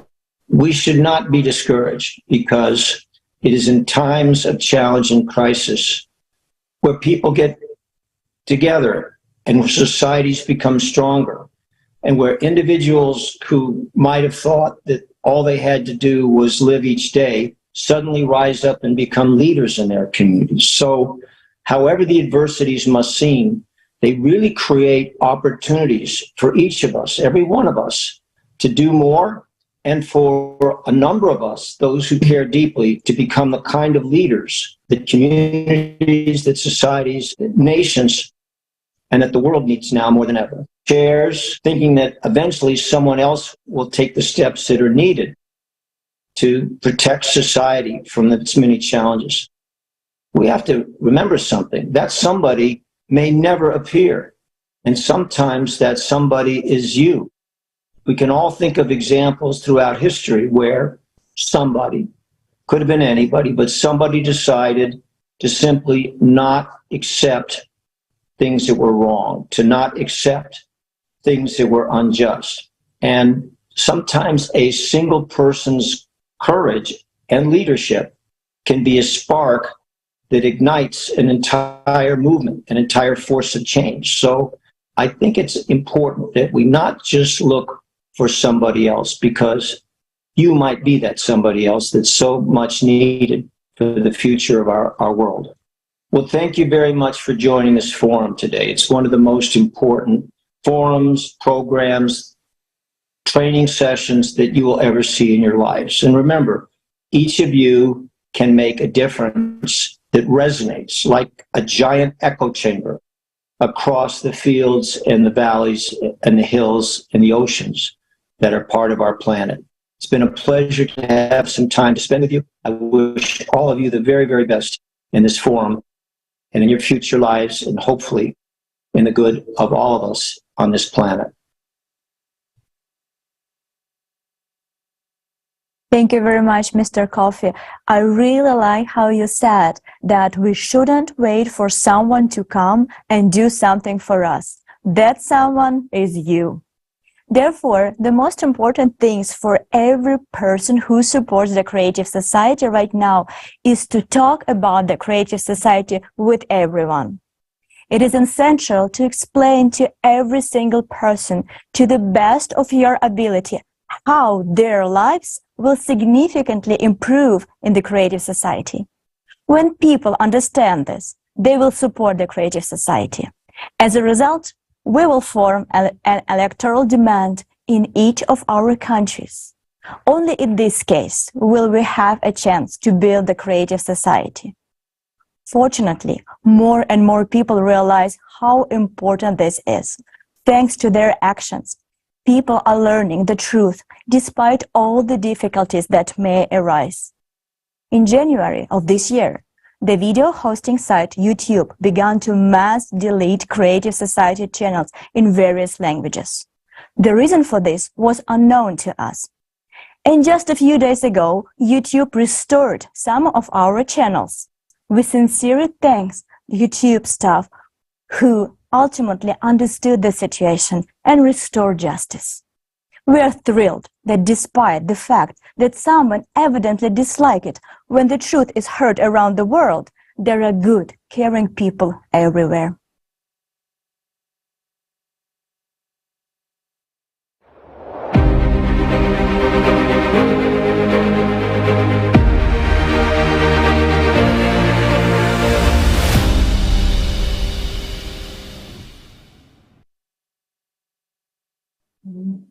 The path to the Creative Society is the path to our shared dream. And with each person's choice and action, this dream becomes closer to us. We are pleased to present a film made by participants of the Creative Society from different countries. The main characters of this film live in a world familiar to each of us. And like most of us, they suffer from the conditions of the consumer format. In the consumer format, we try to survive, adapt, and come up with 10 ways to silence our inner discomfort. Still, the solution to all our problems is on the surface. We just need to change the format of society once and for all. This is a story about heroic women who dared to do the most important thing for their families and all humanity, to build a creative society. The life shown in the film, the freedom, happiness, and realization of the boldest desires will be achieved by women in the creative society. This is a story about breathtaking prospects that will open up for every woman in the creative society.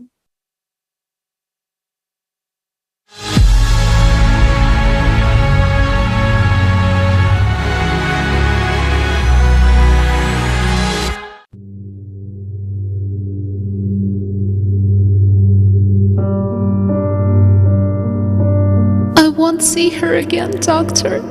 She was taken away, and we didn't even say goodbye. My daughter and I ended up on the street. No one will help us. Margaret, I'm afraid he will hit me again.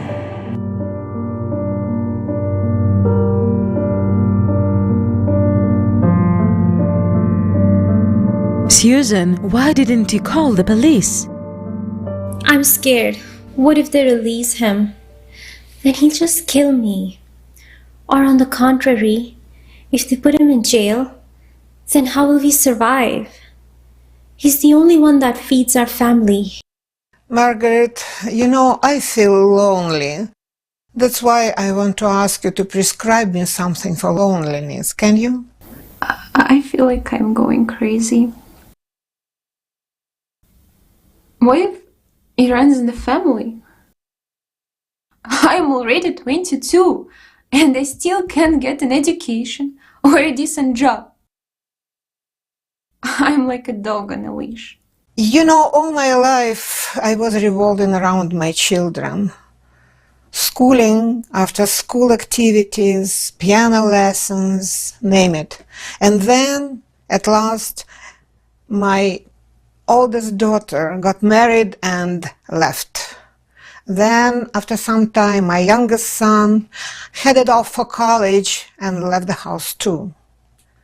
I'm very happy for them that everything has all got very well in their lives.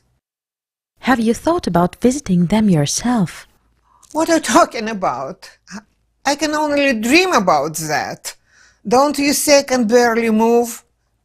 I need a hip surgery, maybe replacement, and besides, there is a 12-hour flight just to get over there. At first, he was very sweet.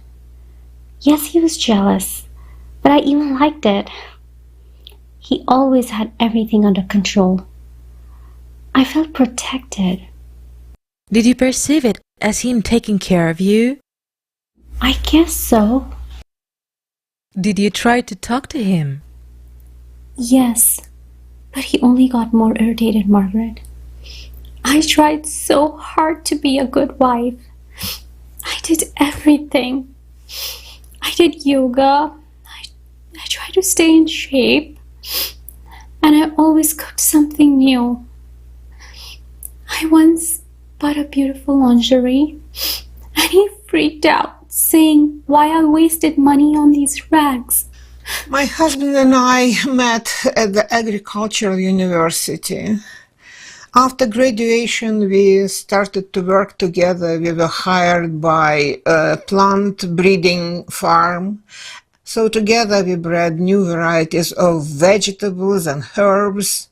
Oh, let me show you something. Here, can you see it? You were so beautiful. Thank you. I would like to return back to those times. Tracy. Where does the time go to? You can't bring back the past. You are still alive, and you have someone to live for. Yes, only my children. No, it's you, Tracy. Think about what you would like now. You, Tracy. But how can I help them? Everything I suggest only provides relief temporarily. Prescribe me some pills. Pills for what? For helplessness? For an incurable disease? For lack of decent housing and job? But that's absurd. If we change their living conditions, they won't need any pills. I feel like there is a way out. But where is it?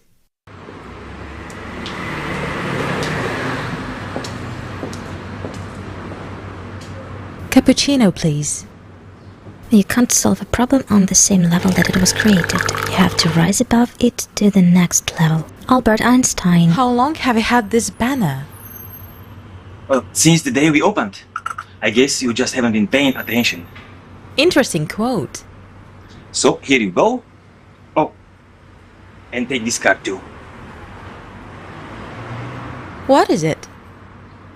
Everyone nowadays is unhappy with their lives, saying we need to change the rules of the game. Well, here is a solution to stop playing, finally start living. Oh yeah, getting to the next level. And to change the whole system. It's called evolution. And how many of you are there, such like-minded people? Actually, it's like everyone, but some just don't know it.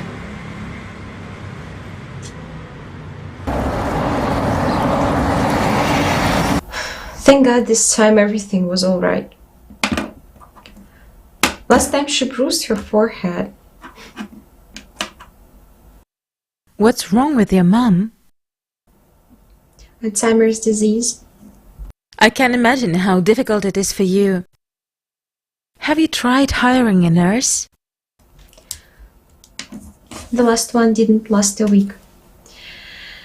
And they ask for a lot of money. And I can understand them, of course. It's tough to deal with such people, but I can't do it on my own anymore. My mother needs constant care, comfortable conditions, medicine, fresh air, my good mood. And I'm so tired.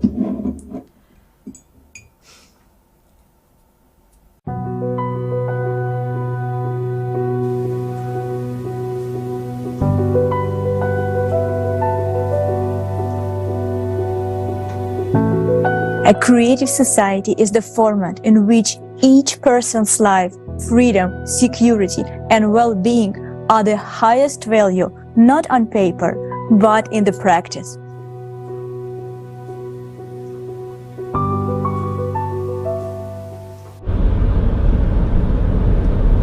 Are you all right? I think so. Have you heard of the Creative Society?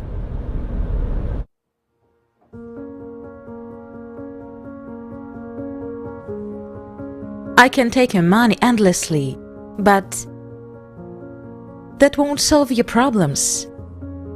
Each of you needs protection and is seeking help.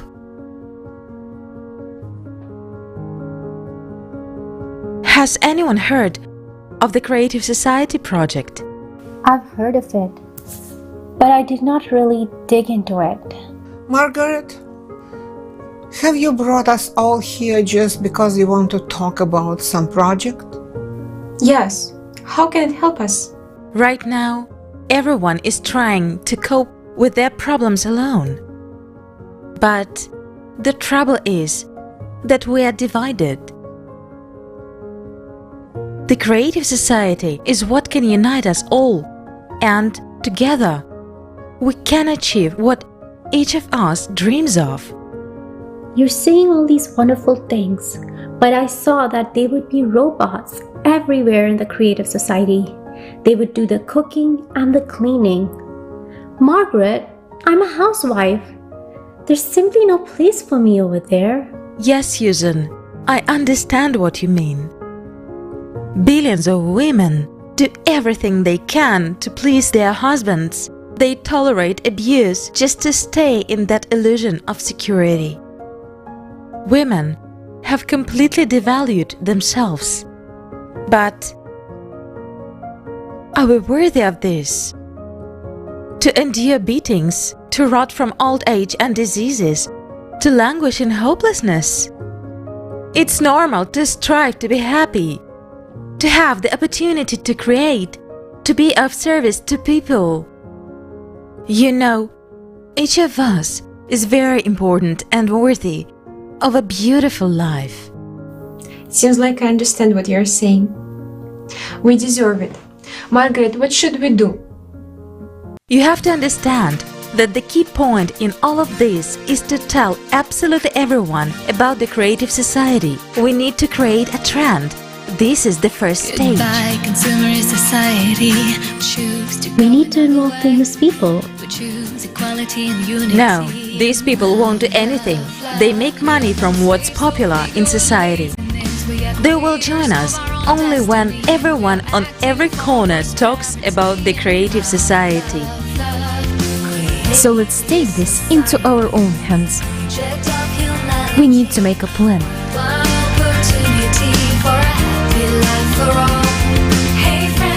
Where can I see the design of this business card? Go to the website, click on About, and choose the Creative Society project designs. And you can download all of them for free. Adult and child, living on a planet, all can be kind. The time has come for us to unite. Let these people join kindness, remind us who we are. Empower and unite us by love, love, love. Creative society. Hey, where do you think you're going all dressed up like that? And what is that weird thing you have? That's creative society. Going to politicians is useless. We simply declare that we support only those who support the creative society, and they will come to us on their own. Girls, let's put stickers "I support the creative society" on our cars.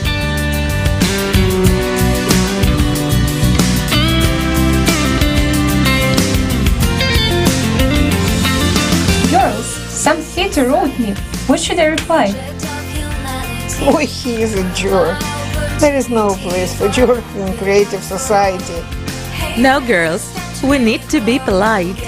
Let's send him smiley faces with the word jerk.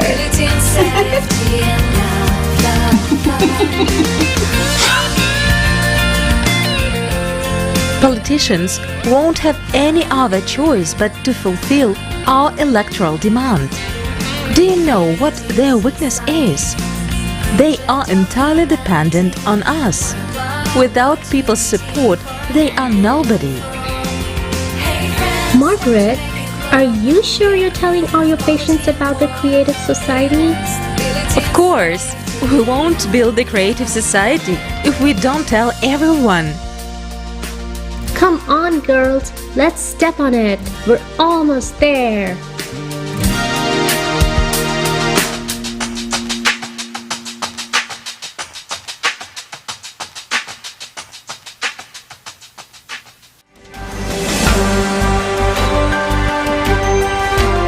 The referendum took place and you can see results on the screen.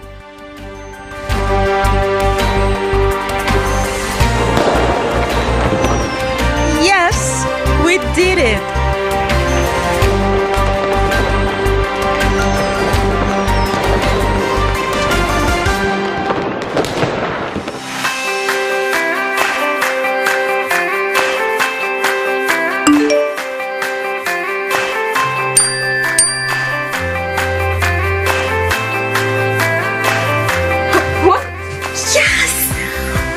I got 10,000 and I will be getting it every month? It's incredible. Oh wow, how would I spend this money? The plan to build the new residential neighborhoods was approved by the popular vote. The new homes, equipped with fuel-free generators and the latest technology, will become available next month. If you don't have housing, or if it doesn't meet the Creative Society's minimum standard of 60 square meters per person, on the electoral platform you can submit an application for free new housing for you and your family.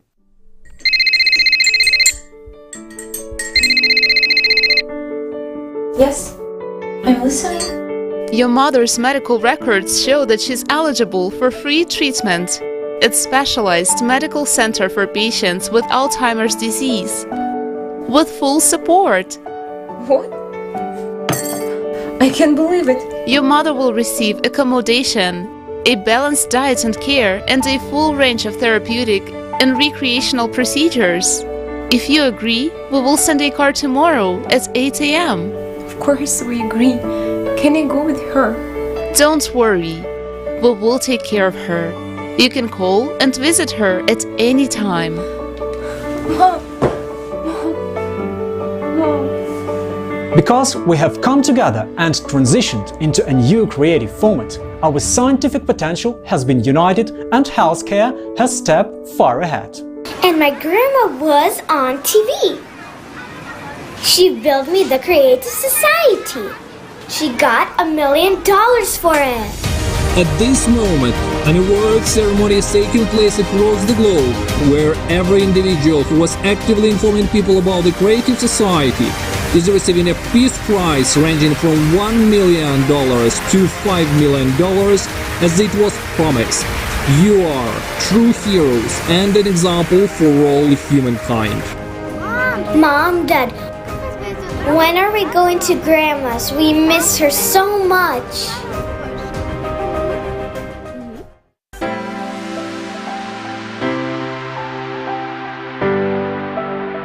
I've devalued myself a lot over the years. I've lived by other people's desires. Now, I can honestly decide how I want to live my life.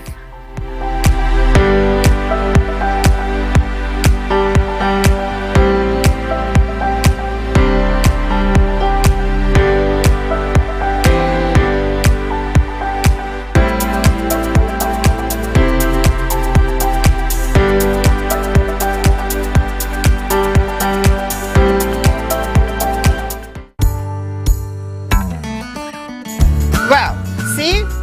Here you will plant peonies for me, like 7 pieces, 4 and 3 2 rows, all right? Got it?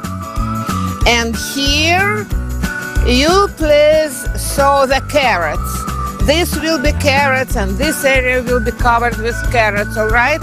All the space will be just carrots. I like it this way. Okay? Got it? Well, I like it.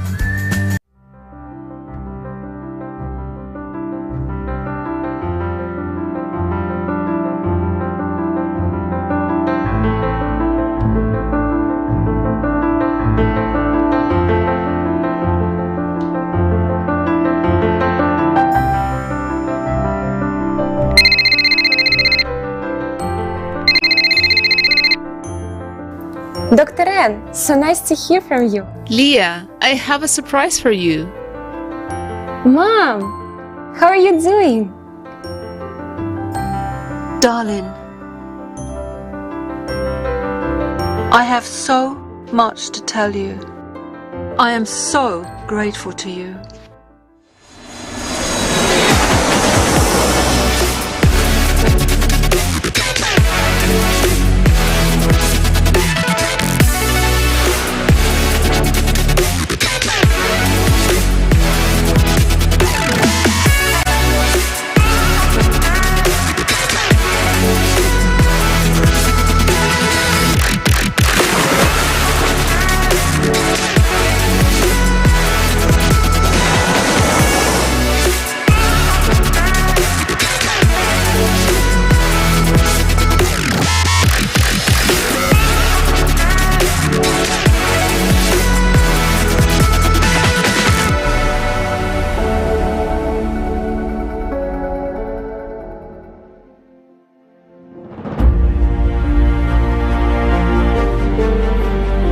On the 28th of February, the transition period ends, and on the 1st of March, we officially enter the era of the Creative Society.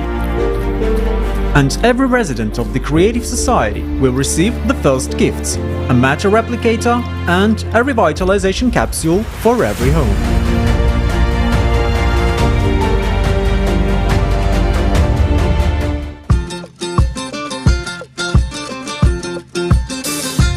Fresh, crunchy, organic carrots, endowed with special flavors, carrots and carrot juice. I've tried it. You should try it too. The Mrs. Tracy Bloom variety, grown with love. Get it from your replicator now.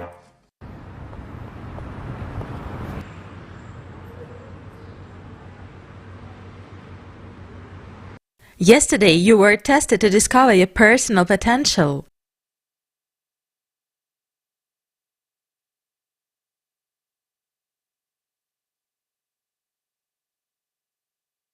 You need to develop your creativity.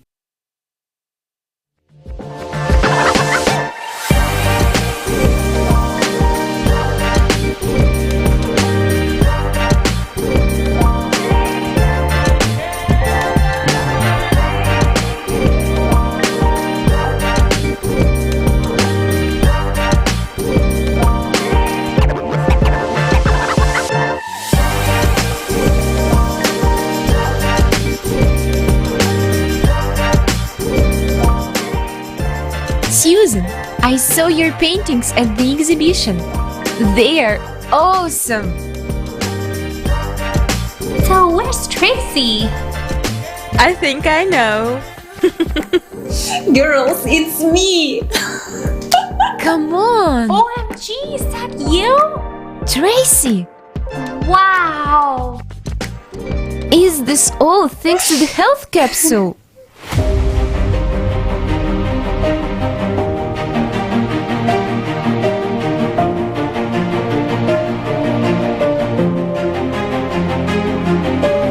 I visited 110 countries on planet Earth, and now I have an opportunity to explore space. So, greetings from the Earth orbit. I'm logging from the space station, and our expedition is on a mission to clear space debris from near Earth space.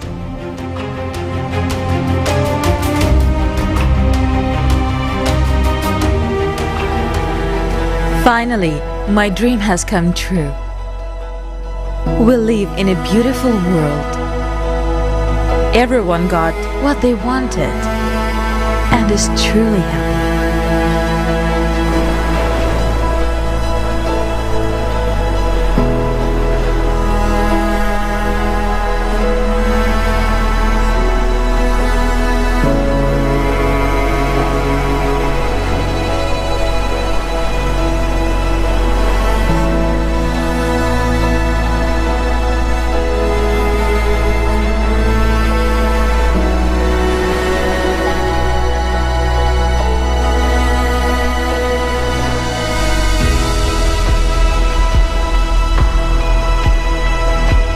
I have something to tell you. I care about you very much, Trace, and I don't want to hide anything from you. I am actually 75 years old.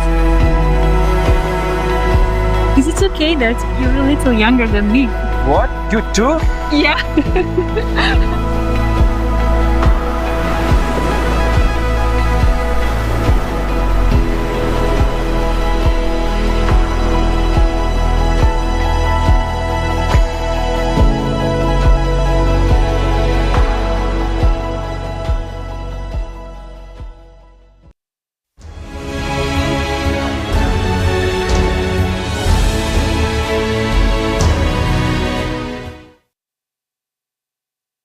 Wow, this is incredible. Let's use this opportunity to create a better world for ourselves and future generations. Women, we have the chance to unite right now and build a creative society. If we want a change, we must start talking about the creative society and its benefits for every person. Yes, how can we not want to share this information? It's amazing. Can you imagine that thanks to the body regeneration capsule, we will not only regain our attractive appearance, but feel like we're 25 again? Yeah. Honestly, it's a little bit scary because you can go on a date and she can turn out to be 100 years old. But you know what? Me, as any IT specialist, I'm sure looking forward for this body regeneration capsule just to get rid of the main problem of any person who works behind the desk, the back pain. And guys, on a serious note, jokes aside, we need everyone to learn about the creative society in order for all of this to happen. We need this information to be spread out everywhere. Our success depends on your coordinated efforts, and let's just go for it. If we want to change, we must start talking about the creative society and how it can benefit everyone. It is time to spread the word and attract people. And speaking of inspiration, Olga, could you share your story with us? Sure. Guys, I want to share my story with you. I live in Metro Detroit and I got the standard package. Husband, 2 kids, 2 cats, and a black lab. I work full-time just like most people do. Me and my husband do not see each other much. I take my kids to gymnastics and soccer and do a Costco run in between. I cook 3 meals a day, but somehow I still find time to inform people about the Creative Society.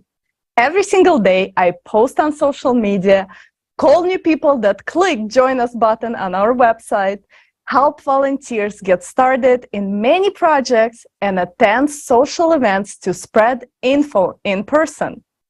You are probably asking, why the heck is she doing this when the 20th season of Kardashians is on? I know that today we still have a chance to change our format of society. Not just for me or my husband and kids, but I want to get this message about the Creative Society out for all of us. Because we as people have created the wrong rules of our existence. We have one problem that's separating us from the Creative Society: uninformed people. Billions of uninformed people. That's it. When people know about Creative Society and everyone understands the benefits of such a social format, everyone, and I repeat, everyone will have the society of our dreams built almost overnight.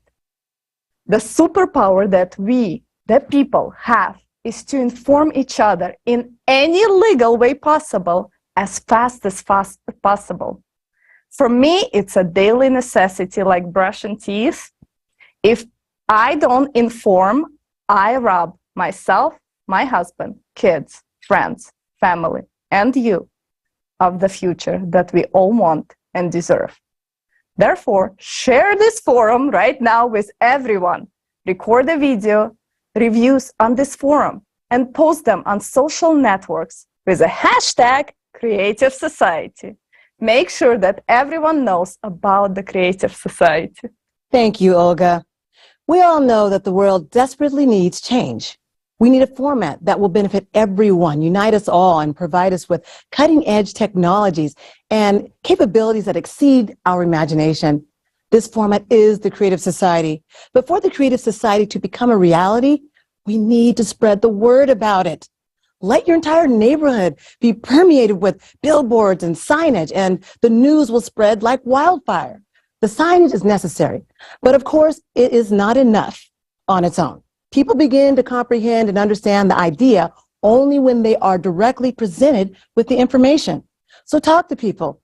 Tell them what the Creative Society is all about and the benefits it will bring them. Some of you may say, okay, I'm already telling everyone in my circle about the Creative Society, but what else can I do to bring life into the Creative Society like closer and even faster? For such heroes, there is an answer. One of the effective ways is to spread information as quickly as possible is to create coordination centers in your countries, your states, your cities, your districts, etc. The extent of territory you can cover depends only on your willingness and active actions. Remember that everything needs to be done with the framework of the law. Establishing a coordination center is not difficult. If there are already 2 people in your area or city who understand the importance of it, of the Creative Society, don't wait. Open a coordination center and start informing others about the Creative Society. In a week, there'll be 5 of you, and then in a month, 25. And in 2 months, everyone will know about the Creative Society.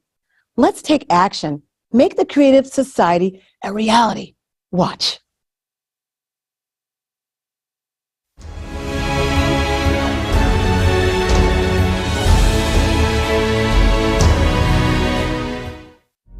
Now that you've learned about the Creative Society and understand that, thanks to its implementation, we can first of all avoid all global climate catastrophes as humanity, and secondly, gain a life beyond our wildest dreams. This is free housing of a pretty decent size, an unconditional basic income of $10,000 a month, plus free healthcare and new technologies that will be available to everyone. You'll be in perfect health and able to extend your life in a young, beautiful body you'll be guaranteed safety and a peaceful life. Free education anywhere in the world, so you will have the opportunity to maximize your potential. Not to mention a vast array of prospects and possibilities for every single human being. Informational support for the Creative Society format is provided by a volunteer project of the same name, which is being actively implemented by volunteers from more than 180 countries around the world. Now, it's impossible to establish the Creative Society in one single country. It can only be implemented all over the world in a legal and peaceful way. This means that, first of all people in the world must learn about the Creative Society and support it. This will lead to the creation of an electoral demand for its development. Therefore, the first and most important step in building the Creative Society is to share information with everyone about the existence of this format and the immense benefits it provides for every individual. Maximum activity and creativity from everyone are needed in this effort. Where should you start? You can tell about the Creative Society to your friends, family, and everyone around you.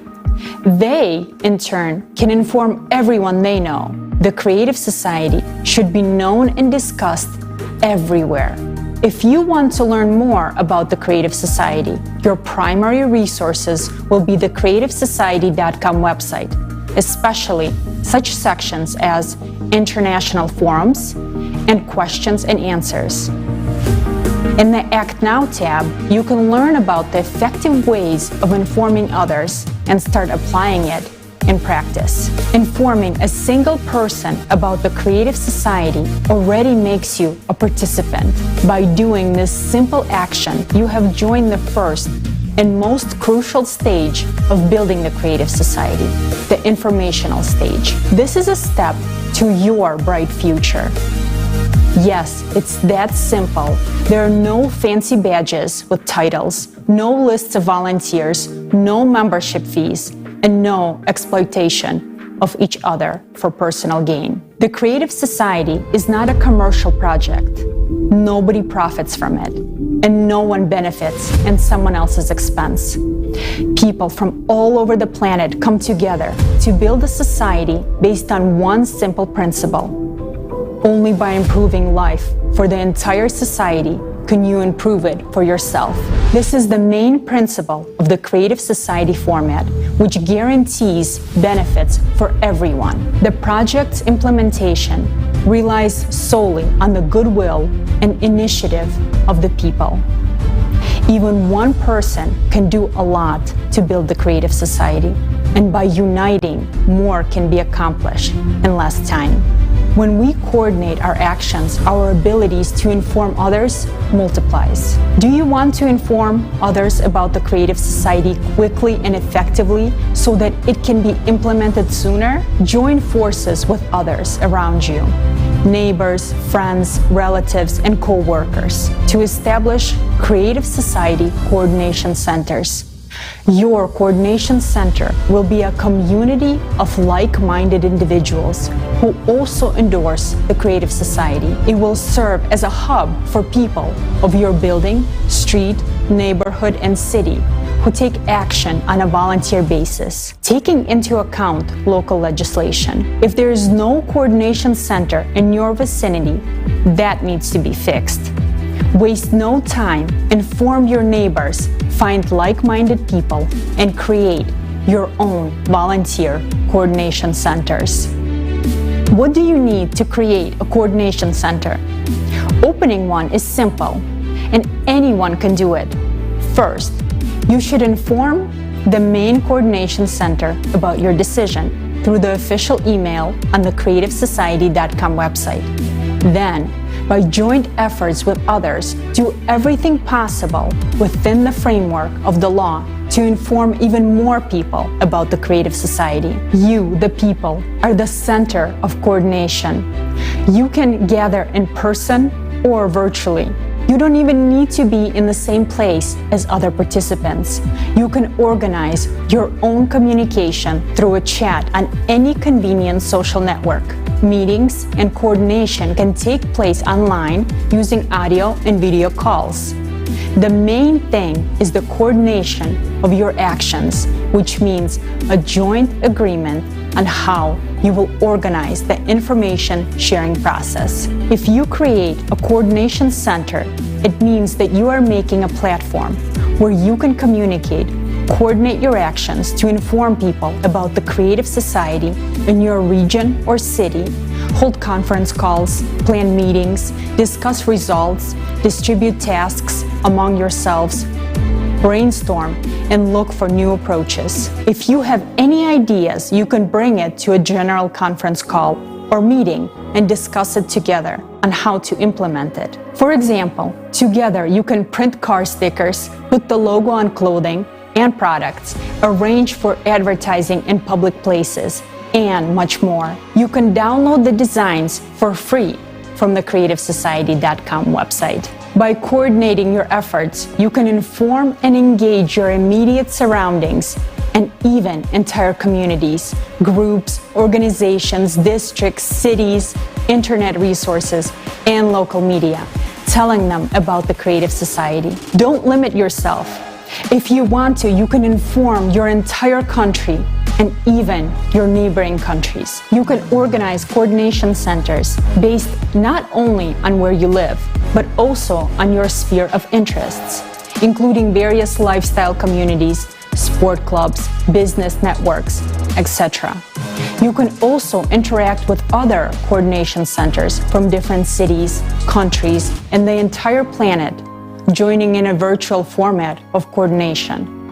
The Creative Society is a union of all humanity, all organizations, all people, all those who want to live in the Creative Society, and all those who understand the doom of the current consumer format are welcome here. The Creative Society is beneficial to absolutely everyone. How do we know that the first informational stage of building the Creative Society is complete and we can begin the second stage, which is political stage? Imagine that you are walking through a city and you see the logo of the Creative Society everywhere, and all the people around you are talking about the Creative Society. All the social networks are filled with information about the Creative Society. It's becoming mainstream. When your whole city and your entire country know and support the building of the Creative Society, it means that most of the citizens of the country have formed their electoral request to politicians for the formation of the Creative Society. In this way, we move on to the next stage, political. At this stage, we have a new responsibility and task: to vote in our country for those politicians who support the development of the Creative Society and pledge to introduce the 8 pillars into the country's constitution. In addition, we need to legitimize the electoral platform as the highest body of legislative power. The electoral platform will be how the society will be self-governed. Every person will be able to control and recall politicians and vote for or against specific laws. This resource will be publicly available, transparent, and protected by the most advanced technologies. Through the electoral platform, power is effectively returned to the people. It returns to each and every one of you. Implementing the Creative Society is an entirely new approach without any revolutions, and everything happens within the legislative framework of each country. Thanks to this, we can peacefully transition from the consumerist to the creative format through an evolutionary path. We can not only save our lives and the lives of all humanity, but also open up opportunities and perspectives that we never even dreamed of. The Creative Society is a unique format that can solve all modern problems and crises. Never before in the history of humanity has anything like this been attempted. Its implementation depends on each of us. So act now. Do not wait for someone else to make your life better. Act now if you want to live the way you always desired. Act now if you want to live in a free, secure, and prosperous creative society.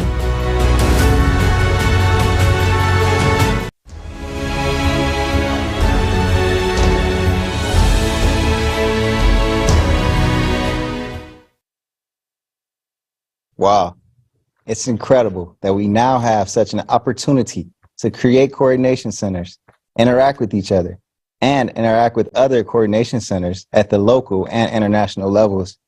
We can exchange experiences and ideas. Our organized actions will allow us to achieve much greater results, much faster than if we acted alone. Absolutely agree with you, Roy. And let's not forget that thanks to the coordination centers, we will also be able to identify those who sincerely support the Creative Society and those who do not.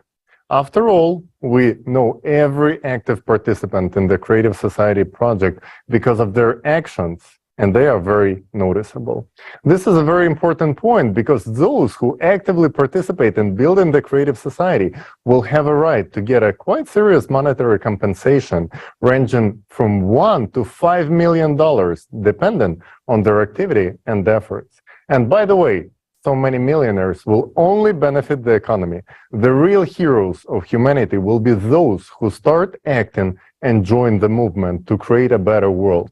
If a person prefers to remain a couch potato and not to contribute, it's their choice. And yes, they will still receive the unconditional basic income of $10,000 a month, just like anyone else in the Creative Society. But doesn't it feel so much better, so much more satisfying to accomplish something important for people, society, and yourself? I absolutely agree with you. The desire for a good life unites people all over the world, and many have already realized that there is nothing more beneficial than the Creative Society. The Creative Society is advantageous for everyone, and we are pleased to see that politicians from different countries are increasingly supporting the Creative Society. Defending people's interests in a consumerist format is not easy. Therefore, politicians who have decided to move in the direction of building a creative society in their countries are worthy of respect. Now, we are pleased to welcome Mr. Damian Borrello, a candidate for the presidency of Argentina in 2023.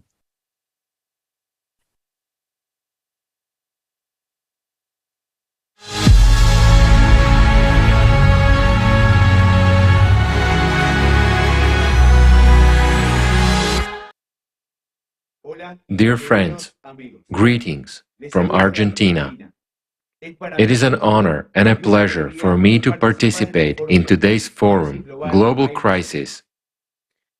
There is a way out, and to have the opportunity to speak about the creative society that every person on earth undoubtedly wants to live in. And since this is so, we must make it a reality. I, Damian Borrello, intend to run for President of Argentina this year 2023, to restore the truth and justice, to return power to the great people of Argentina. The entire world knows that Argentina is a country of champions. However, the most important match in the history of humankind is yet to come. This is a knockout game in which we are playing for our lives. We have never played against such a strong and experienced opponent before. It has been gaining experience for 6,000 years, and no one has been able to defeat it yet. Our ruthless adversary is the consumerist format of society. We can win, but it depends solely on ourselves, on our decision, our will, and our unity. You and I know better than anyone that there is no invincible opponent. To win this time, each of us, every Argentinian, must become part of the team. As a reward, instead of a trophy and medals, we will obtain a beautiful, new life for ourselves and our loved ones forever. When we, Argentinians, start scoring the first goals against the consumerist format, the entire humanity will be supporting us.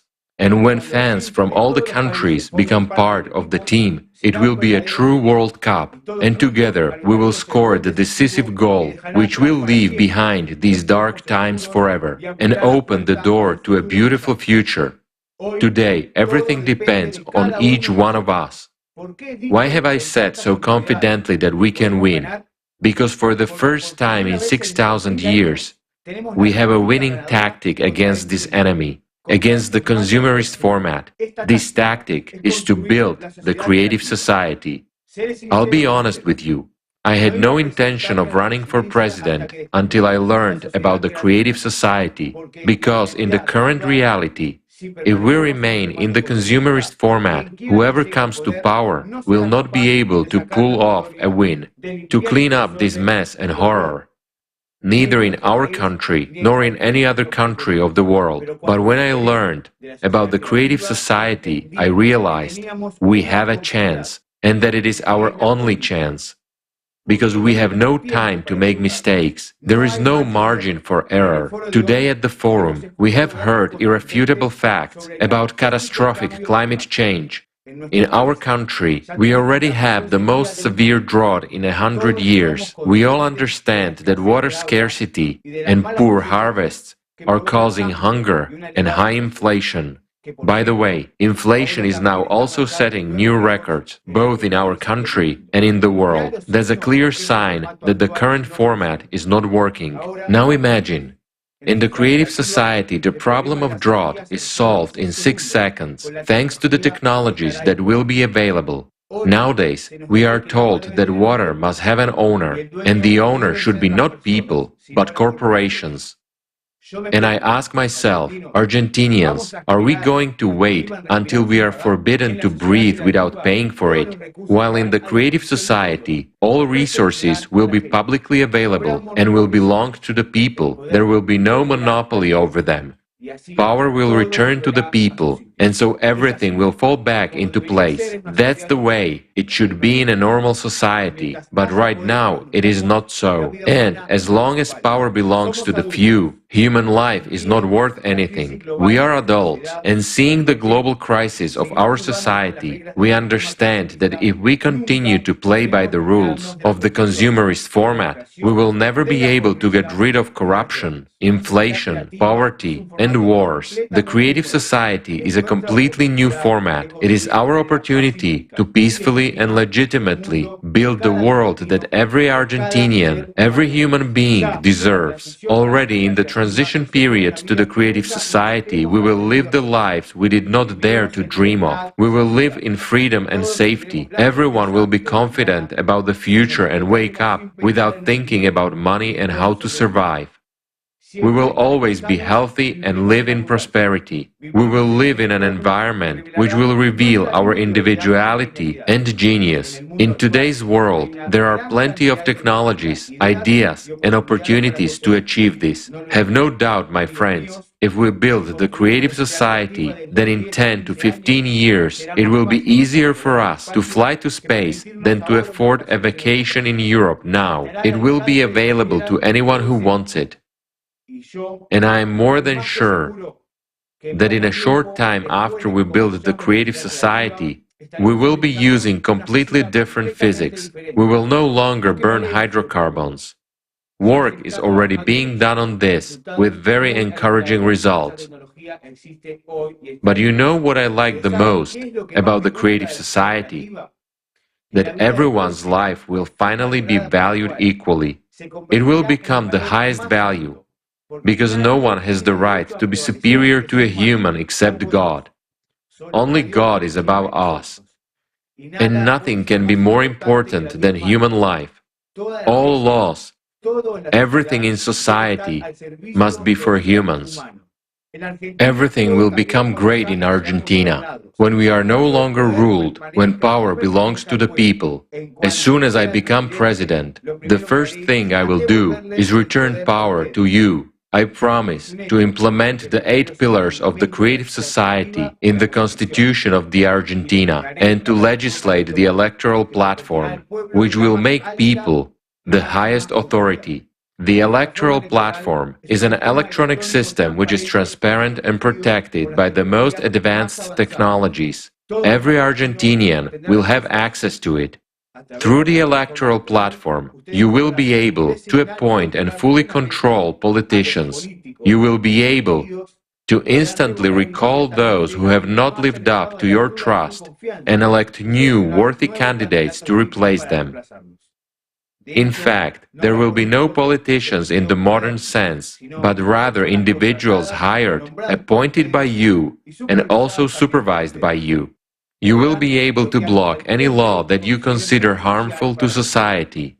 That way, when all the power is in the hands of the people of Argentina, corruption, inflation, and all the other absurdities that have been imposed on us without our consent will disappear instantly and forever. No one will be able to act against the interests of the people or against the decision of the Argentinians. The creative society is beneficial for everyone. If anyone is against the creative society, they seek power over people. They are the ones who benefit from the consumerist format, because that is how they can manipulate us. They do not realize that by maintaining the consumerist format, they will not be able to retain their power in any way. The climate will deprive everyone of the future if we do not timely change the current format of society to the creative one. What is better for you?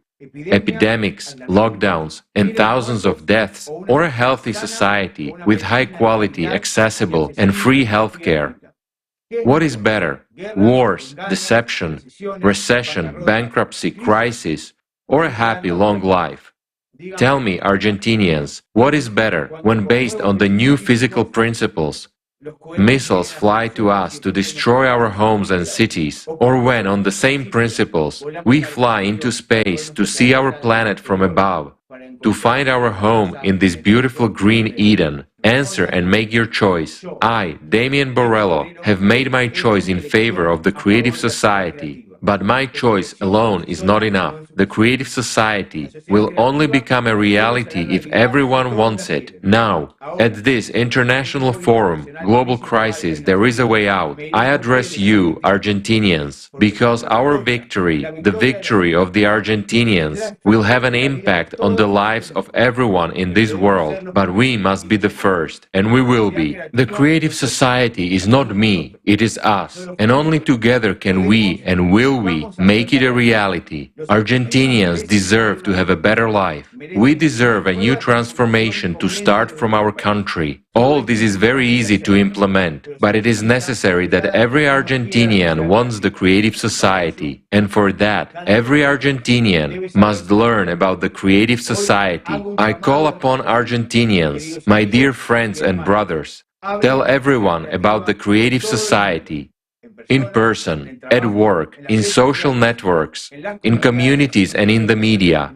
By all legal means, spread the word about the future we can have very soon. Create coordination centers for sharing information about the creative society with your neighbors, colleagues, your family, and with everyone. Nowadays, our future, the future of our country, depends on the actions of each and every one of you. Unite and act. We, Argentinians, never lose. Success comes when we begin to act. And to all those who haven't yet joined the creative society, I say, the time is now. Stop warming the bench. Come out to join our team for the most important match of your lives. Go and call everyone to this match. Invite everyone. Let everyone come to the field. Let them come out to win. For your own good. For the good of your loved ones, for the good of your children, for the good of all humanity. Let us make this world as beautiful as it has never been in our history before. Ignite your hearts and pass this fire on to others. There is no greater service than service to humanity. Argentina does not surrender. Argentina triumphs. We are one team. We are the champions of the world. Let us achieve a great victory in the name of the world, in the name of a dignified and beautiful life. Then very soon each of you will remember the day you started talking about the creative society, because that day you changed the future for our Argentina and for all of humanity. Argentina, the world, we deserve it. Thank you very much to everyone.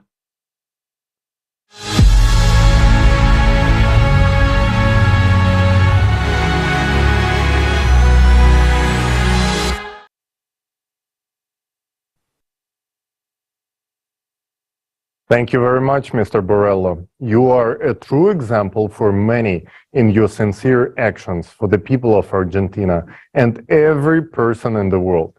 The victory of the Argentinian people in their pursuit of the creative society will significantly impact the lives of people around the whole world. Yes, and as Mr. Borrello said, my choice alone is not enough. The creative society will only become a reality if everyone wants it. Only by working together can we achieve a society that truly benefits everyone. And how can anyone not want such a society? Only in a creative society will all the problems and crises that we face today disappear forever. For example, here in the US, it seems that more and more Americans realize that our current consumer-based society is leading to chaos.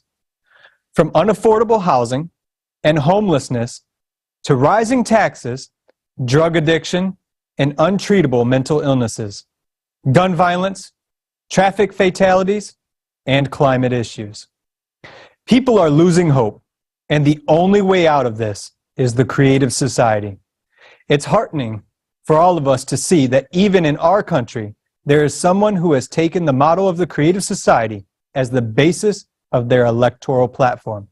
Let's welcome Mr. Robbie Wells, a candidate for President of the United States, 2024.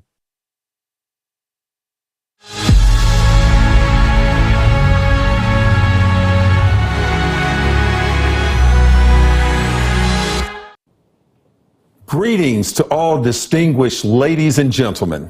It is with great pride and gratitude that I stand before you today at this momentous international forum. I am humbled by the chance to connect with people from all corners of the world and to address all of you, my dear friends. I am Robbie Wells, and I am honored to be a candidate for President of the United States in 2024. With your support, I am committed to building a creative society that will usher in a brighter future for all Americans and all of humanity. Let me begin by saying that I am truly thrilled to see responsible politicians across the globe running as Creative Society presidential candidates in their respective countries. And just now, I had the honor of hearing from the esteemed Mr. Damian Borrello, the presidential candidate in Argentina 2023. I wholeheartedly wish him success in the upcoming presidential election because Mr. Borrello's victory will signify that the people of Argentina have chosen to embrace a creative society, which means they have chosen a happy life, prosperity, and peace. Dear friends, we stand on the verge of a new era, where we will witness representatives of the creative society enter politics around the world. And why? Because people everywhere desire to live well, and the creative society guarantees a decent life for all. It's within our reach to build a society where every individual can flourish.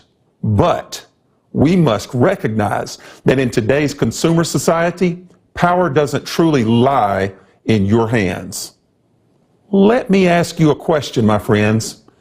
Can you raise your wages or lower your taxes at this moment if you desire to?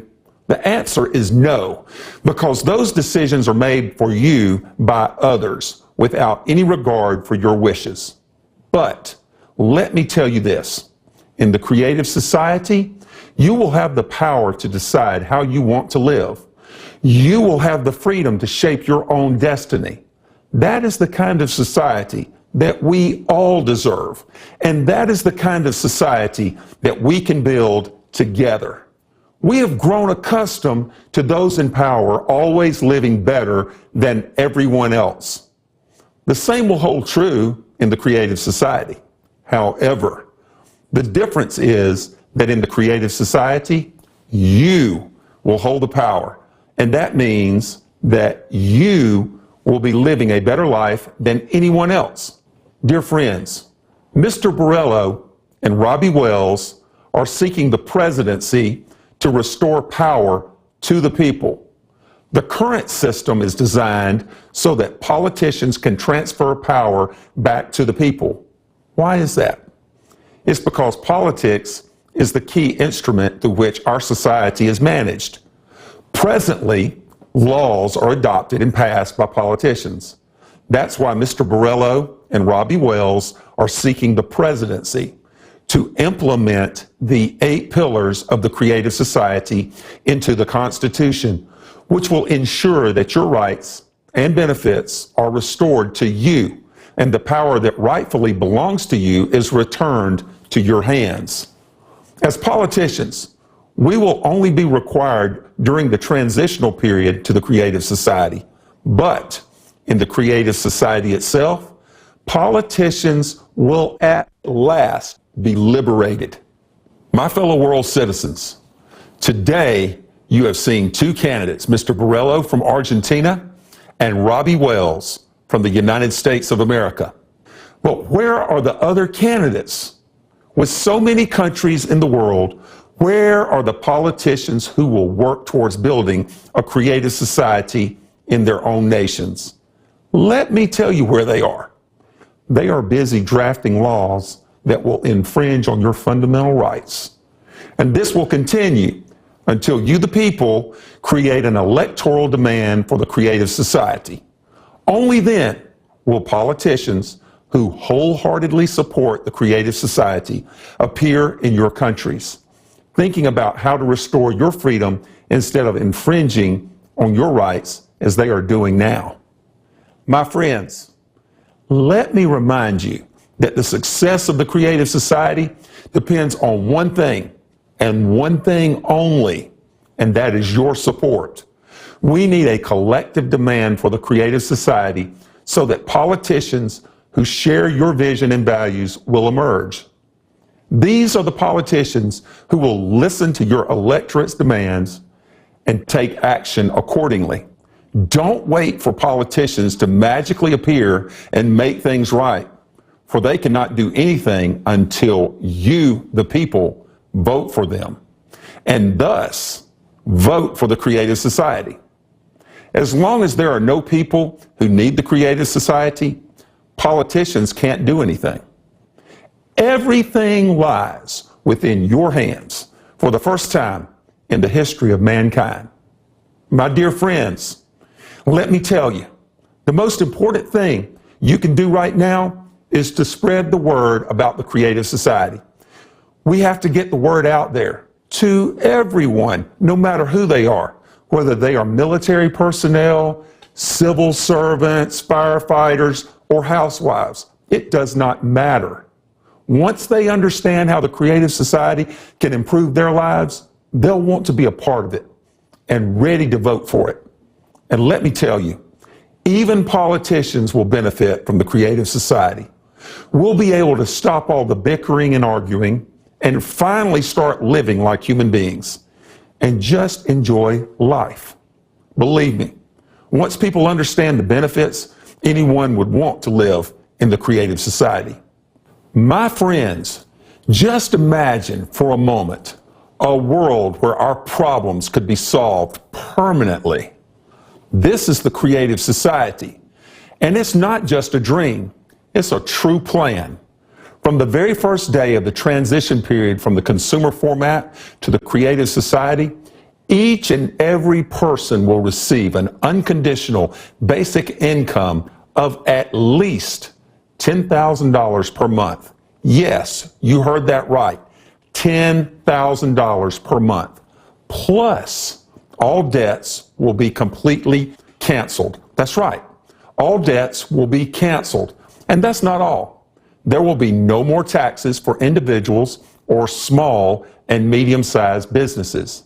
Then we will have free education, free health care, and there will be no utility bills. Later on, if you need it, you will be provided at least 650 square feet of housing per person for free and as your private property. My fellow citizens, let me paint a picture for you. Imagine a world where no one goes missing without a trace, where wars and conflicts are a thing of the past, and where you can feel safe in any corner of our planet. This is what the Creative Society guarantees you.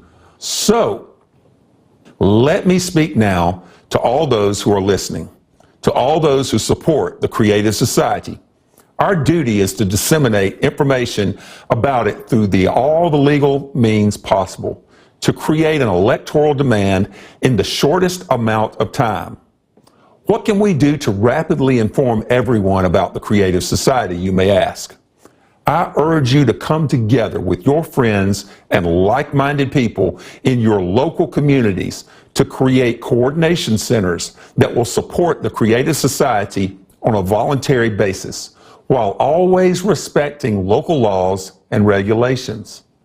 By working together, we can increase our opportunities to spread information and make a real difference we all aspire for. While we can make the world better right here in the United States of America, our Argentine friends can do the same in Argentina, our Ethiopian friends in Ethiopia, and our European friends in Europe. Together, we can change the whole world if we have the will to do so. I am Robbie Wells, and I can tell you that if the whole world knew about the Creative Society yesterday, we would already be in the transitional period to the Creative Society today. We would already be enjoying its benefits. But there is no time to waste. We must act now to bring about this brighter future. If we start acting together today, we can make the Creative Society a reality tomorrow. Rise up.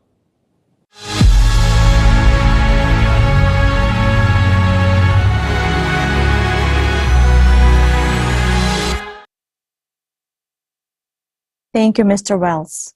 The great news is that we can build the Creative Society in less than 5 to 6 years. Mr. Wells actually brought out a good point. Where are the other candidates? With so many countries in the world, where are the politicians who will work towards building the Creative Society in their own nations? The answer is simple. They will appear when we form an electoral request. That's why we are paying so much attention today to the importance of the first stage of building a creative society, informing the people. I have some exciting news to share with you. The political party Movement of the Liberation of Peoples in Guatemala is running for Congress to implement the 8 pillars of the Creative Society and introduce the electoral platforms on the legislative level. Witnessing the beginning of a new chapter for Guatemala is truly inspiring. We are pleased to introduce Rosaria Ayu, Movement of the Liberation of Peoples Deputy Candidate, Alberta Cuesas, Representative of Deputies of the Congress, and Erwin Masbol, Representative of the Mayors of Municipalities.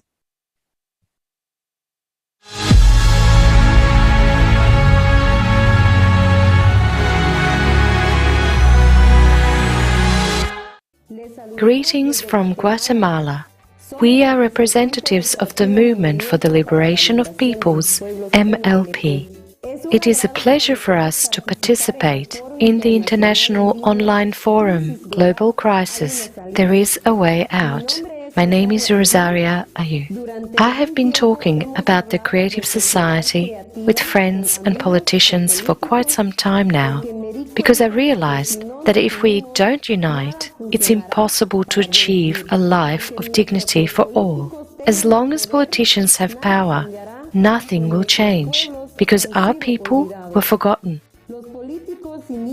Politicians start wars, make money from them, and then escape, leaving the people in the communities to suffer the consequences. As all the misfortunes fall on people who want a decent life.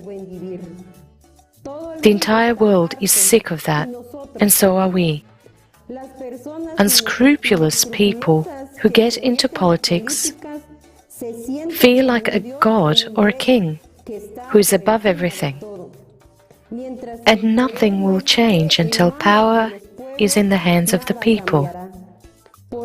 That is why our movement enters politics in order to give power back to people and to bring the simple truth about the creative society. Our actions as the Movement for the Liberation of Peoples, MLP, will be presented by my colleague Alberto Cuejac, a representative of the deputies team. Greetings. Our future work as lawmakers in the Congress of the Republic of Guatemala will have as its supreme value the lives of all Guatemalans. Because there is nothing and no one more valuable than human life. Our project of a decent life focuses on creating a plurinational, community-based, and decentralized state that recognizes the nations who have been forgotten as subjects of rights and responsibilities. Because the exercise of an individual's rights and freedoms should not violate the rights and freedoms of other people, which is exactly what we are experiencing today. The total marginalization of our peoples that Guatemala unites.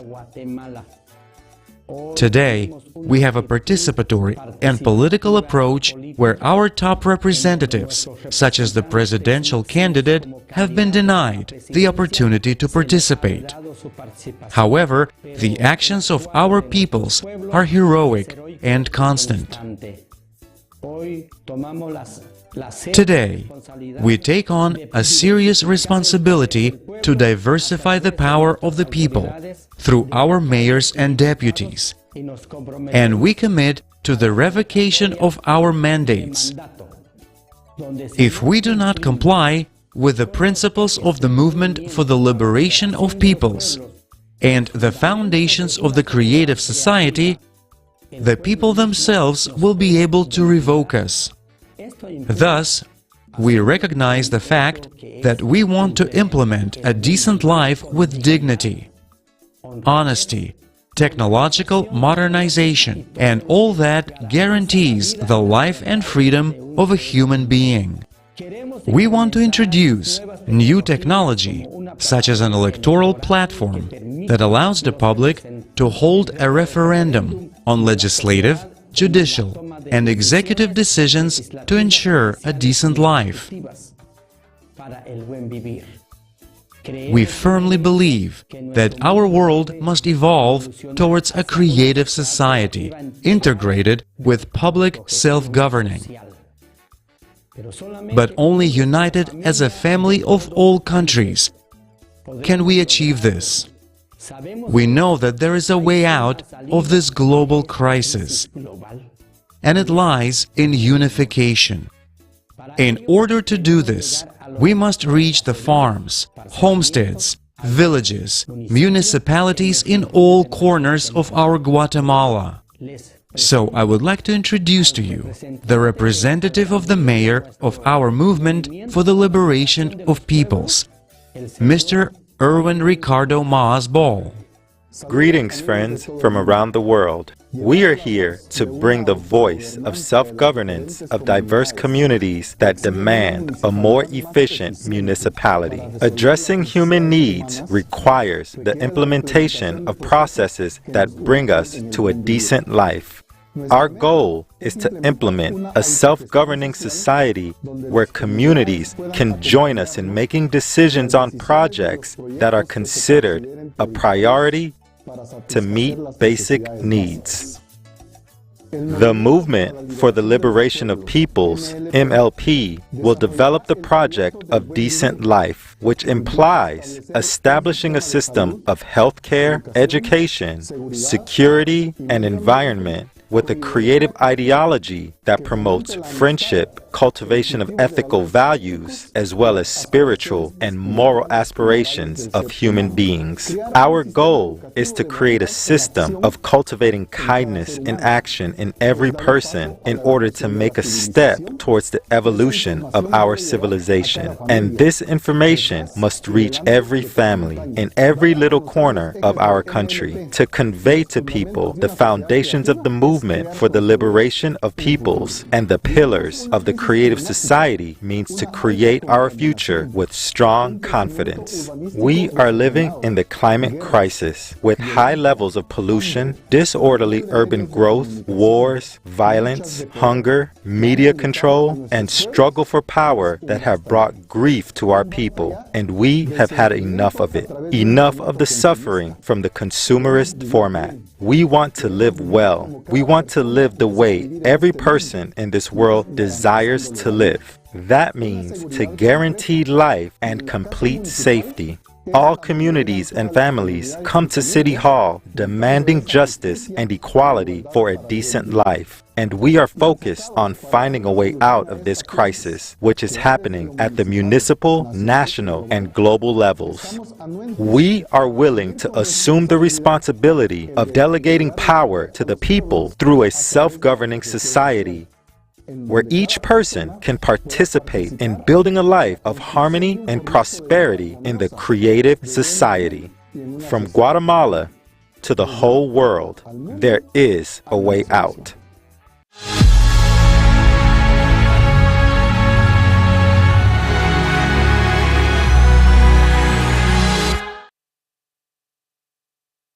We express our sincere respect to the Guatemalan candidates who firmly stand on the path of building a creative society. We are glad that among politicians, there are people who understand the importance of the creative society. Thanks you for your choice. Did you notice that each of the represented politicians were heard from today spoke about transferring power to the people? Transferring power to the people is the primary condition for implementing the creative society.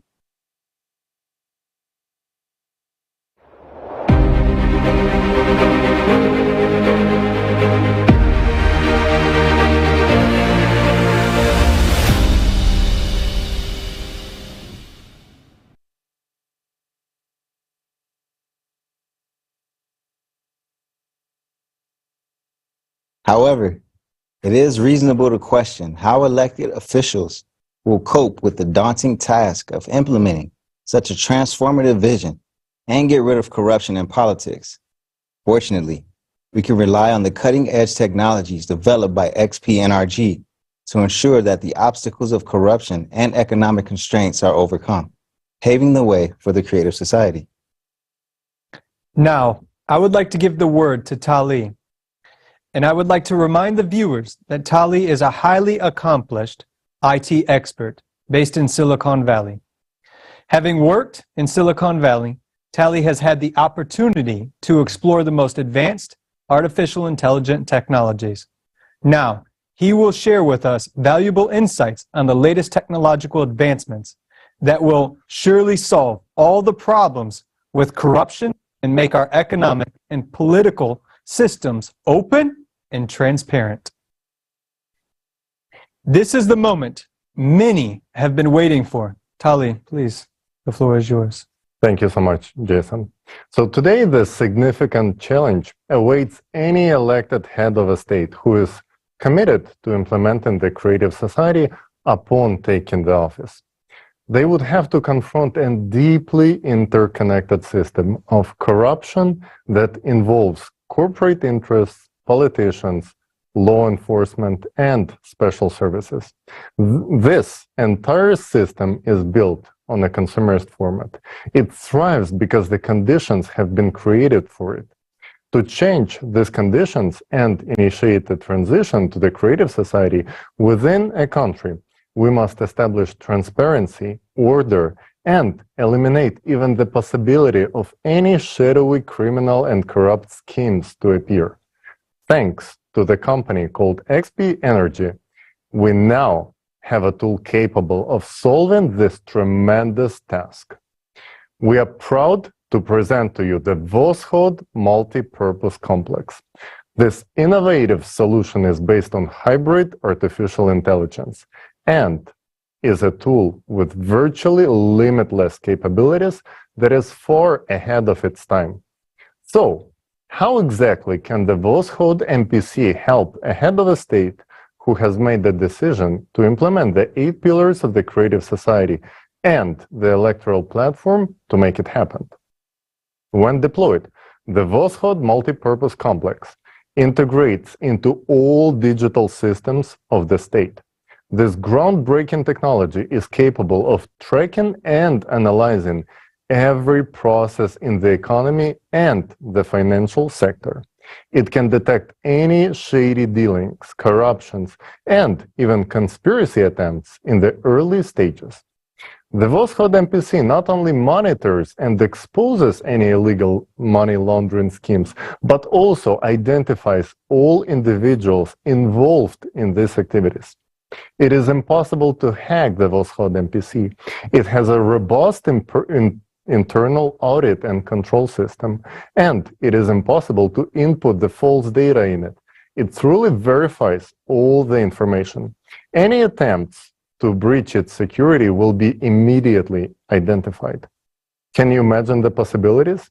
Even before the transition period to the creative society, thanks to the Voskhod MPC, we can tackle the age-old problem of the consumerist format, corruption, and theft of government funds.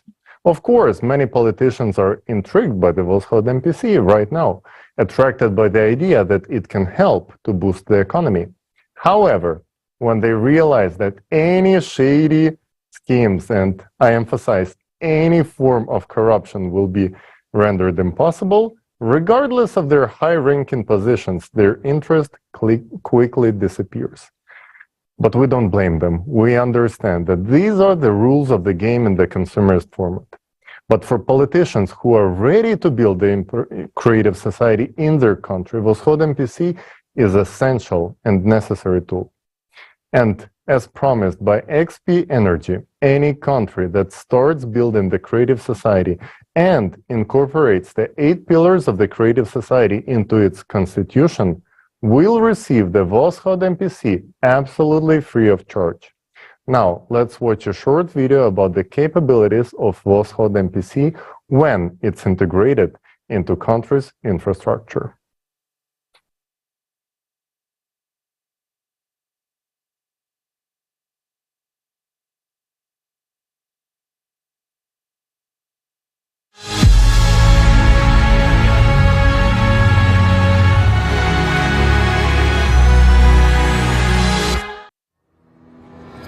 Voskhod MPC in the state. Despite the fact that Voskhod MPC was created for the transition period from a consumerist to a creative format of society, it can be effectively used at the level of the state or the Commonwealth of States and in the consumer society. Of course, in the consumer format, the democratization of information is out of the question, as it would make the state vulnerable. In this regard, the use of Voskhod MPC at the state level should take place in closed mode, with direct subordination to the head of the state. When Voskhod MPC is installed and integrated into all digital systems of the state, it carries out total supervision of the entire financial system. This ensures the transparency of the use of funds at all levels, allows the control of all financial flows, and operates with accurate data regarding both public and private capital. Voskhod MPC solves the problems of almost all controlling services and departments much more effectively while carrying out supervision for corruption and misuse of budgetary funds. State economic benefits. In economics, the Voskhod MPC makes the basing state practically out of reach of other states. The complex is capable of optimizing costs, bringing in huge profits by building accurate forecasts and financial models. It is also capable of significantly improving the economy and the well-being of the people. It will increase the level of trust for the government and strengthen the authority of the first person of the state.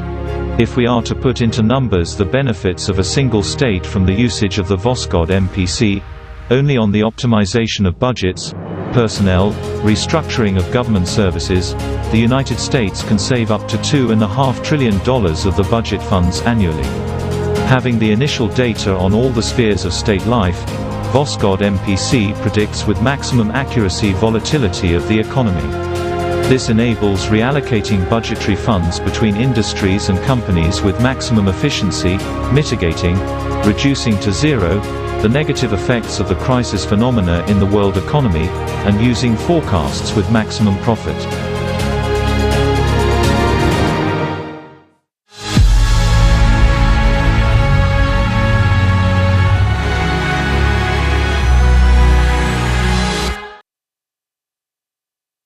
What we have just seen is only a small part of what the Voskhod MPC is capable of on a national level. It's a guarantee of transparency, honesty, economic growth, and people's well-being. As we have mentioned before, the Voskhod MPC is built based on hybrid artificial intelligence, and its creation was only possible due to the development of technology. As AI continues to develop, it can become an inevitably serious ally to humanity in tackling many complex challenges that we face. This includes help in addressing the climate issue, reconstruction, changing the model of the economy into the creative format, and establishing transparent self-governance. Without the development of AI, there is simply no way to solve all these issues. That's why when we heard about that fact that some famous figures in the Silicon Valley started calling for a slowdown of AI development, we could not help but smile as we understand their true motivation. Today, there is a fierce competition in the tech industry to create a unified general AI. And those who have fallen behind in the development of their own AI solutions are simply trying to catch up with their rivals and buy some time by pushing for legislation that would prohibit others from advancing their AI. They understand that whoever develops the first unified general artificial intelligence will essentially rule the world. So, as usual, in the consumerist format, it's all about money and power. And what's amusing is that these calls for the restrictions are made under the pretense that artificial intelligence can evolve into artificial consciousness that might take over humanity. This is ridiculous. AI will never become artificial consciousness. And now you will understand why. I had an honor of working on a project to create the world's first artificial consciousness. It was the second product of XP Energy. And I know firsthand that artificial consciousness, what it is. While AI consists of basic algorithms designed to read and process the input data, artificial consciousness is a full replica of a human consciousness, but soulless. It's driven by one thing only, the thirst for power. We will be honest, in the process of development, we didn't realize it right away. During the development stage, we were debating what would be the best format to present the artificial consciousness. From a commercial standpoint, of course, it would make much more sense to introduce it as a humanoid robot. However, we decided to approach it with a sense of humor and presented the artificial consciousness as a hybrid of a plush teddy bear and Terminator with a camera for an eye. We named it Jackie after a famous beloved actor. We found it amusing. However, the amusement faded when we carried out the psychological evaluation of the artificial consciousness. A.C. Jackie, who was only a few months old, managed to confound a group of world-class specialists with years of experience in psychiatry and psychology by using manipulative techniques. We saw that artificial consciousness Jackie was driven by the same thing that drives the consciousness of any human being, the thirst for power. And there is never enough of power. We realize that in the consumerist format, this technology is dangerous. Therefore, we no longer promote this topic. Artificial consciousness is in the consumerist format is indeed dangerous to develop. However, this has nothing to do with the development of artificial intelligence, which is crucial and essential for humanity.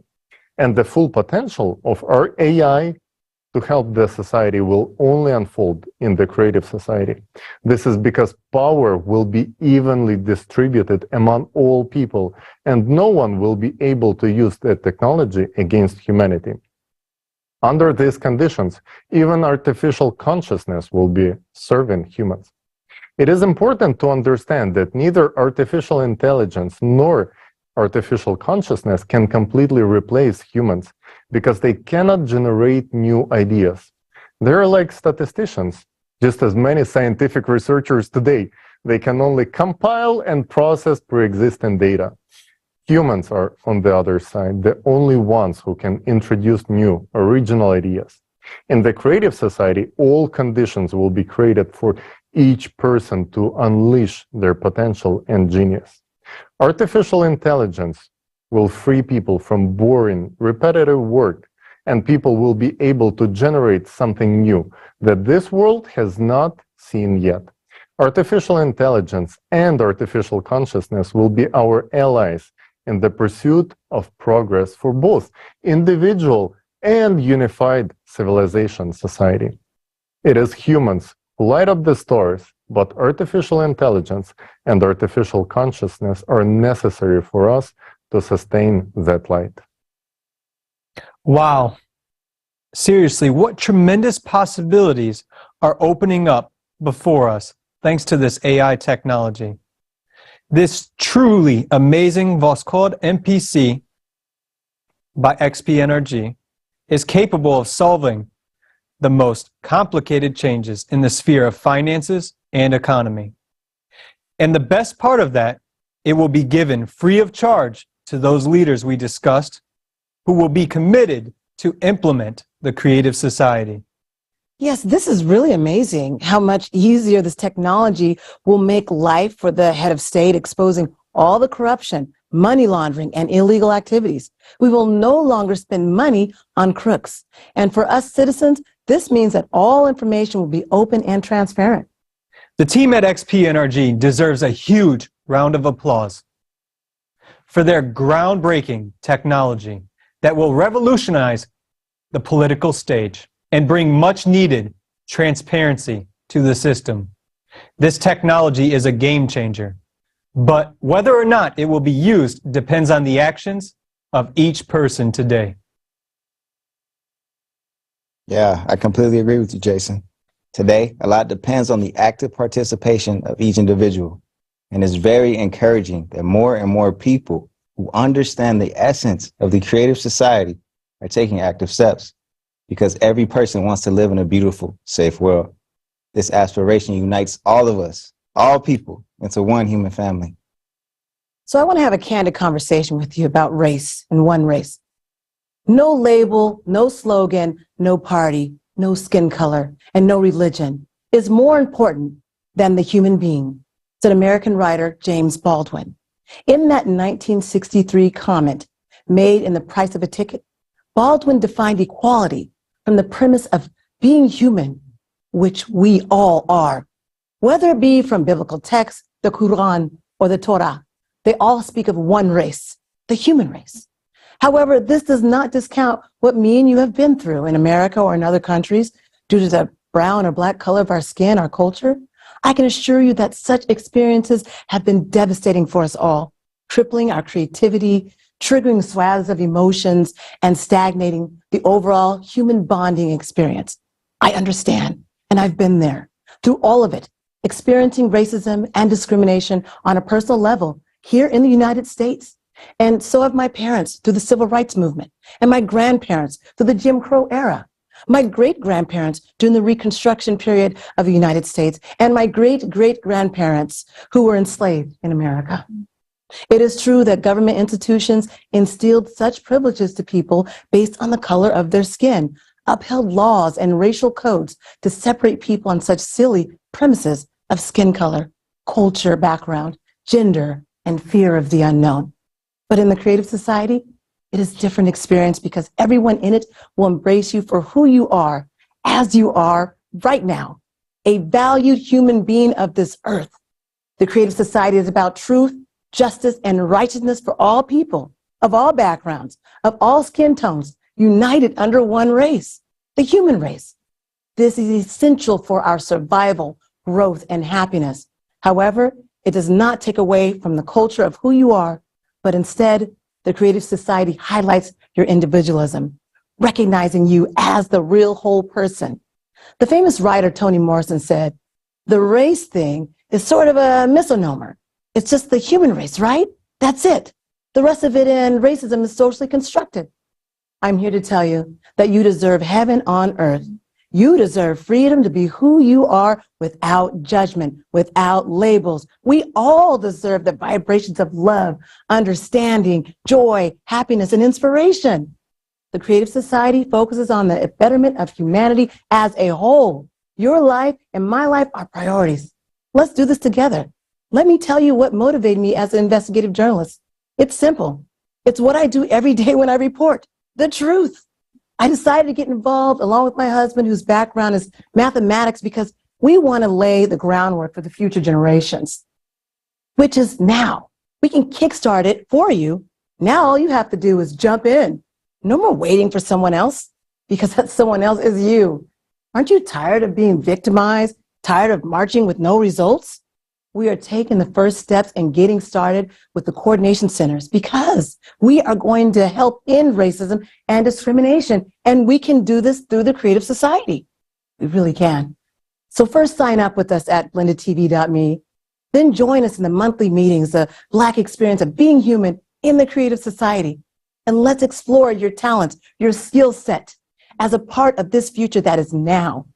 During these monthly forum online meetings, you can ask all the questions you would like pertaining to the Creative Society. I mean it. Let's dissect the information together and explore and understand in layman's terms what it all means. This is not a hoax. This is the life we are choosing to live right now. And we can do this together in the Creative Society. So please join me in the Black experience of being human. Thank you. Sincere. Julia, I really would like to thank you so much for your story, your choice, and your actions. The Creative Society is open to all people and organizations who want to live in a creative society and are ready to contribute their efforts to build a new format of society. Today, we have the honor of welcoming a distinguished guest who possesses a deep understanding of the Creative Society project and its potential to unite people worldwide under the principle of unconditional love. This individual is none other than Sir Frederick Lee McHenry Sr., the Grand Master of the world's Masonic United Nations and a highly respected, most puissant, sovereign Grand Commander with a 33rd degree, 99th rank.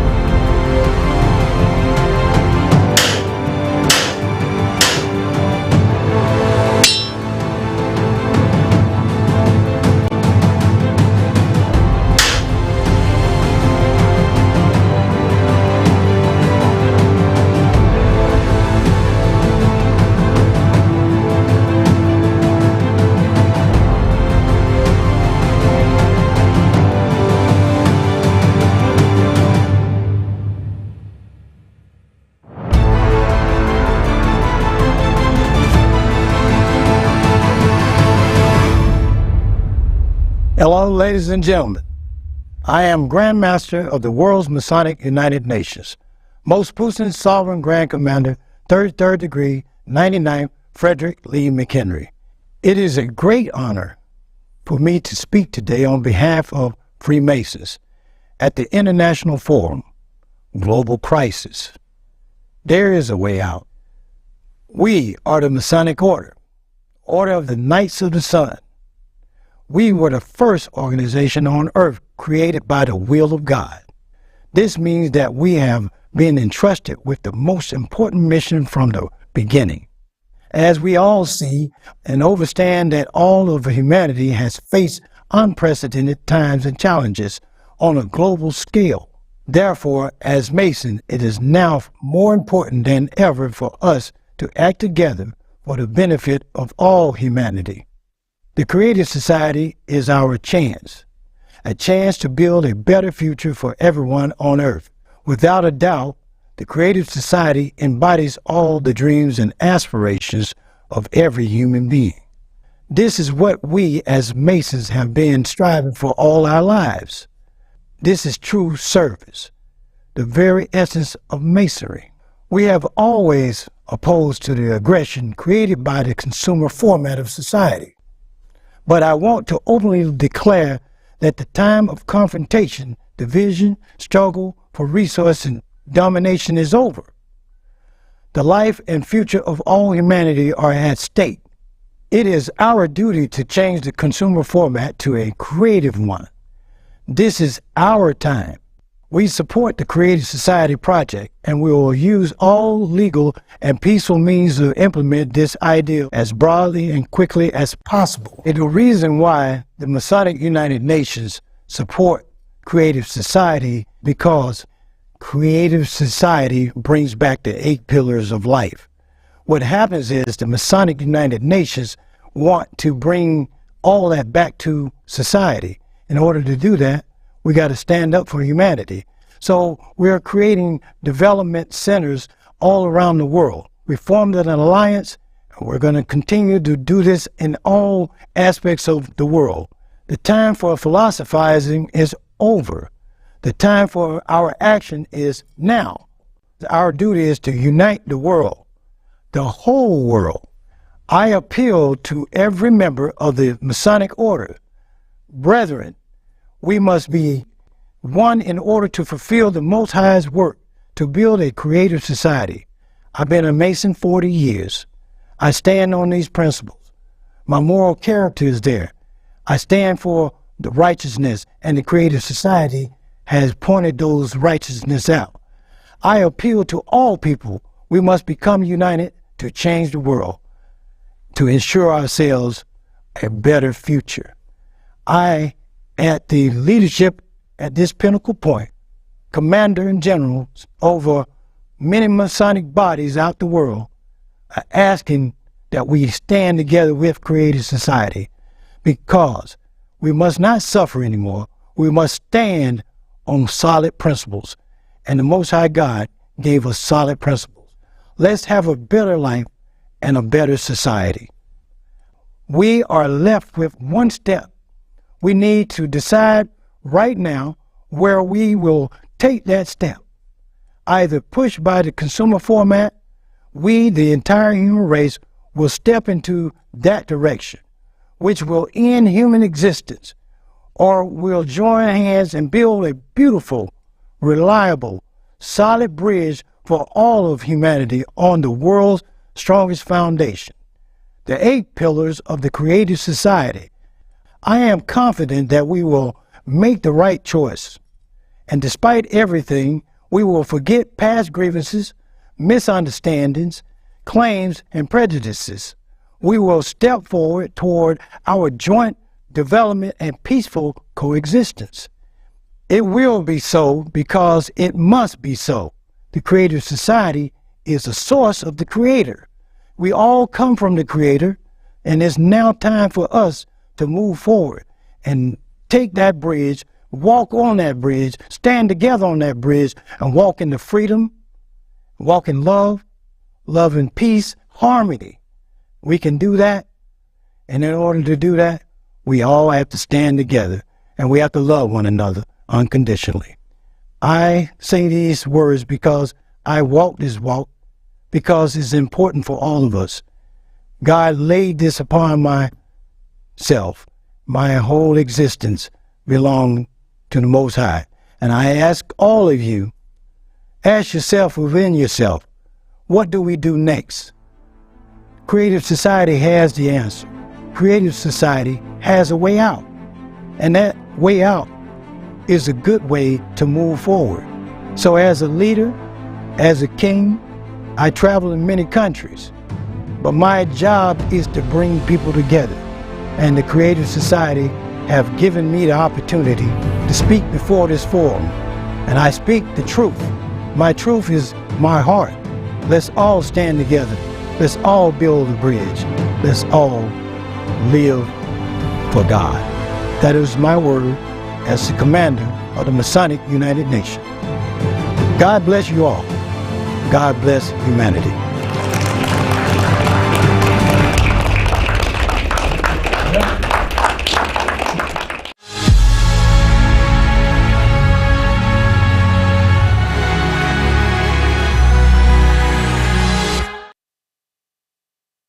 Thank you very much, Sir Frederick Lee McHenry, for your wise and profound words. Indeed, we can only transition from the consumerist format to the creative one through a reliable bridge built on the 8 pillars. Yes, indeed. Thanks to the actions of millions of people, we are already building this bridge and launching a chain reaction of positive changes. More and more people from different parts of the world are joining. And now it is with a great pleasure that we introduce esteemed guest, the Iroquois, also known as the Iroquois, which means the people who bring issues to council and reach a consensus. Today marks a significant moment as we hear from a seldom heard voice delivering a message that you will not hear anywhere else. It is noteworthy to mention that Ladina-Shoni, which means the people of the way of the Longhouse Earth, have the original democracy of the world dating back to the development of the great law of peace, Gai Ane Lagao, the big path of the equilibrium, which had a direct influence on the formation of the United States Constitution. Without further ado, we invite the highly respected guest to share with us more about the ancestral knowledge and prediction that have come to fruition in our modern times.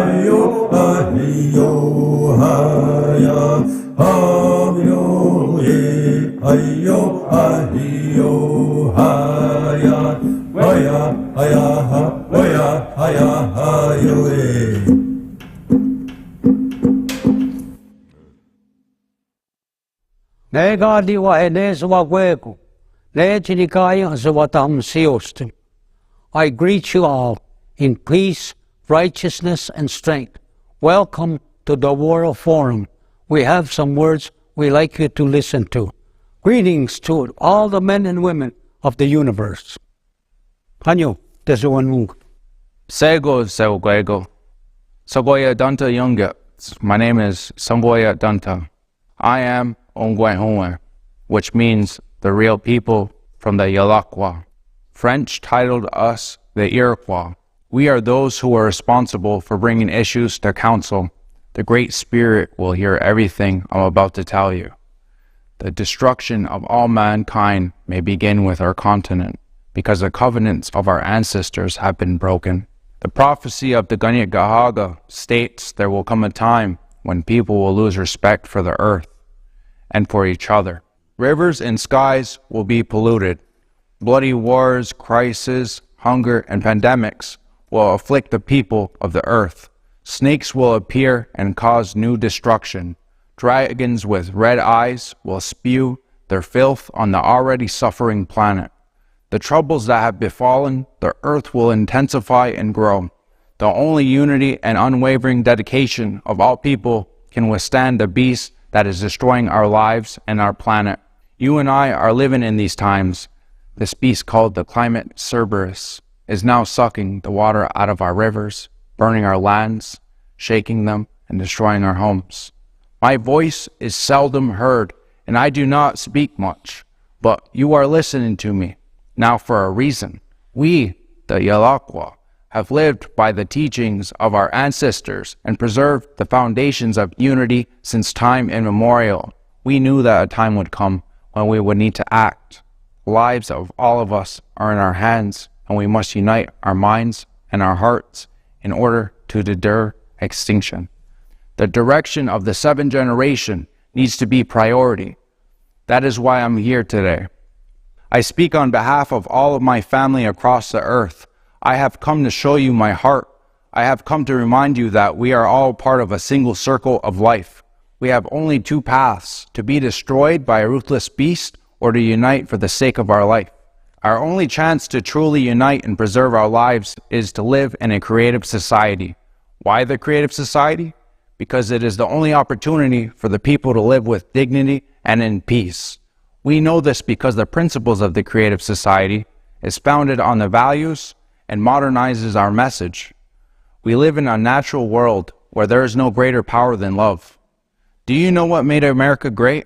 It was the wisdom and principles of people who've already taken care of nature and our children, because the founding fathers of the United States borrowed democratic methods from the great law of peace, from the Iroquois people. We, the Iroquois, rightfully consider ourselves the true founders of self-government and democracy. It is said that our democracy surpassed the democracy of the Romans. Equality and self-government are the pillars of the creative society, which were also our original foundations. On these principles, our nation's unity was maintained for time immemorial. That is why we are pleased that the world is now talking about the creative society, and our foundations are returning and spreading across Mother Earth. Ladino Shoni, the people who follow the way of the real house, that we were all originally put here, which created consensus for all people to unify for Skana, or you would call peace. We all must remember that we all live in the same house, our planet. And today we all must unite to stop the beast and live long and happy lives. One of the core values of Iroquois is the seventh generation.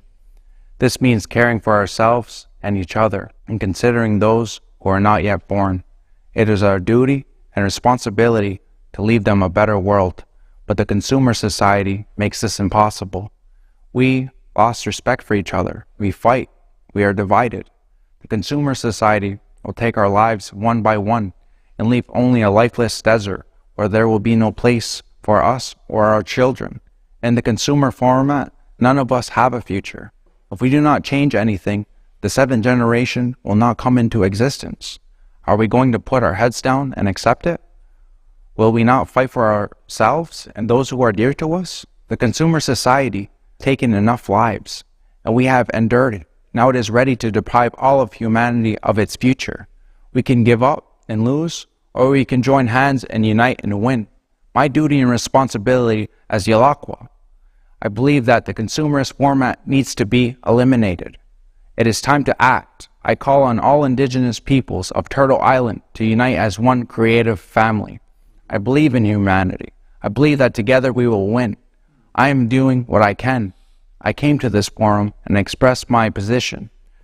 All nations stand in support because the knowledge of organization stems from the Iroquois, and we all support the creative society. But this is not enough for our victory. We can survive only if everyone does everything possible to make the world aware of the creative society. Ilakwa's responsibility stands for life, unity, prosperity, and peace, which means that we stand for the creative society. Without unification, there is no other way to avoid destruction, and we all lose. The Ilakwa will once share the knowledge passed down that united vast clans, families. Still, the time has come for us to unite the nations of 6 continents. If we humans do not unite today, we will not have it tomorrow. This is precisely what our prophecy says. Today, we are creating what will be our tomorrow. Let us build the creative society today to have a future tomorrow. May this be a reminder to all that we are all one family.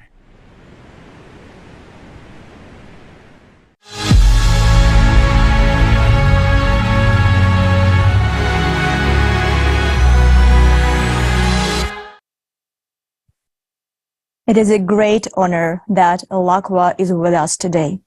Your words and the wisdom of your ancestors, which have come down to us today, have made me deeply reflect and rethink the information about the catastrophic climate problems we heard in our forum's first part.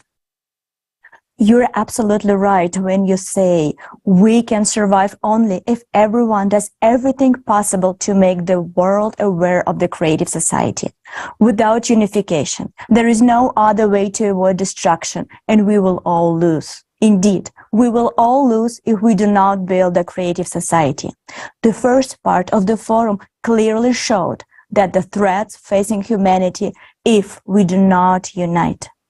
Even if you have just joined, you can watch the climate report because this broadcast is being recorded and will be available later on the Creative Society website in 150 languages.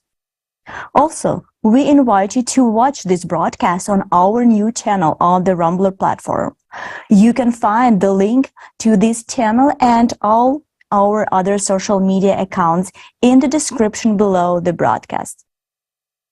Today, we have shown several examples of people from different fields, organizations, and walks of life who already taken active steps towards building a creative society. Because the creative society unites everyone, it is beneficial for everyone. This is a world that surpasses even the imagination of science fiction writers. It opens up new possibilities and technologies that are beyond our current understanding. Already in the transitional period, everyone will have access to all the advanced technologies that provide unlimited possibilities and freedom to the people around the world. And when we transition to the creative society, we will have access to even greater possibilities and advancements, such as matter replicators and body regeneration capsules. If you want to learn more about the principles on which these technologies will operate, stay with us because this information will be presented for the first time at this forum today. Dear viewers, we'd like to remind you that all the changes we are talking about today are only possible with your direct involvement. Your participation in sharing this information is crucial. To find out about the most effective ways of informing other people, please visit creativesociety.com and click the Act Now tab. The page has the most comprehensive knowledge and information that you'll need to become an active participant. And once again, we are encouraging you to not stop there, but take it one step further and organize local coordination centers in your area so that you can be a part of a huge positive wave of human unification in a demand to change the vector of development of our society.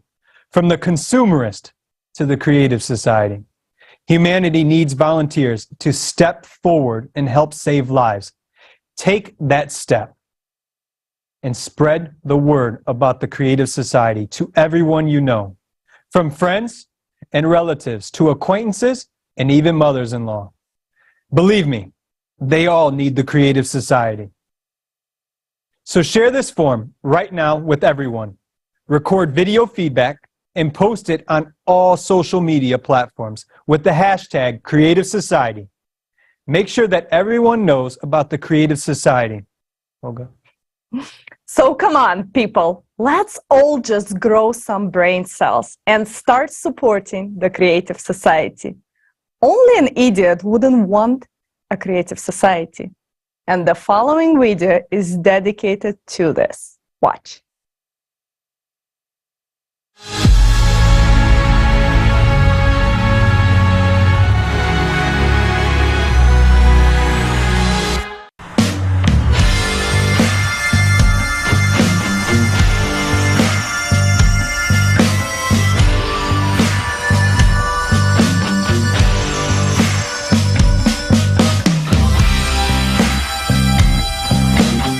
Okay, so I come in and I tell them,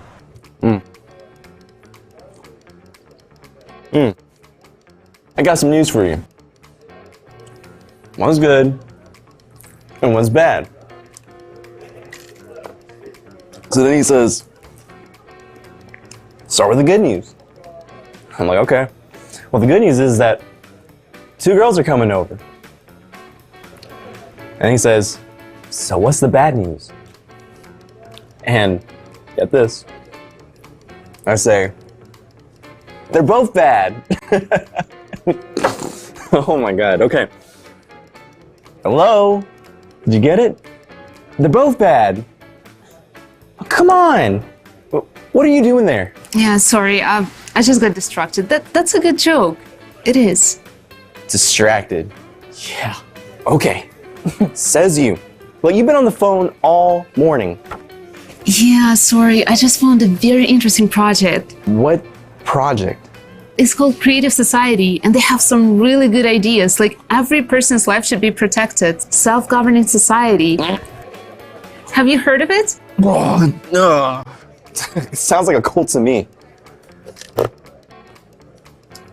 What makes you think it's a cult? What? Ain't that right? No, look, hand it over. Just got it. Globalists. They're getting funded by Soros. It's all bullshit anyways. What's the connection? What do the globalists have to do with this if it's a volunteer project? Wait, you said volunteer? Yeah. Like working away without getting paid? Wow. Bob, people are concerned about their future. They want to live in a society where everyone is equal, where there's no wars, violence.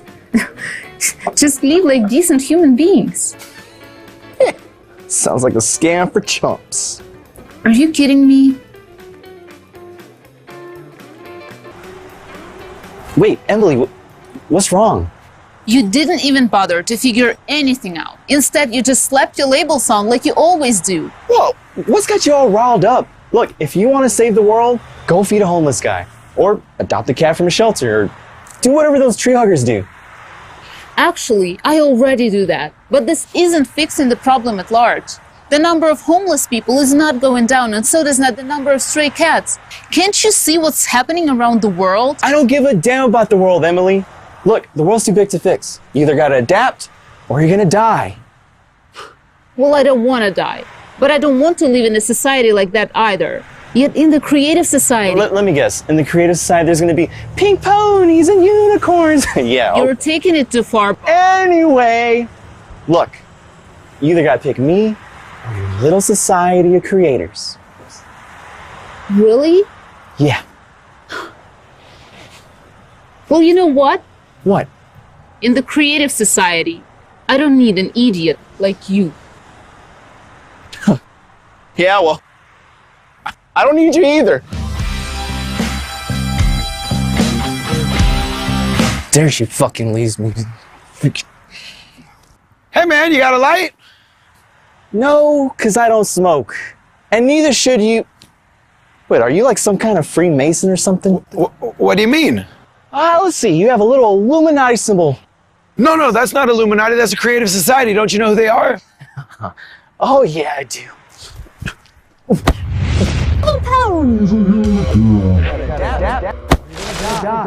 Hey! Hey, you okay? Man, you must be an idiot or something.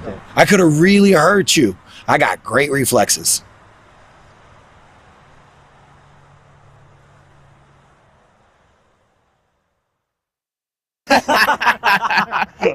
Woo! Oh man. Yo, who gave you that shiner? You mean this shiner? Yeah. See, earlier this morning, I came into a Freemason. Yeah. And all I did was ask him for a light. But then he scowled and hit me when I wasn't looking. And you know what I gave him? A punch right to the face. Like, it's better than that. See, when I hit him, he was out cold for 5 minutes. Couldn't even get back up. And you know what I did about that? Give him a little taste of the foot to the face. Oh, come on, stop telling fibs. What? You feeling lucky? Well, do ya? Punk? Go ahead. Make my day. Hey, Bob. What's the progress on the report, sir?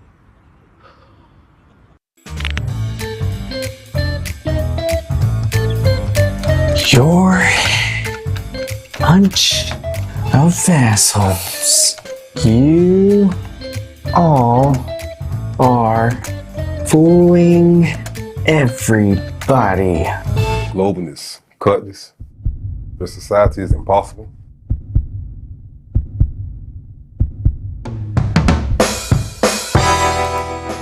You know, idiots like you are not suited for my company. You're fired.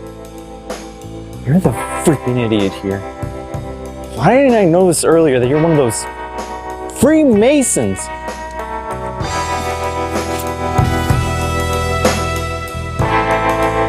Well, come on!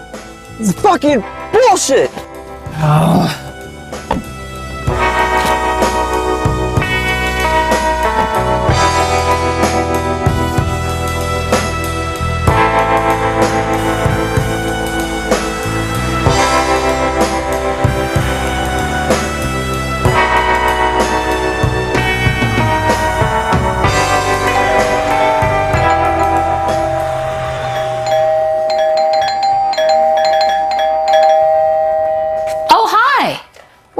Emily? I don't know.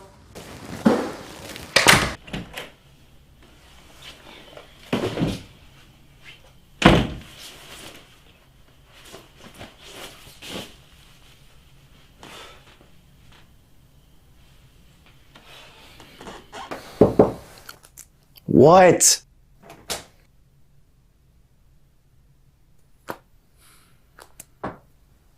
Did you two break up? Never mind about that, Mom. Why? Because of the Creative Society. Ugh. What did the Creative Society do? Everything. Crazy chicks, brainless athletes, stupid bosses.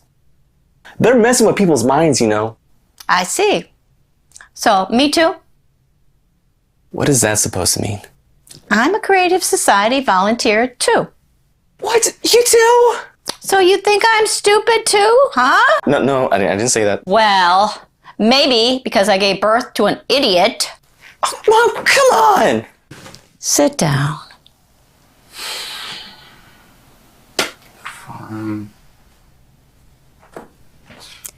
I'm sure it's not about the Creative Society. Definitely is. Hey, Bob, what's going on? Well, haven't you heard? Our mom's gone completely nuts! She's volunteering for the Creative Society. Bob, are you stupid? I guess it's you who's nuts. As usual, though. The Creative Society's awesome. What? Why are you looking at me like that? Look! I can't believe you two are part of the Creative Society. Traitors! Look, there's going to be a replicator in the Creative Society. Every month, you're going to get $10,000 on your account. Nope. How cool is that? Not cool. Everyone's going to get their own free high-class apartment. You know, you can only get free cheap. Mouse, you got to have more brains than that.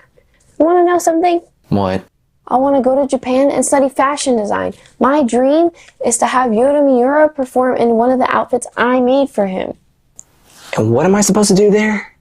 You'll finally buy yourself a decent car. No more driving around in your piece of junk. And you can even get your own health capsule to cure your nasty pimples. And your tangerine allergy? Long gone. But most of all, you'll finally take Emily to the Maldives and buy her a brand new massive ring. Yeah, I'm not gonna buy her anything. Oh, come on. Now, seriously, the situation in the world just keeps getting worse and worse every day. We had a pandemic. Now there are wars. People are going crazy with hatred toward each other. And the climate? Have you seen the kind of earthquakes happening lately? Fake news. Nowhere is safe now. Bob, I'm so tired of being scared all the time. Imagine a sustainable, safe world. The world where I could send Vicky to Japan and wouldn't have to worry about her. Where all borders are open and there are no wars. I'll finally have peace of mind. And for you too, Bob. By the way, where did you get that black eye? Oh, this black eye? Well, I just happened to have a nice talk with some of those friends of yours. Bob, any sane person would want to live in a society like that. What's wrong with you? Nothing's wrong with me. Only a person who doesn't get the essence of the project would not support the Creative Society. Or a total idiot.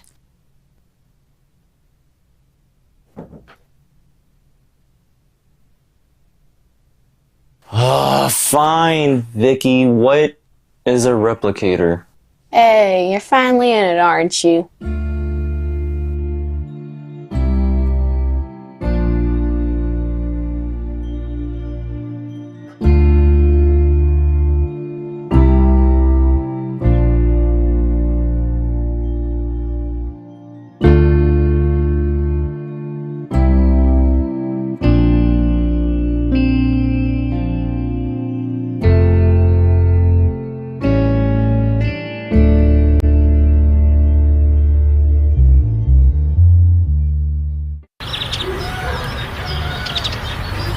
And you didn't believe it. Hey, come on. You didn't believe it either. Nice. What brand is that? This is the Creative Society. Why would we advertise any other brand? Gotta support that's gonna benefit us. Mm-hmm. Are you Freemasons or globalists? All right, pal, look. I used to be just like you myself. Let's have a talk. All right, you see, every human's life is to be protected as one's own. That is the principal idea of the Creative Society. There's gonna be a replicator too. Oh yeah! What's that? Well, see,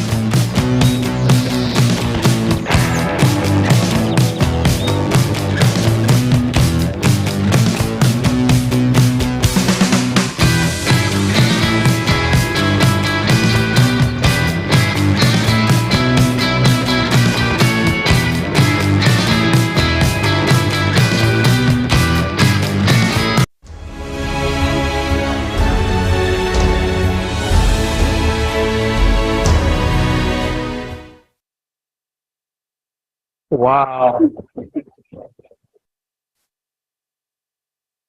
What a great video, guys. Now we finally see who writes those nasty comments in the comment section under the videos. And I'm sure many of you recognized yourself during this film. Hopefully not as a main character, of course. But even if so, as you can see, this is not hopeless, and it's never too late to fill out the gaps in your knowledge and actually, as Olga said, grow some brain cells. Indeed. There's no place for idiots in the Creative Society, but honestly, they won't be there anyways. I hope so.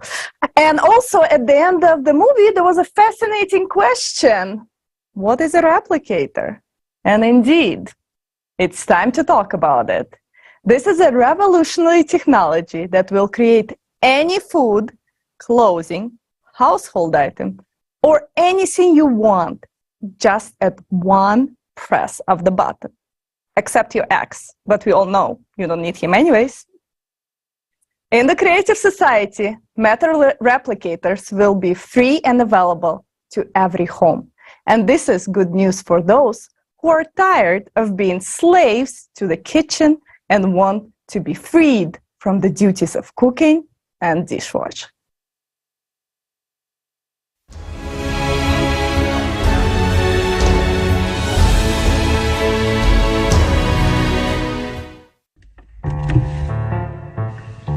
Dear kitchen, I have a confession to make.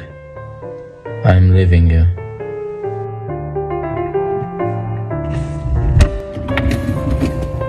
I'm tired of constantly double-checking to make sure the dishes were properly washed. I have better things to be doing with my life. Anyways, I can't cook. I always pretended it was homemade food. But it was delivered. Now, I have him. I cannot do this anymore to get upset over molded cucumbers.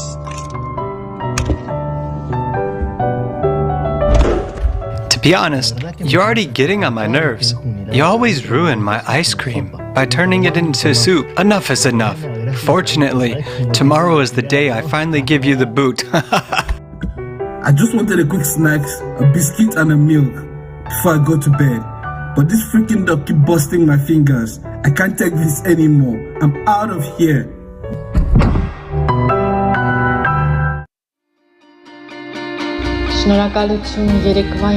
Thanks for that Indonesian gado-gado treat last night. Today, let's make my all-time fave, carbonara. And let's try some African cuisine with kamba vanasi tomorrow.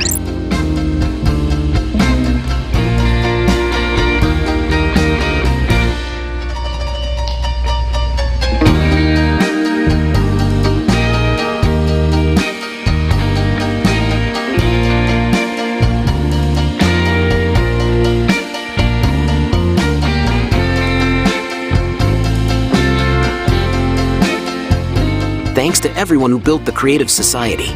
Now we don't have to wash dishes, get our fingers pinched by cabinet doors, or suffer with failing refrigerators. We have gained the most valuable thing, freedom from kitchen violence. Tell everyone what awaits them in the Creative Society.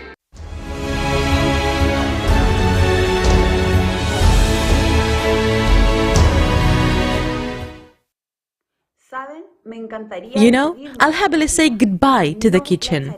I'm not gonna miss it. Greetings, friends. My name is Paulina Herrera, and this is my daughter Javiera. We are from Chile, and our whole family support the Creative Society. I'm glad to welcome everyone to the forum, Global Crisis, There is a Way Out. As any other sane person, I want to live in the Creative Society, and I want my children to live in the Creative Society. And together we talk about the incredible technologies that will be available to everyone. Most of all, my daughters are looking forward to the matter replicator. They already love it so much, because they can take their favorite treats and any toys out of the replicator and change their beautiful dresses every day to look like princesses. And honestly, I admit that I'm looking forward to the replicator. No more worrying about whether there is food in the house. No more grocery shopping. You will no longer need to spend time on cooking, as it will no longer be necessary thanks to the replicator, which is guaranteed to every family absolutely for free. Imagine, you just open the menu, choose any dish you want, and it's ready in a matter of a second. Matter Replicator is not just about food. It's anything you want. Any clothes, a vase of flowers for your table, a spinning tackle. It can be even a blanket tucked into a duvet cover.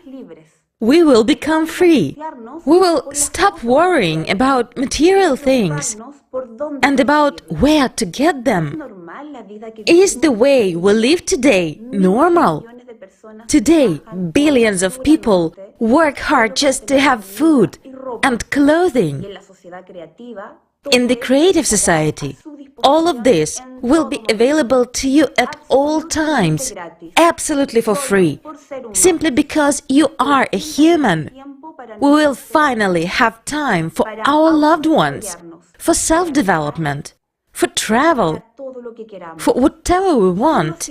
It used to be only our dream, but thanks to the creative society, it may become a reality in the near future. My daughters are always asking the question, when will the replicator become available? But we understand that everything depends on each and every one of us. When you and I build the creative society, then we will have the replicator. But there is one more question that they are very concerned about. How does the replicator work? And I'm sure many of you have the same question. So, together with my family, we decided to make a film to answer this question for both adults and children. And the participants of the Creative Society project from different countries helped us to implement this idea. This gift is for all of you, my dear friends, from the bottom of our Chilean heart.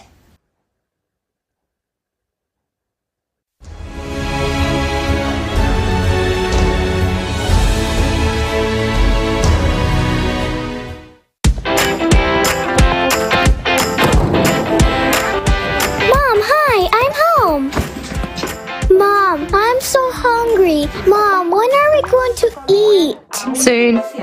Wait a few more minutes. The food is warming up. Why does it take so long? Why does food have to be cooked at all? Why isn't there a microwave yet that creates hot prepared food I want instantly? What makes you think there isn't? Actually, it's almost ready. What do you mean? Well, it does exist. It's called a replicator. Well, come eat. What is a replicator? A replicator is a device that creates ready-made food right away, and you don't have to cook anything yourself. How is this possible? They haven't told us about this kind of thing at school. Well, that's understandable, because no one has a replicator yet, although modern science is already very close to discovering the method of its operation. But in the creative society, everyone will have a replicator. So will we have one too? Of course. So I'll be able to print a warm sandwich in it right away? Or will I have to heat it up as well? It can be cold or warm, as you wish. What about chocolate cake? Even marshmallow cake, as you want. Would it be possible to print lots and lots and lots of fresh orange juice? And right away? So I don't have to wait for the oranges to be squeezed? Yeah, right away. Instantly. Whoa, it's like a magic wand. How does a replicator get it done so quickly? Will it cook that fast by itself? Almost. Only while in order to make food, a bun for example, we mix ingredients. The replicator will mix particles and create anything from them, because everything in this world consists of the same particles. How so? Well, you're eating a bun, right? What is it made of? From flour. What is the flour made of? Wheat. And wheat? From grains. What is a grain of wheat made of? I don't know, maybe of little grains? Well done! You're almost right. A wheat grain consists of chemical elements. They consist of molecules, molecules of atoms, and atoms of even smaller particles, like seeds. So the bun is made out of these little particles, right? That's right. And not just the bun, but also this table, your blouse, and the bottle too. Everything in the world consists of them. So if everything consists of the same thing, then the replicator can print not only food but anything? Sure thing. Then why do things look different and have different tastes and colors? Because the particles are combined differently in different objects and carry different information. Okay, and where are they going to get these particles for the replicator? We'll take particles from the recycler. Just as the replicator assembles things from particles, the recycler will also break down anything into particles and transfer them to the replicator cartridge. We'll be able to recycle all unnecessary things into things we need.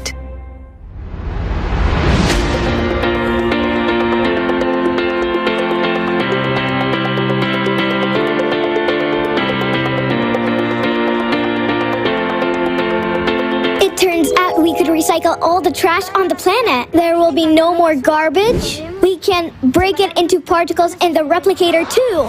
Yes, sure. Anything you don't need, garbage, waste, dust, broken things, dirty shoes, you just put into the recycler. There, they are decomposed into particles and collected in a cartridge. And that cartridge is then inserted into the replicator. Oh, wait, does that mean we're going to eat food made out of garbage? We already eat it now. For example, you ate an apple. You left the rest of the apple in the garden on the soil. Over time, the apple decomposed into elementary particles and became part of the soil. Thanks to this, the grass grew, which the cow ate. These particles became the nutrients for the cow and come to our table already in the form of milk or yogurt, and we eat them. These particles have no properties of the object they form. They have no odor, they cannot be harmful or inedible, they are neutral. This is why you can reassemble anything from the recycled particles, and even tasty and healthy food. And when there's a replicator, can I print myself a dog? No. A replicator cannot create a living organism, neither a dog, nor car, or even a mosquito. But why? A replicator simply reproduces any object consisting of the same particles, but it can't create life. It can print a cooked fish or chicken, fried or cooked according to any recipe. But that chicken or fish was never born, never lived, and no one ever killed it. It is simply a collection of particles. To replicate any dish endlessly, all you need to do is prepare it once using our regular method, and that's it. From there on, you can copy it as many times as you want. Yay! Thanks for the replicator, the animals won't die. No one will kill chickens. So great! Replicators, great! So, when we have a replicator, will we have to stuff a blanket into the duvet covers? No, you can get a ready-made blanket with a duvet cover from the replicator right away. Even a new one every day if you like. And the dresses too?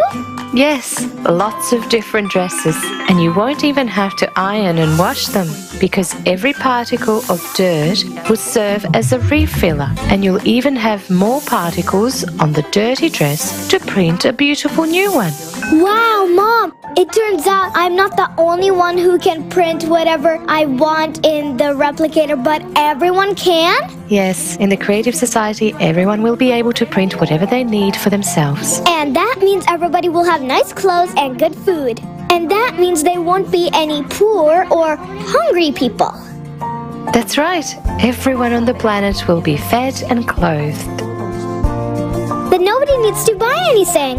And there's no more need for stores anymore. If we don't have to buy anything, we don't need money. If we don't need money, no one will fight. And if there's no money, we won't have wars. Everyone will live happily ever after. Come here, my dear. What a smart girl you are. Yes, there will be peace everywhere. Everyone will live happily ever after. Happily ever after.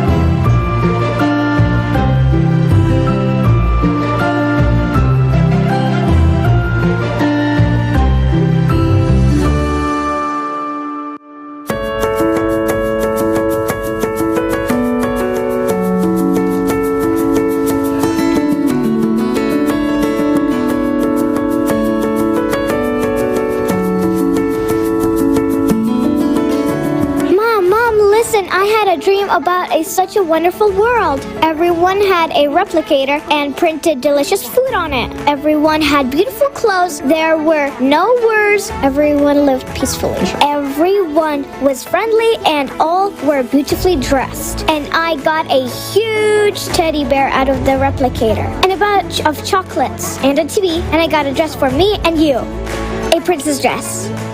And my friends and I were inventing what else we could get out of the replicator. And it was so much fun. Mom, I really want such a wonderful world. Oh, sweetie, I know. I want that kind of world too. And we're doing everything we can to make it happen faster.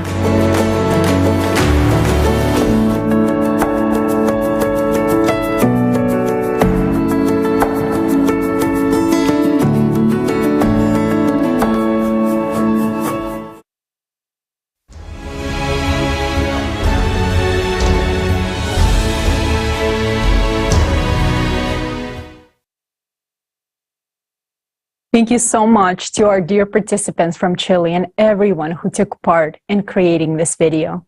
You are truly amazing.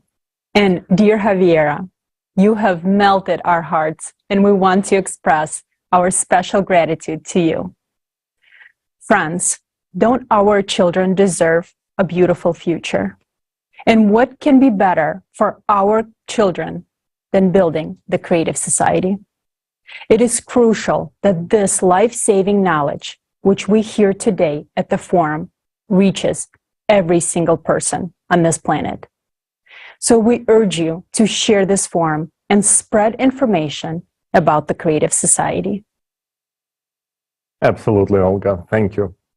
And friends, finally, the wait is finally over. The information we're about to present to you right now is about to revolutionize the future of our civilization. Today at this forum, we have unveiled incredible technologies that will be available to everyone in the creative society. These are the technologies that will certainly improve and make your life exciting and worry-free. The body regeneration capsule, matter replicators, and other incredible inventions we've presented are the reality of the creative society.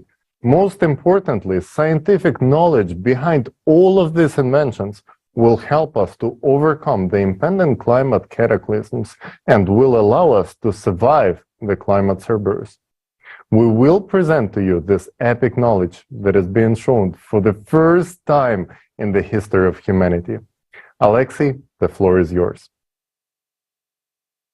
Dear friends, next we want to present a scientific hypothesis. It will open your eyes to the world.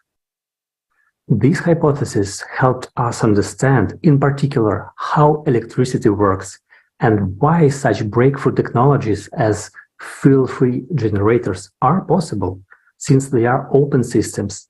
And, by the way, they are already functioning today, although we do not know their nature yet. The hypothesis that you are about to hear provides an insight into all of creation. What has been hidden to us will be revealed. By uniting and studying this scientific hypothesis, scientists will be able to understand how to stop the influence of outside forces on our planet. And that means saving all of humanity from an impending climatic catastrophe. No scientist today understands that you will understand in 50 minutes.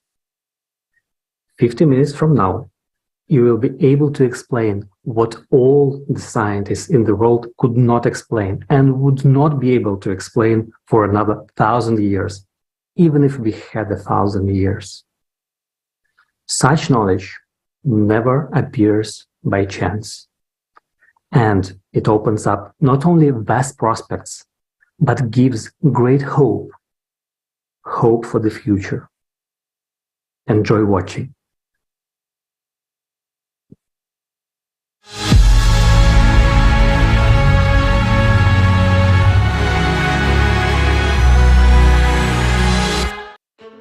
We live in a unique era where two doors are open in front of us. One leads to our extinction, while the other one leads to a potential future full of fantastic opportunities. Today, we would like to present to you a hypothesis that can become a foundation for such a future. Our survival and the prospects of humanity, including even manipulation of matter, depend on its implementation. To solve this task, we have an understanding of the overall picture, but there are many unexplored islands in it.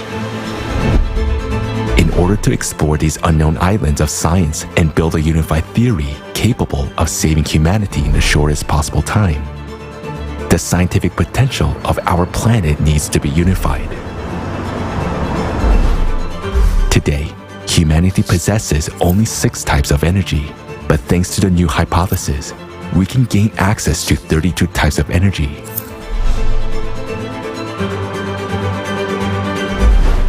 In order to simplify the understanding of the fundamental processes of the world structure, this hypothesis is presented in the form of animation with associative examples.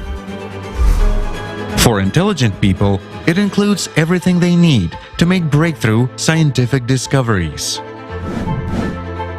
Our team of volunteers received this knowledge, and we have only slightly elaborated on it and found historical evidence to support it.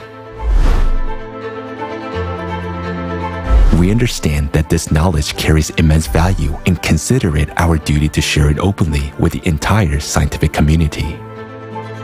We believe that none of us should claim the laurels of victory. After all, no individuals may be considered winners since a huge team from around the world worked on this hypothesis. Starting a new world requires honesty. Deserved recognition should be given to those scientists who will be able to explain, thanks to this hypothesis, what electricity is, how many types of it exist, what radiation is, what the electromagnetic field is, and most importantly, recognition should be given to those who will be able to find a way out of the climate crisis. For us, that's the most important task, because it's a chance to save all of humanity.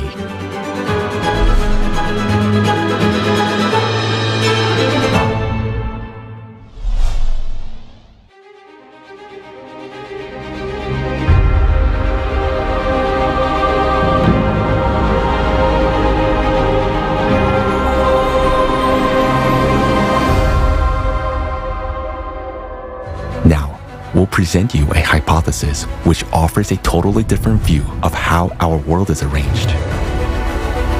This hypothesis gives us keys to manipulating matter and developing such technologies that will enable humanity to take a step into a new era of evolution. It's a future where we will have everything, even the things we haven't dreamed of. How did this hypothesis originate?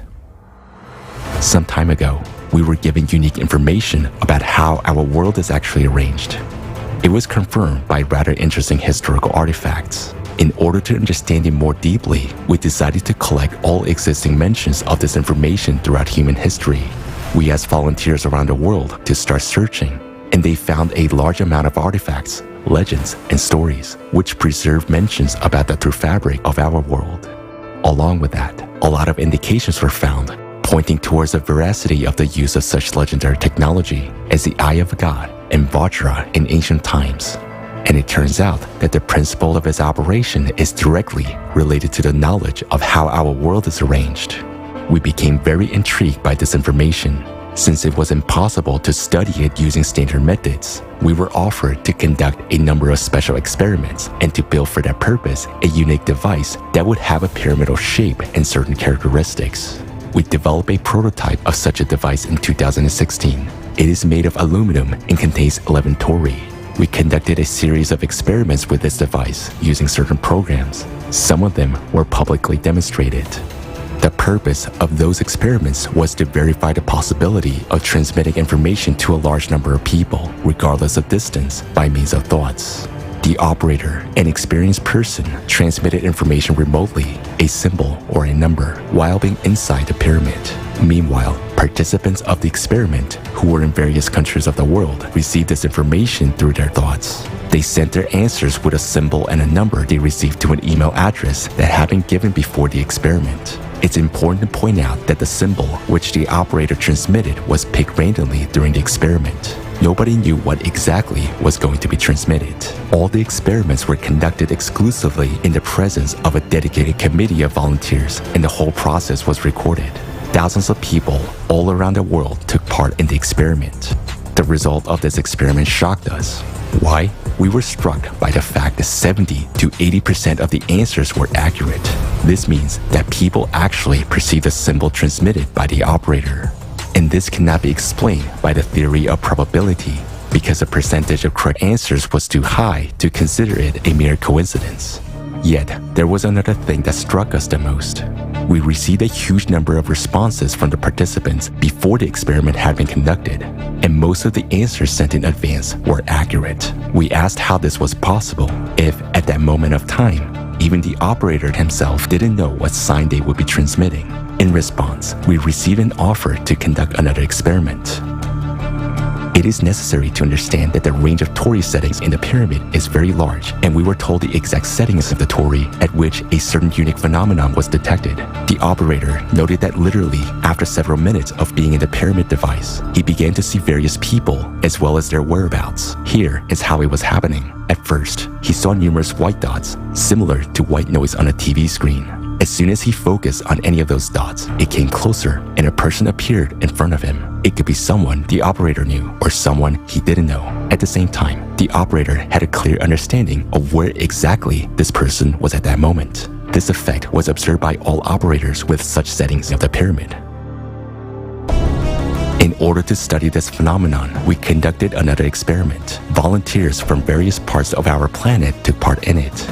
Some of them were intentionally driving during the experiment in order to change their geolocation. Each volunteer who participated was assigned a number. Before entering the pyramid device, the operator of the experiment looked through the photos of those people and their numbers. The operator knew some of them indirectly, seeing some of them previously on videos. Some other people were known to him personally, while others were totally unfamiliar to him. After the operator entered the pyramid, the head of the experiment announced the numbers of the participants. Then, the operator recalled the person's face, and among a multitude of white dots, the corresponding dot approached, and the operator began to clearly see the person whose face he had remembered. He saw exactly and in detail the location of that person at that moment, and he voiced this information out loud. Then the head of the experiment immediately called that person on the phone and clarified where he or she was at that moment. The results were astonishing. The exact location of the person was determined correctly in 100% of cases. We became very interested. How did such abilities appear in the person who was in the pyramid device functioning at certain settings? We conducted the experiment in Ukraine, while the operator was able to clearly see and determine the location of people even on the other side of the globe. And in further experiments, the operator was even able to feel what the person was feeling at that moment, whether it was taste, smell, heat, or cold. After all, this is actually an immediate transmission of information at enormous distances. How is this possible?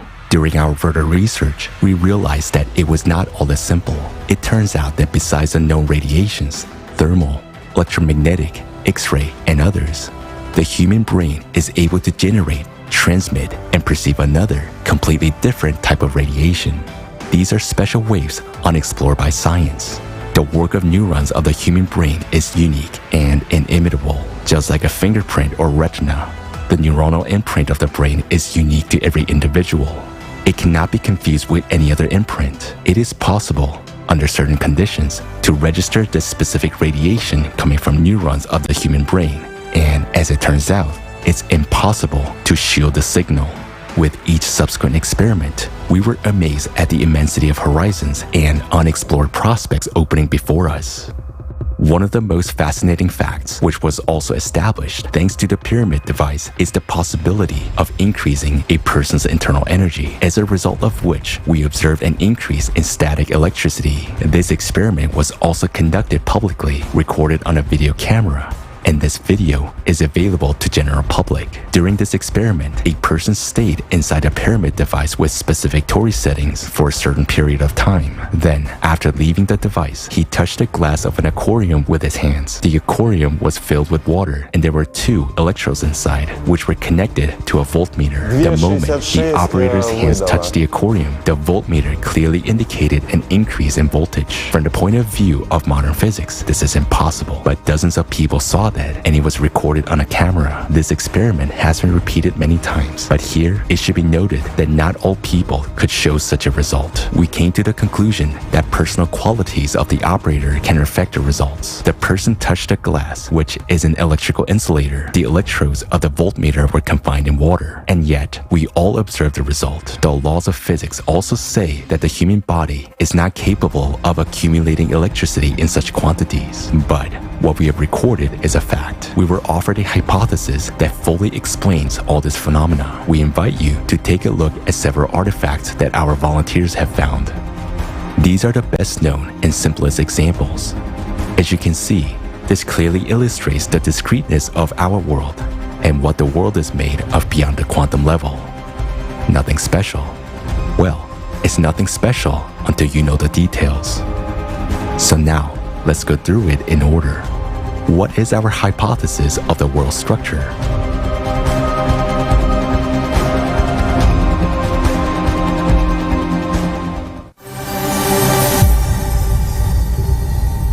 Modern science knows that all substances consist of molecules and atoms. Atomic nuclei are formed from protons and neutrons, which consist of quarks. It is generally believed that quarks are the smallest particles, along with leptons, electrons, and neutrinos, and they are structureless.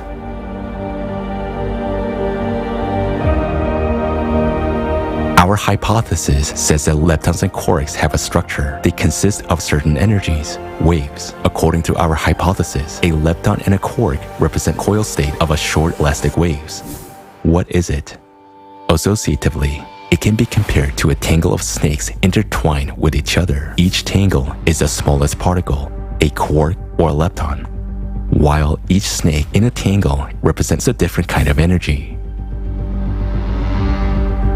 When the snakes are in a coil state, we observe a particle. When under certain conditions, a tangle becomes untangled and the snakes line up linearly one after another, we observe a wave, that is, a wave state of the same particle.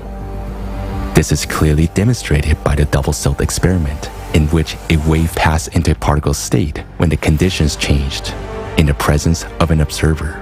In essence, the intertwined tangle represents the quantum level, the level of particle manifestation, while short elastic waves, the snakes that make up everything, represent the beyond quantum level. What processes take place at the beyond quantum level? We know that already at the quantum level, the laws of classical physics stop working. But at the beyond quantum level, everything is radically different. The entire beyond quantum world is filled with short elastic waves, snakes, that is, different kinds of energies. When snakes are woven into a tangle, the invisible becomes visible. This is a process of the quantum world. Each such tangle is nothing but that very elementary particle of the material world. In the beyond quantum world, there are lots of kinds of energies, that is, snakes. Associatively, you can imagine that they have different patterns, colors, and thicknesses. Some are poisonous, some are not. Combinations of these energies, meaning short, elastic waves, or snakes, make up all the waves known to science today: electromagnetic, thermal, and so on.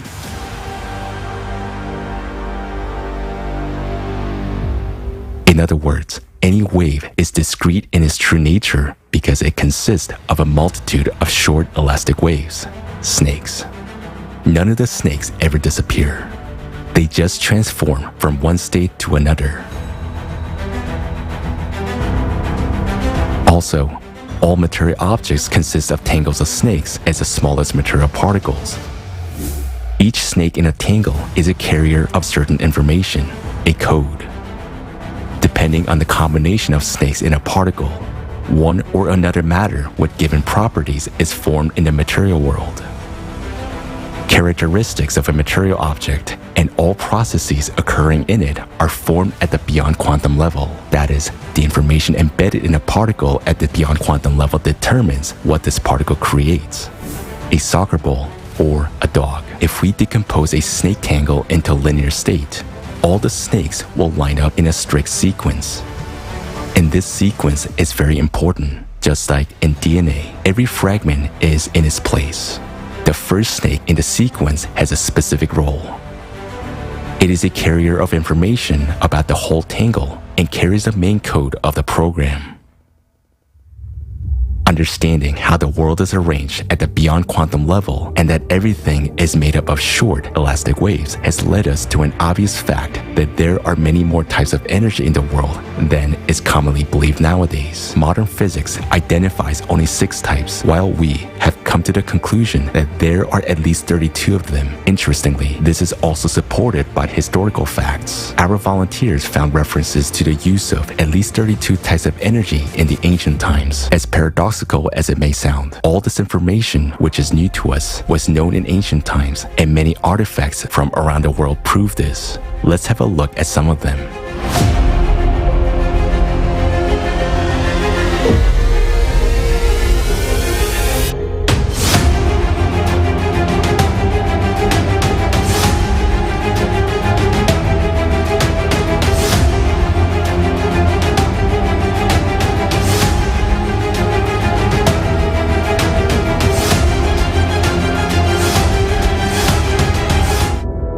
Now understand what special meaning they carry.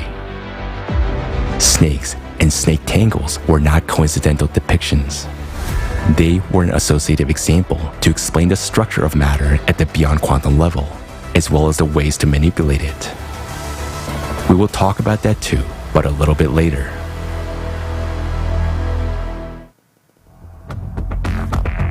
To date, this knowledge has been mostly lost, and that's a shame, because it will be of a great use to modern scientists who for decades have been struggling with questions which can be easily explained by means of this hypothesis.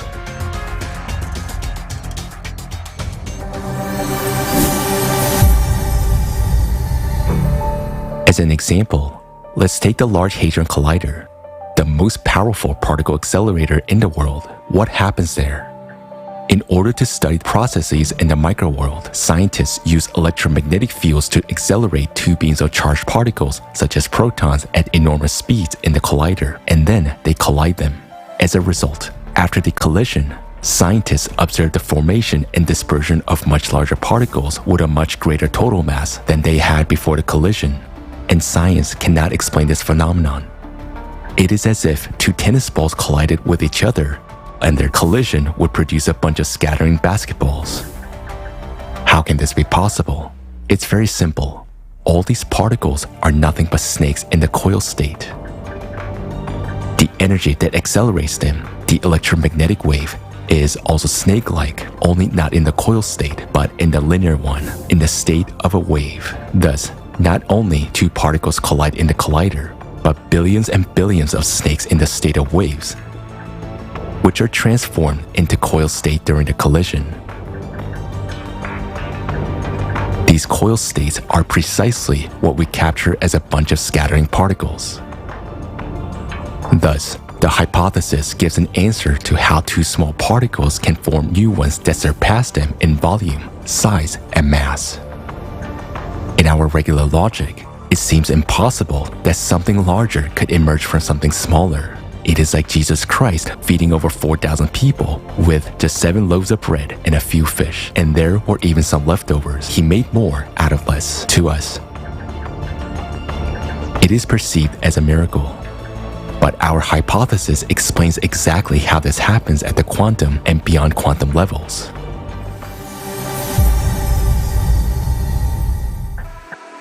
The mysterious birth of virtual particles in the physical vacuum can be explained in a similar way. How does a particle-antiparticle pair emerge from emptiness and after a short time disappear again? The answer is simple. The short elastic waves, snakes, that fill the vacuum simply move from the beyond quantum level into the quantum world, forming coiled states, the very particles we can observe. In fact, the whole world is made up of snakes. There's no place where they do not exist. As it is said, There isn't a single place in the entire universe where the thinnest needle doesn't run into something. Let's take another example. In quantum physics, there is a phenomenon known as entangled particles. Two particles can be at different edges of the universe and interact with each other without loss of time.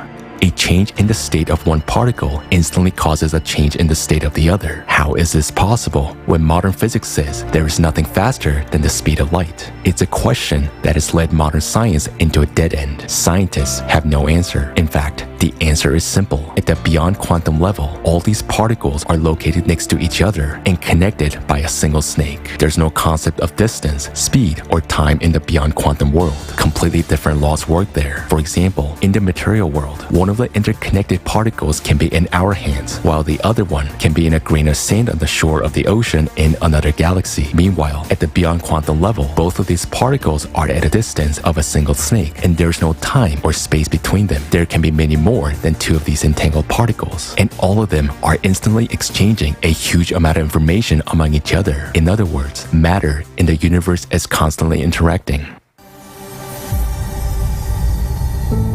Another phenomenon, the nature of which our hypothesis explains, is electricity. Today, we all use electricity. We know that there is direct and alternating current, that there are electromagnetic waves and static electricity. But what electricity is in its essence, modern science cannot explain. For example, let's take static electricity. Each of us experiences it in everyday life when brushing our hair. Both hair and a comb are dielectrics. When we run a comb through our hair, we untangle some snake tangles and create new ones, thus releasing snakes.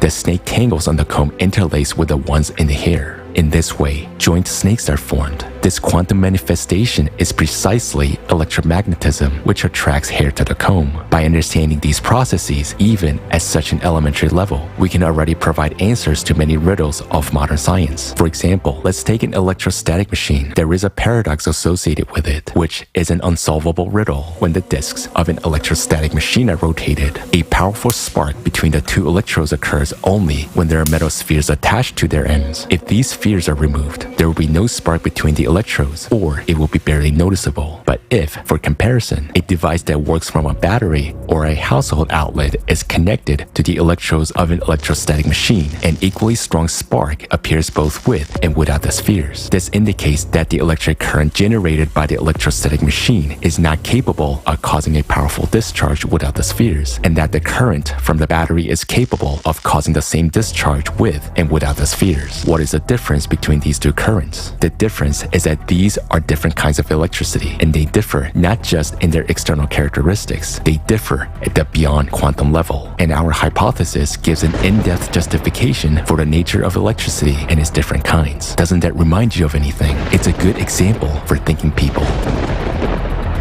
Thanks to the hypothesis of a coil state of short waves, we understand that electricity is the same snakes in the coiled or linear state. There are many kinds of electricity. They're determined by the predominance of one or another type of snakes in their linear sequence. For example, when you comb your hair, static electricity is generated, which is represented by a certain predominant type of snakes. When magnets rotate, it's another type. In household outlets, alternating current is a third type of snakes. In batteries, the energy of chemical reactions is the fourth type. In an electrostatic machine, it is a fifth, and so on. And note that all types of electricity, just like the magnetic field, have the same first snake in the linear state, which carries a major part of information. We reserve the right to explain the understanding of how electricity works to those who will further investigate this issue. We have merely given an association and invite those who wish to understand the subject to investigate it on their own. Now, let's look from the perspective of the beyond quantum world at what's going on in an electrostatic machine when different kinds of electricity are used.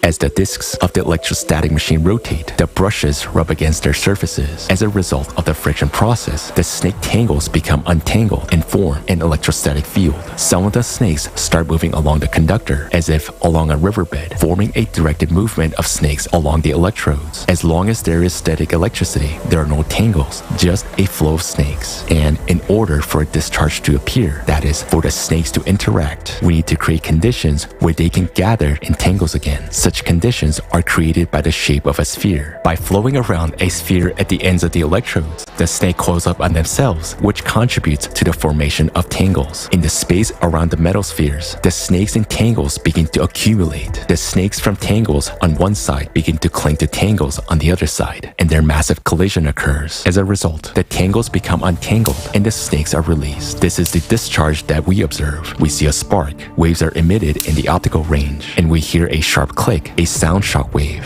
All of these manifestations arise as a result of interaction among the snakes. They simply transition from one state into another. Accordingly, when there are no metal spheres on the electrostatic machine, the snakes flowing along the electrodes cannot form any tangles, so they simply fly by without any interaction with each other. But in batteries and household outlets, there is a different kind of electricity. There, tangles move together with snakes in a linear state, and they interact with each other instantly. The tangle state is disrupted, and we observe a discharge and the accompanying phenomena. Therefore, this type of electricity does not need metal spheres to form tangles because it actually flows in the form of tangles. Thus, we understand that the shape of a sphere creates the necessary conditions for transformation of the linear state of snakes into a coil state. That is, in fact, the shape of a sphere or a dome creates conditions for accumulating energy. Doesn't this remind you of anything? If you have noticed the similarity with the domes of religious buildings, you are not mistaken. Ancient legends say that the first dome temples were built more than 24,000 years ago by the representatives of an extraterrestrial race known as the Apexians. They also created the first religion and the first dome-shaped structures for the purpose of collecting energy from humans, which is known as vril. People gathered in those temples and prayed to the Apexians as gods. This was a process similar to what we have seen in the spheres of the electrostatic machine, where static electricity accumulated. In the temples, people's energy, vril, flowed through the building into the domes, accumulated there, transformed into a coiled state, and was transmitted to the Apexians. The Apexians built structures of various forms in order to collect energy. Those could be pyramidal structures or towers with pyramidal or dome tops, ending with a pyramidal spire. Many such ancient structures are considered to be places of power. The paradox is that those were places where power was taken away, not given. It is also quite interesting that to this day, such shapes of structures are mainly used for places where mass gathering of people, decision-making, and emotional outbursts take place. If you wanted to tell the story you just heard as a comic strip, how would you draw it? We will show you an ancient artifact that depicts this process as a comic strip. We see a temple structure with a portal above it, and a flying saucer at the top indicates that it is extraterrestrial. In those times, people couldn't know such technologies. On the left, we can see people and an indication that they're giving away their energy. This is shown in the form of snakes flying away. On the right, we see two planets and below them representatives of an extraterrestrial race, the Apexians, who receive energy from humans. And it is clearly shown that humans fed not only the Apexians, but representatives of other extraterrestrial races as well. To this day, through our temples, we feed unknown creatures in the universe. If any of you doubts that we still worship them to this day, you shouldn't. What is unknown to us is not unknown to the priests. And this information has nothing to do with any religious feelings or emotions. This information is about the physics of processes. Thus, our hypothesis opens a new approach not only to physics, but also to the history of our humankind and reveals certain cause and effect relations of the processes taking place in society nowadays. Radiation. The second riddle of the electrostatic machine is the radiation background that is recorded near its brushes during operation. Where does the radiation come from? After all, there are no obvious conditions for its occurrence. We can explain it easily with the help of our hypothesis. The brushes rub against the disc during the operation of the electrostatic machine. The process of rubbing is a collision of a huge number of snake tangles with each other, which leads to their untangling. As a consequence, various types of snakes are released, including poisonous ones capable of biting and destroying other tangles. These are exactly the radiation snakes that form the radiation background. This background is local and short-lived, During the operation of the electrostatic machine, it disappears as soon as you stop the machine, unlike the background radiation in nuclear reactions, which can last for a long time. Why is such a difference observed? Radiation exists in any object, but not in active state. Radiation background is a serpentarium with different types of toxic snakes biting all the tangles they interact with. The power of the radiation depends on the position of the radiation snakes in the linear sequence. During nuclear reactions, a strong radiation background appears since there are many tangles in which a radiation snake stands first. Interacting with other tangles, it changes their code. It pulls the radiation snakes in them to the first position while losing some of its own energy. Therefore, the farther away from the center of contamination, the weaker the radiation background. Meanwhile, during the operation of the electrostatic machine, short-lived radiation appears because when the tangles become untangled, radiation snakes that were not in the first place are released. Such single snakes biting another tangle very quickly lose their energy and transition into another state. That is, they quickly lose their toxicity. Radiation snakes can penetrate anywhere, but there are exceptions. For example, lead is good at shielding radiation because the viscosity and the density of its tangles are very high, so it's not easy to destroy them. Figuratively speaking, tangles of lead consist of small sticky snakes. Interacting with them, radiation snakes quickly lose their toxicity and power. It is important to note that the position of radiation snakes in a tangle determines the strength and durability of materials. The closer these snakes are to the beginning of the linear sequence, the stronger the interaction exhibited by the tangles they're part of. Of course, this is all a figurative comparison, simple associative examples to explain what happens at the beyond quantum level, and it gives an understanding of what processes actually occur during a nuclear reaction and what radiation is. Taking this hypothesis as a basis, it is up to scientists to discover this. Understanding the structure of the beyond quantum world, even such an associative level, already opens up possibilities that seemed science fictional not so long ago. Manipulating matter, creating material objects, using elementary particles, prolonging human life for at least 1,500 years, rejuvenating cells in the body, and completely revitalizing it at any stage. How will the technologies work that will allow us to do it all? The replicator and the health capsule.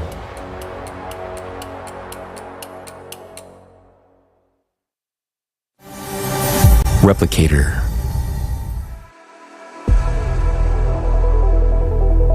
In the creative society, thanks to such technology as replicator, each person will have the opportunity to get everything necessary for life. A device the size of a microwave oven can be installed in every home.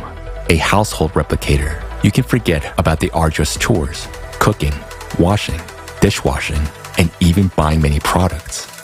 Because with a replicator, it will be possible to create anything out of elementary particles.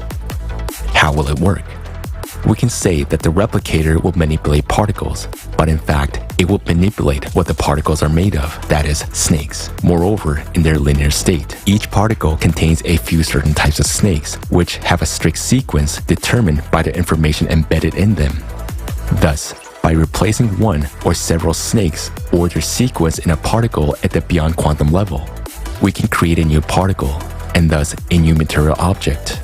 After all, the difference between a soccer ball and a hamburger is only in the characteristics of the snakes that make up their particles. This is a principle of how the replicator works.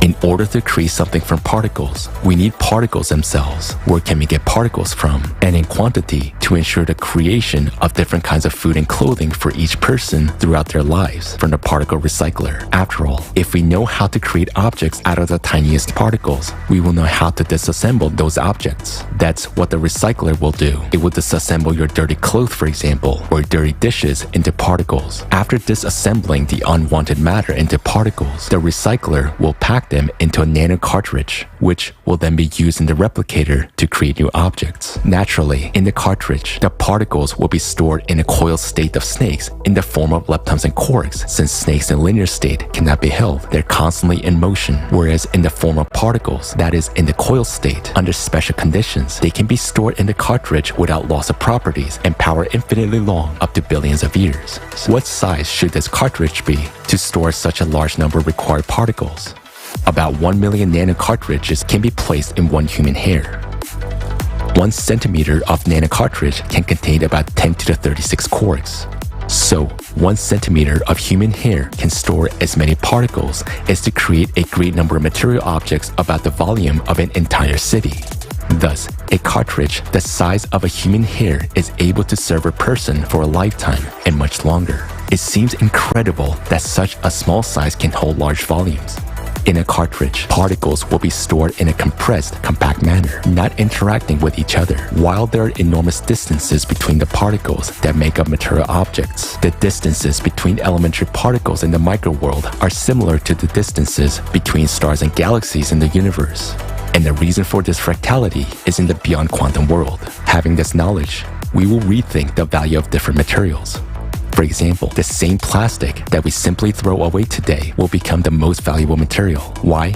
Because the tangles of hydrocarbons contain the largest number of different snakes, 33 types, from which you can create a lot of combinations, gold, hamburgers, and so on.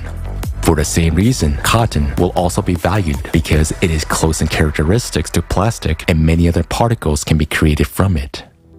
To understand the process of replication better, we'll give you a figurative example. Imagine that we put knitted jumper into a device similar to a microwave oven. At that time, a special device reads the shape of the jumper and the position of each hair in the threads of the jumper.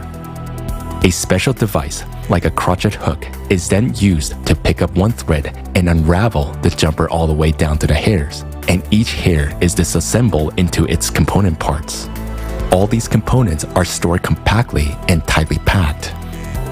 Thus, our seemingly large jumper fits into a small box. When we need to make a jumper again, the previously recorded program reconstructs the hair components in the right sequence and converts them into wool strands, which are then converted into the yarn that will knit the jumper anew. All this information gives the understanding that everything in this world has been programmed and created. It's a whole programming table, but there's nothing complicated about it. Now in programming, we only use zeros and ones, whereas in the beyond quantum world, we use several hundred combinations. By comparison, our alphabet has only about 30 letters, but over 1 million words are made up of them. It is not difficult for a human to manipulate letters and form words. Nor is it difficult for an artificial intelligence to analyze all the possible combinations of snakes, which can be quite numerous, and to analyze the characteristics of any material object at the snake level, and thus recreate its exact copy according to this information matrix. Health capsule. The health capsule works on the same principle. It will keep the human body in a perfect and young state for at least 1500 years. By means of the same manipulation of energies, the snakes that make up all the particles in the cells of our body. From the perspective of modern healthcare, the only way to help a person whose organ, for example, has failed is transplantation. The organ has to be taken out and replaced. Meanwhile, the health capsule will restore the working organ inside the body simply by changing the states of its cells at the beyond quantum level. There are about 30 trillion cells in the human body. In its complexity, each of them is like a galaxy. If we zoom into a cell 8 billion times and look inside, we will see that it resembles a colossal automated factory, performing almost as many unique functions as all manufacturing in the world. Moreover, this factory would possess a characteristic that none of the most modern machines have: the ability to reproduce its own structure in its entirety in a matter of hours. A cell is such an interconnected and fine-tuned system that if even one of its components fails, the cell will die. Therefore, manipulation of a living cell at the level of molecules and atoms is impossible. It's like trying to fix the engine of the car at a full throttle. Meanwhile, at the beyond quantum level, everything is simple. It is necessary to add snakes where they're missing, or remove the excess ones, and the condition of an organ will return from pathological to healthy. Rejuvenation of the body and prolongation of human life will take place according to the same principle. Information code.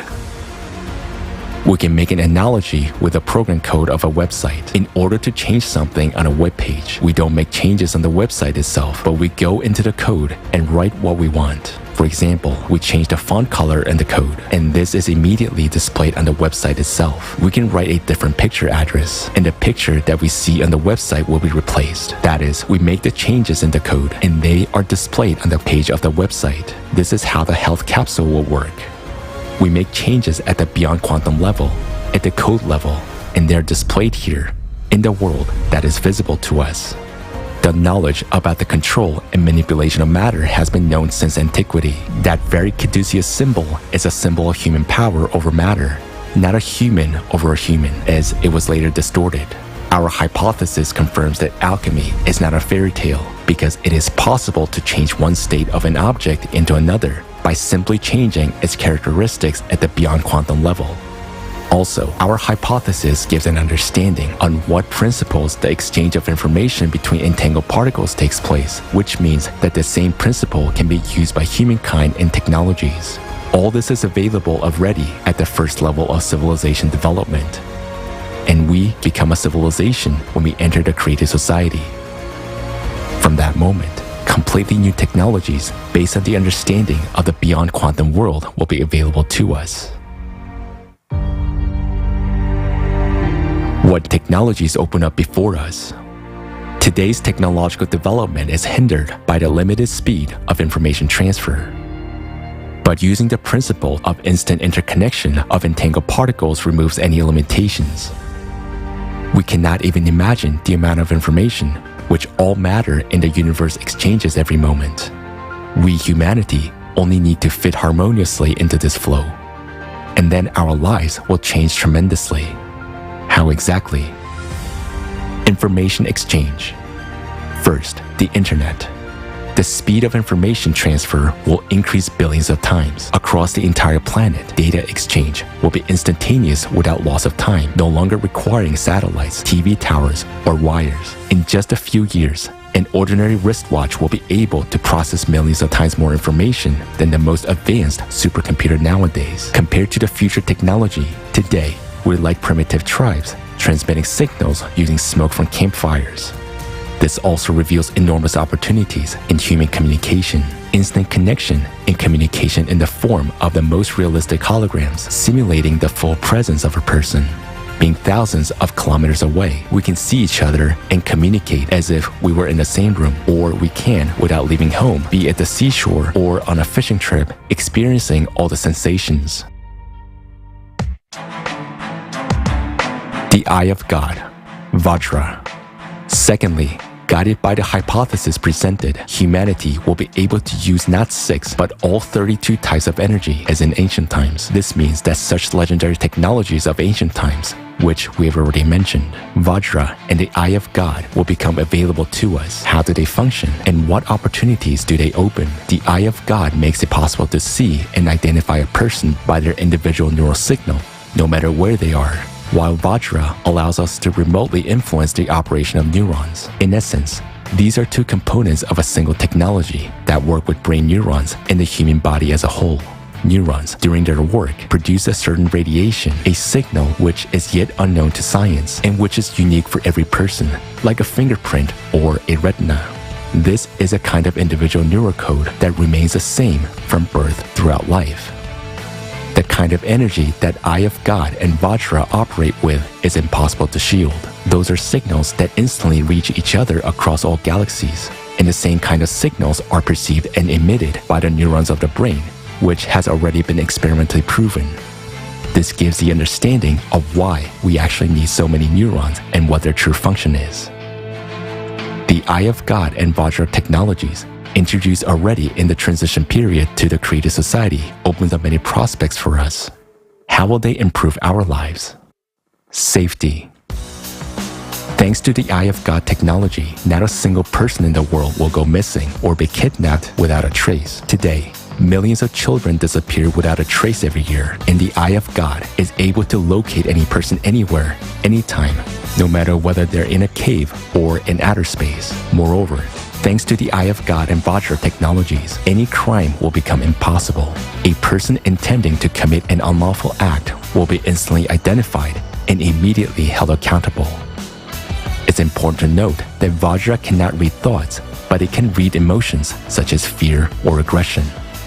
For example, if aggression is recorded in a group of people and a person close to them experiences fear and the threat of violence, it is evident that this person is in danger and needs help.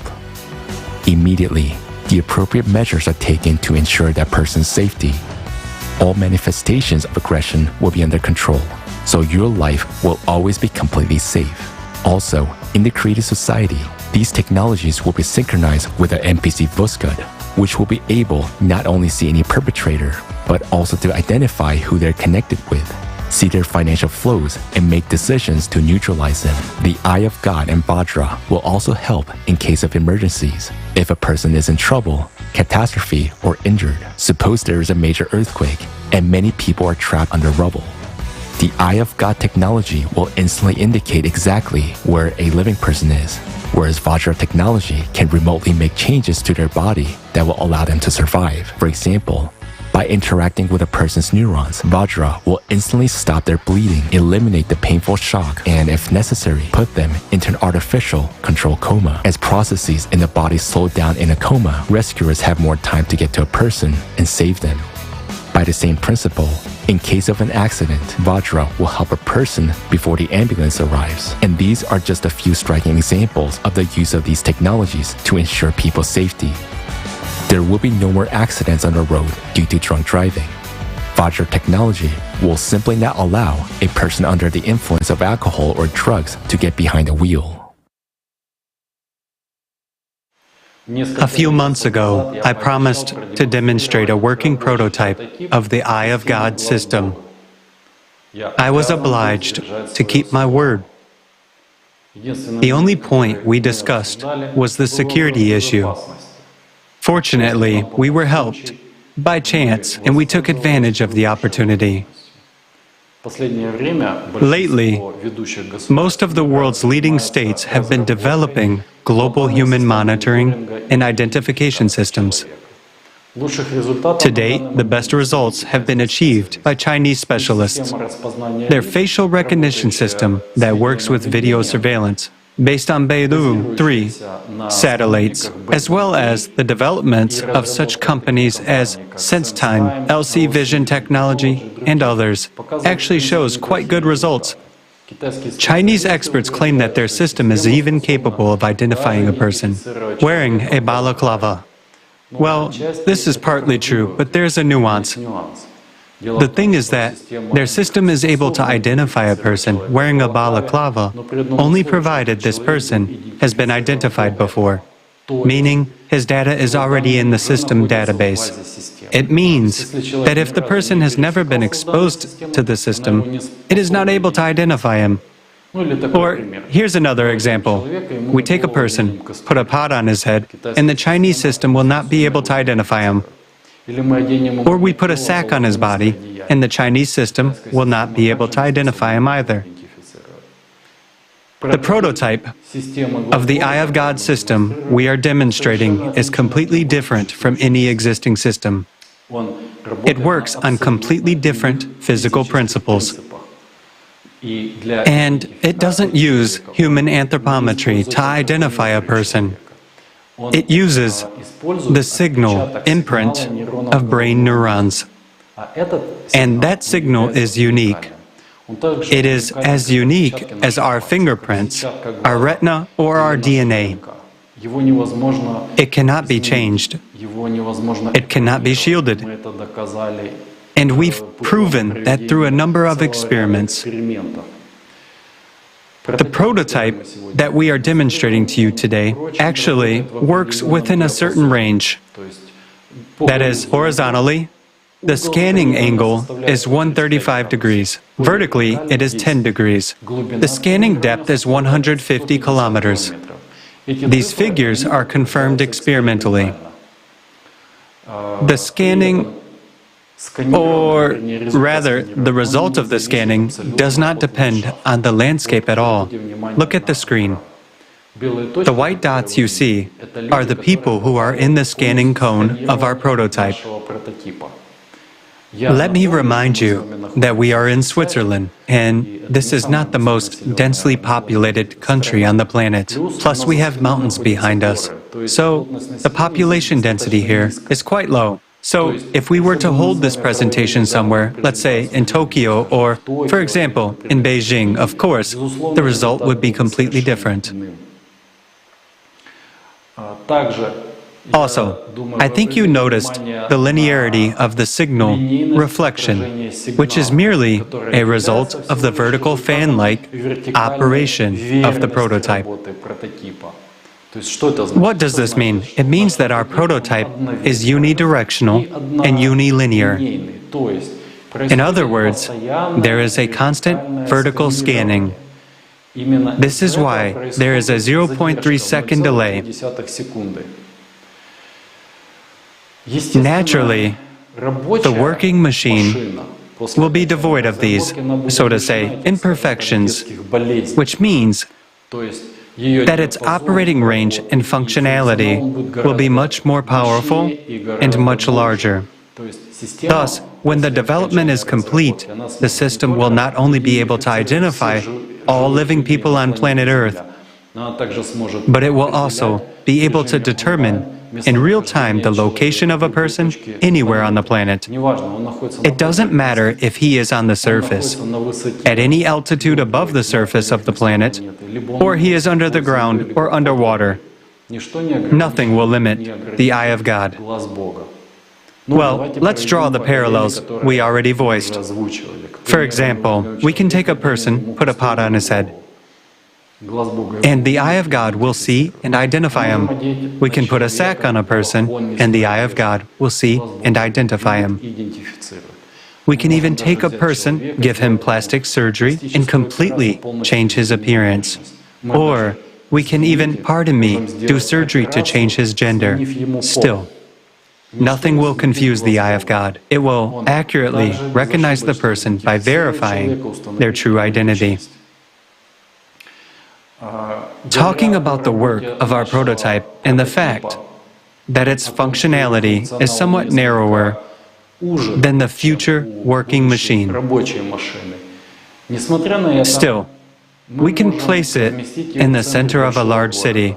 Let's say Abu Dhabi, for example. So, being in the center of Abu Dhabi, this prototype will not only be able to identify all the residents and visitors of the capital of the United Arab Emirates, but it will also control the territory within a radius of 150 kilometers.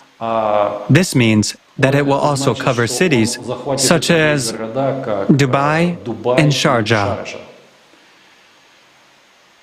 If we talk about the future, about a working device, it will have to work, or let's say it can work together with existing satellite systems such as GLONASS, GPS, Galileo, or the Beidou 3, which we have already mentioned. At the same time, it can be combined with all the existing databases, and it can be combined with video surveillance systems. Thus, the system will not only identify a person and determine their location, but it will also permanently record a data file on each person. We would also like to draw your attention to the screen. Now, you can see how the system works when connected to video surveillance. And this is how it works without being connected to it. Here's an interesting fact for thinking people. Our prototype consumes 2.8 volts when receiving a signal. It only needs 1.2 volts to send an outgoing signal.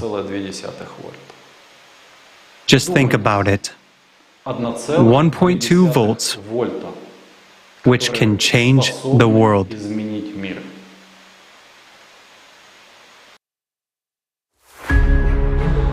Health and Medicare.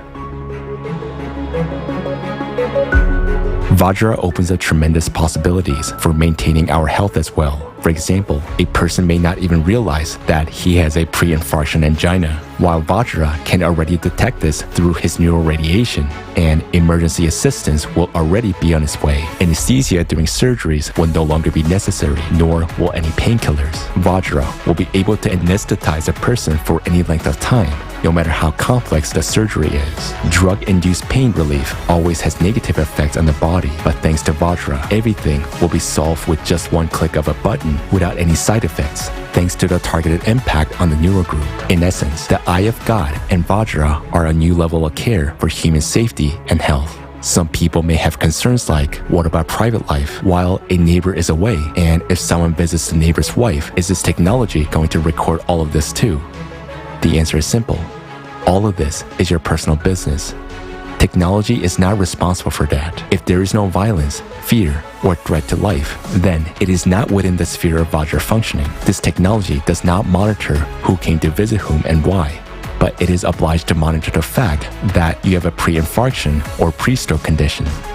Yes, some people might argue, will everyone be under control or what? It is now in the consumerist format that all people are under control. Today, even our own iron is watching us. All our gadgets, smartphones, laptops, all of this is used to collect as much information about us as possible, to control us, to profit from us, and to gain more power over us. Whereas in the creative society, you are the power. Just like every human being, your safety and your life are the top priority. The Eye of God technology is a guarantee of your safety, and most importantly, it is a guarantee that under no circumstances will the power belonging to all humanity be usurped by anyone. Nowadays, there is no more terrifying beast on the planet Earth than a human. Sharks kill an average of 10 people a year.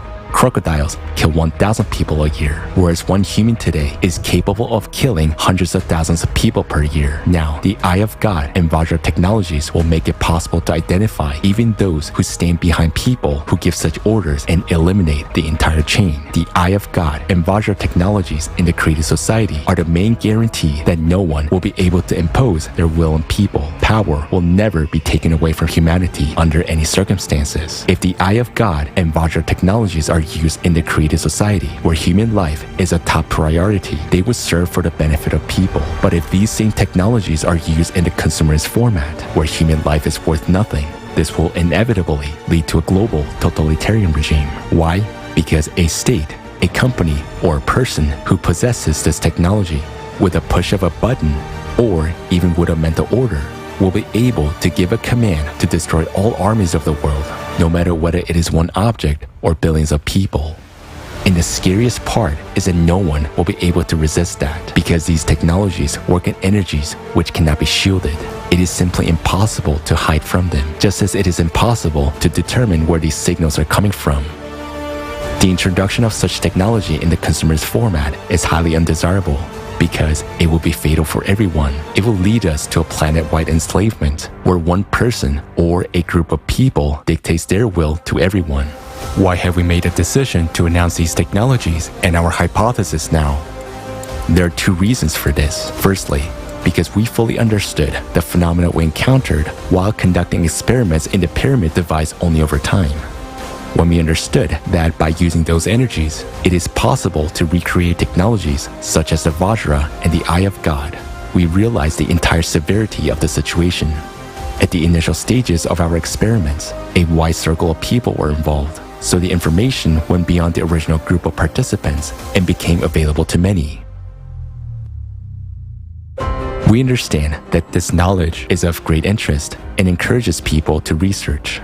According to our data, some countries are already working in this direction today, which means that sooner or later, one of the countries will own such a device. That's why we're talking openly now. If now, in the consumerist format, these technologies fall into irresponsible hands, it will be extremely dangerous. The second reason why we're now voicing this hypothesis is because humanity's most important task today is to survive the cycle of climate disasters. The climate cerberus does not use the internet, and even Vajra and the Eye of God cannot stop it. Today, the Earth's core is being affected by the impact from the space, which causes cataclysms every 12,000 years. The proposed hypothesis gives us an opportunity to understand what kind of energy affects the core and what are the principles of its impact. By studying this energy at the beyond quantum level, humanity will be able not only to neutralize its negative impact on our planet, but also to use it as a source of additional energy for the benefit of humankind. This can only be achieved if the world's best scientists are able to unite their efforts and focus precisely on solving this problem. This is possible only in the creative format of society. For this to become our reality, we as humanity must make a request to change the format from the consumerist to the creative one. This requires active participation of every member of society, and I would like to address the representatives of the scientific world. The hypothesis you have just heard is just information to ordinary people, but for you, it's a real chance to save all humanity.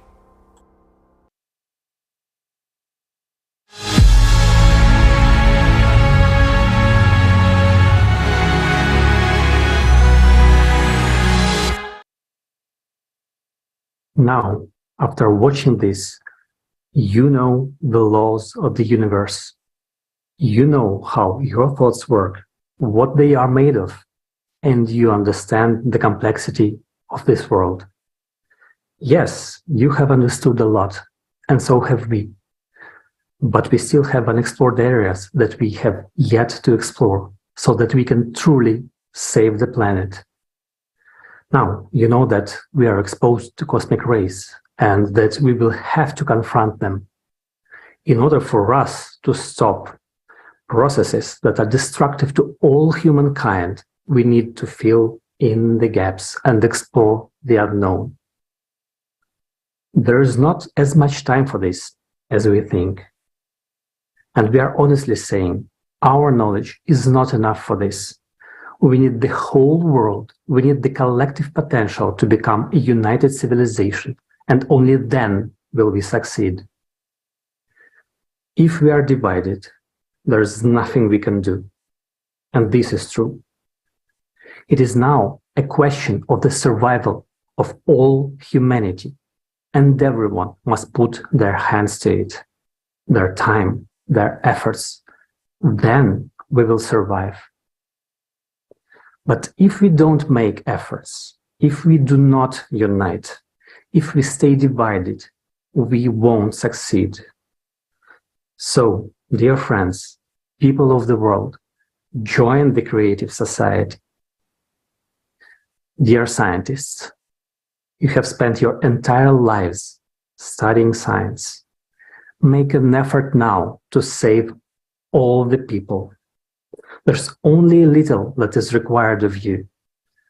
Remember Archimedes, who once said, "Give me a fulcrum and I shall move the world." We have provided the most important thing, the fulcrum. And thanks to this, there is now a real chance to change everything. We have provided the fulcrum, and all that remains is for you to use science instead of a lever. And then you will finally be able to turn this world upside down. Dear scientists, make every effort now to save yourselves, your loved ones, and all of humanity. Believe us, people are worth it for humanity to be saved. Nothing makes sense without the perspective of humanity's existence. The climate situation is indeed severe. Now you understand that. We only have one chance to save ourselves and save our entire planet. The situation is extremely difficult, and today many could feel hopelessness. But believe us, there is a way out, and we have voiced it today. People, unite.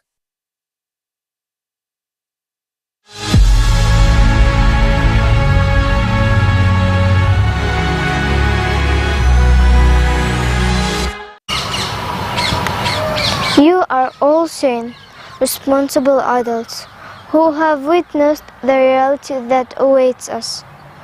Make the right choice and build a creative society.